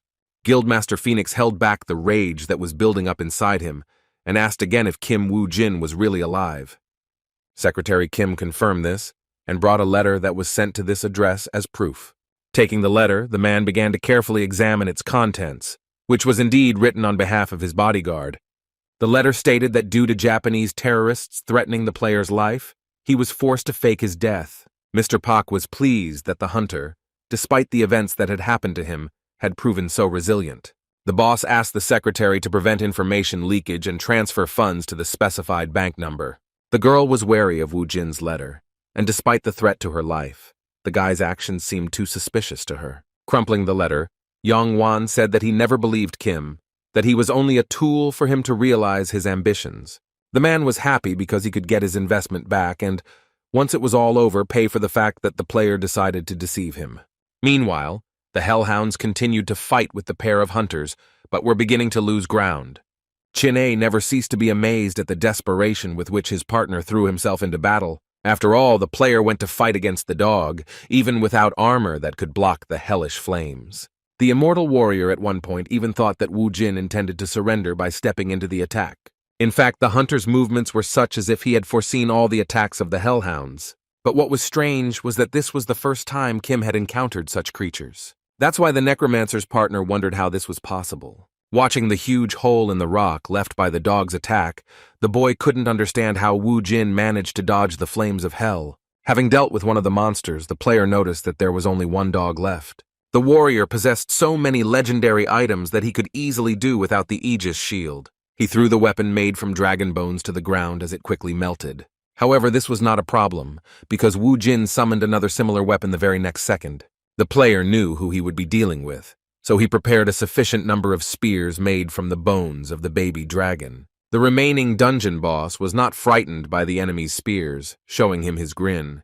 The necromancer stated that everything was going according to his plan, so he intended to end the duel as soon as possible. Suddenly, the hunter's worried partner walked quickly towards him. The guy asked his partner to stop, not allowing him to finish what he started. Kim Woo Jin lowered his spear and waited for the fighter to run over to him and explain his actions. Necromancer asked him what was so urgent that the hunter interrupted him. Bowing his head to the player, Chin-A stated that he could no longer stand by while Kim did the hard work. With burning eyes, the immortal warrior asked to leave the last dog for him. Jin liked the hunter's attitude, but he asked again if he would be able to deal with the monster. The guy kept saying that he would deal with the enemy, but for some reason he gave up the Aegis shield. Placing the dragon bone spear on his shoulder, he declared that he could not bear the thought of being a burden to anyone. Chin-A remembered the day when Secretary Lee came to their office after that fateful day. And on top of everything else, the player had people dear to him whom he had to protect, and so the immortal warrior had to become much stronger than he was now. At the same time, a business meeting was taking place at the Thunderbird Guild headquarters. The guild guards kept the prisoners under surveillance, armed with firearms. The partner placed a suitcase filled with money on the table as payment for the bills. The deputy head of the Shakira Guild asked his business partner what was inside the case. With a creepy smile on his face, the man replied that it was nothing more than payment for the request. At that moment, shots were fired from the guards, who finished off all the prisoners. The guild members showed no sympathy as they fired a full clip at the defenseless captives. As the man explained, the case contained a reward for killing local players with an entrance to the dungeon. After showing the contents, the partner thanked Shakira for making his business much easier. The woman took a wad of money from the case and quickly flipped through the bills, looking at them. The deputy then threw the pack back into the suitcase, claiming that they would not risk their lives for such a trifle. The woman asked whether the director had told the companion that payment was made only in skill pages and items. As it turned out, the man was well aware of this, but recently he had been having difficulties with the delivery of items.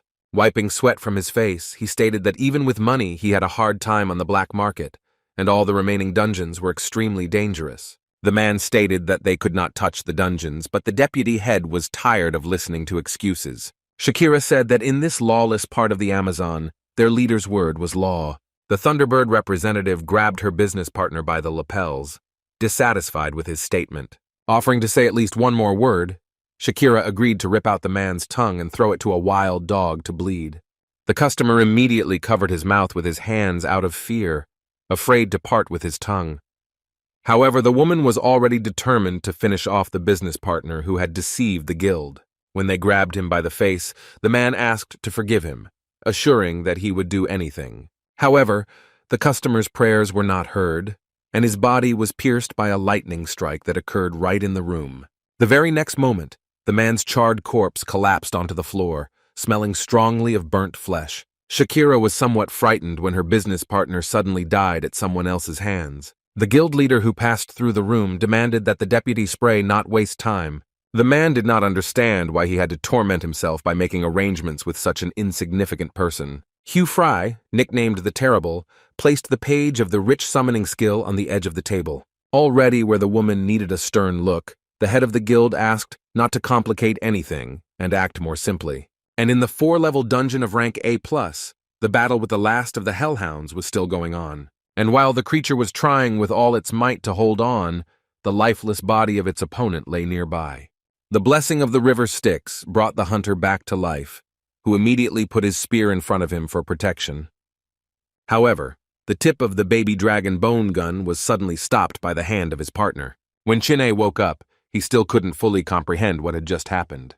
The necromancer revealed that it was just him, demanding that the immortal warrior finally come to his senses. Tired, the guy collapsed to the ground, wondering what happened to the remaining hellhound. Instead of answering, the player gestured towards the monster behind him with a smirk on his face. The immortal warrior, with undisguised curiosity, directed his pattern at the enemy. The dungeon boss lay motionless on the ground, and Wu Jin explained that he personally did nothing to him. His partner was overjoyed that he had managed to defeat such a difficult monster with only his own strength. Sometime later, Park Yong Wan insisted that this was not the first time his bodyguard had surprised him. However, after these words were spoken, the man added that he himself had no idea that Wu Jin would deceive him too.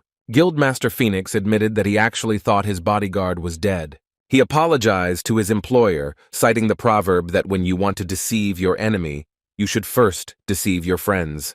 Mr. Pak, leaning back in his chair, thought it wise to do so. But despite this, young Wan threatened the guy so that from now on he would not even think about fooling him, and all because such things really irritated him, demonstrating his anger with the help of aura.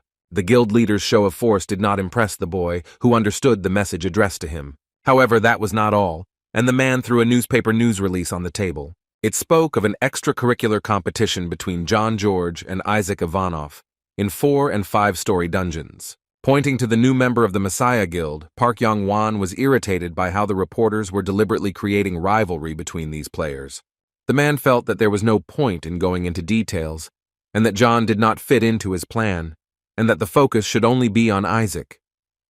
Crumpling up the newspaper, Mr. Pak asked Kim to persuade the Russian hunter to trample the representative of the Messiah. Yong Wan wanted Ivanov to steal all the public's attention, wanting to get the maximum benefit from his investment in him. After conducting a brief analysis of the new case, the guy asked to assign Grozny and Dari to him. This decision was not so much unexpected as it was strange for the head of Phoenix. When asked why Grozny was needed, Wu Jin replied that the man had a rich summoning skill that summoned the immortal mage. The enemy, left without a chance, took out his anger on training targets. The upper part of the target, separated from the target, fell at the feet of the master swordsman, who was simultaneously listening to the report. Wiping away the beauty that was appearing on his face, the man decided to sum up what his ward had said. It turned out that the player chose the Ring of Solomon as a reward instead of the Aegis shield. The master swordsman himself offered the shield, but if the player wanted to receive another item in return, he could not do anything about it. But there was something in the current situation that irritated the master more than anything else. The man did not understand how Isaac knew that Yamato had Solomon's ring. With frightened eyes, the girl swore that she had not even mentioned this subject. The master had no doubts about his student, but the leaked information created the impression that there was a spy in their circle. The girl asked for forgiveness, declaring that she would immediately deal with the traitor together with Isaac. But Sakura was very surprised when the owner ordered her to abandon this idea. Having put the sword back into its sheath, the man noted the growth of the hunters of the Russian guild. The master swordsman announced that the day will soon come when he will meet the players in person. His loyal subject became wary because she understood what the teacher meant. The Yamato guild member's face turned red as he announced that he needed to wait a bit. The master waited for the moment when he would personally cut down the enemy, just as he had destroyed the trees in order to receive satisfaction. At the same time, in the Amazon region, within the walls of the Thunderbird Guild, a deal was once again being discussed. Shakira couldn't hide her surprise when she spoke to a new potential client. Looking at Kim Woo-jin, she compared him to a ghost or to a dead person who had risen from the dead.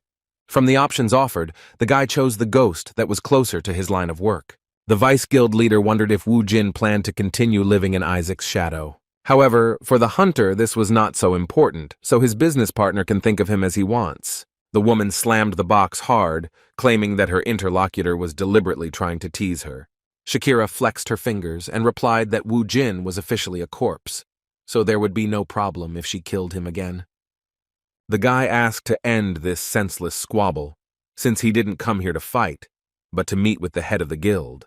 I don't understand why exactly, but the Deputy Thunderbird was irritated by her interlocutor, whom she tolerated solely for the sake of Hugh Fry. Not wanting to spend much time in the guy's company, the woman gave him a minute to explain. Woo-jin reasoned that Grozny was a man who worked through exchange. In this regard, Kim suggested that he could also include a person in the exchange, clarifying this point with Shakira. And he wanted to know what he could get in return if he sold Isaac Ivanov to the Thunderbird Guild. The girl realized that the guy had no intention of negotiating on behalf of Ivanov, but instead wanted to sell him himself. Grozny's deputy lost the last of her patience, climbing onto the box with one foot. She said she tried to be patient with her interlocutor, but Kim's behavior went beyond all bounds. Suddenly, the necromancer felt the presence of a stranger next to him.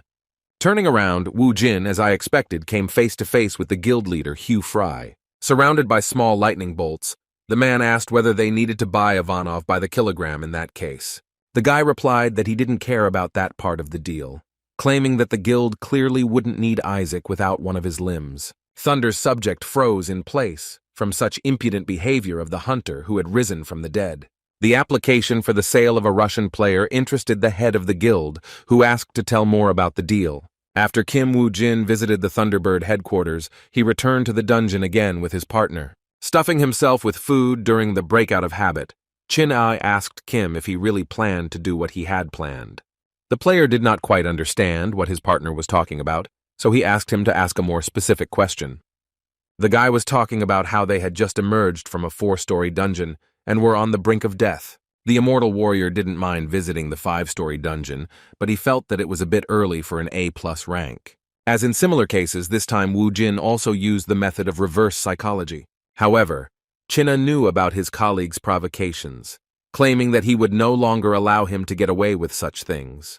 The hunter was indignant that his partner also considered him a simpleton. Kim Woo-jin pressed his finger to his lips because he felt that there was someone near them. After the necromancer spoke his words, Zichang's man also sensed the presence of an outsider. The light of the fire did not reach the stranger, hiding her face, which, despite its appearance, behaved in a friendly manner. As soon as the girl came out into the light, Woo-jin was surprised because he met his old acquaintance. The girl's name was Michelle, who was a member of the Messiah Guild, with whom the players would participate in clearing the dungeon. The girl turned out to be a fan of hunters, and before their joint hunt, she wanted to greet the legendary couple. At first, Kim did not understand why he met Michelle in this dungeon, but memories from a past life reminded the necromancer of that tragic incident. It was in this dungeon that day that the Messiah Guild group lost one of their comrades. However, Chin-a was not familiar with the huntress before and began to flirt with her during the conversation. The warrior offered the girl an autograph since she was a fan of their work, but Michelle quickly refused, while Isaac's partner continued to insist on his own. The player had already prepared a pen for the signature, but at the last second the girl, asking for forgiveness, left him. Both hunters were surprised when a member of the Messiah Guild asked Ivanov for an autograph. The fan couldn't be happier to get her idol's signature, while his partner was shaking with anger. The guy was so jealous of his colleague that he even broke the pen he was holding in his hands out of rage. On the day of the hunt in the dungeon, in addition to Russian players, there were 2 groups of hunters, one of which belonged to the Messiah Guild, while the second one belonged to the Thunderbird, whose leader Woo-jin had recently met. The necromancer had to implement the next point of his plan while his partner was still recovering from the meeting with the fan. The player told Grozny a great secret, that in fact he controlled Isaac Ivanov. The hunter's words aroused the interest of the guild leader, but not his deputy. The woman was outraged that her boss believed such nonsense, but the man asked the guy to continue. Kim knew that Fry liked to collect skill pages and items, but recently, there had been problems with their supply. The hunter offered to help in the attack on the desired dungeon, using Isaac where the Thunderbird Guild could not cope. Shakira was furious when she heard that the guy had put forward his terms of the deal. Grozny guessed, because Kim said he wanted to get something specific from the head of the guild. The man squeezed the Gantani balls in his hand and warned that he was not involved in any obviously unprofitable business. Hugh Fry replied that he was not interested, and that if the guy wanted something, he would have to offer something more interesting. The man was interested in selling Isaac, but ultimately found nothing special. The deputy was glad that the negotiations failed, as she had disliked the guy from the very beginning. Again, flexing her fingers, the woman asked the owner if he should deal with Kim Woo-jin. Grozny replied that the guy was already useless anyway, and therefore anything could be done with him. But at the last moment, the player announced that a Cyclops dungeon had appeared in Amazonia, for which the guild was forming a team.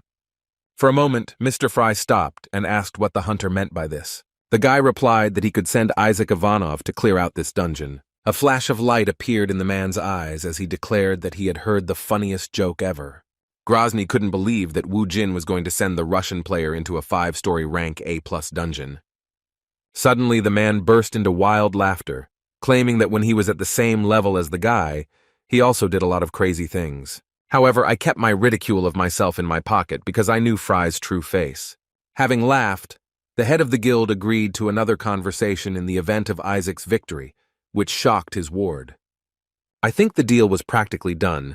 The guy didn't specify what he would get in return for Ivanov. But the man had no intention of buying the Russian hunter.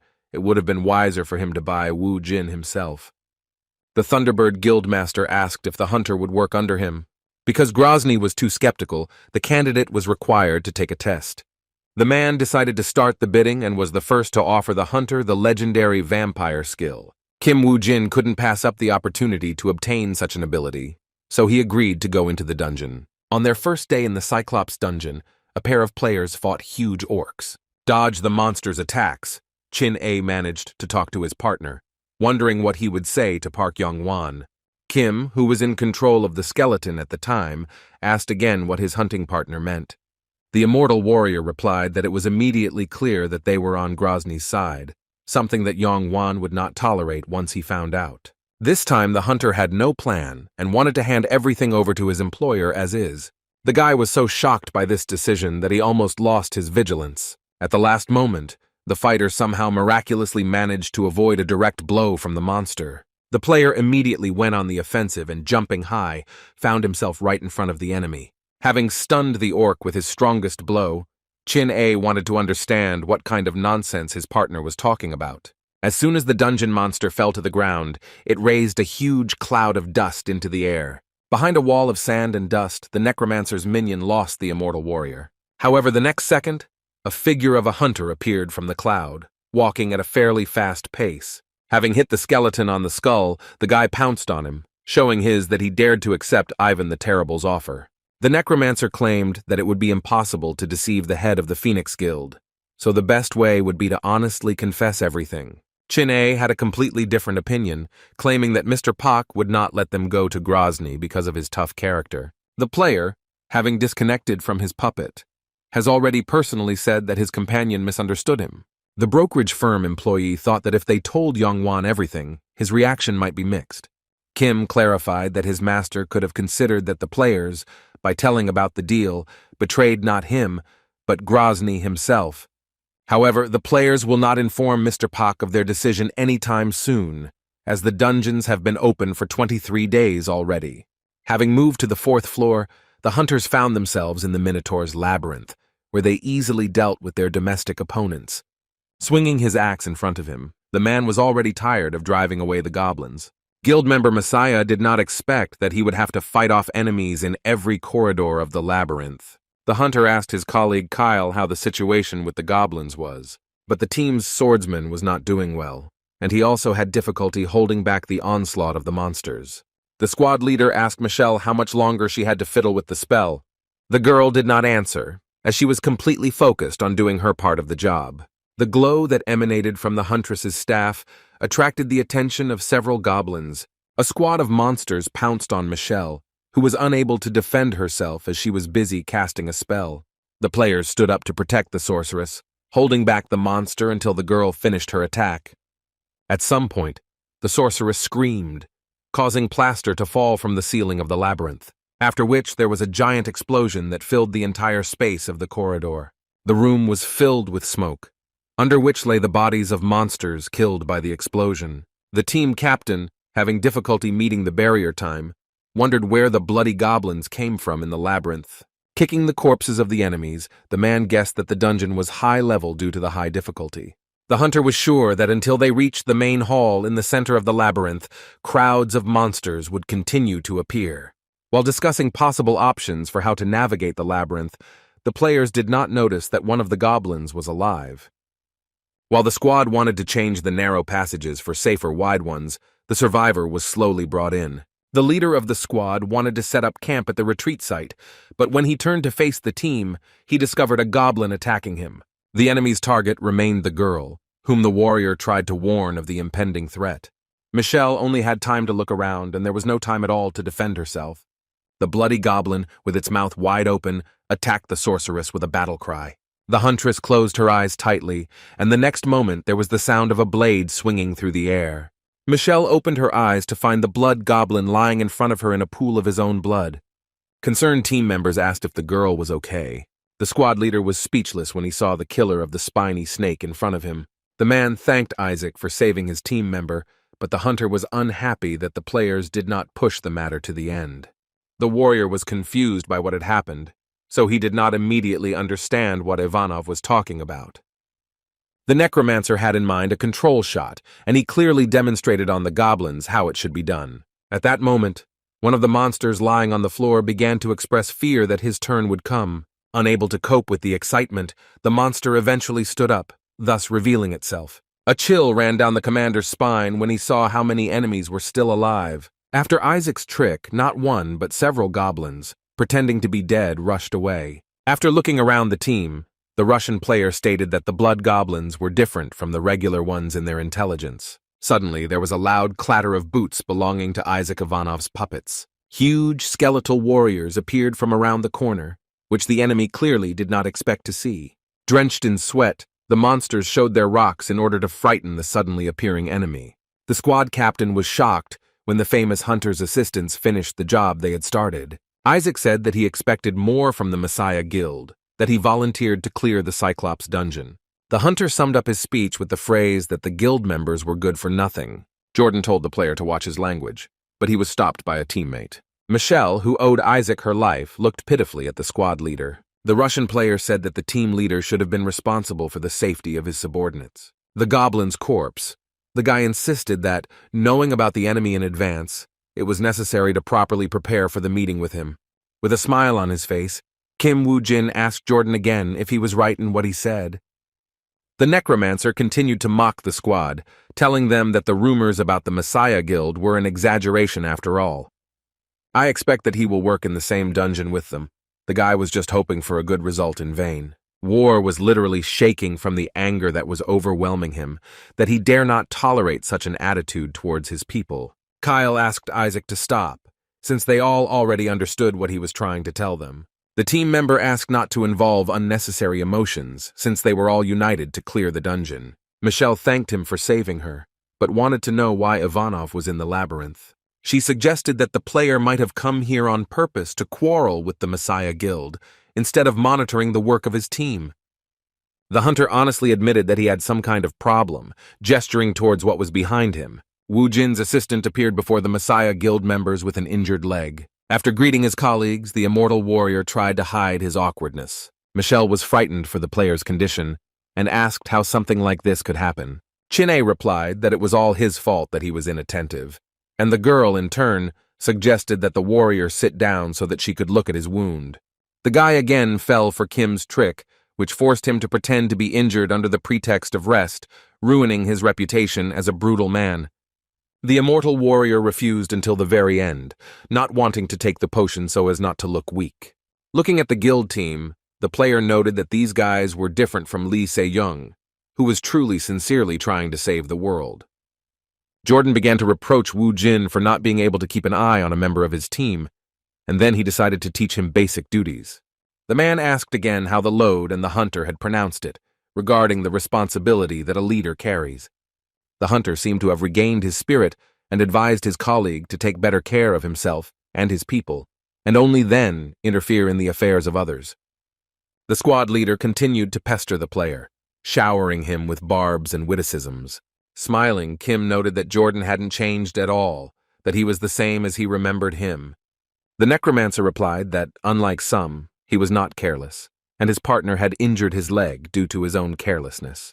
Reluctantly, the boy confirmed his clumsiness, continuing to play along with Wu Jin. Patting his leg, Chin-A replied that he had disobeyed the leader, which was why this had happened to him. Jordan assumed that Ivanov, a strong fighter, would not be able to clear the dungeon, so he came to ask them for help. At first, the player wanted to do so, but he doubted it when he saw the hunters in action, suggesting that they be under his command for the duration of the hunt. Kim claimed that in this case the hunters would emerge from the dungeon safe and sound, which caused the team leader to drop his weapon. However, the person responsible for the group of Messiah participants was greatly offended when he heard such a statement addressed to him.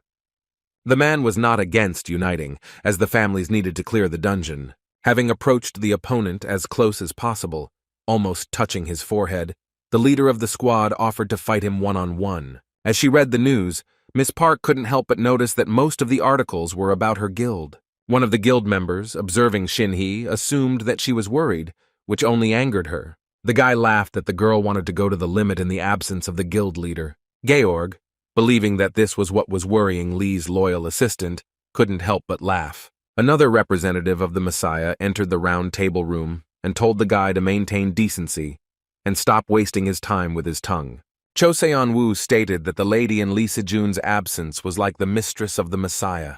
The player warned that if the newcomer broke the rules again, he would not stand and remain silent. The necromancer angrily asked what a pathetic hunter like him would do to him in that case. The tension between the players was growing significantly and could be felt physically. The deputy demanded that they stop the disagreement, stating that everything they were going to do was for the sake of the master. The sword master informed that Lee Se-jung wanted to meet Isaac face-to-face sometime, but the meeting was about killing him. Getting to the heart of the matter, the man asked if there was reliable information that the player had entered a 5-story dungeon. Shin-hee responded that until recently she herself considered these news to be false rumors, but the information was confirmed. The girl showed a recording she received from a guild member who was in Amazonia, which showed Isaac entering the dungeon. The master who started this topic of conversation was interested in who entered the portal with the player. It was not known, but the hunters managed to find out that the Russians were of the same opinion as the Messiah. The swordsman thought it was for the best, since it was not easy for Isaac to figure out what he intended to do personally. Deputy Se-jung was pleased that the swordsman himself had personally intervened in this matter. She stated that the guy himself became bait for entering the dungeon, which drew John's attention. The guy thought that calling a hunter bait was beyond common sense. Georg, reclining in his chair, declared that there was nothing wrong with the murder of Isaac Ivanov. After all, then the player will become the only holder of the title of representative of the dark world. After the necromancer's words, there was a brief awkward pause at the round table. "Let's continue." The master swordsman asked what place was designated for the operation. Mrs. Park replied that the location was Egypt, in which the dungeon of the Sphinx A+ was located on the 6th floor.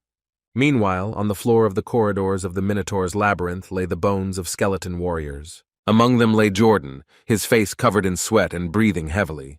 His subordinates watched the state of their captain with horror and excitement. Exhausted, the man moaned with sadness and sorrow in his voice that he had lost the battle. All this time, being near the wall, the necromancer tore his back away from it to talk with the loser.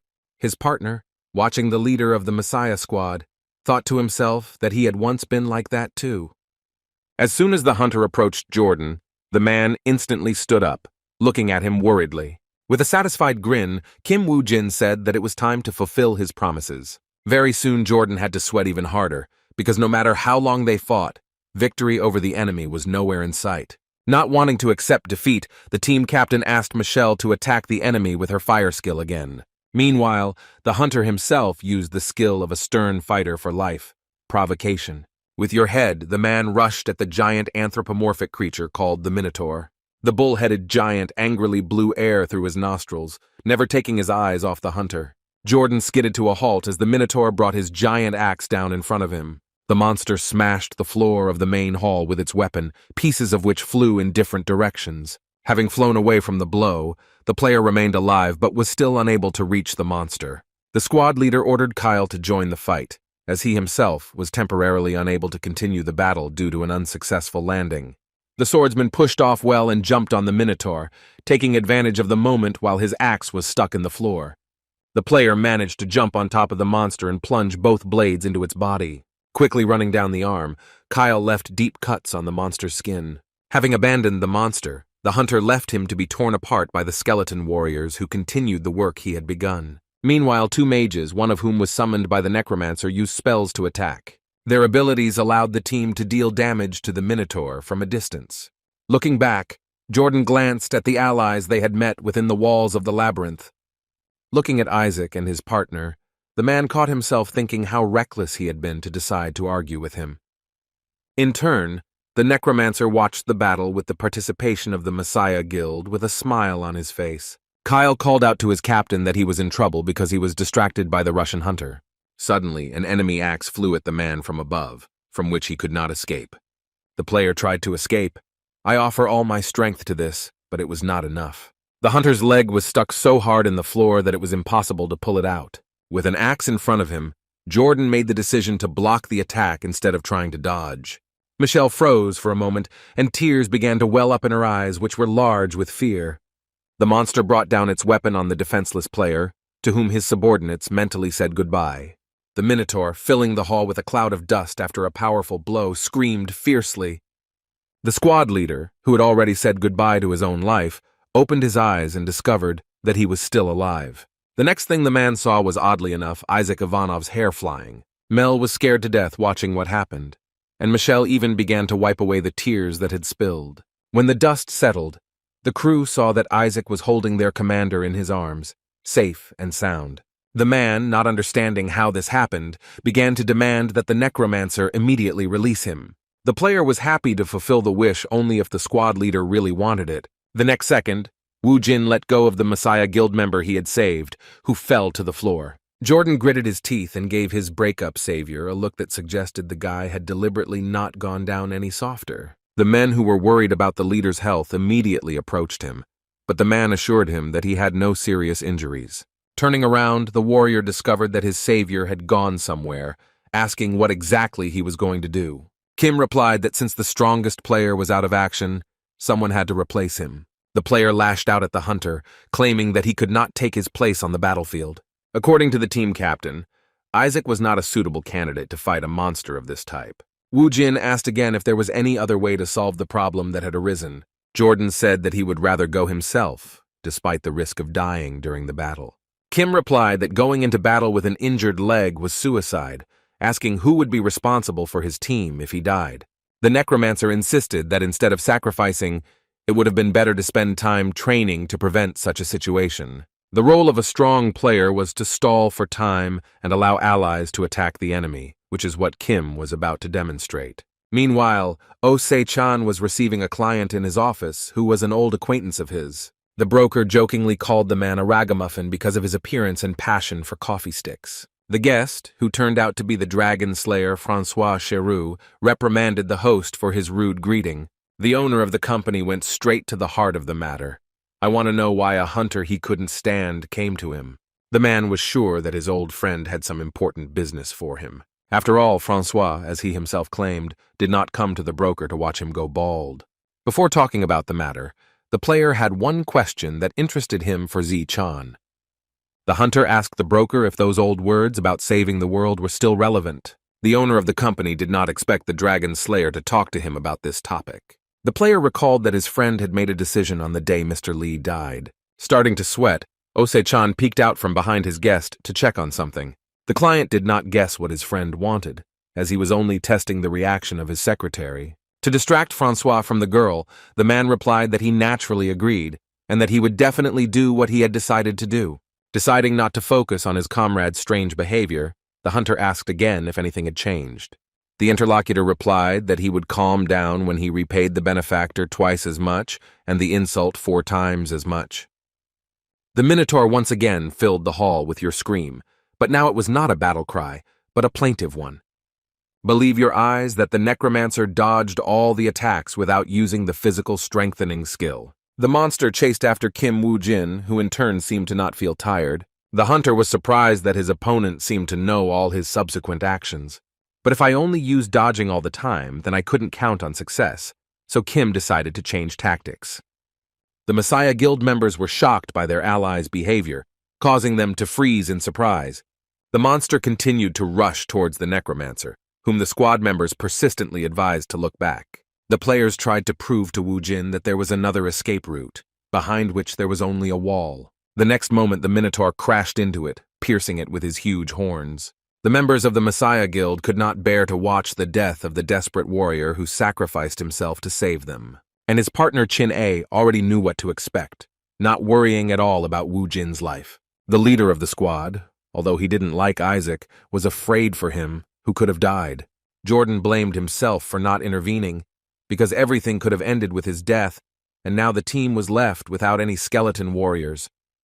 Despite everything, the necromancer's minions all moved towards the monster to finish him off. The man couldn't believe that the skeletons were moving, because that could only mean one thing. When the clouds cleared, it turned out that the Minotaur was still standing, making it an easy target for Kim's puppets. The monster, trying to defeat the enemy, got stuck in the wall by the enemies, thus falling into a trap. Woo-jin, who was underneath him, was unharmed and was preparing to deal a crushing blow to the monster. The player made fun of the stupid monster who, due to blind rage, was now unable to move. In one leap, the hunter flew towards the beast with a blade in his hand, aiming at its eye. The next moment, the owner of the labyrinth was poisoned with blood, becoming blind in one eye. This trick of the enemy angered the monster so much that he finally pulled his horns out of the wall. Having retreated to a safe distance, Kim believed that the beast was already exhausted, but now the hunter would not be able to gain additional time. Unlike other monsters, this one had intelligence, so luring it to the wall was already problematic.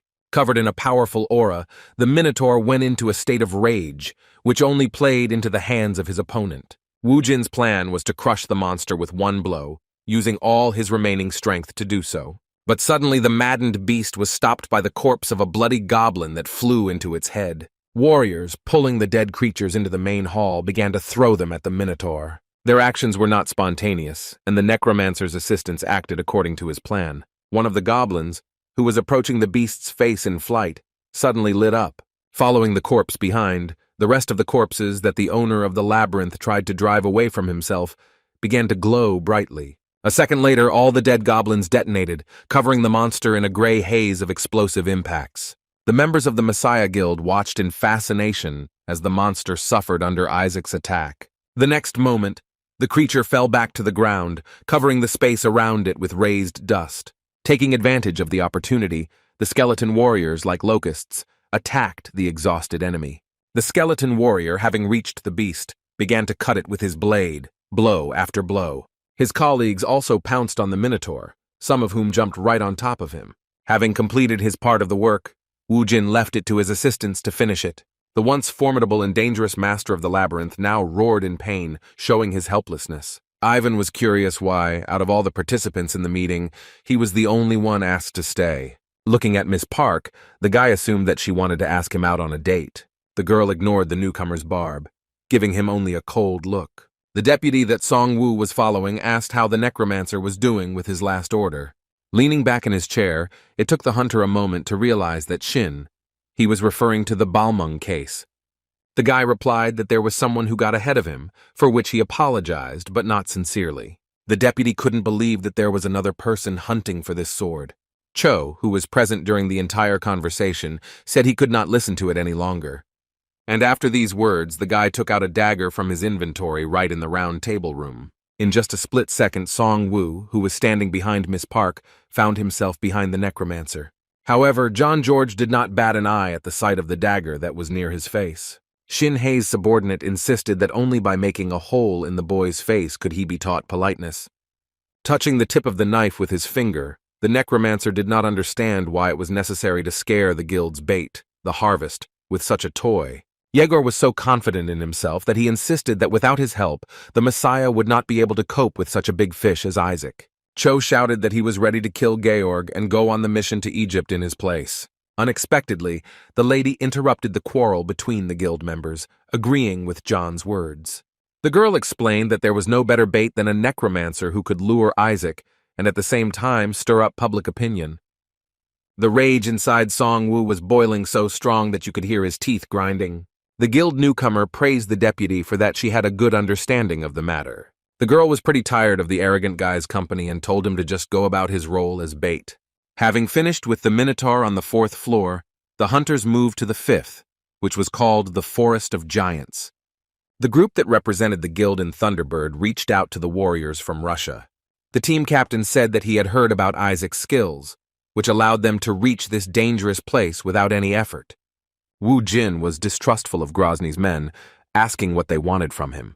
The man whispered that it was nothing special. He just decided to check if the player had forgotten his promise. The promise was meant to give the guild a reward from the dungeon, which Kim's partner was also interested in. The squad leader was pleased that their ally had correctly remembered the terms of the deal with the guild. The man exchanged a few words with Wu Jin before returning to his squad. However, watching the interaction between the competitors and the player who saved their squad made Jordan angry. Michelle quietly approached the captain and asked if everything was okay with him. The man laughed nervously, trying to pretend that he felt just fine. Lucas, who had joined in, asked the leader not to think too much about what happened in the last battle. Michelle also supported her colleague, claiming that such thoughts will not lead to anything good. The girl's words that it was all because Isaac was too great a hunter cut Jordan to the heart. Although the man understood everything perfectly well, the words of his subordinates made him feel even more offended. Be that as it may, the captain thanked his men for the support they gave him in difficult times. Watching his comrades from his previous life, Wu Jin remembered his previous trip to this dungeon. Then the Messiah Guild squad lost a mage from their team, whose role was played by Michelle. However, the hunters' failures did not end there, as they entered into a fierce battle with the dungeon boss. Then, when faced with a Cyclops, the survival rate was approximately half of all participants.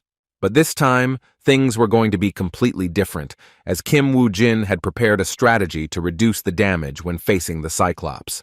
Suddenly, a piercing cry was heard, which caused the birds to leave the trees and fly into the sky. All the players became wary, because each of them, although they understood who the voice belonged to, wanted to be wrong. And only the necromancer knew for sure that it was their enemy, whom this time he knew exactly how to attack. Meanwhile, at the brokerage firm's office, they still couldn't get to the bottom of the matter. An impatient Osei-chan asked the client to stop beating around the bush and get straight to the point. The man repeated once again why Francois had come to his office. The hunter said that if his comrade really wanted to save the world, then he had one thing for that occasion. The broker knew the value of things, so he became interested in what Shiro could offer him.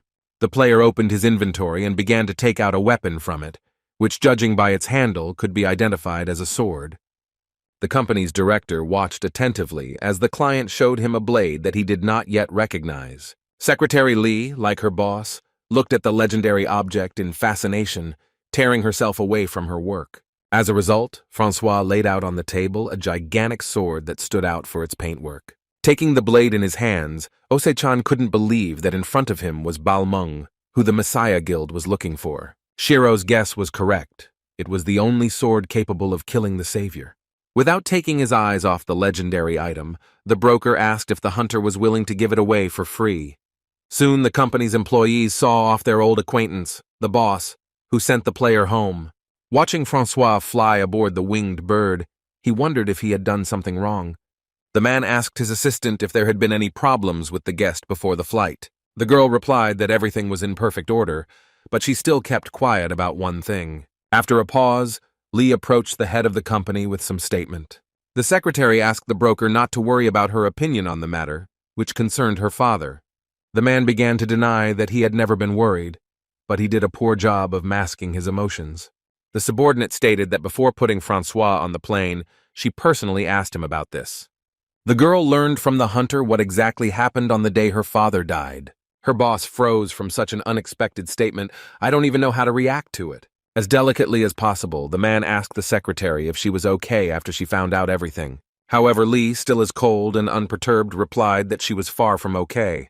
The team of hunters moved deeper into the cave, still on the same 5th floor of the dungeon. Jordan asked his ally why they came here and if everything would be okay with the Thunderbird Guild squad. The team leader from the Messiah Guild believed that it was wiser to unite if they wanted to defeat the enemy. As Wu Jin was talking with the Thunderbird captain, one of his subordinates ran up to them.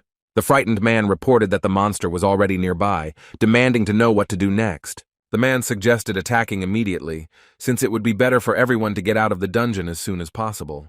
The necromancer, on the contrary, suggested hiding separately and sitting quietly, as Thunderbird had been doing until now.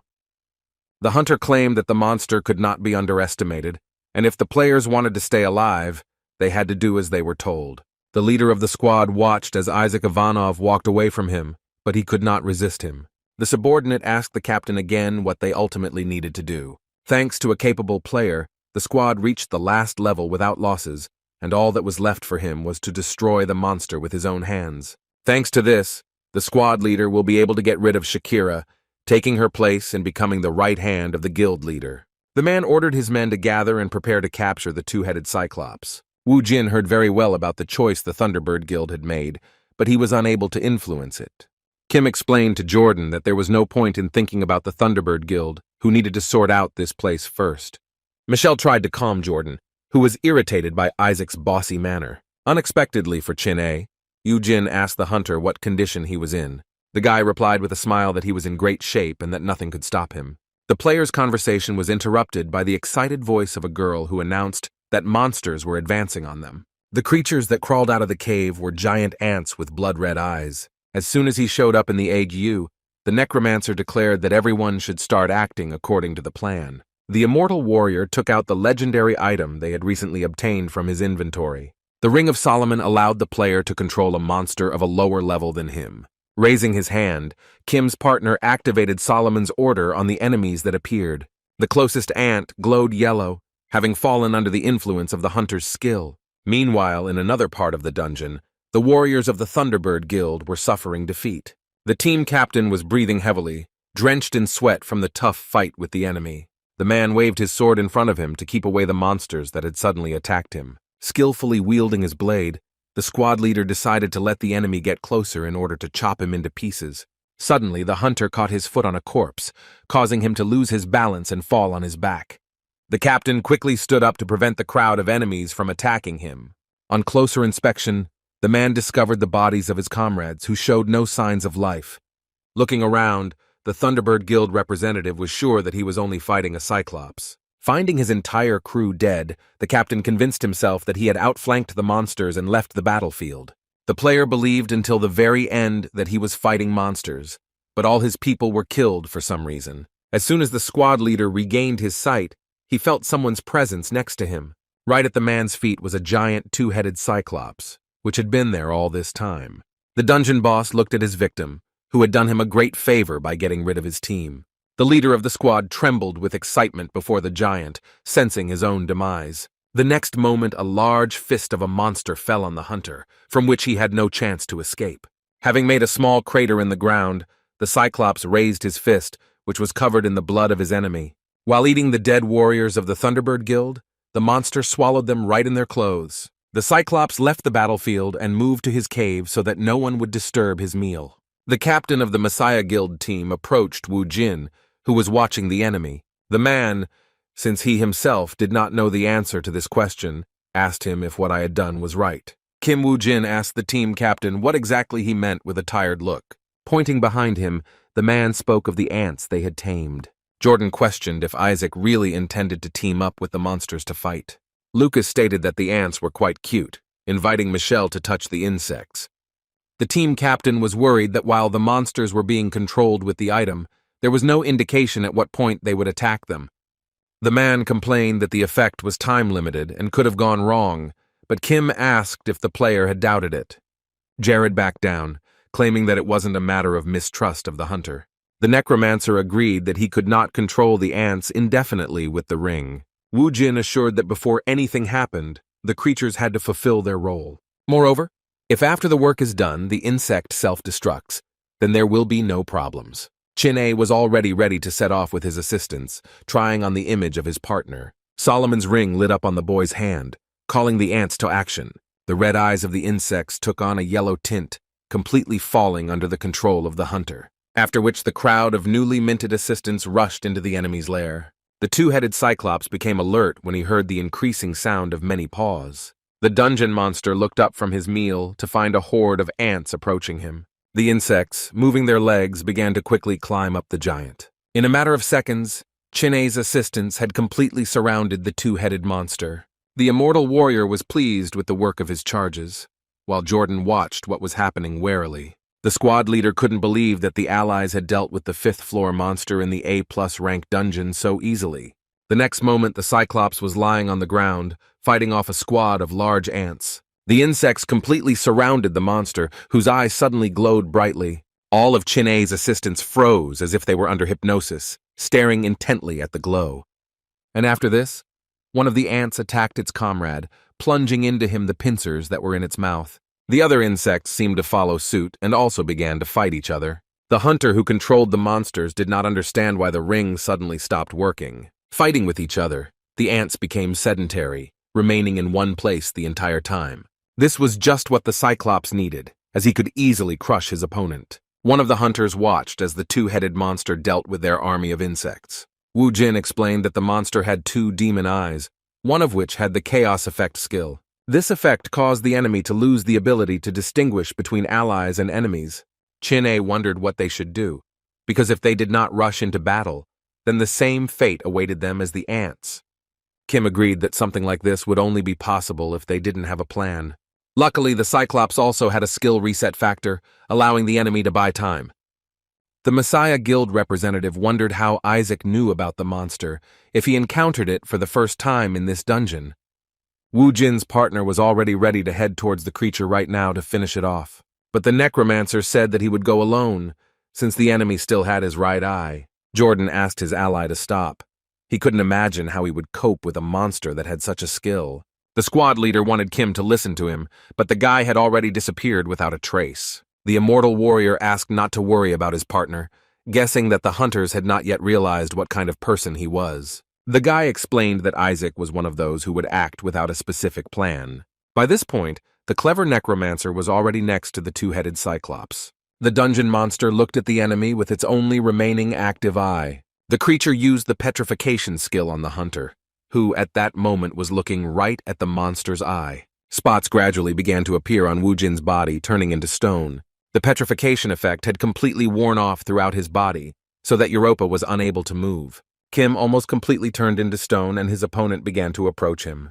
While the necromancer had not yet completely turned into a motionless statue, he had only one chance. Wu Jin activated Lancelot's ring on his finger, which provided strong resistance to the petrification skill. The very next moment, the layer of stone that covered the player shattered into pieces. The monster didn't know that its effect didn't work on the hunter, and taking advantage of the moment, jumped up to his head. While the left eye was still recharging, Kim decided to deal with the right one first. Before the hunter could remove the blade from the monster's eye, a huge fist of the enemy flew towards him. With one blow, the mythical creature got rid of Wu Jin, throwing him as far away from itself as possible. As the necromancer hit the ground, he raised a large cloud of dust that completely hid him. However, from behind this wall, a bright glow appeared, which began to develop the collected dust. When Kim Wu Jin revealed himself, he was holding the Aegis shield, which was what was creating the bright glow. The dungeon monster growled in displeasure as it failed to punish its opponent, which partially deprived it of its sight. Suddenly, the Cyclops' head, whose eye Kim had injured, exploded, disorienting the enemy. It was Michelle's doing, who used the magic of her staff to attack the monster. Jordan ordered the squad members to go like this while the enemy was helpless. Rushing to his ally, the man asked if it was their turn to fight. Wu Jin told the team captain that he would take the monster's right head while they would take the left eye. Kim's partner was also supposed to join the squad so that they could destroy him before the eye rebooted. The warriors of the Messiah Guild began to actively attack the Cyclops' legs so that having knocked him to the ground, it would be easier to get to the eye. Michelle continued to distract the monster with her magic, preventing it from focusing on the team. At this time, Wu Jin was already rushing towards the Cyclops along with his small army of skeleton warriors. Watching the hunters gain faith over the monster, the player realized that he had managed to change the outcome of the battle. Soon, the two-headed Cyclops was destroyed, and the players who destroyed it received the Demon's Eye, which possessed the monster's skills. However, as soon as the participants of the hunt exited the portal, they were surprised by what awaited them outside. An agitated Michelle turned to Jordan, pointing out what had caused her such concern. The hunters were faced with the barrels of machine guns that in the Amazon region could only belong to one person. The hunters who cleared the dungeon were warmly welcomed by the members of the Thunderbird Guild. The commander of the detachment that belonged to the Messiah demanded that Grozny and Shakira explain themselves. Hugh Fry's deputy told the Messiah to leave them alone on good terms, as they had no business with them. The woman was sure that the Cyclops was certainly destroyed by Isaac, who promised to give them a reward. But Michelle didn't care about the agreement between Thunderbird and Isaac, because they were risking their lives to protect the dungeon. The girl was outraged by the fact that the guild, in addition to not being able to unite forces to save the world, also threatened the players. The words of the Messiah team representative amused Grozny, who wanted to prove the opposite. The man insisted that he had treated the team quite politely, since he had not yet turned them into wasp nests. To confirm what was said, the head of the guild wanted to enlist the support of Isaac Ivanov. The hunter remained silent and did not answer Grozny, which made the already unpleasant situation even more tense. At some point, the portal behind the players closed, and no one else emerged from it. Hugh Fry could not help but notice that the Russian hunter had not taken care of the safety of his men. However, as the head of the guild himself stated, they were good for nothing, and all that was important to him was to get the item he wanted. Kim Woo-jin agreed to hand over the Demon's Eye, which only shocked his partner. Chin-ae asked if they would really give up the eye, to which Kim replied in the affirmative, and then they would get what they wanted. The immortal warrior was sorry to part with the item that he had obtained with such difficulty. The members of the Messiah Guild did not understand what was happening between Isaac and Grozny, who so easily gave Frey the Demon's Eye. However, once Thunderbird got what he wanted, they got into their cars and simply drove away. Isaac's fan bowed to the hunter and thanked him for everything he had done for them. Team swordsman Lucas also expressed his gratitude to the player from whom he learned a lot. After shaking hands with his old acquaintance, Woo-jin asked him not to overpraise his abilities. Well, while all the squad members were talking to Isaac, the dissatisfied Jordan continued to stand aside. The necromancer noticed that the team captain was jealous of him, which made him feel very offended. The man felt like he was being watched, so he tried to pretend that he was not interested in what was happening. Michelle tried to justify the leader, claiming that he simply had a strong sense of self-worth. But the very next moment after she said these words, the girl became very scared. Kim Woo-jin suddenly went to Jordan, but it was unclear why exactly. Approaching the hunter, the player who took all the glory for himself stated that the man was not as bad a leader as he thought. However, even such praise was met with aggression by the squad leader, who almost attacked Woo-jin. But the necromancer hastened to add that the guys behind him would continue to trust the hunter. Despite all the successes and failures that accompanied the team, she will still fight side by side with Jordan. The hunter concluded that for the members of the squad, the man will remain the best comrade. The team captain's subordinates were glad that he eventually managed to become friends with Isaac. Chin-ae at the same time was unhappy, as his partner was saying words that did not really fit with his image. The fighter had been thinking all this time that Woo-jin didn't like the members of the Messiah Guild. Looking after his former comrades, Kim tried to remember if he had really said something like that. The hunter simply could not forgive the false savior who mercilessly trampled the noble will of his people. Shin-hye was somewhat surprised when she learned that Isaac returned from the Amazon alive. Her thoughts were interrupted by the appearance of a master swordsman who wanted to know why the lady needed him. The man was afraid that their plan might fail, but Mrs. Park told the master to keep his mouth shut. The girl insisted that there was no reason to worry and that everything was going according to plan. The vice guild leader only wanted to eliminate the possibility of failure by opening her inventory, and the reason why Mrs. Park called the swordsman to her was to give him the items he needed. To be on the safe side, he wanted to give the master Hades' helmet and Hermes' boots. Meanwhile, all the news tabloids were talking about Isaac's meeting with John on the 6th floor of the Sphinx dungeon in Egypt. Yong Wan didn't expect the situation to become so interesting that the Messiah Guild would make such a decision. Having dropped this topic, Mr. Park wanted to know whether the deal with Grozny had gone smoothly. Woo-jin replied that the deal was successful despite some issues. At the time of handing over the Demon's Eye, Woo-jin was supposed to receive something in return from the guild leader. Having handed Grozny the item he had obtained in the dungeon, The boy asked if he had brought the promised goods. The man liked the player's attitude, that even in such a situation he thought only about his reward. Hugh gave Kim the Lich summoning skill, which can summon an immortal mage after sacrificing monsters. The man reminded that the level cap was higher than 180, advising the boy not to die before that point. Yong Wan knew that his hunter had received a good offer, wanting to know the reason why Wu Jin was talking about it so openly.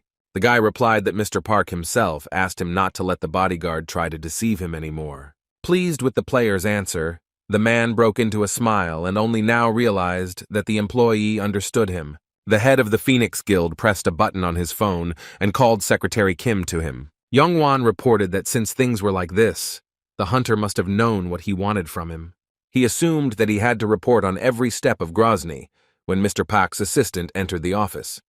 The guy's guesses turned out to be correct, but there was something else he needed to do. Wu Jin watched with curiosity as the girl placed a certain object in front of him. The guild leader explained that the bodyguard was supposed to convey the answer to Isaac. The guy was very surprised when he opened the box, inside which was the Ring of Osiris. The man, as he had said earlier, did not want John and Isaac to compete with each other. However, since such a chance presented itself, Yong Wan wanted to persuade Ivanov to deal with Georg. To achieve this, the man was ready to use any method, including the Ring of Osiris. Soon a solemn event began at the portal located in Cairo. A huge crowd of reporters gathered around two of the most significant hunters of recent times. Isaac Ivanov finally met with the newcomer from the Messiah Guild, Ioan Georg. The necromancer, reaching out his hand to the Russian hunter, declared that it was an honor for him to participate in the hunt with him. Shaking hands with his colleague, Wu Jin replied that he was also glad for their cooperation. For a split second, it seemed to Georg that his opponent was looking at him with contempt. But be that as it may, the guy allowed his opponent to laugh while he still had the opportunity. Upon entering the dungeon, the hunter's opponents were once again huge orcs, but now they did not pose any threat. Wu Jin's small army of skeleton warriors literally surrounded the monsters from all sides. The Master of the Dead was distracted from the battle, feeling the presence of a stranger nearby. The player who approached him praised Kim for his abilities, making sure that the rumors about him were not lies. George admired the strength of Isaac's skeleton warriors, whose assistants were many times weaker. In turn, Wu Jin responded that his opponent was also not bad, but in a different sense. The new member of the Messiah Guild was intrigued by how he could surpass the legendary Ivanov. Explaining the reason, Kim laughed, since George outnumbered his soldiers in his army. If Kim Wu Jin's number of skeletons was measured in tens, then his colleague's number was hundreds. The guy pretended that he was not surprised by the size of his own army, that deep down, he was pleased with his superiority. John explained that it was all about the Ring of Hades, which made it possible to do something like this. Kim Wu Jin was surprised that the necromancer had such a legendary item. The opponent replied that by using the ring's skills, he could make the skeletons that the other person summoned into his soldiers. Upon learning of this, the player became worried, as he did not know that the guild was hiding the existence of such an item. Seeing concern on Ivanov's face, John asked him to calm down. The representative of the Messiah Guild assured that he had no intention of touching his colleague's assistants. The guy was only interested in those warriors who were called by the people standing behind him. After learning about this peculiarity, Wu Jin realized that it was useless for his subordinates to order him to attack John. Due to the fact that the hunter did not know about the existence of such an item, his plan required serious changes. The hunter understood that it was extremely difficult to ignore such a threat coming from the enemy. Sometimes an open display of enemy strength was much more effective than concealing it. That evening, Georg dined alone, away from the other players. Addressing his companions, the guy declared that those who belonged to the afterlife could neither eat nor drink. Sympathizing with them, the necromancer greedily bit into the piece of meat, tearing off a large piece.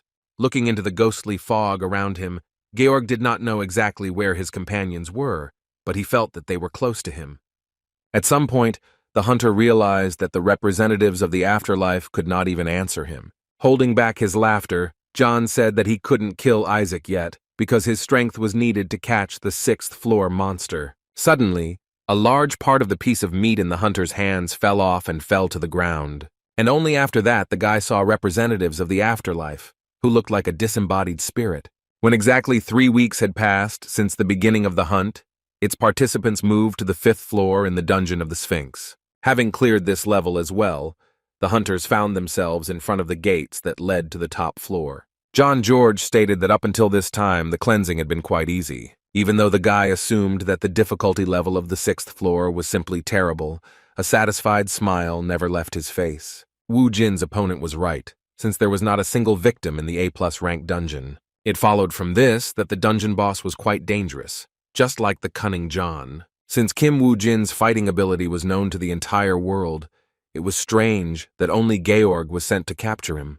The necromancer was sure that the Messiah Guild had sent some other enemy that had been hidden from his eyes until now. The hunter guessed that Mrs. Park Shin-hye had laid out all her treasure for this matter. Not wanting to delay the inevitable any longer, Wu Jin headed towards the gate of the next level. The player pressed hard on the gate, after which it finally gave way with a loud sound. Unable to contain his smile, Ivan Georg watched as his enemy walked into the trap that had been set for him. The summoner noticed his colleague's reaction out of the corner of his eye, only confirming his suspicions. Kim Wu Jin had no choice but to open the gates and fight his way through. After exiting the portal, Chin-A first stepped into the sand, thinking they were in a desert. However, his hunting partner immediately dispelled such thoughts, admiring the local landscape. It turned out that the group of hunters was in the thicket, and the mountains were hidden behind the trees. The necromancer of the Messiah Guild asked which direction he and Isaac would go first. Before announcing his verdict, the hunter intended to say something. Until players defeat the assassin that is stalking them, the hunt for the boss in the dungeon will be delayed. Georg did not expect such straightforwardness from Ivanov, but he did not know for sure who they were talking about. Looking at the team of his ally in this hunt, John asked again what exactly the hunter meant. Without waiting for an answer, the skeleton warriors of the Necromancer Guild rushed at the enemy. A huge orc skeleton loomed over Wu Jin, who didn't even think of moving from his place. One of the henchmen stood up to defend Kim, desperately defending his master. The player was pleased that, having predicted the enemy's actions, he could move on to his new plan. But instead of the expected attack, Kim Wu Jin suddenly retreated, fleeing the battlefield.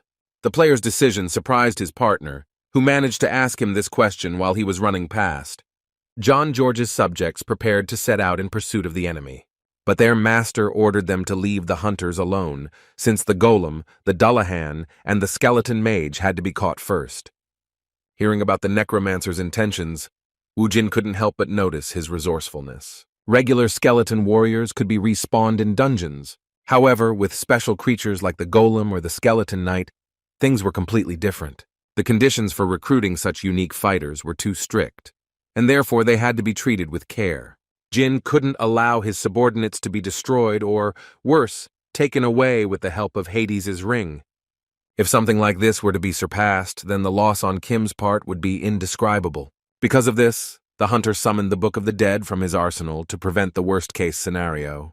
The skeleton mage began to disappear in the middle of the battle, returning back to his master. John could not even imagine that the enemy would use the call back. All unique fighters that were of any value were returned back to the book. The hunter's actions greatly angered the guild member Messiah, and it was now risky to fight him. Kim Wu Jin and Jin-A left the sandy area, feeling like they were already near the trees. The necromancer's subordinates decided to clarify whether it was worth it for them to go in pursuit. The guy protested, as the enemy managed to retain a significant part of his forces. Georg tried to understand how Isaac managed to find out about the killers, because this information was kept in the strictest confidence. Looking back, Chin-A noticed that the chase had stopped, but only because John was a more serious enemy than those who came before him. Breaking away from the necromancer, Wu Jin's partner asked what his plan was. Of course, the hunter had an ace up his sleeve, which in his case was the Ring of Osiris. As soon as the player put on the ring, it, thanks to Van Gogh's bracelet, became imprinted on him, which he could no longer remove. Having discovered such a thing on his partner, the immortal warrior wanted to know how he managed to get this item. The necromancer answered mysteriously that he had a sponsor who spared nothing for him. Suddenly, a piercing cry was heard throughout the area, which could not help but attract the attention of the hunters. Kim carefully asked his partner, whose gaze was directed upward, if he was used to falling. At this time, a flock of wyverns flew over the players, which were very similar to their dragon relatives. The guy with a suffering face, pointing at himself, asked if he would really have to do the same thing as last time. Then Kim Wu Jin looked at the hunter with a blank, expressionless gaze. However, Chin-A believed until the very end that the necromancer was simply playing a joke on him. This was the only way for players to reach the high mountain. It was at its top that the main monster lived, not only of this level but of the entire Sphinx dungeon. Once in the mountainous area, Wu Jin pacified one of the wyvern species. Si Chang's man wondered what his partner, who was always known for his unconventional ideas, had planned this time. The hunter assumed that the necromancer wanted to turn this creature into a skeleton warrior. However, after thinking a little more, the guy came to the conclusion that they would not be able to fly like this, and only bones would remain. But since the player did not know what power the object had, he assumed that the ring had this ability too. Touching the monster's body, Wu Jin made it glow so brightly that his partner had to cover his eyes with his hand. The next moment, the winged monster came to life as the ring brought him back to life. Chin-A couldn't believe his own eyes that there was an object capable of such a thing. The hunter was amused by the reaction of his partner, who was stroking the wyvern at that time. As night fell on the earth, the Sphinx was feasting on its next victim. Throwing away his dinner, the beast dodged the attack, which he sensed literally a second before the shot. The monster looked at the spear that the enemy had fired at him from high above him. Turning around, the creature stared at the ill-wisher who was about to attack it. Chin-A, on the back of the revived monster, was surprised by the lightning-fast reaction of their enemy. Wu Jin ordered his partner to get ready as the beast prepared to counterattack. Opening its mouth, the Sphinx began to suck in air, forming a funnel at its mouth. The next moment, the dungeon boss released a powerful whirlwind at the winged monster above him. The airflow created by the monster was so strong that the wyvern closed its eyes. In just a second, the Sphinx was next to his opponents, swinging his paw at them. The immortal warrior wondered why the enemy was so fast. The guard of the pharaohs lowered his paw with claws as sharp as sword blades onto the hunters. The wyvern was also agile enough to dodge the attack in time. Addressing his partner, Kim asked him to hold on as tightly as possible, since they had only just begun the fight. After this phrase, the winged creature dived sharply downwards, causing Chin-A to almost fall. The wyvern and the players quickly ran away, leaving the Sphinx confused. The fighter asked, because of the trick Wu Jin had performed, he asked him to get used to falling. However, the hunters were unable to hide from the dungeon monster that was already looming over them. Looking around, the necromancer was looking for something that was capable of equalizing his forces with the enemy. It didn't take long to find Kim, who discovered the light coming from a lit fire. John, who was standing next to him, felt some vibrations in the atmosphere. Having risen from his seat, the guy decided to make sure whether something really happened or whether he just imagined it. From behind the trees, two figures suddenly appeared in front of him, one of which belonged to the Sphinx, and the other to the local flying monster. While pursuing the hunters, the mythical creature was very close, trying to reach them with its paw. Looking at the mouth rapidly approaching them, Chin-A hurried the player controlling the wyvern. Suddenly, the brokerage firm employee felt himself being grabbed by the collar. The guy didn't even have time to remember how, having broken away from the monster, he was already flying down together with Wu Jin. Eventually, the Sphinx caught up with the winged creature, sinking its teeth into it. The immortal warrior showered the pharaoh's guard with curses for depriving them of air transport. John was furious, because Isaac had brought a dangerous monster straight to him and his people. Well, the next moment the small clearing where the hunters were located was completely engulfed in a giant explosion. Georg cleared his throat and pushed away the wall of dust raised by the air that covered everything around him. Luckily for the necromancer, the mythical creature did not attack them but simply landed. The Sphinx appeared before the Messiah Guild member with a dead wyvern in its teeth. Looking at the winged creature, the player understood that a battle with the main monster of the dungeon without any preparation was doomed to failure. But unlike the Sphinx, Chin-A did not land so softly, burying himself waist-deep in the ground. Having emerged, the hunter began to complain that his partner had not bothered to warn him in advance that he was going to jump. Zi-Chan's man reproached the player for taking care of himself while jumping, but completely forgetting about his comrade. The injured hunter's partner did not receive any damage, as he was using the Aegis shield during the fall. The boy continued to reread, while Kim stated that he simply believed in his abilities, suggesting that he finally get ready and go. Before the warrior had time to properly rise, the necromancer again rushed headlong in an unknown direction. Meanwhile, not far from the player's landing site, the Sphinx was raging in the clearing, dealing with everyone who got in his way. Having finished with all the enemies that were there, the monster flapped its wings, preparing to take off. And yet the dungeon boss missed one victim, who miraculously managed to survive. John George, watching as the pharaoh's guard moved away from the battlefield, began to hate him more and more.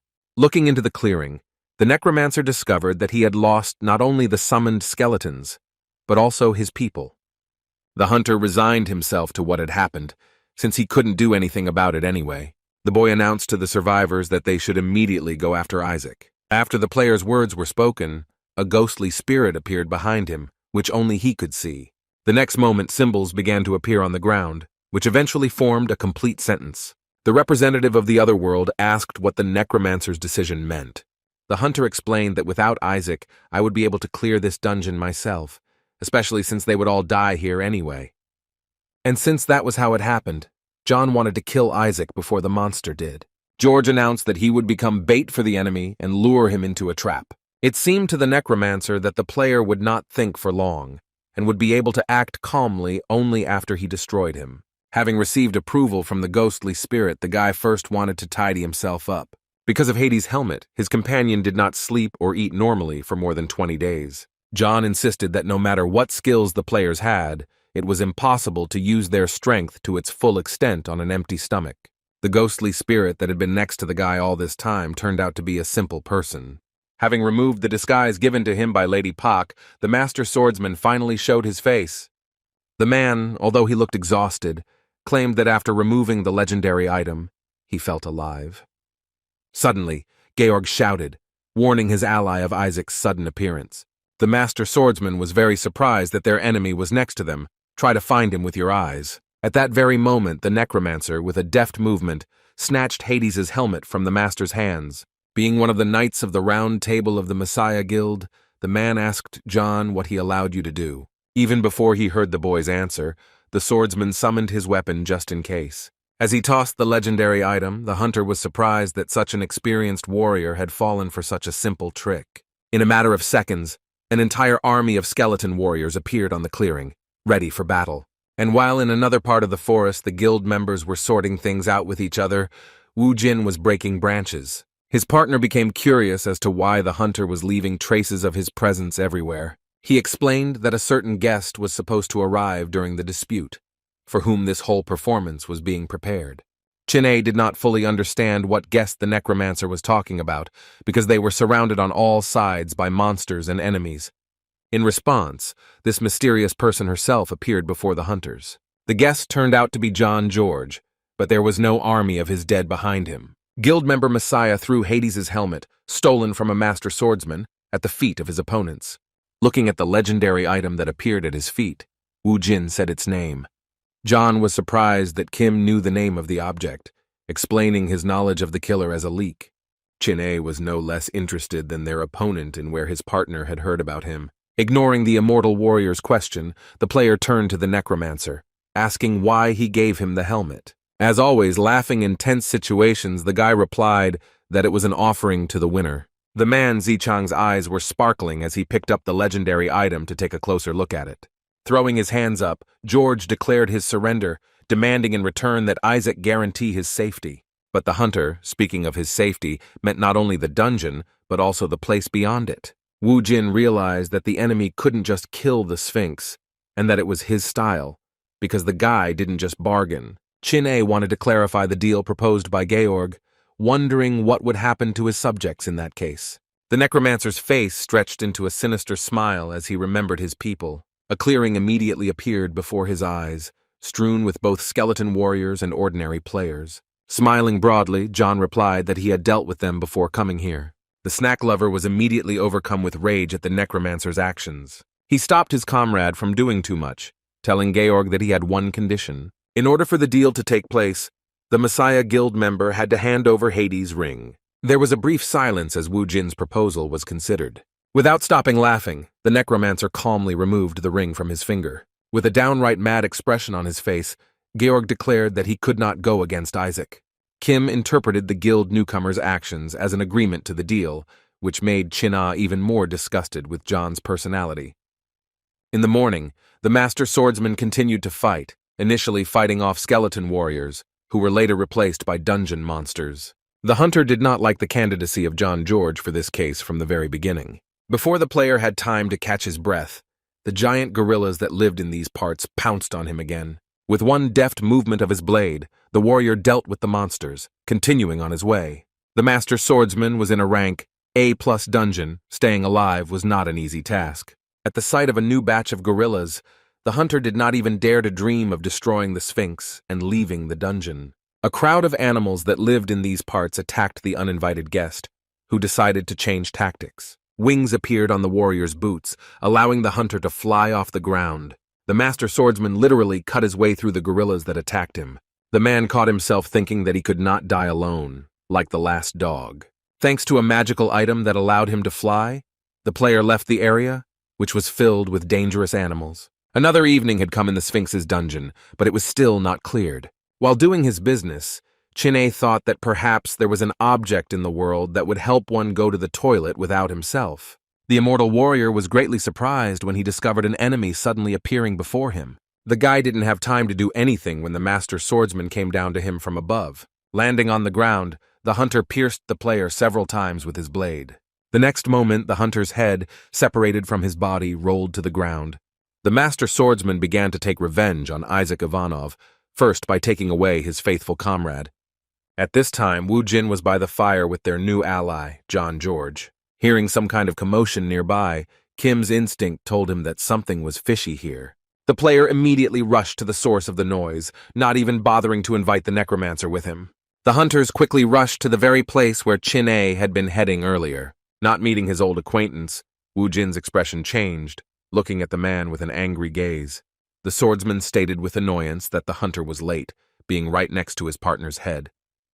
John didn't expect the swordsman to be a tough nut to crack, with a wave of monsters chasing him all this time. The Messiah Guild member's eyes flashed as he said that he had guessed the newcomer's intentions. The man was even more angered when he learned that Georg had betrayed the guild by joining Isaac. Radiating a powerful aura, the warrior insisted that he could not leave the players alive and die at the same time. The hunter was sure that without the strongest player, the couple would never get out of this dungeon. Taking a fighting stance, the master swordsman invited his opponents to dance their last dance with knives. The enemy's offer interested Kim Wu Jin, who was already reaching for his inventory. Both necromancers, one of whom armed himself with a sword and the other with the Book of the Dead, decided to play along with the enemy. The swordsman and Wu Jin crossed their swords, but neither participant in the battle gave in to the other. Even though there was a swordmaster in front of Kim, the player felt that his opponent had still not recovered from Hades's helmet. No matter how tired the master was, his reaction was not dulled at all, and he noticed the attack approaching him. Teasing the blades, the man found a skeleton warrior nearby who had already raised his sword above his head. Another of John's henchmen, who was at that time at a safe distance, went into battle after him. Gripping the hilt of his sword tighter, the swordsman pounced on the skeleton that was interfering with his battle with Isaac. With one powerful blow, the man cut the boy's assistant in half, who was thrown back by the shockwave. The remains of the skeleton crashed through the ground, falling in front of the remaining team. Watching the swordsman deal with his warriors with such ease, John began to panic, after which another attack from the enemy followed, which was much stronger than the previous one.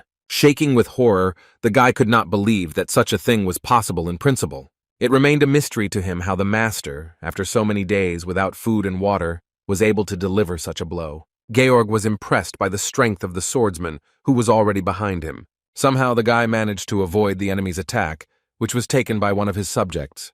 The necromancer caught himself thinking that if the swordsman had not been subject to the helmet's influence, he might have finished him off long ago. Having gotten rid of another skeleton, the man was outraged that the guy turned out to be so tenacious. Rolling something around in his mouth, the Messiah Guild member was clearly trying to get it out. The man eventually spat out what he had been holding in his mouth all this time onto the ground. Now, having discovered the core of the turtle man, it became clear to the necromancer how the master managed to preserve his powers. The guy couldn't even imagine that, having preserved his strength, the player was ready to climb the walls due to hunger and thirst. Throwing his sword over his shoulder, the enemy asked George again, as he had said then, that they would all die in this place. The master swordsman suggested not to delay the inevitable, and for the boy to come to him so that he could put an end to his life. Hiding behind his ally, John was confident that as long as Isaac remained alive, there was no need for him to interfere. The man was of the opinion that before leaving, one should have swung the sword properly. After waiting for the enemy to speak, Wu Jin answered him that he did not intend to die in this place. Smiling maliciously, The master declared that before his death, Isaac had gone completely mad. Just as the man wanted to object to his opponent, out of nowhere a sword blade pierced his hands. Suddenly, both of the master's hands, along with the blade, separated from his body and fell to the ground. The man was shocked by what happened, as he could not explain the anomaly that happened to him. Kim Woo-jin replied in a calm voice that for the swordsman, this was the last moment of his life. The warrior did not understand how Isaac managed to pull off such a trick, but he knew for sure that he was not long for this world. At that moment, Chin-A appeared before the master, safe and sound, having removed Hades' helmet. Not believing his eyes, the hunter, foaming at the mouth, proved that he had killed Ivanov's partner. Showing off his neck, the immortal warrior asked if the enemy knew how painful it was to lose one's head, not to mention the rules of decency. In utter despair, the master swordsman fell to his knees, feeling helpless. Despite the living hunter, he continued to insist that he personally cut his throat, and that something like what was happening now could not have happened. Watching the action from the sidelines, John applauded Chin-A for a good hit. Addressing the defeated enemy, the necromancer admitted that he did not expect to see the core of a turtle man on him. Seeing the pitiful state the master swordsman was in, the boy asked him what he was going to do next. George stated that they hadn't even started fighting for real, which only further angered the already enraged warrior. Wu Jin's ally was about to offer him to go after the Sphinx, when suddenly the swordsman bowed to the players. This picture amused the necromancer, who decided that the swordsman was asking them for mercy. In fact, the man, thanks to the bow, picked up the blade that had fallen from his hands with his teeth. After which, while John was crucifying himself before his allies, he activated the power of the armor. Like an arrow, the master rushed towards his opponents, using his last chance for victory. Of all the hunters, only Kim had the most developed sense of smell and reaction, and was able to notice the attack before the others. At great speed, the swordsman rushed past the victims whose blade was supposed to do its job. Wu Jin used the Aegis shield in time, which he put in front of himself, blocking the master's attack. A couple of the hunters were okay, so they turned around to check how the necromancer was feeling. The enemy's blade still reached one of the players, cutting John in half. The man dropped his sword in surprise when he discovered the Aegis shield in Isaac's hands. The swordsman was ready to explode with anger, having once again been deceived by Ivanov. The warrior saw him along with the legendary item before leaving this world. The lifeless body of the wounded hunter fell to the ground after John, who fell from his blade. However, the necromancer was still alive, and he spat out some blood, cursing his ally with the last words. While dying, the boy mentioned his right to life to Wu Jin, but all the ally could respond to was an apology for the mistake he had made. Chin-A joined the conversation and asked Georg not to be so offended by them, after which he assumed that the necromancer's people, whom he killed, experienced approximately the same thing as he was now. Suddenly, the hunter's attention was drawn to a commotion coming from not far from them. It turned out that it was summoned by the swordsman, who also did not want to leave this world, turning from his stomach to his back. The man told the players to stop being smart because the same outcome was waiting for them. The master claimed that since there were only 2 hunters left in the dungeon, their deaths were inevitable. The wounded warrior Kim was approaching asked his executioners if they would be able to destroy the Sphinx, as if he already knew the answer. The man laughed and called the hunters fools if they suddenly thought otherwise. Looking down at the swordsman, Wu Jin agreed with his words, but the difference was that he was trying to make this world a better place. The contempt the player felt for his old acquaintance awakened memories from his past life. At that time, the master swordsman seemed like a great warrior, which was an example for many players in the guild. Kim Woo-jin, along with other hunters, went into battle under the command of this once great warrior. The hunters' comrades felt the same way, but like them, Woo-jin was wrong. But all these discussions concerned only the necromancer, who was interested in the opinion of the swordsman himself. With a cold look, the boy asked his former teacher if he ever dreamed of saving the world. Has he ever had something like this, knowing that it was a stupid idea from the start? The swordsman only laughed in response, adding that saving the world was complete nonsense, and even clearing out dungeons with the end of the game wouldn't help. The man insisted that this world was so rotten that it could not be saved, no matter how hard anyone tried to fix it. The master was convinced that instead of salvation, everything would be exactly the opposite, and even greater chaos would ensue. The warrior repeated Lee Se-jung's words that once the game was over, the players would be useless to anyone, but Kim told him to shut up. The hunter said that there was no longer any point in listening to a man who talked too much nonsense. The necromancer said that it might happen that the master would have a chance to start all over again. Kim Woo-jin's blade pierced the body of one of the great warriors of the Messiah Guild, killing him. The player then finished his sentence, hoping that the man would live up to his title as a swordsman. His partner's reasoning brought Chin-A back to the idea that Kim had some connection with the Messiah Guild. However, the immortal warrior was not allowed to concentrate on this by his partner, who called out to the fighter. After activating the vampire skill, Woo-jin's front and side teeth turned into fangs. The legendary ability allowed the player to become the heir of the night, which increased all of his physical stats. The player's appearance frightened Chin-A so much that he had difficulty finding the right words. The player stated that since they were alone, he had no one to be embarrassed about, and he became even more afraid of the warrior. Woo-jin, in his new guise, declared that they should quickly leave this place before this night ended. The secretary entered one of the rooms in her house, which she visited quite rarely. This was her father's room, which served more as a second study for him. The girl was instantly flooded with memories, the flow of which she could not control. A man, finding a table full of food, asked his daughter if it was his birthday that day. Then the girl's father suggested that perhaps it was her birthday. But again he guessed wrong. Having received no answer to his question, Mr. Lee asked whether his daughter was prepared for school. Watching the dishes being washed, the father asked who Ji-soo took after for being so diligent. According to the girl, she was just like her father, asking him to leave everything on the table when he finished, since he was going to go on a business trip abroad. Ji-soo stated that she would clean everything up when she returned from school, which touched her father even more.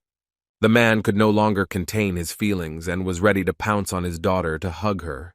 Mr. Lee was worried about the girl having breakfast, but she managed to eat while he was setting the table. Before the schoolgirl left the apartment, her father detained her for a few more seconds.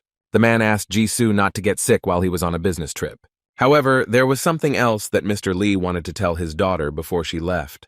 The man began to shower his daughter with moralizing, telling her what and how she should have done during the dungeon break and during her studies. And finally, when the girl jumped into the elevator, the father asked her to be friends with Shin-hye, asking the most beautiful daughter in the world to be careful. Ji-soo promised to do everything her father demanded of her, but she herself looked very depressed.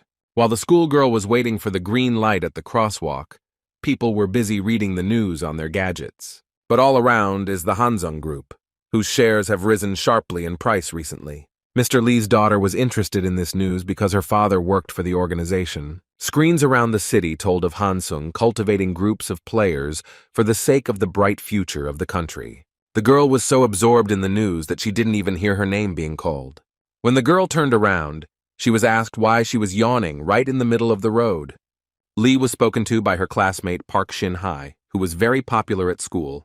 Lost in her thoughts, Ji-soo couldn't find anything to say and simply blurted out something inarticulate. Park guessed that her classmate was watching the news broadcast on one of the screens. Continuing to talk about the organization in which Mr. Lee worked, it became known that a restructuring was carried out in order to bring back players. Having decided to ignore the news, the girl decided to listen to her father and gain the favor of her classmate. Ji-soo asked Shin-hye why the girl decided to go to school so early today. Putting her hand on her classmate's shoulder, Park replied that she wasn't going to school at all, since she had recently become a gamer. The girl also said that a gate to a dungeon had recently appeared in the basement of her father's office. However, the new player asked not to spread the word and keep everything a secret. He told her that the dungeon she was currently heading to was about to burst. Lee became concerned, wondering what Park's father would do to her if he found out. But her classmate insisted that she was also a player, and that if her father was going to raise players, then why was he making an exception for her? The girl was determined to prove that she would become stronger than Lee Se-young. Shin-hye dragged her friend with her to the photo booth as she wanted to capture the day. Ji-soo still had the photo from that day, but now only half of it was hanging on the wall. The girl's wall was covered with newspaper clippings and other information regarding the Messiah Guild, Lee Se-jun, and Park Shin-hye. Working for her father's old friend Se-chang, Lee wanted to restore justice and punish those responsible for her father's death. The lady watched the reaction of the guild leader who read the news about how he managed to capture the 7-story dungeon. However, the news was not the main reason why all the participants of the round table, including the master archer, had gathered. Lee Se-jun, who was currently the most talked about person in the world, asked his right-hand man how things were going with Isaac. Miss Park had to find the right words to describe the situation. Then, in the Sphinx's dungeon, Wu Jin's stone golem was almost destroyed. However, he still had one more volcanic one, which held back the monster until the very end. At this time, Chin-A and the skeleton warriors attacked the monster from below, trying to pierce its skin. The immortal warrior, once he had completed his mission, began to retreat, giving his partner the opportunity to act. Still under the effect of the vampire skill, Kim rushed to the monster's wound as quickly as possible. By placing his palm on it, the hunter activated the bloodsucker skill, which completely increased the restoration of his own health.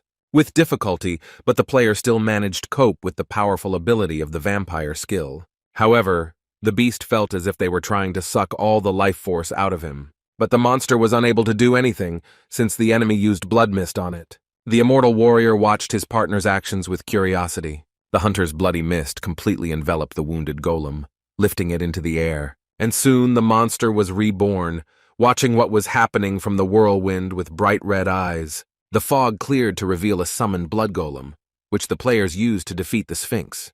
Mrs. Park, somewhat embarrassed, said that she had sent Isaac, John, and the master swordsman to the 6th floor of the Egyptian dungeon. The swordsman's comrade, a master archer, asked who was ultimately responsible for all this. The lady's subject, Cho Seon-woo, asked the guild members to calm down first and look into the situation in more detail. The angry master archer shouted at the boy, declaring that he had not asked his opinion. The deputy head of the guild replied that she alone was to blame for everything that happened. However, the girl asked not to worry, as she had prepared herself properly for such a situation. She gave the master swordsman the helmet of Hades and the boots of Hermes, and even John George could appreciate his abilities. Shin. He was completely sure that the hunter's chances of escaping from this dungeon were 0. The master archer looked at the deputy guild messiah with undisguised contempt. Unexpectedly, Lee Si-jun stated that his subordinate was very self-confident. For a moment, Shin-hei's breath caught in his throat from Lee Si-jun's words. Meanwhile, the owner's car parked near Yong Wan's residence. Before the head of the Phoenix Guild had time to leave the car, Secretary Kim addressed him. Having run out into the street to the boss, the girl told him that they had a problem. Mr. Park could not even imagine that something so urgent could happen so early in the morning. The secretary then whispered what had happened into Yong Wan's ear, fearing that no one would hear. The man's expression immediately changed when he learned about the uninvited guest's visit. Grozny and his faithful assistant Shakira were already waiting in the office of the head of the guild. Seeing the representative of the Thunderbird Guild, Mr. Park tried to contain his displeasure. A pop-up window appeared over John George's corpse, announcing the destruction of the Sphinx. The boy's body rose into the air, and its 2 halves began to intertwine into one whole. The very next moment, when using the skill of returning the dead, the necromancer stood firmly on his feet. This skill was a one-time use and gave its owner the ability to swim across the river Styx. Straightening up, John finally returned to life, ready to take revenge on his killer Isaac Ivanov. Tapped his fingers on the table and was somewhat taken aback as his guest suddenly brought up a certain topic. Frying the ganton in his hand, he guessed that Yong Wan needed some extra time to think. Mr. Park wondered why he had to accept Grozny's offer to jointly clear the dungeon. The Thunderbird Guild leader believed that Yong Wan would not want to see headlines about Lee Si-jun clearing the 7th floor of the dungeon by himself. Fry reported that the head of the Phoenix was able to join him in clearing the dungeon where he and Isaac would go. This statement that Yong Wan would need to join the cleanup angered him. Grozny, with a smile on his face, said that he did not see this as any problem for his companion. Mr. Park was angry that when they came to his home they tried to hurt him with such statements. The man was so angry that his aura involuntarily filled the entire space of the office. Shakira brushed off the aura emanating from the owner of the house, not expecting it to be so strong. The leader of the Thunderbird asked again what his interlocutor meant when he said that Hugh had hurt him by breaking the balls in his hand in anger. Grozny replied that he could usually only hit someone who was roughly equal to him in strength. After these words, electric discharges began to emanate from the player in all directions. The aura emanating from Yong Wan met with Hugh Fry's aura, dividing the room between them. And while both representatives of different guilds were sorting things out, Oh Se-chan was enjoying the cheap 3-in-1 coffee. The man reasoned that the ground coffee was too bitter, although Ji-soo knew the truth, that the broker had brought the coffee in the cup from the Phoenix Guild meeting. Secretary Lee interrupted her boss's thoughts by reporting that she had come across some breaking news. The girl said that apparently the head of the Thunderbird Guild, Grozny, met with Park Yong Wan. This news could not but please the miser, who expected something grandiose from this meeting. Based on how everything turned out, one could imagine how the situation would unfold in the future. Being carried away by his fantasies, Ose-chan did not notice how his subordinate was getting ready to go somewhere. The girl replied that she needed to meet a friend, which was unusual for her. Jisoo's boss asked her again if she really was going to meet a friend who didn't have any friends other than her co-workers. The secretary asked what the strange reaction was from the director of the company, whose expression immediately changed, letting the employee go to the meeting. After this, the girl closed the door behind her, leaving the man confused. However, the very next moment, Ose-chan became seriously worried, suspecting who that very friend could be. And there was no better place to carry out an illegal transaction than the black market in Cairo. It was there that 3 hunters who had recently participated in clearing the Sphinx's dungeon met at the table. John George handed over to his interlocutors the legendary object hidden under a rag. The players sat at the same table with the necromancer, who no longer had any hope that the allies would keep their promise. With his creepy smile, he said that at first he thought that Isaac would turn out to be a traitor. Digging through his inventory, the hunter replied that a promise was a promise, and he had no intention of breaking it. At that moment, when the necromancer came back to life, all his thoughts were about how to take revenge on the traitors. Looking around, the guy saw Hades's helmet lying on the ground next to him, which he had not even hoped to see. John was flattered when he found a note telling him to be sure to return the item after use. The necromancer never ceased to be amazed that Isaac knew about everything, even about his skill of summoning the dead. And although it was no longer important, the guy wanted to know how his ally managed to find out this. Even before his return, Kim Woo-jin had to kill John twice because of this skill. In the past, the player got rid of such a dangerous opponent, but this time he spared him. Kim replied evasively that Georg had no need to know how he had managed to obtain the information. Guild member Messiah became increasingly sympathetic to his colleague, who, like him, was a necromancer. Chin-A was so surprised by what he heard that he even threw the contents of the glass back. The player called Isaac Ivanov an amazing hunter, which confused his partner even more. The snacker decided that the two were completely crazy, possibly influenced by the patron of the dark world. Firmly placing the glass on the table, Woo-jin declared to John that from now on he was officially considered dead. And for this reason, the guy had to keep a low profile and lead a peaceful, measured life. Of course, the necromancer could disobey, but then the Messiah Guild would find him, and it is unknown what they would do with him. Georg wanted to take revenge on the guild, but he knew he was too weak to fight back against such powerful players. Before the allies had time to say goodbye, the guy jumped up from his seat, calling out to Isaac. The necromancer, somewhat embarrassed, nevertheless asked the hunter to take him into his team. Chin-A, who had disliked John all this time, was now simply devastated by his request. However, Kim Woo-jin did not refuse the guy, seriously considering such a proposal. Park Shin-hye was very worried after reading the latest news about the clearing of the dungeon in Egypt. The girl's thoughts about what to do with John's death were interrupted by a knock on the door. The Messiah Guild employee showed the guest where she needed to go to meet the lady. Vice President Lee Se-jun looked at her old friend Lee Ji-soo, with whom she had once studied together. Mrs. Park greeted her friend, noting that a lot of time had passed since their last meeting. Shin-hae's subordinates brought the girls coffee, and they continued their conversation in an informal format.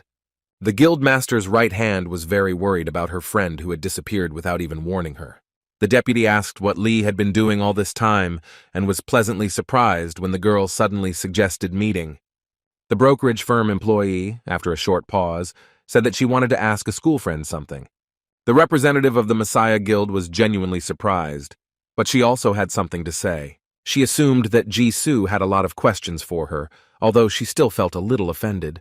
The guest didn't even ask how Shin-hae was doing, whom she hadn't seen for 3 years. Secretary Lee suddenly asked if her old friend was responsible for her father's death. The huntress was flooded with memories from the past that she had tried so hard to forget. A pool of blood began to spread under Mr. Lee's body, while the girl shuddered in horror. Completely absorbed in the tragedy that had happened, the girl did not pay attention to the presence of a stranger. Park Shin-hye shuddered as she heard the footsteps of the stranger, who was already quite close by this time. Turning around, the player saw the figure of a man behind her, who was none other than Lee Se-jung. The next moment, the man extended his hand to the girl, whose fearful eyes were filled with tears. Returning to reality, Miss Park told Jisoo that she didn't understand what her friend was talking about. The guild's deputy was angry that the girl, having appeared so suddenly, wanted to know about the incident when her father died due to a dungeon rupture. A Messiah spokeswoman insisted that Lee had been misinformed and that things were not at all as she thought. However, listening to her former classmate Zichan's employee began to squeeze the envelope in her hands, trying to control her anger.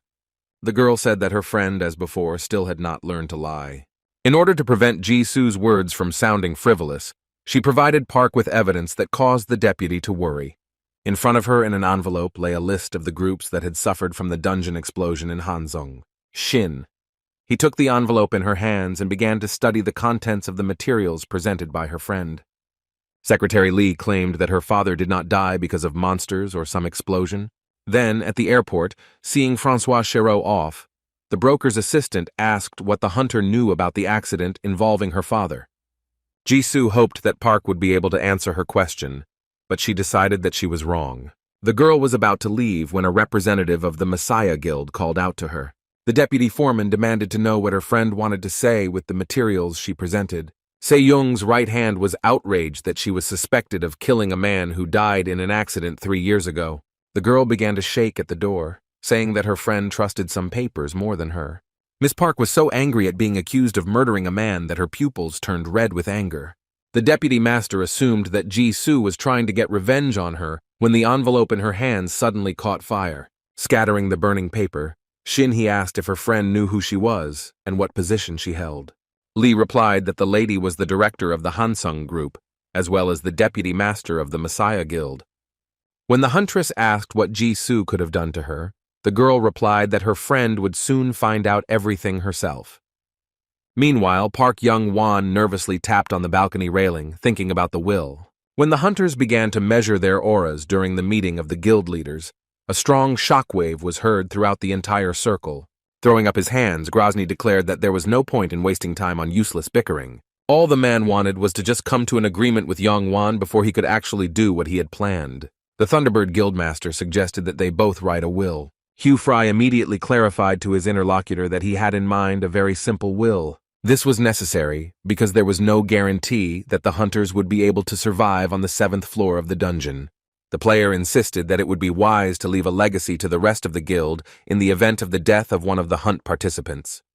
However, the man wanted one of the guilds to eventually join the other. Grozny explained that the Messiah was the first to clear the 7th floor, which is why the whole world revolved around them. Mr. Fry was sure that neither of them would be able to watch this calmly, but going alone would be tantamount to suicide.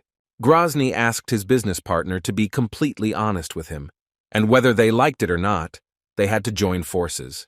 Waving his finger, Fry stated that he did not want to share the porn reward and glory after clearing the dungeon. The head of the Voicebird Guild was sure that Yong Wan, having reached the 7th floor, could stab him in the back at any moment. In connection with this, the player asked Mr. Pak to write a will and go to the dungeon.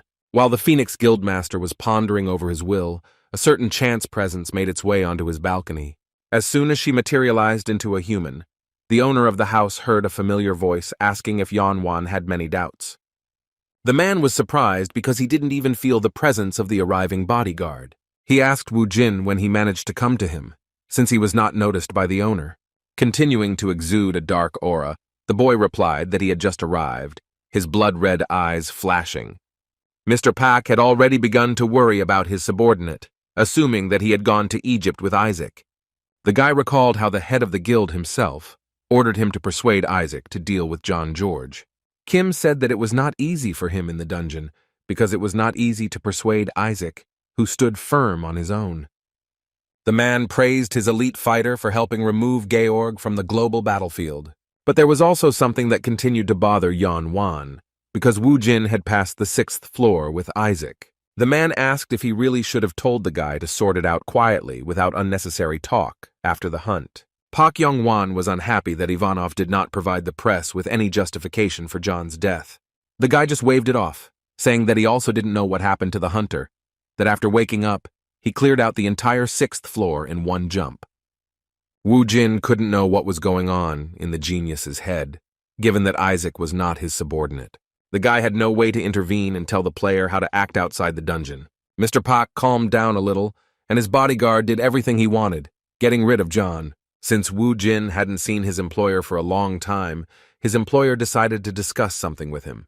The man wanted to sort out his relationship with Kim, planning to clarify some points. The hunter guessed that his employer was worried about the imminent meeting with Grozny on the 7th floor. The Phoenix Guildmaster stated that although Isaac was not under Kim's command, it could not be denied that he had some influence on the player. The hunter stated that when they cleared the 7th floor together, Wu Jin's role would be very important. However, the man knew that the guy would only act for a decent reward. In Yong Wan's hands appeared one of the legendary items, a certain key that was glowing brightly, and the very next second, a passage opened behind Mr. Pak that could transport the men to another place. The owner of the magical item asked his subject to follow him to the weapons warehouse. Through the portal, one could see a room that was completely filled with various weapons. Looking at the guy, the guild leader said that the player could choose any item he wanted. However, upon entering the portal, the warehouse owner added that the weapon had to match both him and Isaac. Kim Wu Jin, following behind the employer, asked him not to complain about his words later. Meanwhile, a scandal broke out at the brokerage firm between its director and a subordinate. Oh Se-chan scolded Secretary Lee for barging into the Hansung group just like that. The man replied that he valued his employee very much, and this time he could not turn a blind eye to her behavior. The broker tried to figure out what benefit they would gain from angering Park Shin-hye. Jisoo, who had remained silent the entire time, replied that she herself did not know what would follow. As she stood up, the company employee said that at the moment it was unclear what the consequences would be and what they would get out of it. An arrow flew past Mrs. Park's head, only slightly grazing her hair. First, she ended up running into the wall behind the girl, who was so surprised that she couldn't even move. The shooter who fired an arrow at the deputy master of the Messiah Guild was standing opposite her. It was none other than the master archer, who was angry at Shin-hye for her actions. The man was also angered by the fact that the girl came to the farewell ceremony of the master swordsman, whose death she was responsible for. As sorry as it was for Mrs. Park, she could no longer influence what happened. Secretary Lee replied to her boss that now everything depended only on the choice Shin-hye would make. The words spoken by the employee remained a mystery to Se-chan, which left the man dumbfounded. Meanwhile, another dungeon was cleared, but not by ordinary players, but by the head of an entire guild. Coming out of the portal, a car driven by his assistant Shakira was already waiting for Grozny. The woman bowed to the chief and opened the door for him, thanking him for the work he had done. The portal to the cleared dungeon closed, and Grozny's people set out on the road again. The hunter asked his subordinate how the preparation of the 7th floor was progressing. Shakira replied that they had already picked a dungeon with a difficulty level of C+. The rank of the dungeon suited Hugh Fry quite well, but he was more interested in the location and its features. The gates themselves were located in Pakistan, around which armed terrorist groups were stationed. The deputy had added that among the terrorists there were players with a fairly high level. Because of this peculiarity, even the country's government was unable to approach the dungeon. However, Grozny said that if the players were terrorists, it was not a problem for them. But, as it turned out, this was not all the information, and the scale of the guild's apartment crossed Kim Wu Jin. As soon as Grozny saw Yong Wan's subordinate, he greeted him with joyful cries. Unlike the hunter, the guy was not so cheerful, still maintaining his composure. When the man came closer to him, Wu Jin confirmed that they had indeed not seen each other for a long time. But before shaking the player's hand, the man with glowing eyes called him Park Yong Wan's dog. After shaking the hunter's hand, the guild leader gave his body a powerful electric shock. Holding back the electricity coursing through him, Wu Jin asked again what the man meant. The hunter insisted that if he were Mr. Park's dog, then there would be no point in him coming here. The man just laughed loudly at this, after which he pulled his hand away, stopping shocking the player. Rubbing his hand, Kim replied that the guild leader had embarrassed him with such a warm greeting.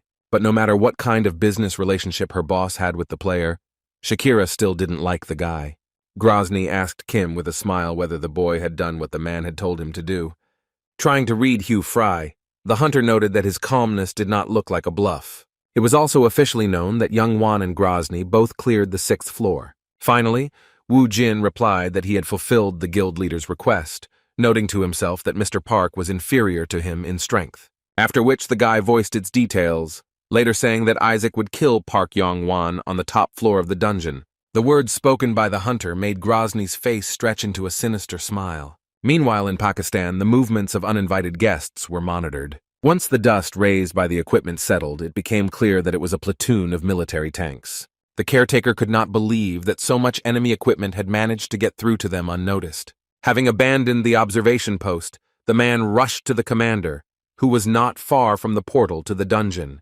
The subordinate wanted the boss to see the find he had made with his own eyes. As soon as the caretaker reported suspicious strangers, his head exploded. The commander of the terrorist group immediately reacted to the enemy's shot. Hiding behind a rock, the man analyzed the attack, and that after the bullets flew, there was a bang. This could mean that his subordinate's head exploded after the enemy launched something from 1,500 meters. The commander should have at least roughly calculated the distance in order to repel the attack. The man peered out from behind cover, trying to figure out which side the bullet was coming from. However, before the player could determine its location, a second one exactly like it blew his head off. The shooter used his 1,000 live vision skill, which helped him eliminate the target without any difficulty. Shakira was proud that she was able to hit an opponent at a distance of 1,765 meters. The girl also did not go without praise from her master, who was nearby at that moment. The man claimed that it was always pleasant to hear the sound of a large-caliber shot. Grozny wanted to know the estimated time before the invasion of the area around the dungeon gates. The military equipment driven by Fry, located below, began shelling the terrorist camp. Tanks tore up the ground with shells, leaving no chance for the remaining enemies to survive. Shakira replied that 10 minutes was enough for them to take control of the portal. Also during the siege of the terrorist headquarters were Wu Jin and Chin Ah, posing as Russian hunters. Park Yong Wan also watched what was happening with some fear and distrust of his allies. Meanwhile, the entire internet was discussing the unification of the Phoenix, Thunderbird, and Mokosh guilds, who had set out to clear the 7th floor. And on top of everything else, the public wanted to know what Elena Syria's position would be on this matter. Lee Si-jun asked his deputy, Miss Park, what she thought about trying to clear the 7-story dungeon. The guild leader suggested making a statement, but Shin-hei stated that there was no need for it. In an instant, the master appeared right in front of the girl, getting up from the table so quickly that she didn't even notice it. Watching the frightened expression on his subordinate's face, the man insisted that he had already seen such a grimace once. The hunter wondered where he could have seen such fear before, which frightened Mrs. Park even more.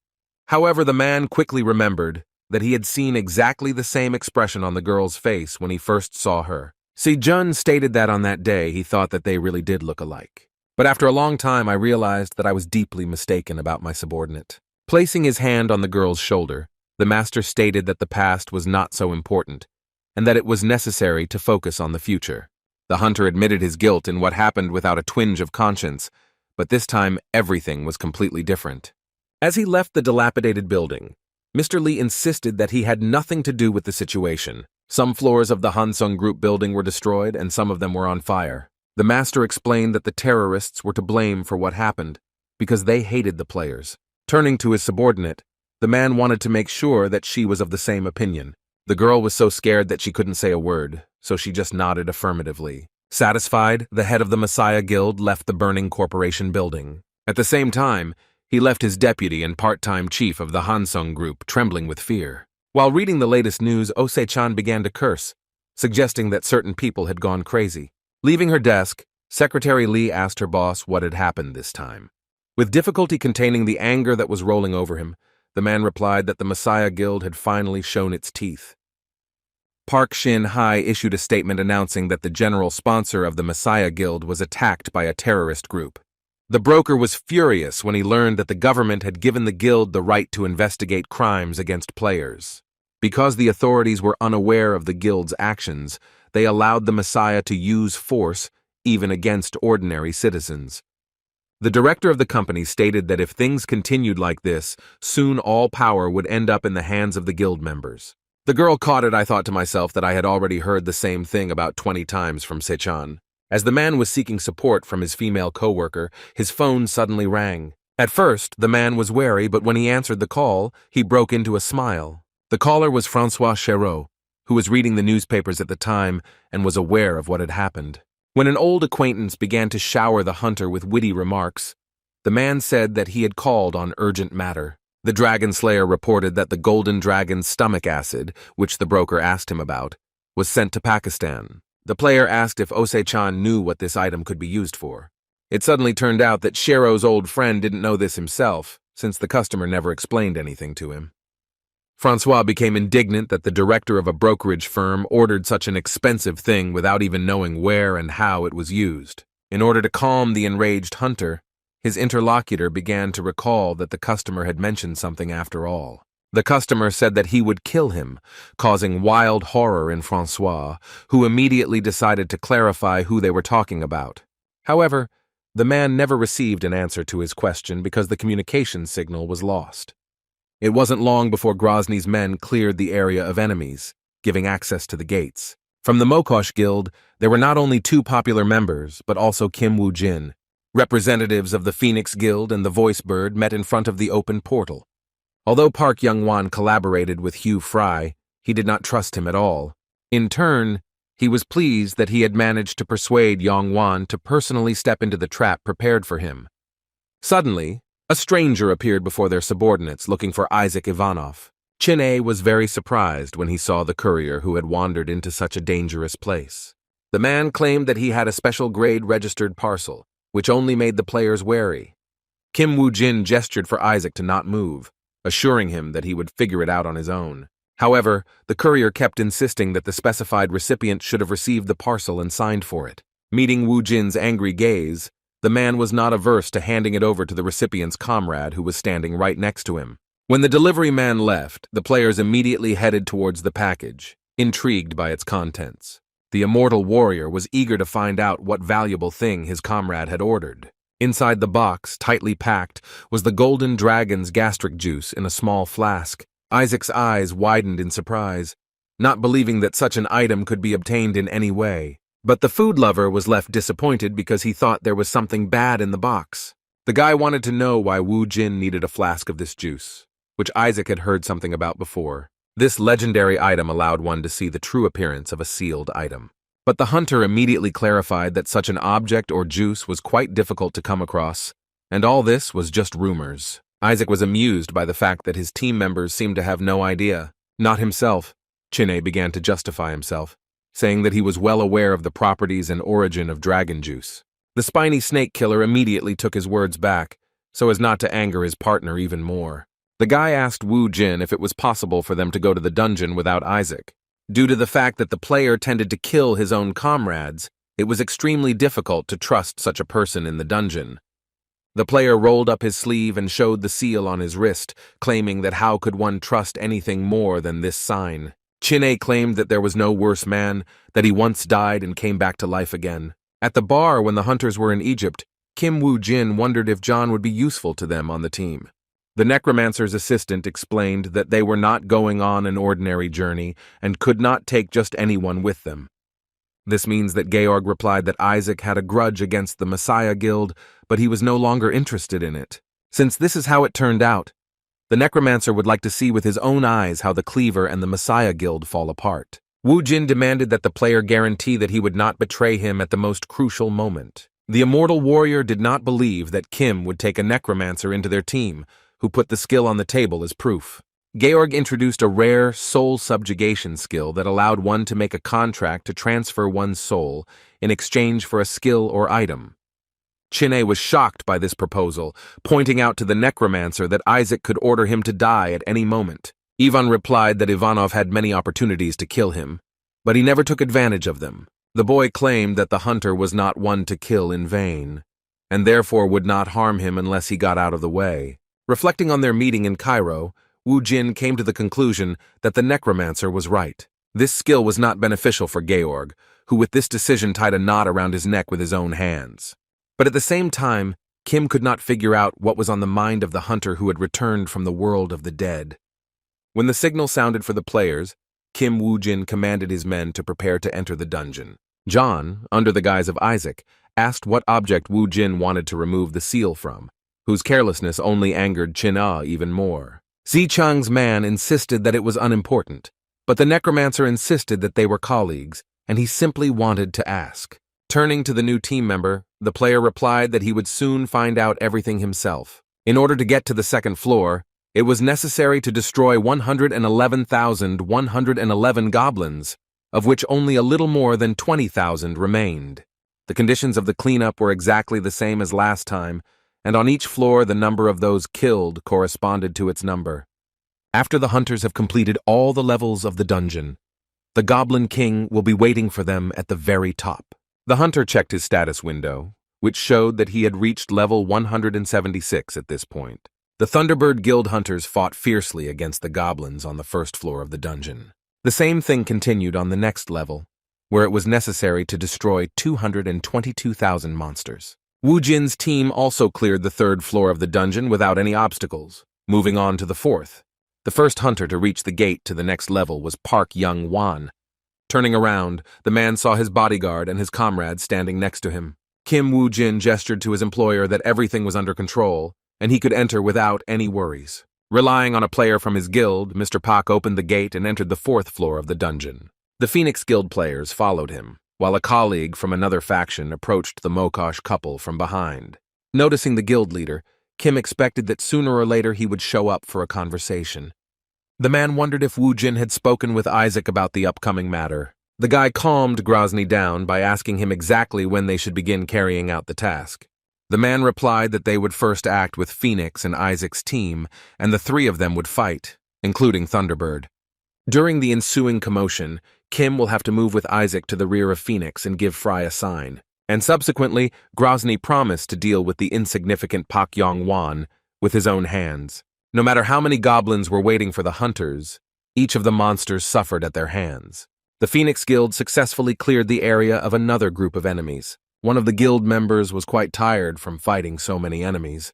Taking a breath, the man asked if he could ask the squad leader one question. Having received permission, Yegorok asked whether Mr. Park believed what Kim Wu Jin had promised him. The subject explained that the boy claimed that he had twisted Isaac around his neck as he pleased, but he could simply have been mistaken. The player insisted that it was impossible to rule out the possibility that Ivanov was doing what he wanted. A squad member wanted to know what they would do if Isaac sided with Grozny in the battle. The man answered as it was, without repainting anything, that in that case they would all die. The hunter couldn't believe that the guild leader trusted Kim Wu Jin so much that he dared to risk his life. However, Young Wan refuted this assumption, insisting that he never trusts anyone enough to put his life on the line. The hunter trusted no one but himself and his intuition, and then turned away from the team member. The player wanted to add something, but the commander interrupted him, declaring that he would kill Grozny with his own hands. And, what was more important, after his death, Mr. Pak intended to take over the Thunderbird Guild. Meanwhile, Wu Jin, having destroyed a sufficient number of opponents, reached level 180th. The patron was delighted with the player's abilities and sent him a catalog as a gift. Chin A rushed to join his comrade to find out what skill he had acquired this time. Kim's partner's eyes lit up with happiness at the sight of a skill that could summon banshees. When asked if this was a good ability, the hunter replied that he himself did not really know. Wu Jin said that it was the first time he saw such a skill, so he couldn't know whether it was good or bad. The immortal warrior believed that his partner should know about the skill, as he had always been knowledgeable in this area.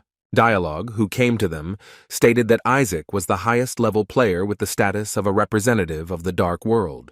The necromancer claimed that it was natural that the skills that this player would receive had never been seen before. Chin-A laughed, convincing the new team member that, although he was aware of some things, he did not know everything.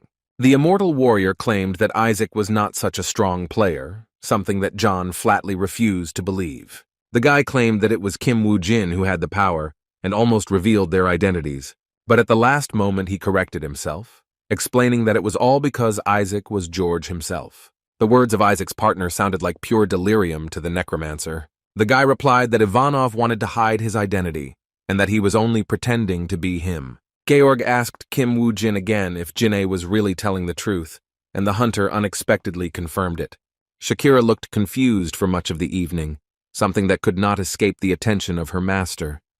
He asked the huntress if she felt well, as she looked unwell. Grozny assumed that his subordinate behaved this way because of Wu Jin. The woman said that she didn't like the look of the guy who openly spied and worked for both Young Wan and the boss. The deputy was of the opinion that they should not have trusted the player's words about cooperation. Mr. Fry did not deny such a possibility, and that when they dealt with Yon Wan, Kim Woo-jin, and John in one fell swoop, how everything would be resolved. Shakira was ready to object, but the guild leader had already analyzed their combat effectiveness. They found out that Isaac could summon no more and no less than 200 skeleton warriors. Grozny also took into account the possibility that Park Yong Wan himself would help the hunters in the battle.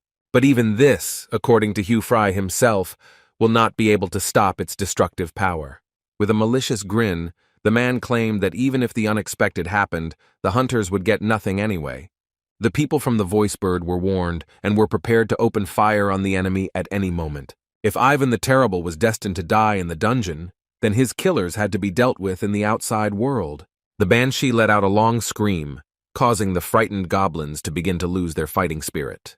Throwing down their weapons, the monsters also fell to their knees, unable to resist the despair that was washing over them. Seized with wild horror, the inhabitants of the dungeon, shaking, clutched their heads, not knowing what to do. In the end, all these goblins were scared to death and lay on the ground, unable to do anything. Hearing the heavy stomping of boots, one of the monsters decided to raise his head to find out who had visited them. In front of the frightened goblin was a skeleton warrior who had already swung his sword to punish his opponent. Wu Jin's henchmen chopped down submissive enemies left and right under the watchful eye of his master. A banshee, a malevolent spirit that instilled despair and wild terror in its opponents, levitated in the air around the guy. Watching his new assistant at work, Chin-A assumed that now he would not have to interfere during battles. However, even the banshee's abilities were not enough, which only upset the snack lover. Looking at the summoned monster, Wu Jin felt that his skill wasn't very effective. Igor was confused by the fact that the banshee used a lot of magical power for a skill that did not directly cause damage to the enemy. Isaac, aka John, wondered if they would no longer use banshees in future battles. However, despite the skill's low efficiency, Kim had one way to make up for this shortcoming. The player demonstrated to his comrades the summoning of a lich, which was able to summon an immortal mage through an offering. Without taking his eyes off the skill in his partner's hand, Chin-A tried to remember when he had managed to obtain it. The boy soon realized that it was Kim who had received the skill during the exchange for the Cyclops' demonic eye. The hunter confirmed his partner's guess by tearing apart the skill page and gaining this ability. As soon as the player received the Lich summoning achievement, he was pierced by a beam of light, from which a strong flow of air emanated. However, this path of light that went high into the sky suddenly caused a lightning discharge. Wu Jin's comrades became worried because they did not understand what was happening now. Chin-A asked if his partner had foreseen such a development of events, but, oddly enough, the prudent player could not calculate that a huge whirlwind would descend from the sky towards him. In the center of it was lightning that struck the ground, dispersing the tornado of dark energy that surrounded it. As soon as the blow struck, intricate clots of dark, ghostly matter began to gather together. Looking at the monster he had summoned, the hunter replied that he himself had not expected such a result. The representative of the dark world demanded that his new master make a sacrifice for him. The creature was terrifying not only by its appearance but also by its size, which was twice as big as Wu Jin. If the necromancer was more interested than scared, the same could not be said about the immortal warrior. The hunter wondered if what had already been prepared was not enough for the Mogu from the afterlife. The player pointed to a whole clearing of goblins killed by a skeleton warrior, on which there was a whole crowd of candidates. Meanwhile, at the other end of the forest, another squad of goblins suffered at the hands of an enemy who this time used lightning. The menacing, gray-haired man dealt with the monsters with one movement, simultaneously piercing them with a discharge of electricity. Suddenly, something strange caught Shakira's attention, who was present during the fight. The deputy asked the guild leader to also take a look at the strange anomaly in the sky. Without stopping the fight, the man glanced out of the corner of his eye at the funnel in the sky from which a lightning bolt was stretching. The phenomenon was in the same direction as Isaac, and the woman suggested that it might have something to do with the hunter. For Grozny, this was a familiar picture that awakened old memories in him. The man remembered how he had made contact with Indra, which led the guild leader to believe that the enemy might have gained the same power. Claiming that this could interfere with their plans, the commander ordered his subordinate to follow him. With difficulty restraining himself, Grozny ordered the team to retreat in order to eliminate the obstacle that had arisen. Meanwhile, the Phoenix Guild squad continued to furiously deal with the goblins. The player also noticed a funnel in the sky and asked if their master had seen it as well. Mr. Park asked if his subordinate had spoken about the place where Isaac's team had fought. The hunter was worried about the strange situation that had arisen among their allies, suggesting that Isaac might have used a new skill. Yong Wan explained that it was rare that he would get a chance to level up in a dungeon and gain a new skill. But what the guild leader knew for sure was that Ivanov had a far from ordinary skill. A glimmer of some object appeared on the horizon from the other side, which confused the members of the Phoenix team. Some kind of weapon was rushing towards the hunters at great speed, leaving electrical traces. Yong Wan's subordinate, without thinking, rushed to protect the master, who was unable to defend himself in time. The blow hit the hunter's shield, which he was holding back the attack with considerable effort. The Phoenix Guildmaster was beside himself with rage, not understanding what had suddenly started to happen. After the lightning strike, the warrior was thrown to the side, his shield still holding a long weapon. The man, watching the spear sticking out of the armor, asked what kind of antics its owner had gotten up to. The terrible man who had thrown the spear at Yong Wan answered him with a counter-question, wanting to know why Lord Park was interfering in his affairs. The hunter began to complain that, without destroying the boss of the 7th floor, the Voicebird Guild should have helped him.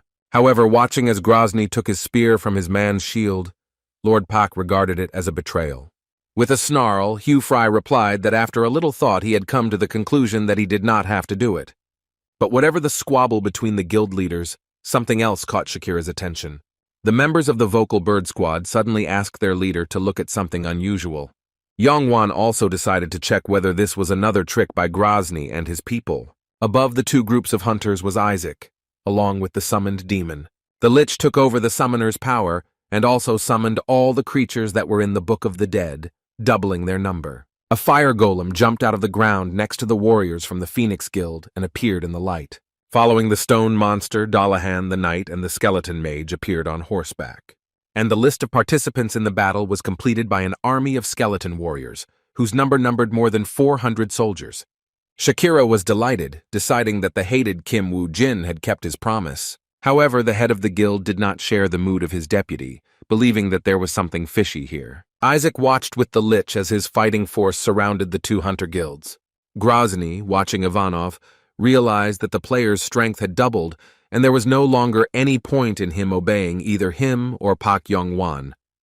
The man did not understand why the player was hiding his strength, who perhaps wanted to achieve a three-way conflict from the very beginning. But no matter what the guy came up with, the head of the Voicebird Guild wanted to stop him. Having charged his spear with electricity, the man was going to carry out his plans by any means necessary. First, the hunter wanted to deal with Yong Wan and only then get to Isaac himself. Grozny used the Divine Punishment skill, then launched his spear at the first of the targets.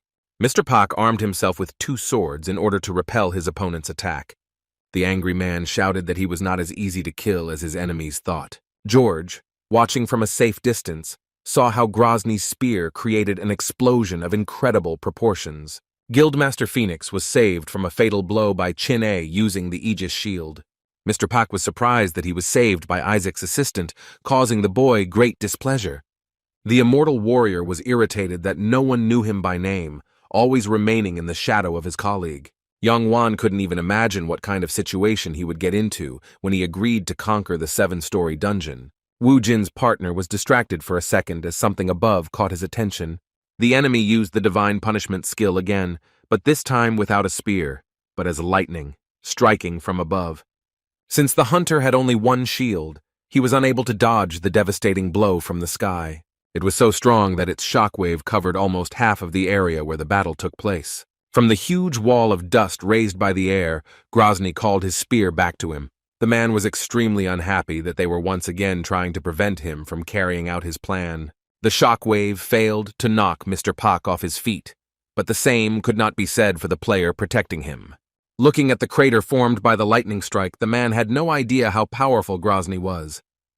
The remaining shield of Aegis began to crack, which meant only one thing. There was a hunter underneath it trying to get out.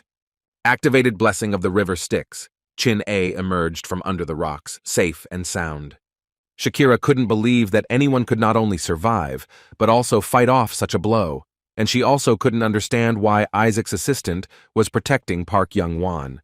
Hugh Fry, judging by the events that happened, came to the conclusion that Kim Woo-jin conspired with Yong Wan in order to destroy him. Suddenly, a ghostly spirit quickly rushed between the ranks of the Thunderbird warriors. It was difficult for the human eye to notice him, and in a matter of seconds, he found himself in front of the squad leader. By the time Mr. Fry noticed the presence of a stranger, it was already too late, as the blade had already passed through his throat.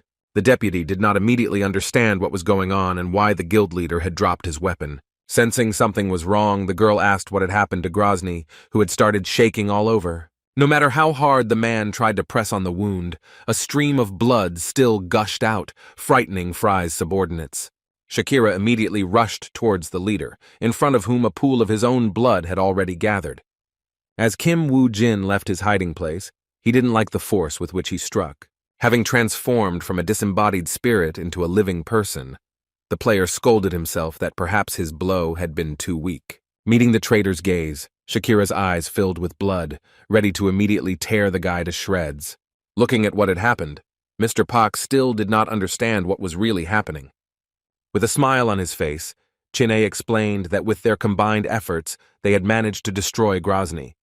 But the head of the Phoenix Guild could not agree with the words spoken about him, pointing at the enemy. Hugh Fry took fatal damage, but at the same time activated the descent of Indra, who descended from the heavens and inhabited the body of the skill owner.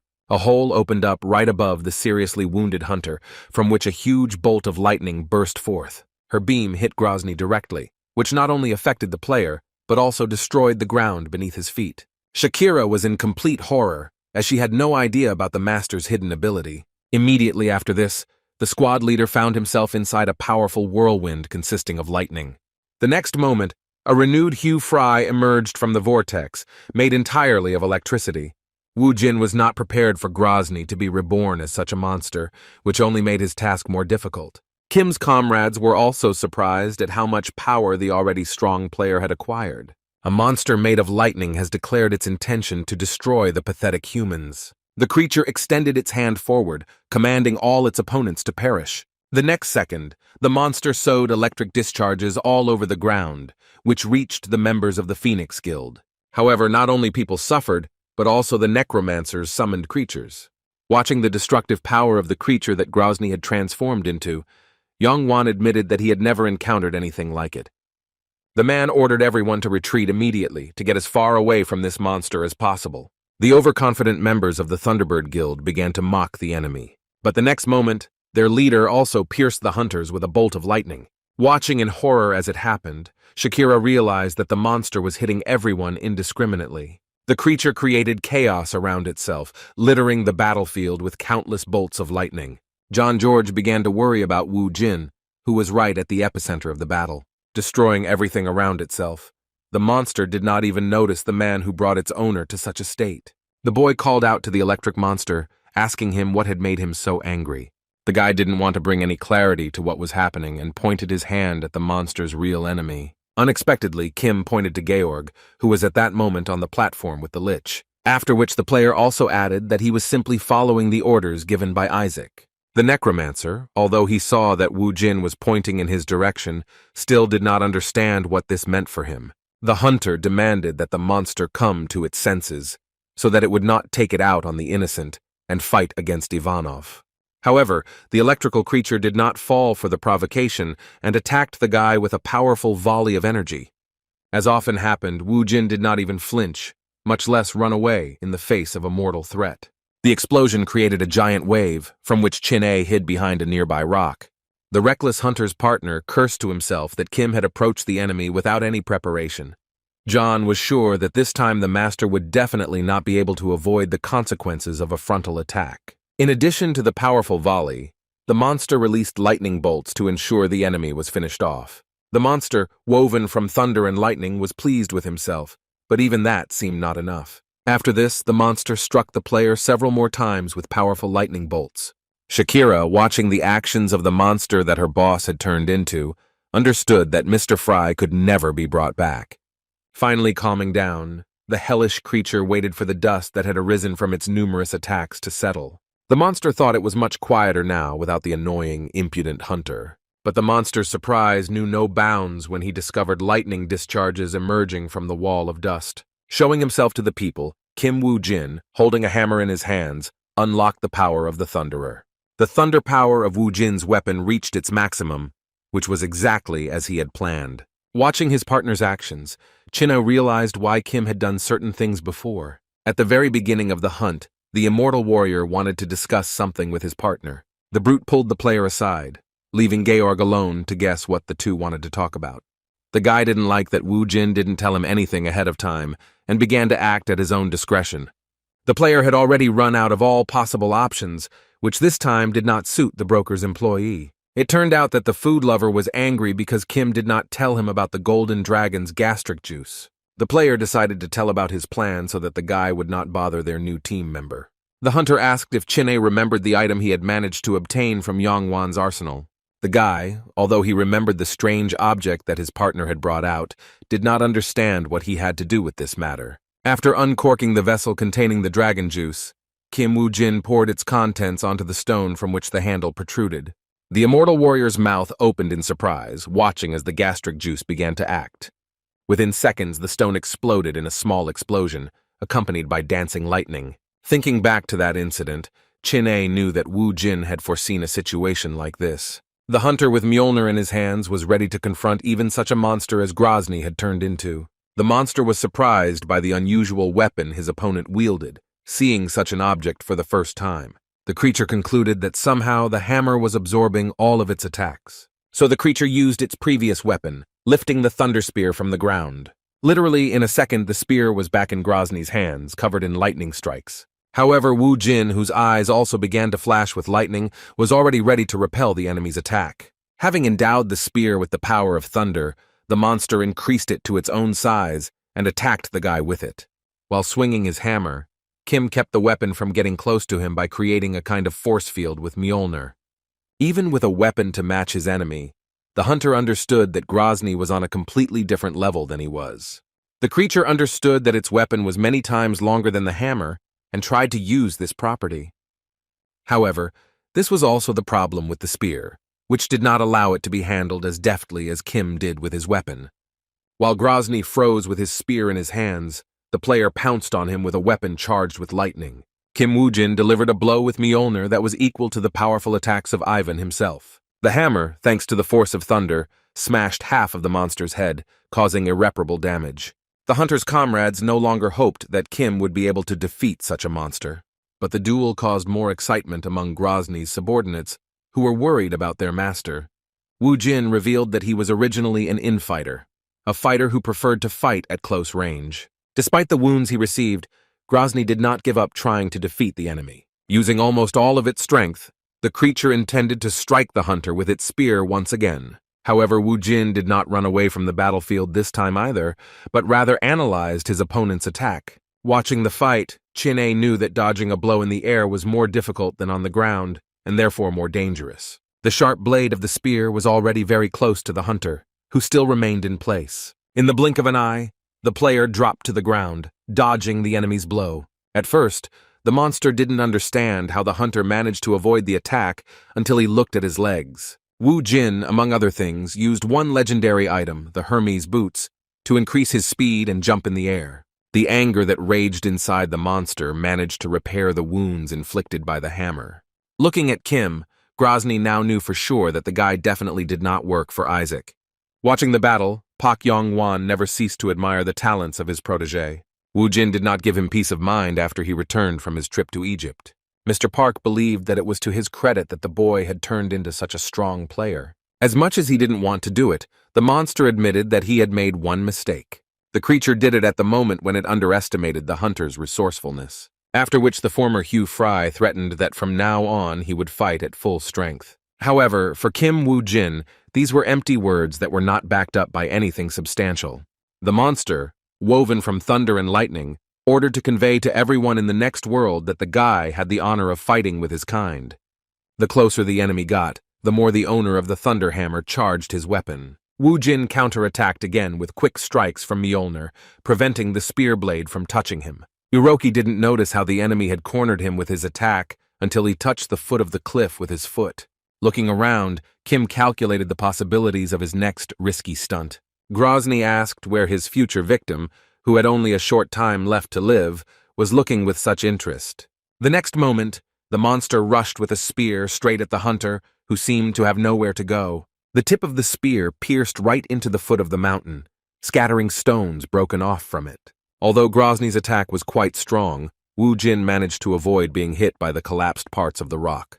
To correct the mistake made, the enemy struck the rock directly above the player with lightning. Hermes' boots saved the hunter's life this time too, but his troubles did not end there. Thanks to his reaction, Kim noticed out of the corner of his eye how the spear was trying to hit him again. His blade passed very close to the player, which only confirmed the fact that Grozny was still full of strength. However, the enemy's spear still hit Wu Jin, scratching his side with its blade. Georg was very worried about his comrade's condition, because this injury could later cost him his life. Pressing his palm against the wound gushing with blood, the guy activated his vampire skill. Kim Wu Jin didn't want to show everyone that he had this ability, but he had no other choice. Taking advantage of situation, Kim cast a bloody fog over Grozny, which the enemy perceived as a cheap trick. With a powerful bolt of lightning, the monster punched a hole in the fog, which would later dispel the cloud that was obscuring the eyes. And yet the trick worked, as the monster, busy dispersing the fog, did not notice how the hunter crept up on him. The vampire was surprised that the enemy managed to evaporate an entire cloud of fog with one shot. The giant monster lost to the small opponent because of its size, which slowed down its reaction. With a powerful blow from Mjolnir, Kim Wu Jin destroyed almost half of his opponent's body, depriving him of an arm. Not wanting to lose to a mere mortal covered in magical items, the creature used its remaining hand. Grozny delivered his blow from behind, aiming his fist at the flying hunter's back. This time, Grozny hit the target right on target, while simultaneously restoring his lost limb. Flying into the ground at great speed, Kim raised pillars behind him, hiding him from onlookers. Having risen, the guy began to spit blood, so strong was the blow of his opponent. Towering over the hunter, the monster asked him again if he now felt the difference between them. Grozny thanked the guy for the opportunity to witness such a funny sight, but was forced to end it. The wounded Kim Wu Jin noted that he too had not had such a fun time in a long time. The creature was confused when his enemy began to talk about fighting such a superior opponent. It's been a long time since the player fought using all his powers without anyone's help. Wiping blood from his chin, the wild-eyed boy said he couldn't remember the last time something like this happened.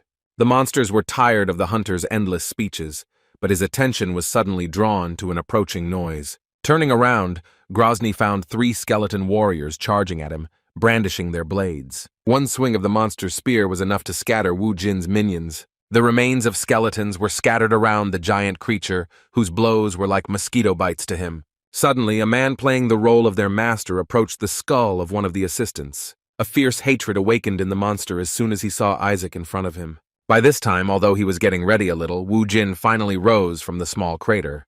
With a smile on his face, the hunter repeated the words he had said before the fight with the monster. All members of the Thunderbird Guild were held hostage by Isaac's skeleton army. A frightened Shakira begged the guild leader to come to their aid and free them from the hands of the enemy. And only after seeing this picture did the monster realize that the whole time the player fighting with him was a distraction. As he said earlier, he was not his real opponent, who was in fact Isaac Ivanov. From behind, Wu Jin was joined by his soldiers, who eventually surrounded the monster from both sides. While the commander of their team was stalling for time, Ivan placed his men in front of Ivan the Terrible's nose. With a raised hand, the boy gave the command to the soldier he had called to go into battle. The necromancer was confident that thanks to this army they would be able to deal with Grozny. The crowd of Isaac's minions approaching the monster did not cause him the slightest bit of excitement. The monster screamed that the necromancer Vika would not be helped against him by a pathetic army of skeletons. The creature unleashed another bolt of lightning on the dead soldiers, which was fatal for the warriors. When the electric beam collided with the enemy, it raised a huge cloud of dust at the point of impact. But as soon as he cleared his mind, Kim Wu Jin appeared in front of Grozny again and absorbed his attack with his hammer. The hunter gave the squad of skeleton warriors the opportunity to continue their attack. Grozny was beside himself. He was so angry at the antics of his partner Isaac. With one blow of its spear, the creature smashed the dead soldiers who had desperately rushed into battle. And the monster's next attack was aimed at the player, who was causing him so much inconvenience. The sharp blades of the spear, instead of Kim, hit the impenetrable shield of Aegis, which Chin A had used to cover his comrade. The guy claimed that if Grozny wanted to strike his friend, he should have fought him first. The creature was already quite tired of someone constantly trying to stop it from dealing with Kim Woo-jin. With endless lightning strikes, the monster got rid of the skeleton warriors arriving at his feet. Possessing the power of a summoner, the Lich used Merlin's staff, causing his magic to flow in abundance. The skeleton necromancer has summoned additional warriors to replace the soldiers who failed. But although the summoned squad was also defeated by the shoulder, the undead continued to summon squad after squad. Park Yong Wan could not help but notice that Grozny, which had recently been invincible, was now on the defensive. It was quite strange that when Kim Woo-jin was in a critical situation, Isaac came to his aid. And Ivanov's assistant also stood up for him, which led the head of the Phoenix Guild to certain thoughts. The man did not rule out the possibility that his bodyguard had quite possibly planned this entire fight in advance. Due to the huge number of opponents, the creation that Grozny had become gradually began to lose ground. Due to lack of magical powers, Indra's coming was cancelled and the player's recovery was impossible. Hugh Fry sucked in fresh air through his bloody mouth, freed from the monster's control. However, as soon as the man returned to his previous state, he was unable to stand on his feet. The player leaned back and bumped into the skeleton warrior's armor, which prevented him from falling to the ground. Along with the returned body, Grozny also felt the loss of strength that he had felt before the transformation. The man's attention flew to the enemy, who had come closer to him, whom he was unable to defeat. The guy praised Grozny for having an amazing army, which he had before. But the guy noticed that there was no infinite power in the world, which caused his opponent to burst into laughter. Mr. Fry laughed at the fact that Woo-jin himself, who had been constantly summoning skeleton warriors, was saying such words. Even at this moment, when the defeated hunter was communicating with the necromancer, there was a whole army of the dead standing behind him. Kim Woo-jin replied that if that was all Ivan the Terrible wanted to tell him, then he was going to leave. The player ordered his assistants to finish the job he had started, who immediately pounced on the head of the guild. Hugh Fry's execution was witnessed by his men, who fell to their knees the moment their leader fell. Shakira couldn't believe that their master was no longer alive, that he had left them to their fate. Looking at how the players who killed Grozny were chatting pleasantly, the woman couldn't imagine how Woo-jin could betray them. "I will defeat the traitors," with a menacing look. The deputy head swore to avenge the death of the master with her own hands. After talking with his ally, Isaac began to walk towards the prisoners with an important announcement. The necromancer announced that the time had come to choose a successor to replace the deceased head of the guild. Shakira thought she misheard when the player mentioned choosing a successor, but the Thunderbird representative quickly realized that the hunters did not plan to kill the guild members. The woman attracted Isaac and Woo-jin's attention with a hand gesture and then addressed them. She reported that the calm Hugh Fry left no instructions on who would take over the guild after him. In this regard, the deputy asked that Isaac choose a suitable candidate to represent the Thunderbird. The guy thought for a while when the honor of making such a responsible decision fell on his shoulders. Shakira was sure that there was no one who did not know that she was the head's right hand. The first task that the woman faced was to survive in this dungeon, and only then, as soon as she managed to get out, Grozny's right hand wanted to deal with the killer of her master. Suddenly, Kim Woo-jin put forward his candidacy, declaring that he would take over the management of the guild. The player's suggestion surprised Isaac, but most of all it angered the Thunderbird representative. Kim explained that before his trip to Egypt, he had made some sort of deal with Grozny. The hunter said that the chief promised to give him a high position in Thunderbird for killing one person. Knowing nothing about this, John assumed that Hugh Fry had asked that Isaac be killed after they cleared the dungeon. Woo-jin stated that he had accepted Grozny's offer, and having fulfilled his part of the agreement, had every right to take the place of the head of the guild. However, the guy said that Shakira was also nearby at the time of the deal, asking her to confirm the veracity of his words. But the huntress only became even more angry, claiming that they had never made such a deal with Kim Woo-jin. The player didn't like the fact that Grozny's subject didn't want to make contact with him. This was all because she was sure that even if she lied, no one had evidence to prove otherwise. However, if the differences cannot be resolved peacefully, then Thunderbird will have to fight against Isaac. In this case, the entire guild would go, which is why, albeit reluctantly, Shakira acknowledged the fact of the deal. Keeping walking on the edge, the warrior never stopped trying to take over the master's place. The woman asked the players to take into account one more fact, despite the existence of a deal with Grozny. Shakira stated that she was the one who was always by her master's side when he was running the guild. Therefore, beating on the chest, the woman demanded to appoint her as the head, because then the other members of the guild would accept this decision. She also added that this could have a beneficial effect on clearing dungeons. However, the debate over who should lead Thunderbird was interrupted by another participant in the battle. Park Yong Wan asked who among those present came up with the idea of appointing successors to the guild leader. He did not claim that, according to Ivan the Terrible's will, the Grambird was to go to the Phoenix Guild. The man thanked Isaac for his help, but clarified that these points had been agreed upon between him and Fry in advance.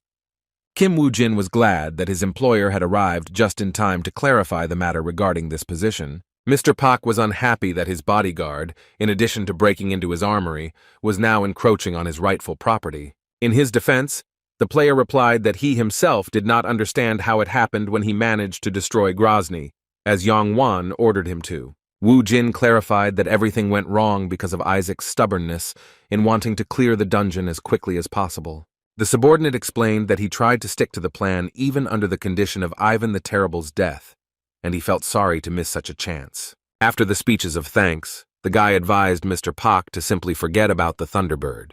But if the man doesn't do this, then Woo Jin will order Isaac Ivanov to kill him.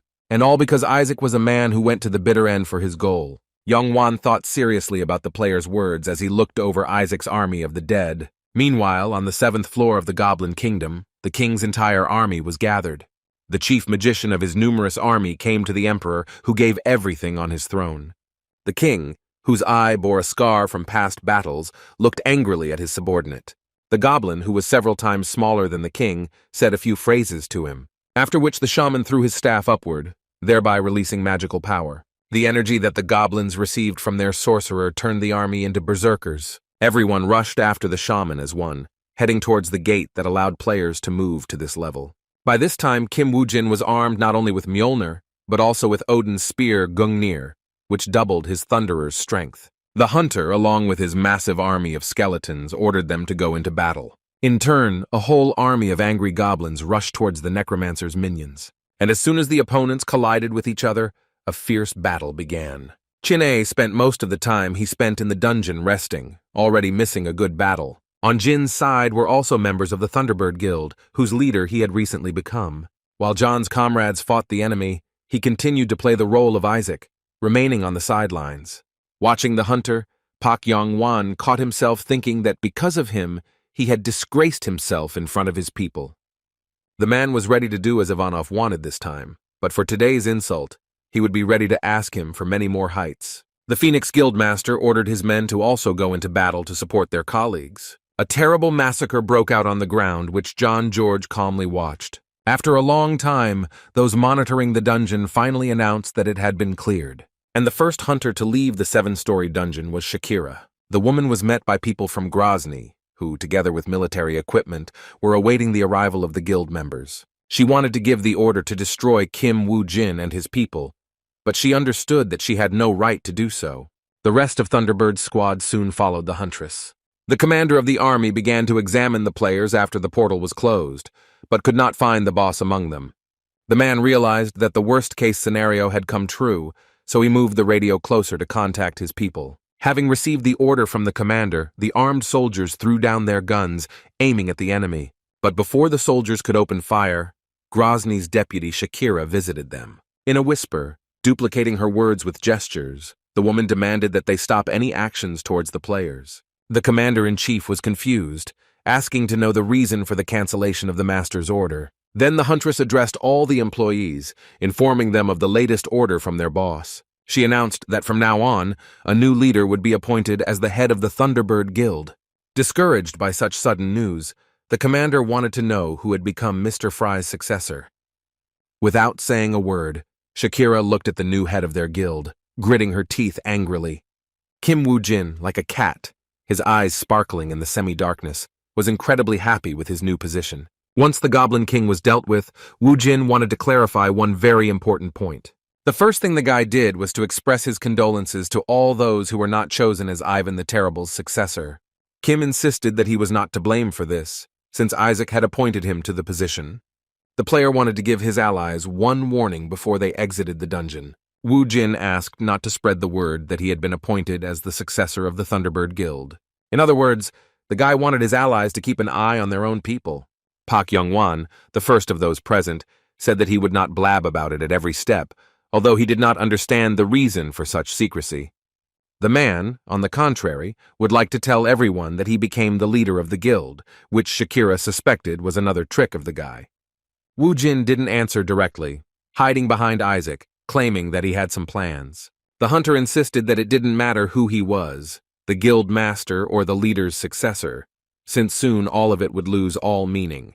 Shakira demanded that the commander-in-chief convene a meeting of the leaders upon returning to headquarters. The hunters were very bad news for the leaders in connection with recent events. After some time, Isaac Ivanov gave a press conference, at which he thanked his fans for their support and approval. The hunter, as a token of his gratitude, along with the leaders of Thunderbird and Phoenix, came to the same conclusion. After much discussion, it was decided to merge these two guilds into one. Isaac insisted that the new guild would protect the dungeon, fight monsters, and not claim any reward.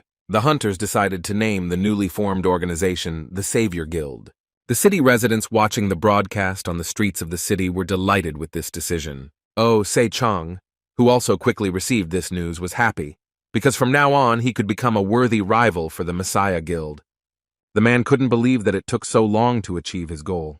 However, the broker was not allowed to enjoy this moment by annoying sounds behind him.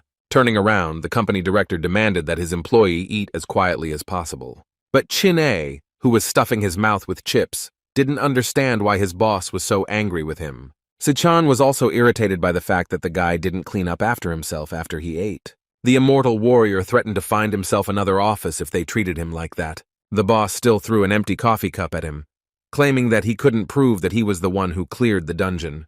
The guy began to justify himself by saying that he was the same Chin-A who, together with Isaac, cleared the dungeon. The broker replied that no one knew his employee by name, that he held the investment title of assistant to a Russian hunter. The player completely forgot about it, while the boss asked to warn him when he decided to change offices. Oh Se-chang asked Secretary Lee to throw away all of Chin-A's things when he moved to another office. The girl immediately began to thank her colleague for his hard work, but the hunter began to deny everything. The broker was interested in what the people's hero would do now in this case. Rushing to his secret place, Wu Jin decided to unload his inventory. The guy's collection included both legendary and rare magical items. Kim did not expect to be able to collect such a quantity of weapons, which he was certainly happy about. I remember the battle in the Fresh One. The lich he summoned was many times stronger than he thought. However, even the power of the dead sorcerer was not enough to defeat Li Sejong. After thinking it over carefully, the guy came to the conclusion that he was missing one more detail for an unconditional victory. The next day, a bottle of alcohol suddenly broke on Mr. Pak's property. Wiping the remaining drink from his beard, the man had a hard time containing himself at the sight of Wu Jin. Yong Wan insisted that the man in front of him should have only obeyed his orders. Darling, the former head of the Phoenix faction asked how the guy had the decency to show up at his place again. The hunter asked if Kim did not recognize his master by putting on a show in the dungeon. Approaching the owner of the house, the player stated that even now he was just someone's subordinate. Wu Jin replied that the only difference was that his owner had simply changed. Leaning against the table, the player asked the gentleman not to be so upset for now. On the plus side, the guy noted that Yan Wan always wanted to go beyond the Messiah Guild. The words that Thunderbird and Phoenix were under Isaac's command made the man shake with anger. According to Kim, a force had finally appeared that was capable of opposing the Messiah Guild. After these words, the hunter squeezed the glass in his hand so hard that it shattered into small pieces. Mr. Park insisted that the player knew nothing about him to speak in front of him like that. Wu Jin replied that the hunter was the one who walked over heads just to get to the top, but Sejong was stronger, beating him to the punch. The guy claimed the man was a loser, a perpetual second-place finisher who knew it was true but couldn't do anything about it. Let's continue that young Wan always pretended to be a strong person in front of others, although in reality the hunter was a coward who was afraid of losing all his property. Looking at the player with disdain, Wu Jin claimed that he only had two options left. The first meant to remain angry until the end of one's days, like Ivan the Terrible, and as a result to go after him, or become a universal hero, but for this it was necessary to follow Isaac. He gave the man a choice, and the player left his office, asking him to think carefully before leaving. A few seconds later, Park Yong Wan was left alone in the room, alone with a lot of thoughts. Leaning back in his chair, the man exhaled heavily, as this was the first time he had found himself in such a situation. Mr. Park wondered how he could lose everything in an instant. The hunter tried to understand at what point everything went wrong and where he made that fatal mistake. But even after a few minutes, the man still had not found an answer to his question, for whom everything was very confusing. And while Yong Wan was grieving, the French authorities tried to stop the monster that had escaped from the dungeon. Military helicopters were sent to the Eiffel Tower, where the escaped monster was wreaking havoc. But the mythical creature shot a stream of fire at one of the helicopters, completely destroying it. The monster that terrorized the city was a huge dragon, for which helicopters were no obstacle. The townspeople started running as fast as they could, just to get away from the fire-breathing dragon. An attempt to stop the monster was made by the hunter François Chéreau, who plunged his blade straight into the creature's eye. Following this, the man went down, cutting a deep line along the monster's neck. Sometime later, local news channels reported on the dungeon's rupture, which led to numerous losses. The government turned to dragon hunters, who eliminated the escaped monster. Despite the death of the dragon, Paris was still in a terrible situation, and its inhabitants were in a frightening state. News began to appear on the internet that a 7-story A-rank dungeon had been discovered in one of the cities. At a human rights rally, citizens condemned players who avoided dungeon raids. Studying the latest news, François Chéreau could not believe his eyes. His assistant concluded that recent events in the country had put the hunter in a difficult position.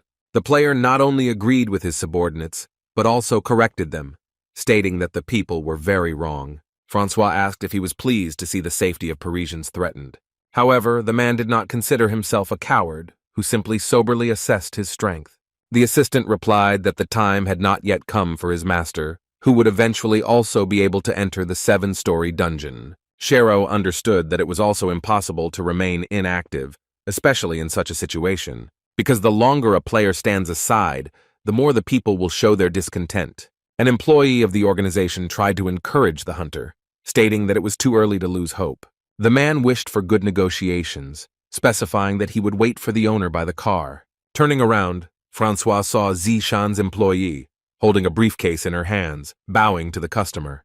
The dragon hunter, when he saw the diligent secretary of his old friend, realized that he was not too late. Li Jisoo exchanged pleasantries with Chéreau before heading to the restaurant. The man praised the girl for having come such a long way to get here, but the secretary simply waved him off. In order not to waste time, the player led his companion to the place of negotiations. Secretary Li was very surprised when she learned that François had rented an entire restaurant for her. The girl thanked the player for his concern, to which he replied that for him it was just a trifle.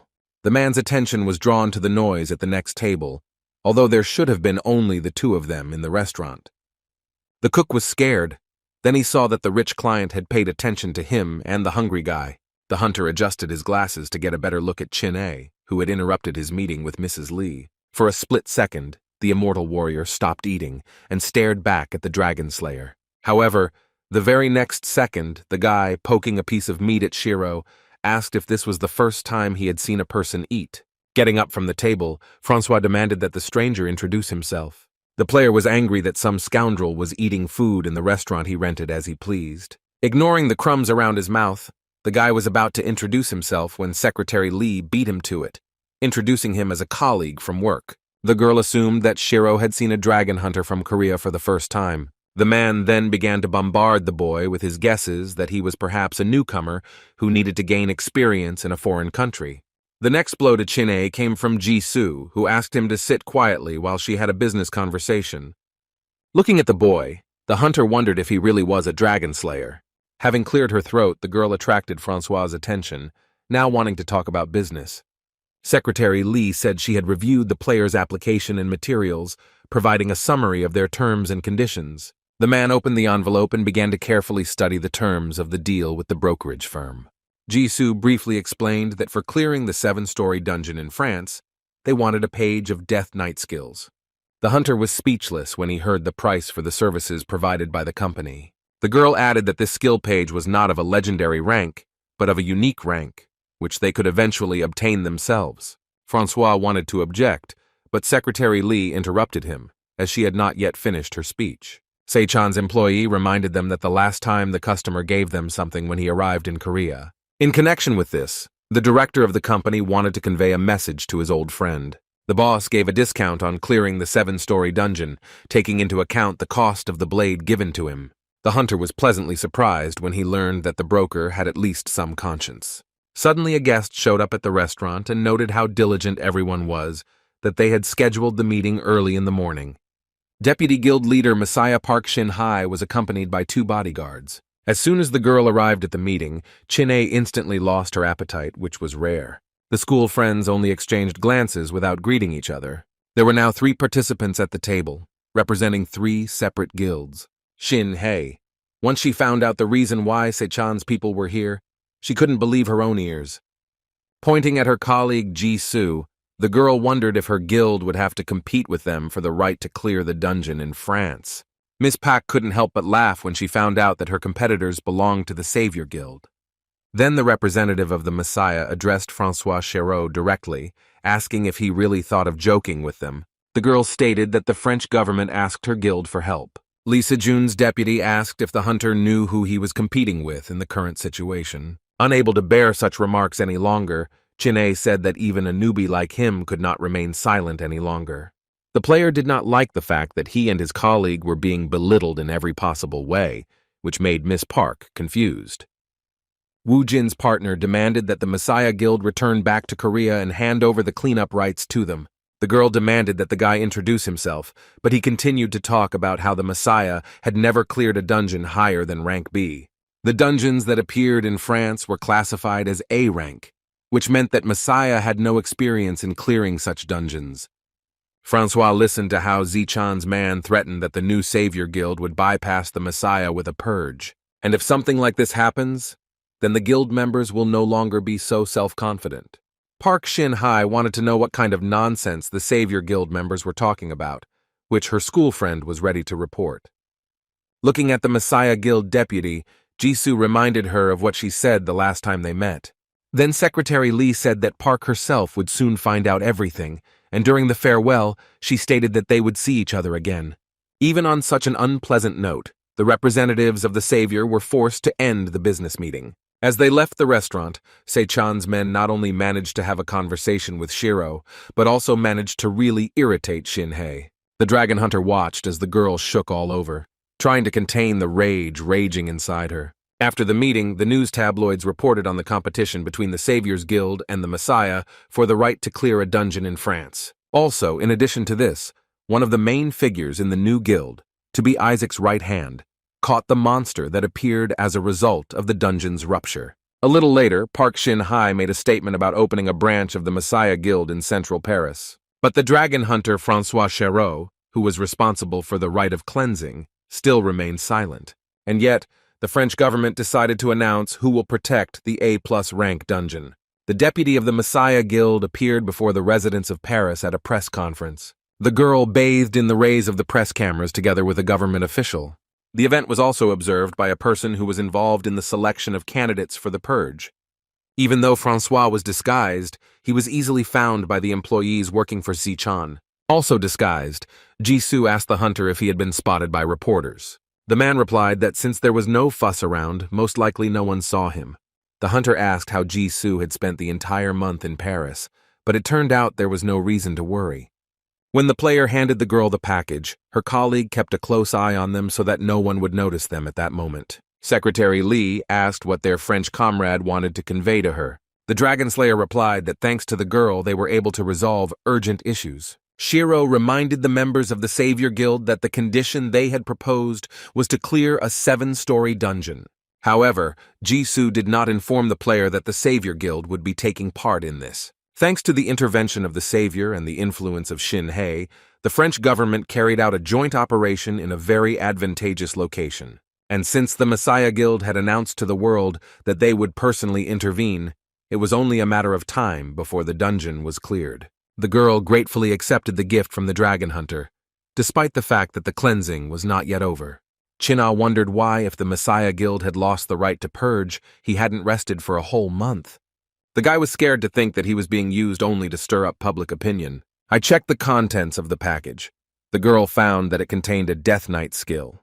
Jisoo once again thanked Francois Chéreau for his cooperation and for fulfilling his part of the deal. After shaking hands, the dragon hunter said goodbye to Zichang's people and went on his way. But Chéreau suddenly stopped and, turning to his allies, wanted to clarify one detail. Francois admitted that there was something about the whole situation that he couldn't quite understand. The competition and struggle for the right to clear the dungeon also made sense to Zichang's people. For this reason, the hunter did not understand why the boys eventually gave up so easily. The man assumed that Isaac himself was afraid to enter the 7-story A-rank dungeon. Secretary Lee was quick to dispel Francois's doubts, as the press release was due in a few hours. Meanwhile, the leader of the Savior Guild was in the national park near the dungeon. Looking at it, Kim Woo-jin was of the opinion that his team needed to enter it as soon as possible. The dragon hunter was very surprised when he learned of another announcement from the guild. The man asked again if this was really the case, to which the broker's assistant answered in the affirmative. Just a couple of months ago, everything was decided inside a 7-story dungeon of rank C+.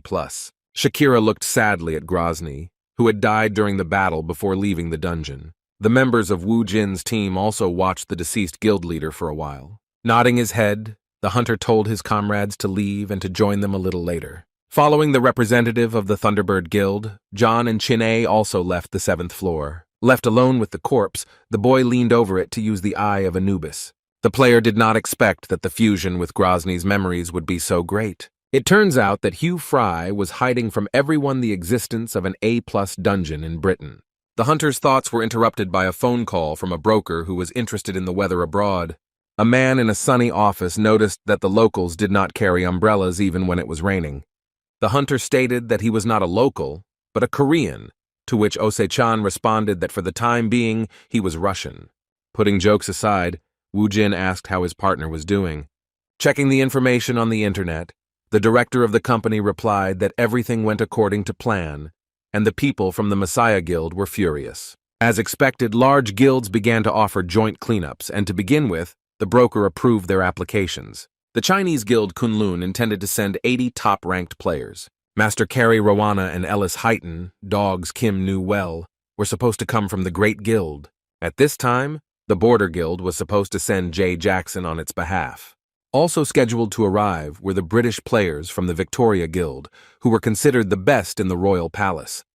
Such an impressive lineup was to the liking of the head of the newly formed organization, Savior. However, the news didn't end there, and Se-chan had something else, less pleasant. While looking through the questionnaires, the man came across a request to join from a unit, despite their clearing in a dungeon in France. The player became wary, because his competitors were trying to send their people to them in any way possible. The leader of the squad was Cho Seong-woo, who was from the inner circle of Park Shin-hae, who was part of the guild's round table. Despite this news, Wu Jin was happy to hear it, surprising his ally. It was only to the guy's advantage that the Messiah Guild concentrated its forces, which she would soon greatly regret. The day of clearing out a 7-story dungeon in the UK is just around the corner. Some of the strongest fighters of the United Guild Savior were Park Yong Wan and Shakira. The hunters looked askance at the volunteers from the Great Guild, led by Lady Rowana herself, with distrust. Chinese comrades also arrived on behalf of the Kunlun organization, who had no animosity towards anyone. And among all these participants, the Messiah Guild was also present, along with Mrs. Pak's faithful dog. The leading players of this hunt, Kim Woo-jin along with Jin-A, were ready to clean up. Meanwhile, the Savior's competitors visited the 7-story A-rank dungeons. The Messiah Guild squad successfully cleared the dungeon floor, destroying the master of the Minotaur Labyrinth. Park Shin-hae checked the ratings of each team member after killing the monster. Lee Se-young, ask your assistant what day it was today in terms of clearing the dungeon. Turning to the head of the guild, the girl replied that it was already the 10th day of the hunt. This news did not please the hunter, who was forced to arm himself with a blade from his inventory. The man stated that he would go ahead of the team on the next level of the dungeon. Trying to hide her excitement, Miss Park wanted to object that in that case, the guild members would not increase their levels. Si-jung thought that the guild members were important, but he was too slow. The hunter explained that by this time, the Savior Guild had already entered the A+ rank dungeon. That's why the Messiah Guild had to finish the cleanup before them. Mr. Lee wanted to start preparing for the next dungeon right after the guild exited this one. The player hoped that perhaps on the 8th floor he would finally meet Isaac. Meanwhile, Wu Jin, under the guise of a Russian hunter, checked the conditions of the cleanup. the main criterion of which was to hold out for 10 days. It seemed quite strange to Kim that the participants of the hunt ended up on a survival quest from the very first floor. But the guy was suddenly distracted by representatives of one of the guilds participating in the cleansing. The commander of the Messiah squad, Sun Wu, asked the player again if he was that Isaac. The Knight of the Round Table introduced himself and extended his hand to Wu Jin, stating that he was glad to meet them. The hunter introduced himself under a false name and shook hands with his temporary ally. Although the guy kept saying that he was glad to meet him, his aura said otherwise. Other participants in the dungeon clearing began to join the player's acquaintance. The woman introduced herself to the head of the savior, joking about the fact that the hunters wanted to leave without them. Carrie Rowana also introduced Wu Jin to his old acquaintances with whom he once entered the dungeon. The head of the Great Guild, although it was a long time ago, reminded the player that something happened in Dalahan's dungeon, greeted Isaac somewhat shyly, but hid her gaze from him. The hunter, of course, remembered the girl who gave him 2 valuable items at once, and from that time on he became much calmer. With a blank expression, Kim acknowledged the players, saying that was why they seemed familiar to him. Wu Jin greeted the representatives of both guilds, causing each of them to be taken aback. More members of a large guild joined the impromptu meeting of commanders. The captain from the Kunlun clan decided that it was better to get acquainted beforehand, since they would be fighting side by side for some time. After bowing, the man introduced himself, also expressing his respect to Isaac Ivanov.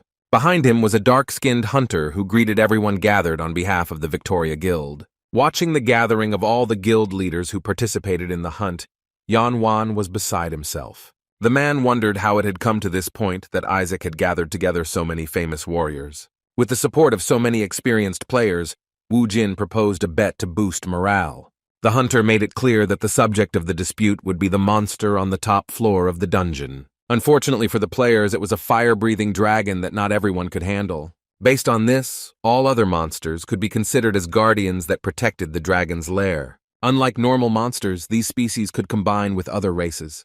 The monsters formed an army to attack the players, making it worse that the first task of the dungeon was a survival quest. It could not be ruled out that a large number of guardians might have gathered on the first floor. After hearing this information, Cho Xian Wu was more interested in what kind of prize the hunter was offering them. The player stated that everything was extremely simple and that they had done something similar before. Wu Jin didn't take long to explain the rules, since there were also those present who had participated last time. Guildmaster Savior reached into his inventory to get his future reward. An object that he had cunningly obtained from Ellis Heighton began to appear in the guy's hands. Isaac announced that he would give Merlin's staff to the guild that destroyed the most monsters. The member of the Great Guild could hardly contain her emotions, outraged by the hunter's decision.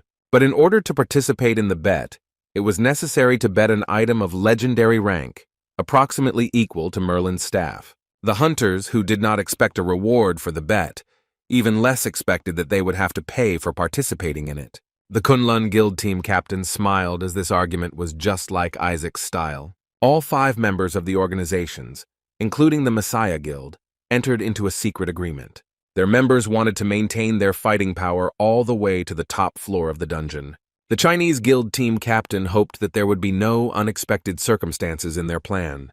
But just as the man was thinking about this, Rowana from the Great Guild approached Isaac. The woman turned to the hunter, stating that the staff he held was the property of their Great Guild. The head subordinate was horrified as Mrs. Carey's face changed beyond recognition. I turned to Wu Jin. She stated that this was a clear provocation on his part. The hunter holding Merlin's staff was pleased with this reaction, as everything was going exactly as he had predicted. Wu Jin replied that he never intended to do such a thing to his allies. Chin A, who was watching the guild leaders, became worried when he saw Carrie Rowana's aura. The Kunlun Guildmaster tensed up as what was happening was a real provocation on Isaac's part. Having calmed down, the woman stated that they had no reason to refuse if the player wanted to return the item to them. To Ellis's surprise, the master unexpectedly accepted her guild's participation in the bet. However, Mrs. Rowana, in turn, wanted to put forward one condition in return. The leader asked that Isaac not use either Merlin's staff or King Arthur's ring during the competition. Wu Jin decided to find out if it really irritated Carrie that much when he used these items in front of other players. The great guild leader agreed, but that was not the real reason, comparing the hunter's abilities and powers with Master Lee Se-young. The woman thought that if Isaac wanted to make a bet with them, it was reasonable to make this concession. Kim's partner became worried when he agreed to such conditions put forward by Rowana. Without the ring and staff, the effectiveness of the round table items would be greatly reduced, which could affect the clearing of the dungeon. The Kunlun Guild representative was outraged that his colleague had made such a decision on her own.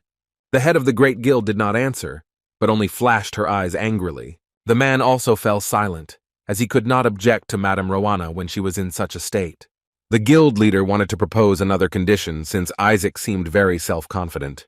The woman wanted to bet on how many guards would be destroyed by the Savior Guild alone and how many by others. Just as Chin-A was about to intervene, he was interrupted by the Messiah Guild team captain Seong Woo. The guy insisted that Isaac himself was trying to motivate them to get to the top floor as quickly as possible. Cho admitted that such conditions were slightly disadvantageous for the Russian hunter, but not without meaning.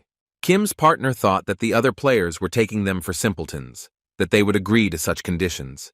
But the player was ready to give in to the hunters only if he added something. The statement made to the boys only further angered the already gloomy Carrie Rowana.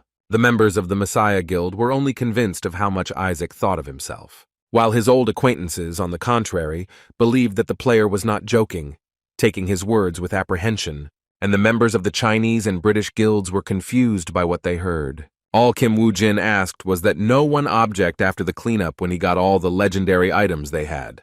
It has become known that the work on restoring the Hansung Group building was restored with the support of players from the Messiah Guild. The corporation held a shareholders' meeting without a chairman on the issue of stock price stability. However, what interested the public most was the contest of the century, the Messiah Guild versus the Savior Guild. The secretary was searching for information on the internet, while in the office in complete darkness. With a click of the mouse, the light in the room suddenly turned on, causing the girl to get scared. It turned out that her boss had turned on the light, and seeing the fear on his employee's face, asked her for forgiveness. Osei-chan asked why Jisoo still went home and continued to sit at the computer. Scratching his head, the man suggested that something unexpected might have happened to the girl. However, the broker found out the real reason when he saw articles about the Hansung Group and the Messiah Guild.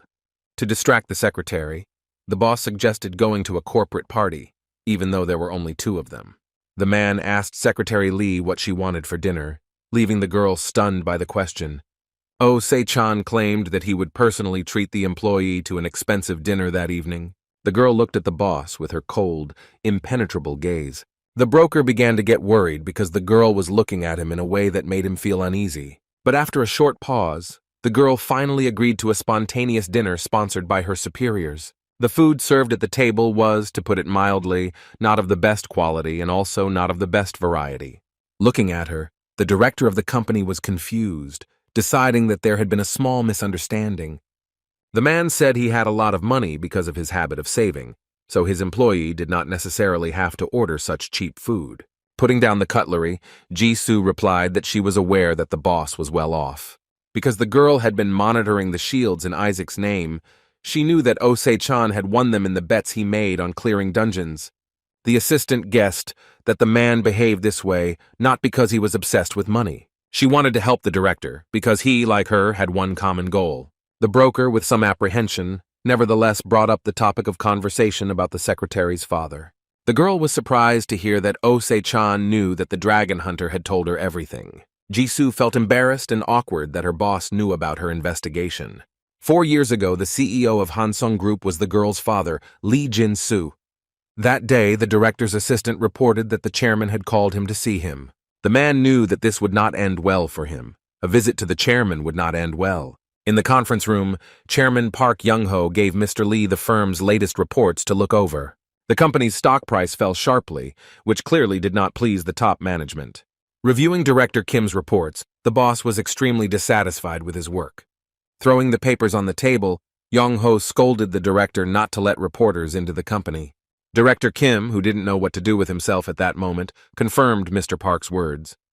The chairman of Hansung Group demanded an explanation as to why such a situation had occurred in such a case. The public has learned that a gate may have appeared in the company's basement. Yong-ho didn't understand what the government man who offered to work with them was doing at that time.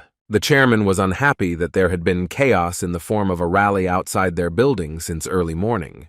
The man asked why they still couldn't stop the leak of information. Throwing the reports in Director Kim's face, Mr. Park asked him if he had the right to hold his position in the company. The man apologized to his superiors, asking them to give him one last chance to fix everything. Yong-ho's subordinate was tasked with finding out how the journalists managed to get inside and sort out the situation. Jin-soo asked the chairman to calm down, since Kim had worked for the company for many years and would hardly do all this on purpose. Mr. Lee said the man must have had a hard time dealing with all of these incidents. Approaching the offender, the CEO asked Kim to stop bowing, sympathizing with him. The man claimed that he would discuss everything with the chairman, while his colleague should have returned to her work. Director Kim adjusted his glasses and thanked Mr. Lee for his sympathy. Jin-soo begged the chairman to let the offending employee go, although Park did so reluctantly. Left alone, Yan-ho expressed dissatisfaction with Director Lee, namely his approach to solving problems. The man argued that one should not be too kind to one's subordinates. The chairman was of the opinion that if employees were indulged, they would begin to think that they could make mistakes next time. The CEO was getting pretty tired of the constant complaints from his superiors. Mr. Lee turned to his boss, who was still angry. The man asked if he could give Chairman Young-ho one piece of advice for old friendship. Having cleared his throat, the man already guessed that instead of advice, they would start grumbling at him again. Jin-soo claimed that the unpleasant situation could turn into a good opportunity for their company. The man asked what the biggest challenge was in working with the government and the Messiah Project. After some thought, Park decided that the biggest problem was the players. The chairman was sure that these people were lucky that one fine day they had an awakening. But at the same time, they pretended to be the best people who ever lived, who were also not subject to the control of their superiors. Young-ho wouldn't have gone along with them if they weren't less valuable to him, which the CEO completely agreed with. But at the same time, there was one player among the players who presented a big problem. It was a certain Lee Se-young, whose potential could eventually turn into a disaster for the company. Soon, the fourth lift floor of the organization was once again being cleared of the monsters that had come from the gate. Among the participants in the cleanup was the same problematic player who helped the guards deal with the monsters. During this time, while the organization members were armed with firearms, the player used only a knife to kill. Sejong stated that before the enemy reappeared from the portal, it was necessary to scan the gate from the inside. One of the hunters present in the basement decided to conduct an analysis in the dungeon. Taking off his protective gear helmet, the man activated the silent hunter's double skill. After which, the very next second, the player developed, and his ghostly copy appeared next to him. The hunter's clone entered the portal, something no one had dared to do until that day. After moving into the dungeon, the player suddenly found himself in the middle of a sunlit forest. With deft movements, the man climbed up the tree in order to look around. The hunter reported that the dungeon had one floor in rank and was scanning for the presence of a boss. As soon as he hinted that there was nothing else in the dungeon, his attention was drawn to something behind him. Suddenly, the man fell to the floor and grabbed his head with screams, frightening his comrades. The colleagues who came to the player's aid inquired about the health of the hunter, who was shaking with fear. Still mentally in the dungeon, the man replied that most likely there was a flying monster behind the gate. Moreover, based on the double's last memories, the team member stated that it was the first time he had seen such a type of monster. And while the players were trying to bring their comrade to his senses, his words interested the squad leader. The hunter saw the flying monster for the first time, so it was worth talking to Director Lee and delaying the cleanup time. As Jin-soo stated, the special security team, including Sejun, will be abandoning all their duties. The words that the Messiah Project participants kept delaying the cleanup time made Yan-ho think seriously. While the company directors were arguing about the possible rupture of the gates in the basement of the building, one of the squad members overheard their conversation. The CEO asked the chairman to make a decision regarding the Messiah Project and its participants. Mr. Lee flew to France to hire a player to replace the troubled Se-young. The hunter heard that Jin-soo had found a guy who had the eyes of the world on him lately. The Messiah's commander's rival was the only survivor of a quest involving a dragon. As soon as the door suddenly swung open, the boss's conversation immediately stopped. The commander of the special security group wanted to report something to the leadership. The CEO began to scold the player for his inappropriate behavior. The boy claimed that he had urgent business, but Jin-soo insisted that no matter what it was, the hunter was being too rude. Lee Se-jun wanted to know the opinion of the chairman himself, who was already on the verge of a breakdown. The next second, the microphone that was in Young-ho's hand flew straight at the head of the guy who dodged it in time. The head of the Hansung Group Corporation did not take his eyes off the player who had stopped obeying his superiors. Squad leader said that Chairman Park should not have been so angry, which was harmful to his health. The man restrained himself until the very end, but the words she spoke to him became the last straw for him. The company's director pounced on the hunter, accusing him of behaving inappropriately. The chairman almost attacked the hunter, but Mr. Lee stopped him in time. However, the man continued, claiming that if you treated the players normally, they would lose all respect. The man continued to threaten his subordinate until a flash of a blade passed in front of him.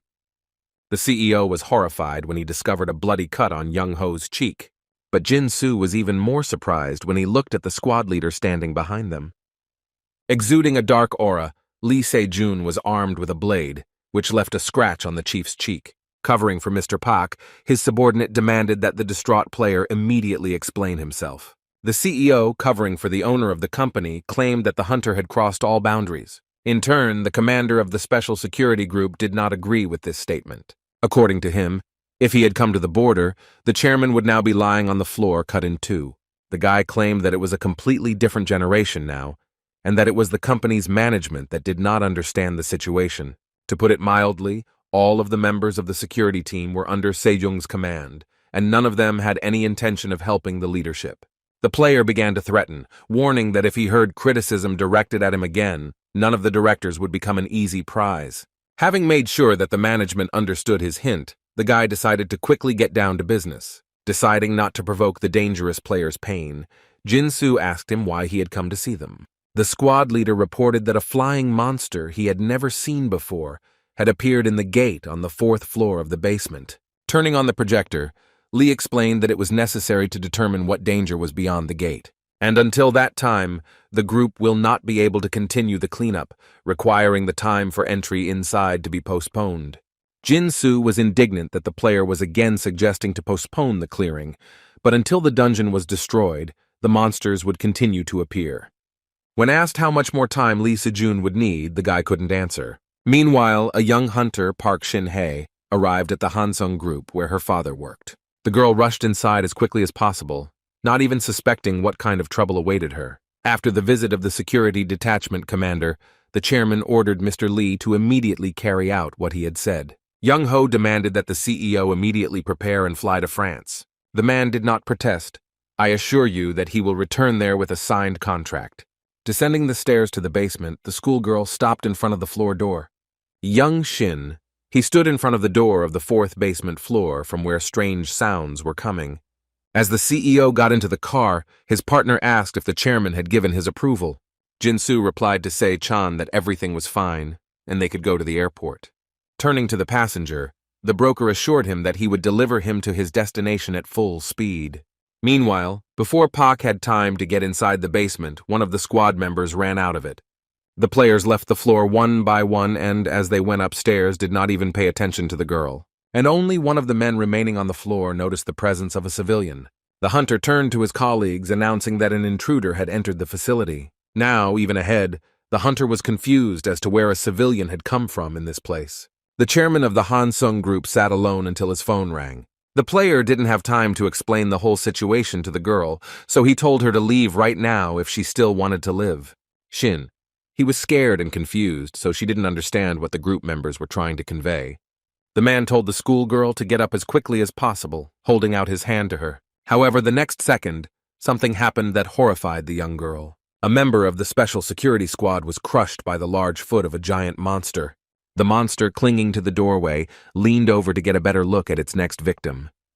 With a shrill, goosebump-inducing scream, the monster prepared to leave the confines of the basement. However, this never happened, and the mythical creature flew back into the depths of the floor with a knife in its forehead. Pak almost said goodbye to life at that moment, stealing a glance at her savior. Looking at the landing, the girl discovered that the squad member was animatedly discussing something. Having gone down a couple of steps, Lee Se-jung appeared in front of the schoolgirl, and it was with his knife that the monster was struck. The boy asked who the stranger was and how she got here, but Shin-hye couldn't put two words together. And only after taking a closer look at the player, the girl recognized him as the very commander of the Messiah Group squad. The hunter began to descend to the floor, heading towards the squad member crushed by the monster. Suddenly, the man's hand, lying in a pool of blood, began to tremble periodically. But at some point, the man stood up, activating the immortal fighter's skill, willpower. The schoolgirl couldn't believe how, after everything he had gone through, the hunter remained alive. Putting his hand on his colleague's shoulder, Lee told him not to rush into trouble, as the man had already spent enough magical powers to recover. Wiping blood from his chin, the commander's subordinate asked for forgiveness for his mistake. Looking around, Sejong scolded his men that while he was away for a while, something like this happened on the floor. 3 more of the same monsters appeared from around the corner, having escaped from the dungeon. The orcs rushed towards the player, who by this time had already armed himself with a blade from his arsenal. The guy was just about to swing his sword to deal with the monsters, but he was beaten to it. As Sejong raised his blade above his head, a fireball suddenly flew past him. All the monsters rushing towards him were instantly drowned in a fiery flash. Looking back, the squad leader discovered that the ball fired at the monsters belonged to a civilian. Park Shin-hai used the flame skill, but the attack took up a fair amount of her magic power. The team members were surprised when they learned that the girl was a player who had a rare mage class. The schoolgirl was praised by the commander himself. I declare that I have never seen such skill in players. Despite the newcomer's strong attack, one of the monsters managed to escape from the fire trap. With its arms spread out to the sides, the creature pounced on the team's strongest member from behind. Without looking, with a quick movement of the blade, the hunter cut his enemy into 2 parts. The shockwave from Sejun's attack spread the fire to the gas pipes, creating a hole in them. The next moment, a monstrous explosion occurred due to a gas leak behind the hunter. But without paying any attention to him, the player reported that for the first time in a long time, an interesting specimen had come to them. Meanwhile, the CEO arrived at the airport, simultaneously corresponding with the candidate from France. Osei-chan advised his friend to be careful on the trip, as the road was not short. In turn, Jin-soo demanded that his comrade look after his daughter, who was like a niece to him. The man wanted to add something else, but he was interrupted by a breaking news broadcast on the radio. The presenter announced that a fire had broken out in the basement of the Hansung Group building. The photo of the building was blocked off, but authorities were interested in whether this was due to the appearance of new gates. As soon as Mr. Lee learned that there were workers left in the building, he demanded that his friend turn the car around and drive back. Well, part of the back seat of the car, the man wondered why this happened now. By this time, the lower floors of the organization's building were engulfed in flames and a cloud of smoke. A helicopter landed on its roof, which was supposed to take the company's chairman to a safe place. After sitting in the helicopter, Yong-ho began calling the captain of the security group. The irritated man asked what had happened to the team, but the guy started being sarcastic. Lee Si-jun asked his boss to check the photos he had sent him, which he might regret if he ran away now. Confused, the man opened the photos sent by the player. The man was shocked by what was depicted on them, not fully understanding how this was possible. The hunter sent the chairman a video of a girl filmed in the 4th-floor basement fighting monsters. Mr. Park could not believe that his daughter was not only in this place, but was also summoned. The squad leader said that the girl's face seemed familiar to him, and the reaction of the chief only confirmed his suspicions. Watching as the girl and his men fought against the monsters, the guy kept saying that he had grown up to be quite capable, which was the complete opposite of her father, who was nothing special. The chairman demanded that the player immediately take his daughter out of the basement. With a smile, Lee replied that he would be happy to help, but that it was difficult at the moment. At the same time, another monster, which the leader of the squad had mentioned earlier, emerged from the portal. Looking at the winged creature, the guy only said that he didn't know what could have happened. Looking at the winged monster, the player stated that he could not leave this place now. After cursing at Lee Se-jun, the chairman left the helicopter, heading to the corporation's basement. The pilot tried unsuccessfully to revive the company director, but the man's thoughts were only about saving his daughter. As he walked towards the roof entrance, the man's eyes suddenly caught sight of a fire shield. After examining him, Mr. Park armed herself with an axe, intending to make the maddened player pay for what he had done. When the CEO arrived at the scene, he discovered that the firefighters had arrived with him. Watching the building gradually collapse, the men felt helpless. Realizing that there was no other choice, the CEO decided to open the case. Jin-soo armed himself with a remote control that was related to an explosive device. Osei-chan tried to stop his comrade, claiming that he should not have entered the building. The broker asked to entrust this matter to Lee Se-jung, and in the meantime to take refuge in the shelter. Mr. Lee, get your friend's hands off him, was grateful for his concern, but claimed that the hunter had no intention of converting the gate. The CEO insisted that if everything was left as is, the damage from the portal rupture would only increase. Another compelling reason for the man was that the city was home to the school his daughter attended. Jin-soo couldn't trust others with the future of his loved ones, pointing to the detonator in his hand. The man asked not to worry about him and to quickly move away from this place. Then Ose-chan swore that he would bring people who could help, but in return he asked that his comrade wait for him. The broker demanded that Jin-soo promise to wait for him to arrive with reinforcements. The director merely raised his hand, but continued to walk towards the very epicenter of events. With joint efforts, the special security squad eliminated all the monsters that crawled out of the portal. Shin-hee, looking at the commander, realized that he had abilities that her father had unfairly ignored. The girl caught herself thinking that if Sejong taught her, she would quickly become stronger and be able to become famous. The detachment commander's subjects asked him for permission to begin the operation. However, the hunter did not give permission, ordering his people to leave everything as it was. While the team members were aware of what was happening, the schoolgirl did not understand what it all meant. Park Shin-hye tried to dissuade the hunter from his plan, who wanted to leave the portal open. But the boy instead wondered what if the monsters came out. How would that change the situation inside the gate? The girl was frightened when Sejong expressed his condolences to the residents who were in such danger. The player claimed that in order to clear the next dungeon, it was first necessary to ensure their safety. The commander was convinced that it was impossible to demand sacrifices from the players, unlike the useless lives of those who did not become the chosen ones. Lee asked the mage if she really thought that the lives of players and ordinary people had the same value. At this time, Jisoo was texting her father to text her when he boarded the plane. The daughter was worried about the news of a dungeon breakthrough in one of the districts of Seoul.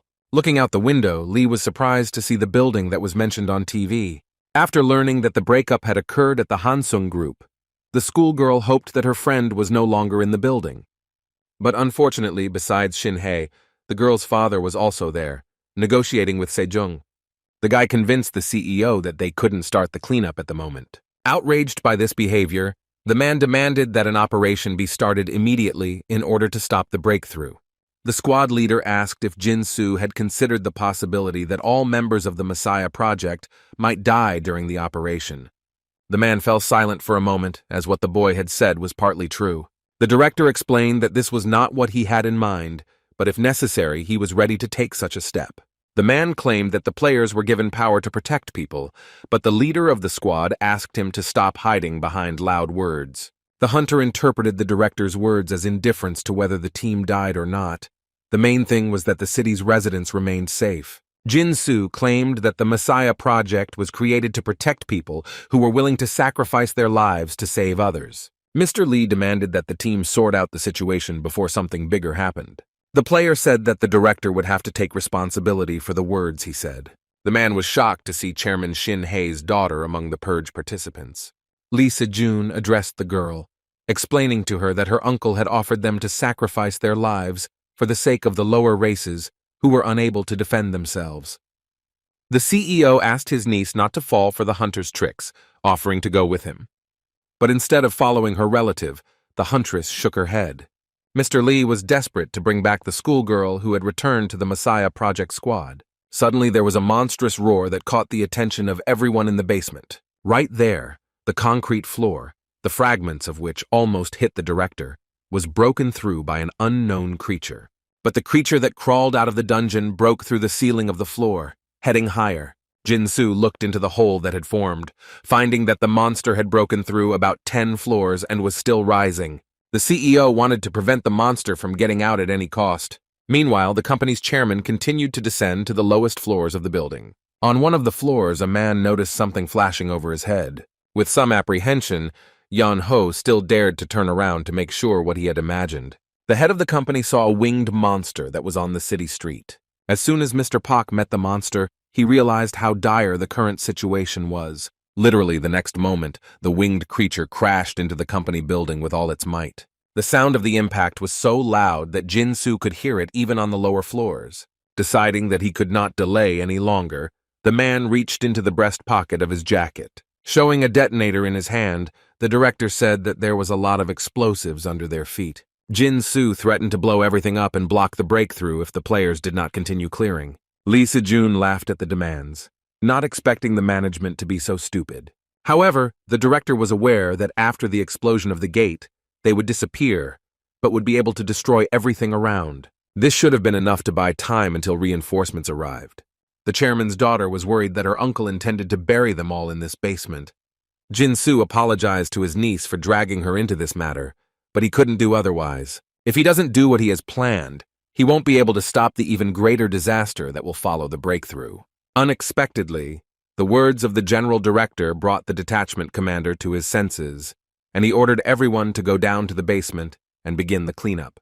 The hunter added that he would first talk to the director and then join the others. Everyone left except for the schoolgirl, who was very worried about the future fate of her relative. Left alone with the management member, the hunter began to radiate his aura. The people who were with Secretary Lee's father until the very end were Lee Se-jun and Park Shin-hye. According to the testimony of the members of the Messiah Project, this information was reliable. The girl was not clear about the whole situation until she met the dragon hunter in person. After their meeting, Jisoo understood why the boss hid the whole truth from her. The discovery he made to his employee frightened Se-chan, who was worried about the girl's moral state. However, the girl did not want to blame anyone. She simply now understood what she should do, and, having received an answer to this question, she was completely satisfied. Meanwhile, the dungeon forest was engulfed in flames as the hunters battled the monsters. To her regret, Ellis Heighton found that her magical powers had failed. As if hearing her request, the girl was subjected to the activation of the magic power enhancer skill. The huntress turned around to see who she owed the rapid restoration of her abilities to. The assistant turned out to be the head of the Great Guild, which was reasonable on her part to support the condition of her subordinates. Hayton was initially surprised by her master's attitude, but quickly changed her anger to mercy. She understood that they had a common goal, and with a player with additional skills, Isaac was not a problem for them. Having regained her former strength, the girl forcefully drove her staff into the ground to cast a spell. The casting of the spell, which seemed like a flashy event, attracted the attention of the opponents. The monsters rushed forward and attacked the girl, hoping to inflict damage before she could use her skills. The dungeon dweller was absolutely confident of his victory, but he had no idea that the huntress was bait. The very next moment, the monster received a hammer to the face, also losing a couple of his teeth. The hunter who helped the girl read the spell to the end was her friend Jackson. After a standing crushing attack, the man easily dropped to the ground, standing firmly on it with both feet. The man raised the top finger of his hand upward, indicating to the huntress that she could act. By this time, Ellis had just finished using her skill, ready to attack, after which a giant fiery whirlwind followed, visible from almost every corner of the dungeon. This spectacle did not go unnoticed by Chin-A, who began to worry about the bet. In connection with this, the guy wanted to clarify something with his partner. He was curious to know if Wu Jin played any games with his pet. As often happened, the hunter did not quite understand what the immortal warrior meant. The player explained that Kim was leaving the final blows to the skeleton on horseback, which was why the hunt was taking too long. Pointing to the leaderboard, the food lover pointed out that their team was lagging behind the leaders of the cleanup. The fighter began to panic and began to repeat that they could lose the legendary items. But to make things even scarier, Wu Jin gave all his spoils to the skeleton, as if he was trying to raise him to be a fighter. While the hunter continued to complain, his partner tore up the Death Knight skill page. Chin-A fell silent for a moment when he read the effect of the skill, which allowed him to turn a skeleton knight into a Death Knight. Kim Wu Jin's actions were also investigated by his former boss, Park Yong Wan. The summoner's minion has collected enough monsters to advance to the next level. A dialogue box appeared in front of the hunter, asking if the player wanted to summon a Death Knight. Without thinking, the necromancer called for a new assistant, which his partner watched with bated breath.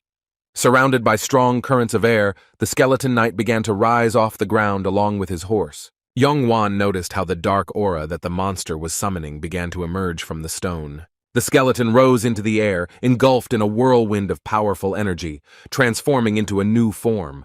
A bright flash of light was followed by a giant beam that shot upward and pierced the clouds. The immortal warrior's mouth opened in surprise. So fascinated was he by what he saw. The transformed skeleton knight emitted a bright light as it gradually began to descend to the ground. He stepped onto the hard surface with one foot, and streams of dust spread out from the warrior in all directions. The Death Knight wore oversized armor, trading his spear and horse for a giant blade. Chin-A, still doubting his partner, became convinced that he had his own plan. The Death Knight dropped heavily to the ground, kneeling before his new master. Having acquired such a powerful assistant, the immortal warrior decided that they would now proceed to brutal murder. However, instead of destroying the monsters, the knight began to disintegrate into black smoke. Kim Woo-jin summoned the Book of the Dead and sealed the Death Knight inside it, which only surprised Jin-A even more. The guy began to get indignant, wanting to get an answer as to why Kim hid the new weapon, which they had obtained with great difficulty. He hoped that with his help they would deal with the other guilds during the hunt. The player explained that the Death Knight was a preparation for the upper floors, and that now it was time to focus on the first floor. It was a revelation to the food lover that victory depended not on the summoned skeleton, but on Chin-A. The group of orcs that wanted to tear the hunters apart were suddenly attracted by a strange sound coming from afar. The Border Guild member was confused when he saw the monsters running away from him. The self-confident Jackson was sure that it was his manly posture that had frightened his opponent. His ally Ellis Heighton asked the man if he didn't see anything strange in this situation.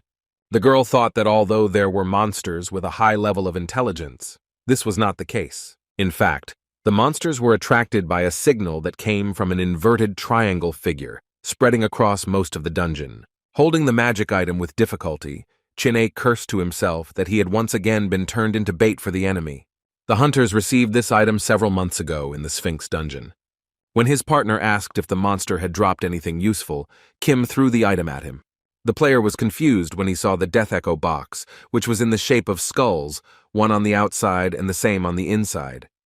The box summoned all the monsters inside the dungeon, causing the boy to claim that the person who decided to use this weapon was crazy.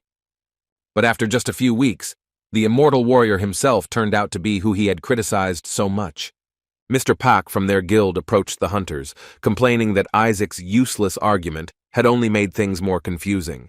The man insisted that no matter how outstanding the hunter was, he was powerless to change the result.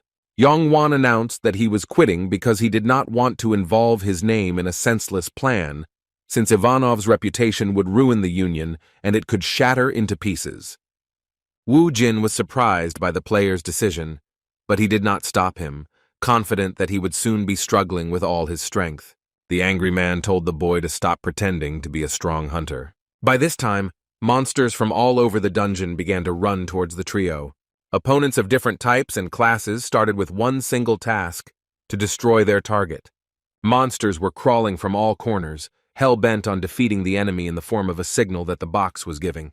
Mr. Pak was stunned by the number of monsters that suddenly gathered in one place. While walking through the dungeon, the members of the Messiah Guild found the silence around them too suspicious. Their commander, Song Woo, also noticed that all the monsters seemed to have disappeared in an instant. One of the team members drew the chief's attention to a crowd of opponents running nearby. The hunter wondered where the creatures were running so quickly without even noticing them. Cho ordered his men to follow the crowd of monsters to find out the reason for their strange behavior. Stopping at the edge of the cliff, a stunning picture opened up before the guy.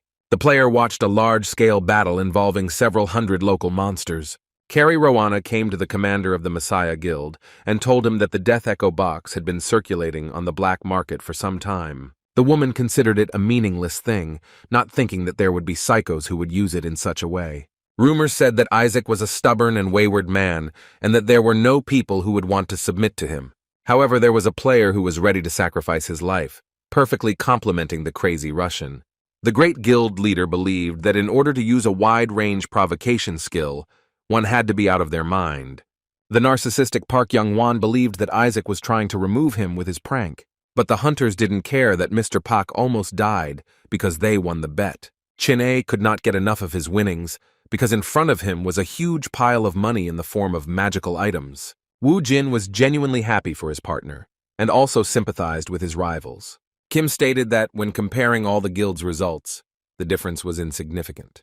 The leader of the Messiah squad was beside himself with rage, convinced that Isaac was simply mocking them. The player once again apologized to everyone, saying that he only wanted to inspire the participants of the hunt a little. Wu Jin tried to prove that he himself did not believe in his victory, but the guild leaders found it difficult to believe such a lie. Be that as it may, the necromancer promised to use the items he won for a good cause. Out of the corner of his eye, glancing at the items he had received, the player discovered Galahad's cursed shield. The summoner could not even imagine that he would get his hands on an item that belonged to a knight of the Round Table. This item served more as an offensive weapon than a defensive one, which cursed both the opponent and its user. However, there was one person who belonged to one of the guilds who did not agree with the results. The head of the Kunlun Guild demanded that this entire dispute be declared invalid. After putting the shield back in place, Wu Jin asked the man what problems he had regarding the competition. The Chinese guild representative was unhappy with the monsters they were hunting. The player then corrected himself, saying that he meant that monsters suddenly began flocking to the place where the Savior Guild was located. The man began to list all the members of the guild who seemed to be trying to prevent the others from hunting monsters. For this reason, the Kunlun Guildmaster could not regard the dispute as a fair bet. Kim wondered why his colleagues felt that using an item with a provocative effect was unacceptable.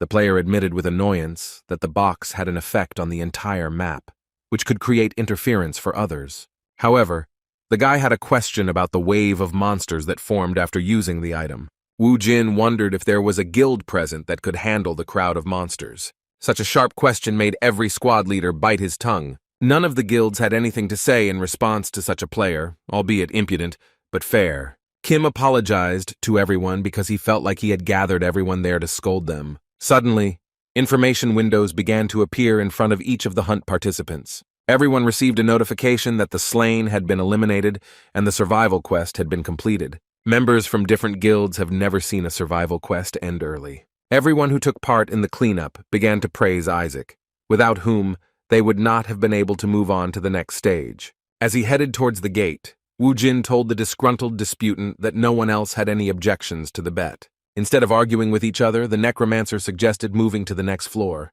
Having opened the gates, Kim had a premonition that at subsequent levels he would have to prove his superiority to other participants in the hunt. Meanwhile, in the outside world, the man lowered his hand to scoop up some sand. As Francois picked it up, he thought that just a couple of years ago this place produced the best wine in the world. However, now it began to look so abandoned, almost turning into a desert. The demon hunter's assistant asked the owner how many more he planned to spawn in this place. The player himself did not know how long he would stay here, since the gates still remained in this place. All Shiro could do was just stand there and look at them, lamenting how sad it all was. The dragon hunter's assistant asked the owner not to be upset, because he had already done everything he could. The fact that the Messiah Guild players were able to enter the portal was the result of Francois's hard work. The subordinate insisted that someday the public would recognize the hunter's merits, but the matter was completely different.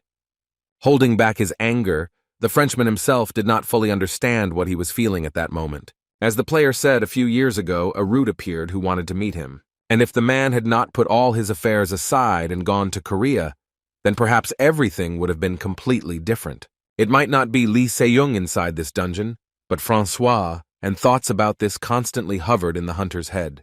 The dragon slayer scolded herself for the fact that in the end, she turned out to be a hypocrite, like most hunters.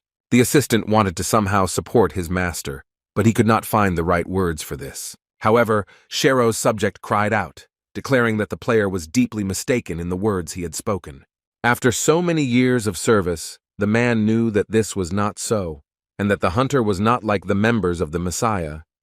The assistant claimed that no matter what choices his master made, the world would eventually find out what kind of person he really was. Smiling, the hunter wanted to believe that his man was right and that this would happen in the future. Meanwhile, on the second floor of a 7-story dungeon in Great Britain, battles with monsters continued. Using all their strength, knowledge, and skills, the hunters climbed floor after floor. Whatever happened, none of the guilds participating in the hunt wanted to lag behind the leader of the Cleansing Guild, the Savior. And after tiring battles, the hunters reached the gates that led to the 6th level. The player standing at the entrance was the captain of one of the 5 largest guilds, Cho Seong-woo. All this time, the guy was wary of one of the participants in the cleanup.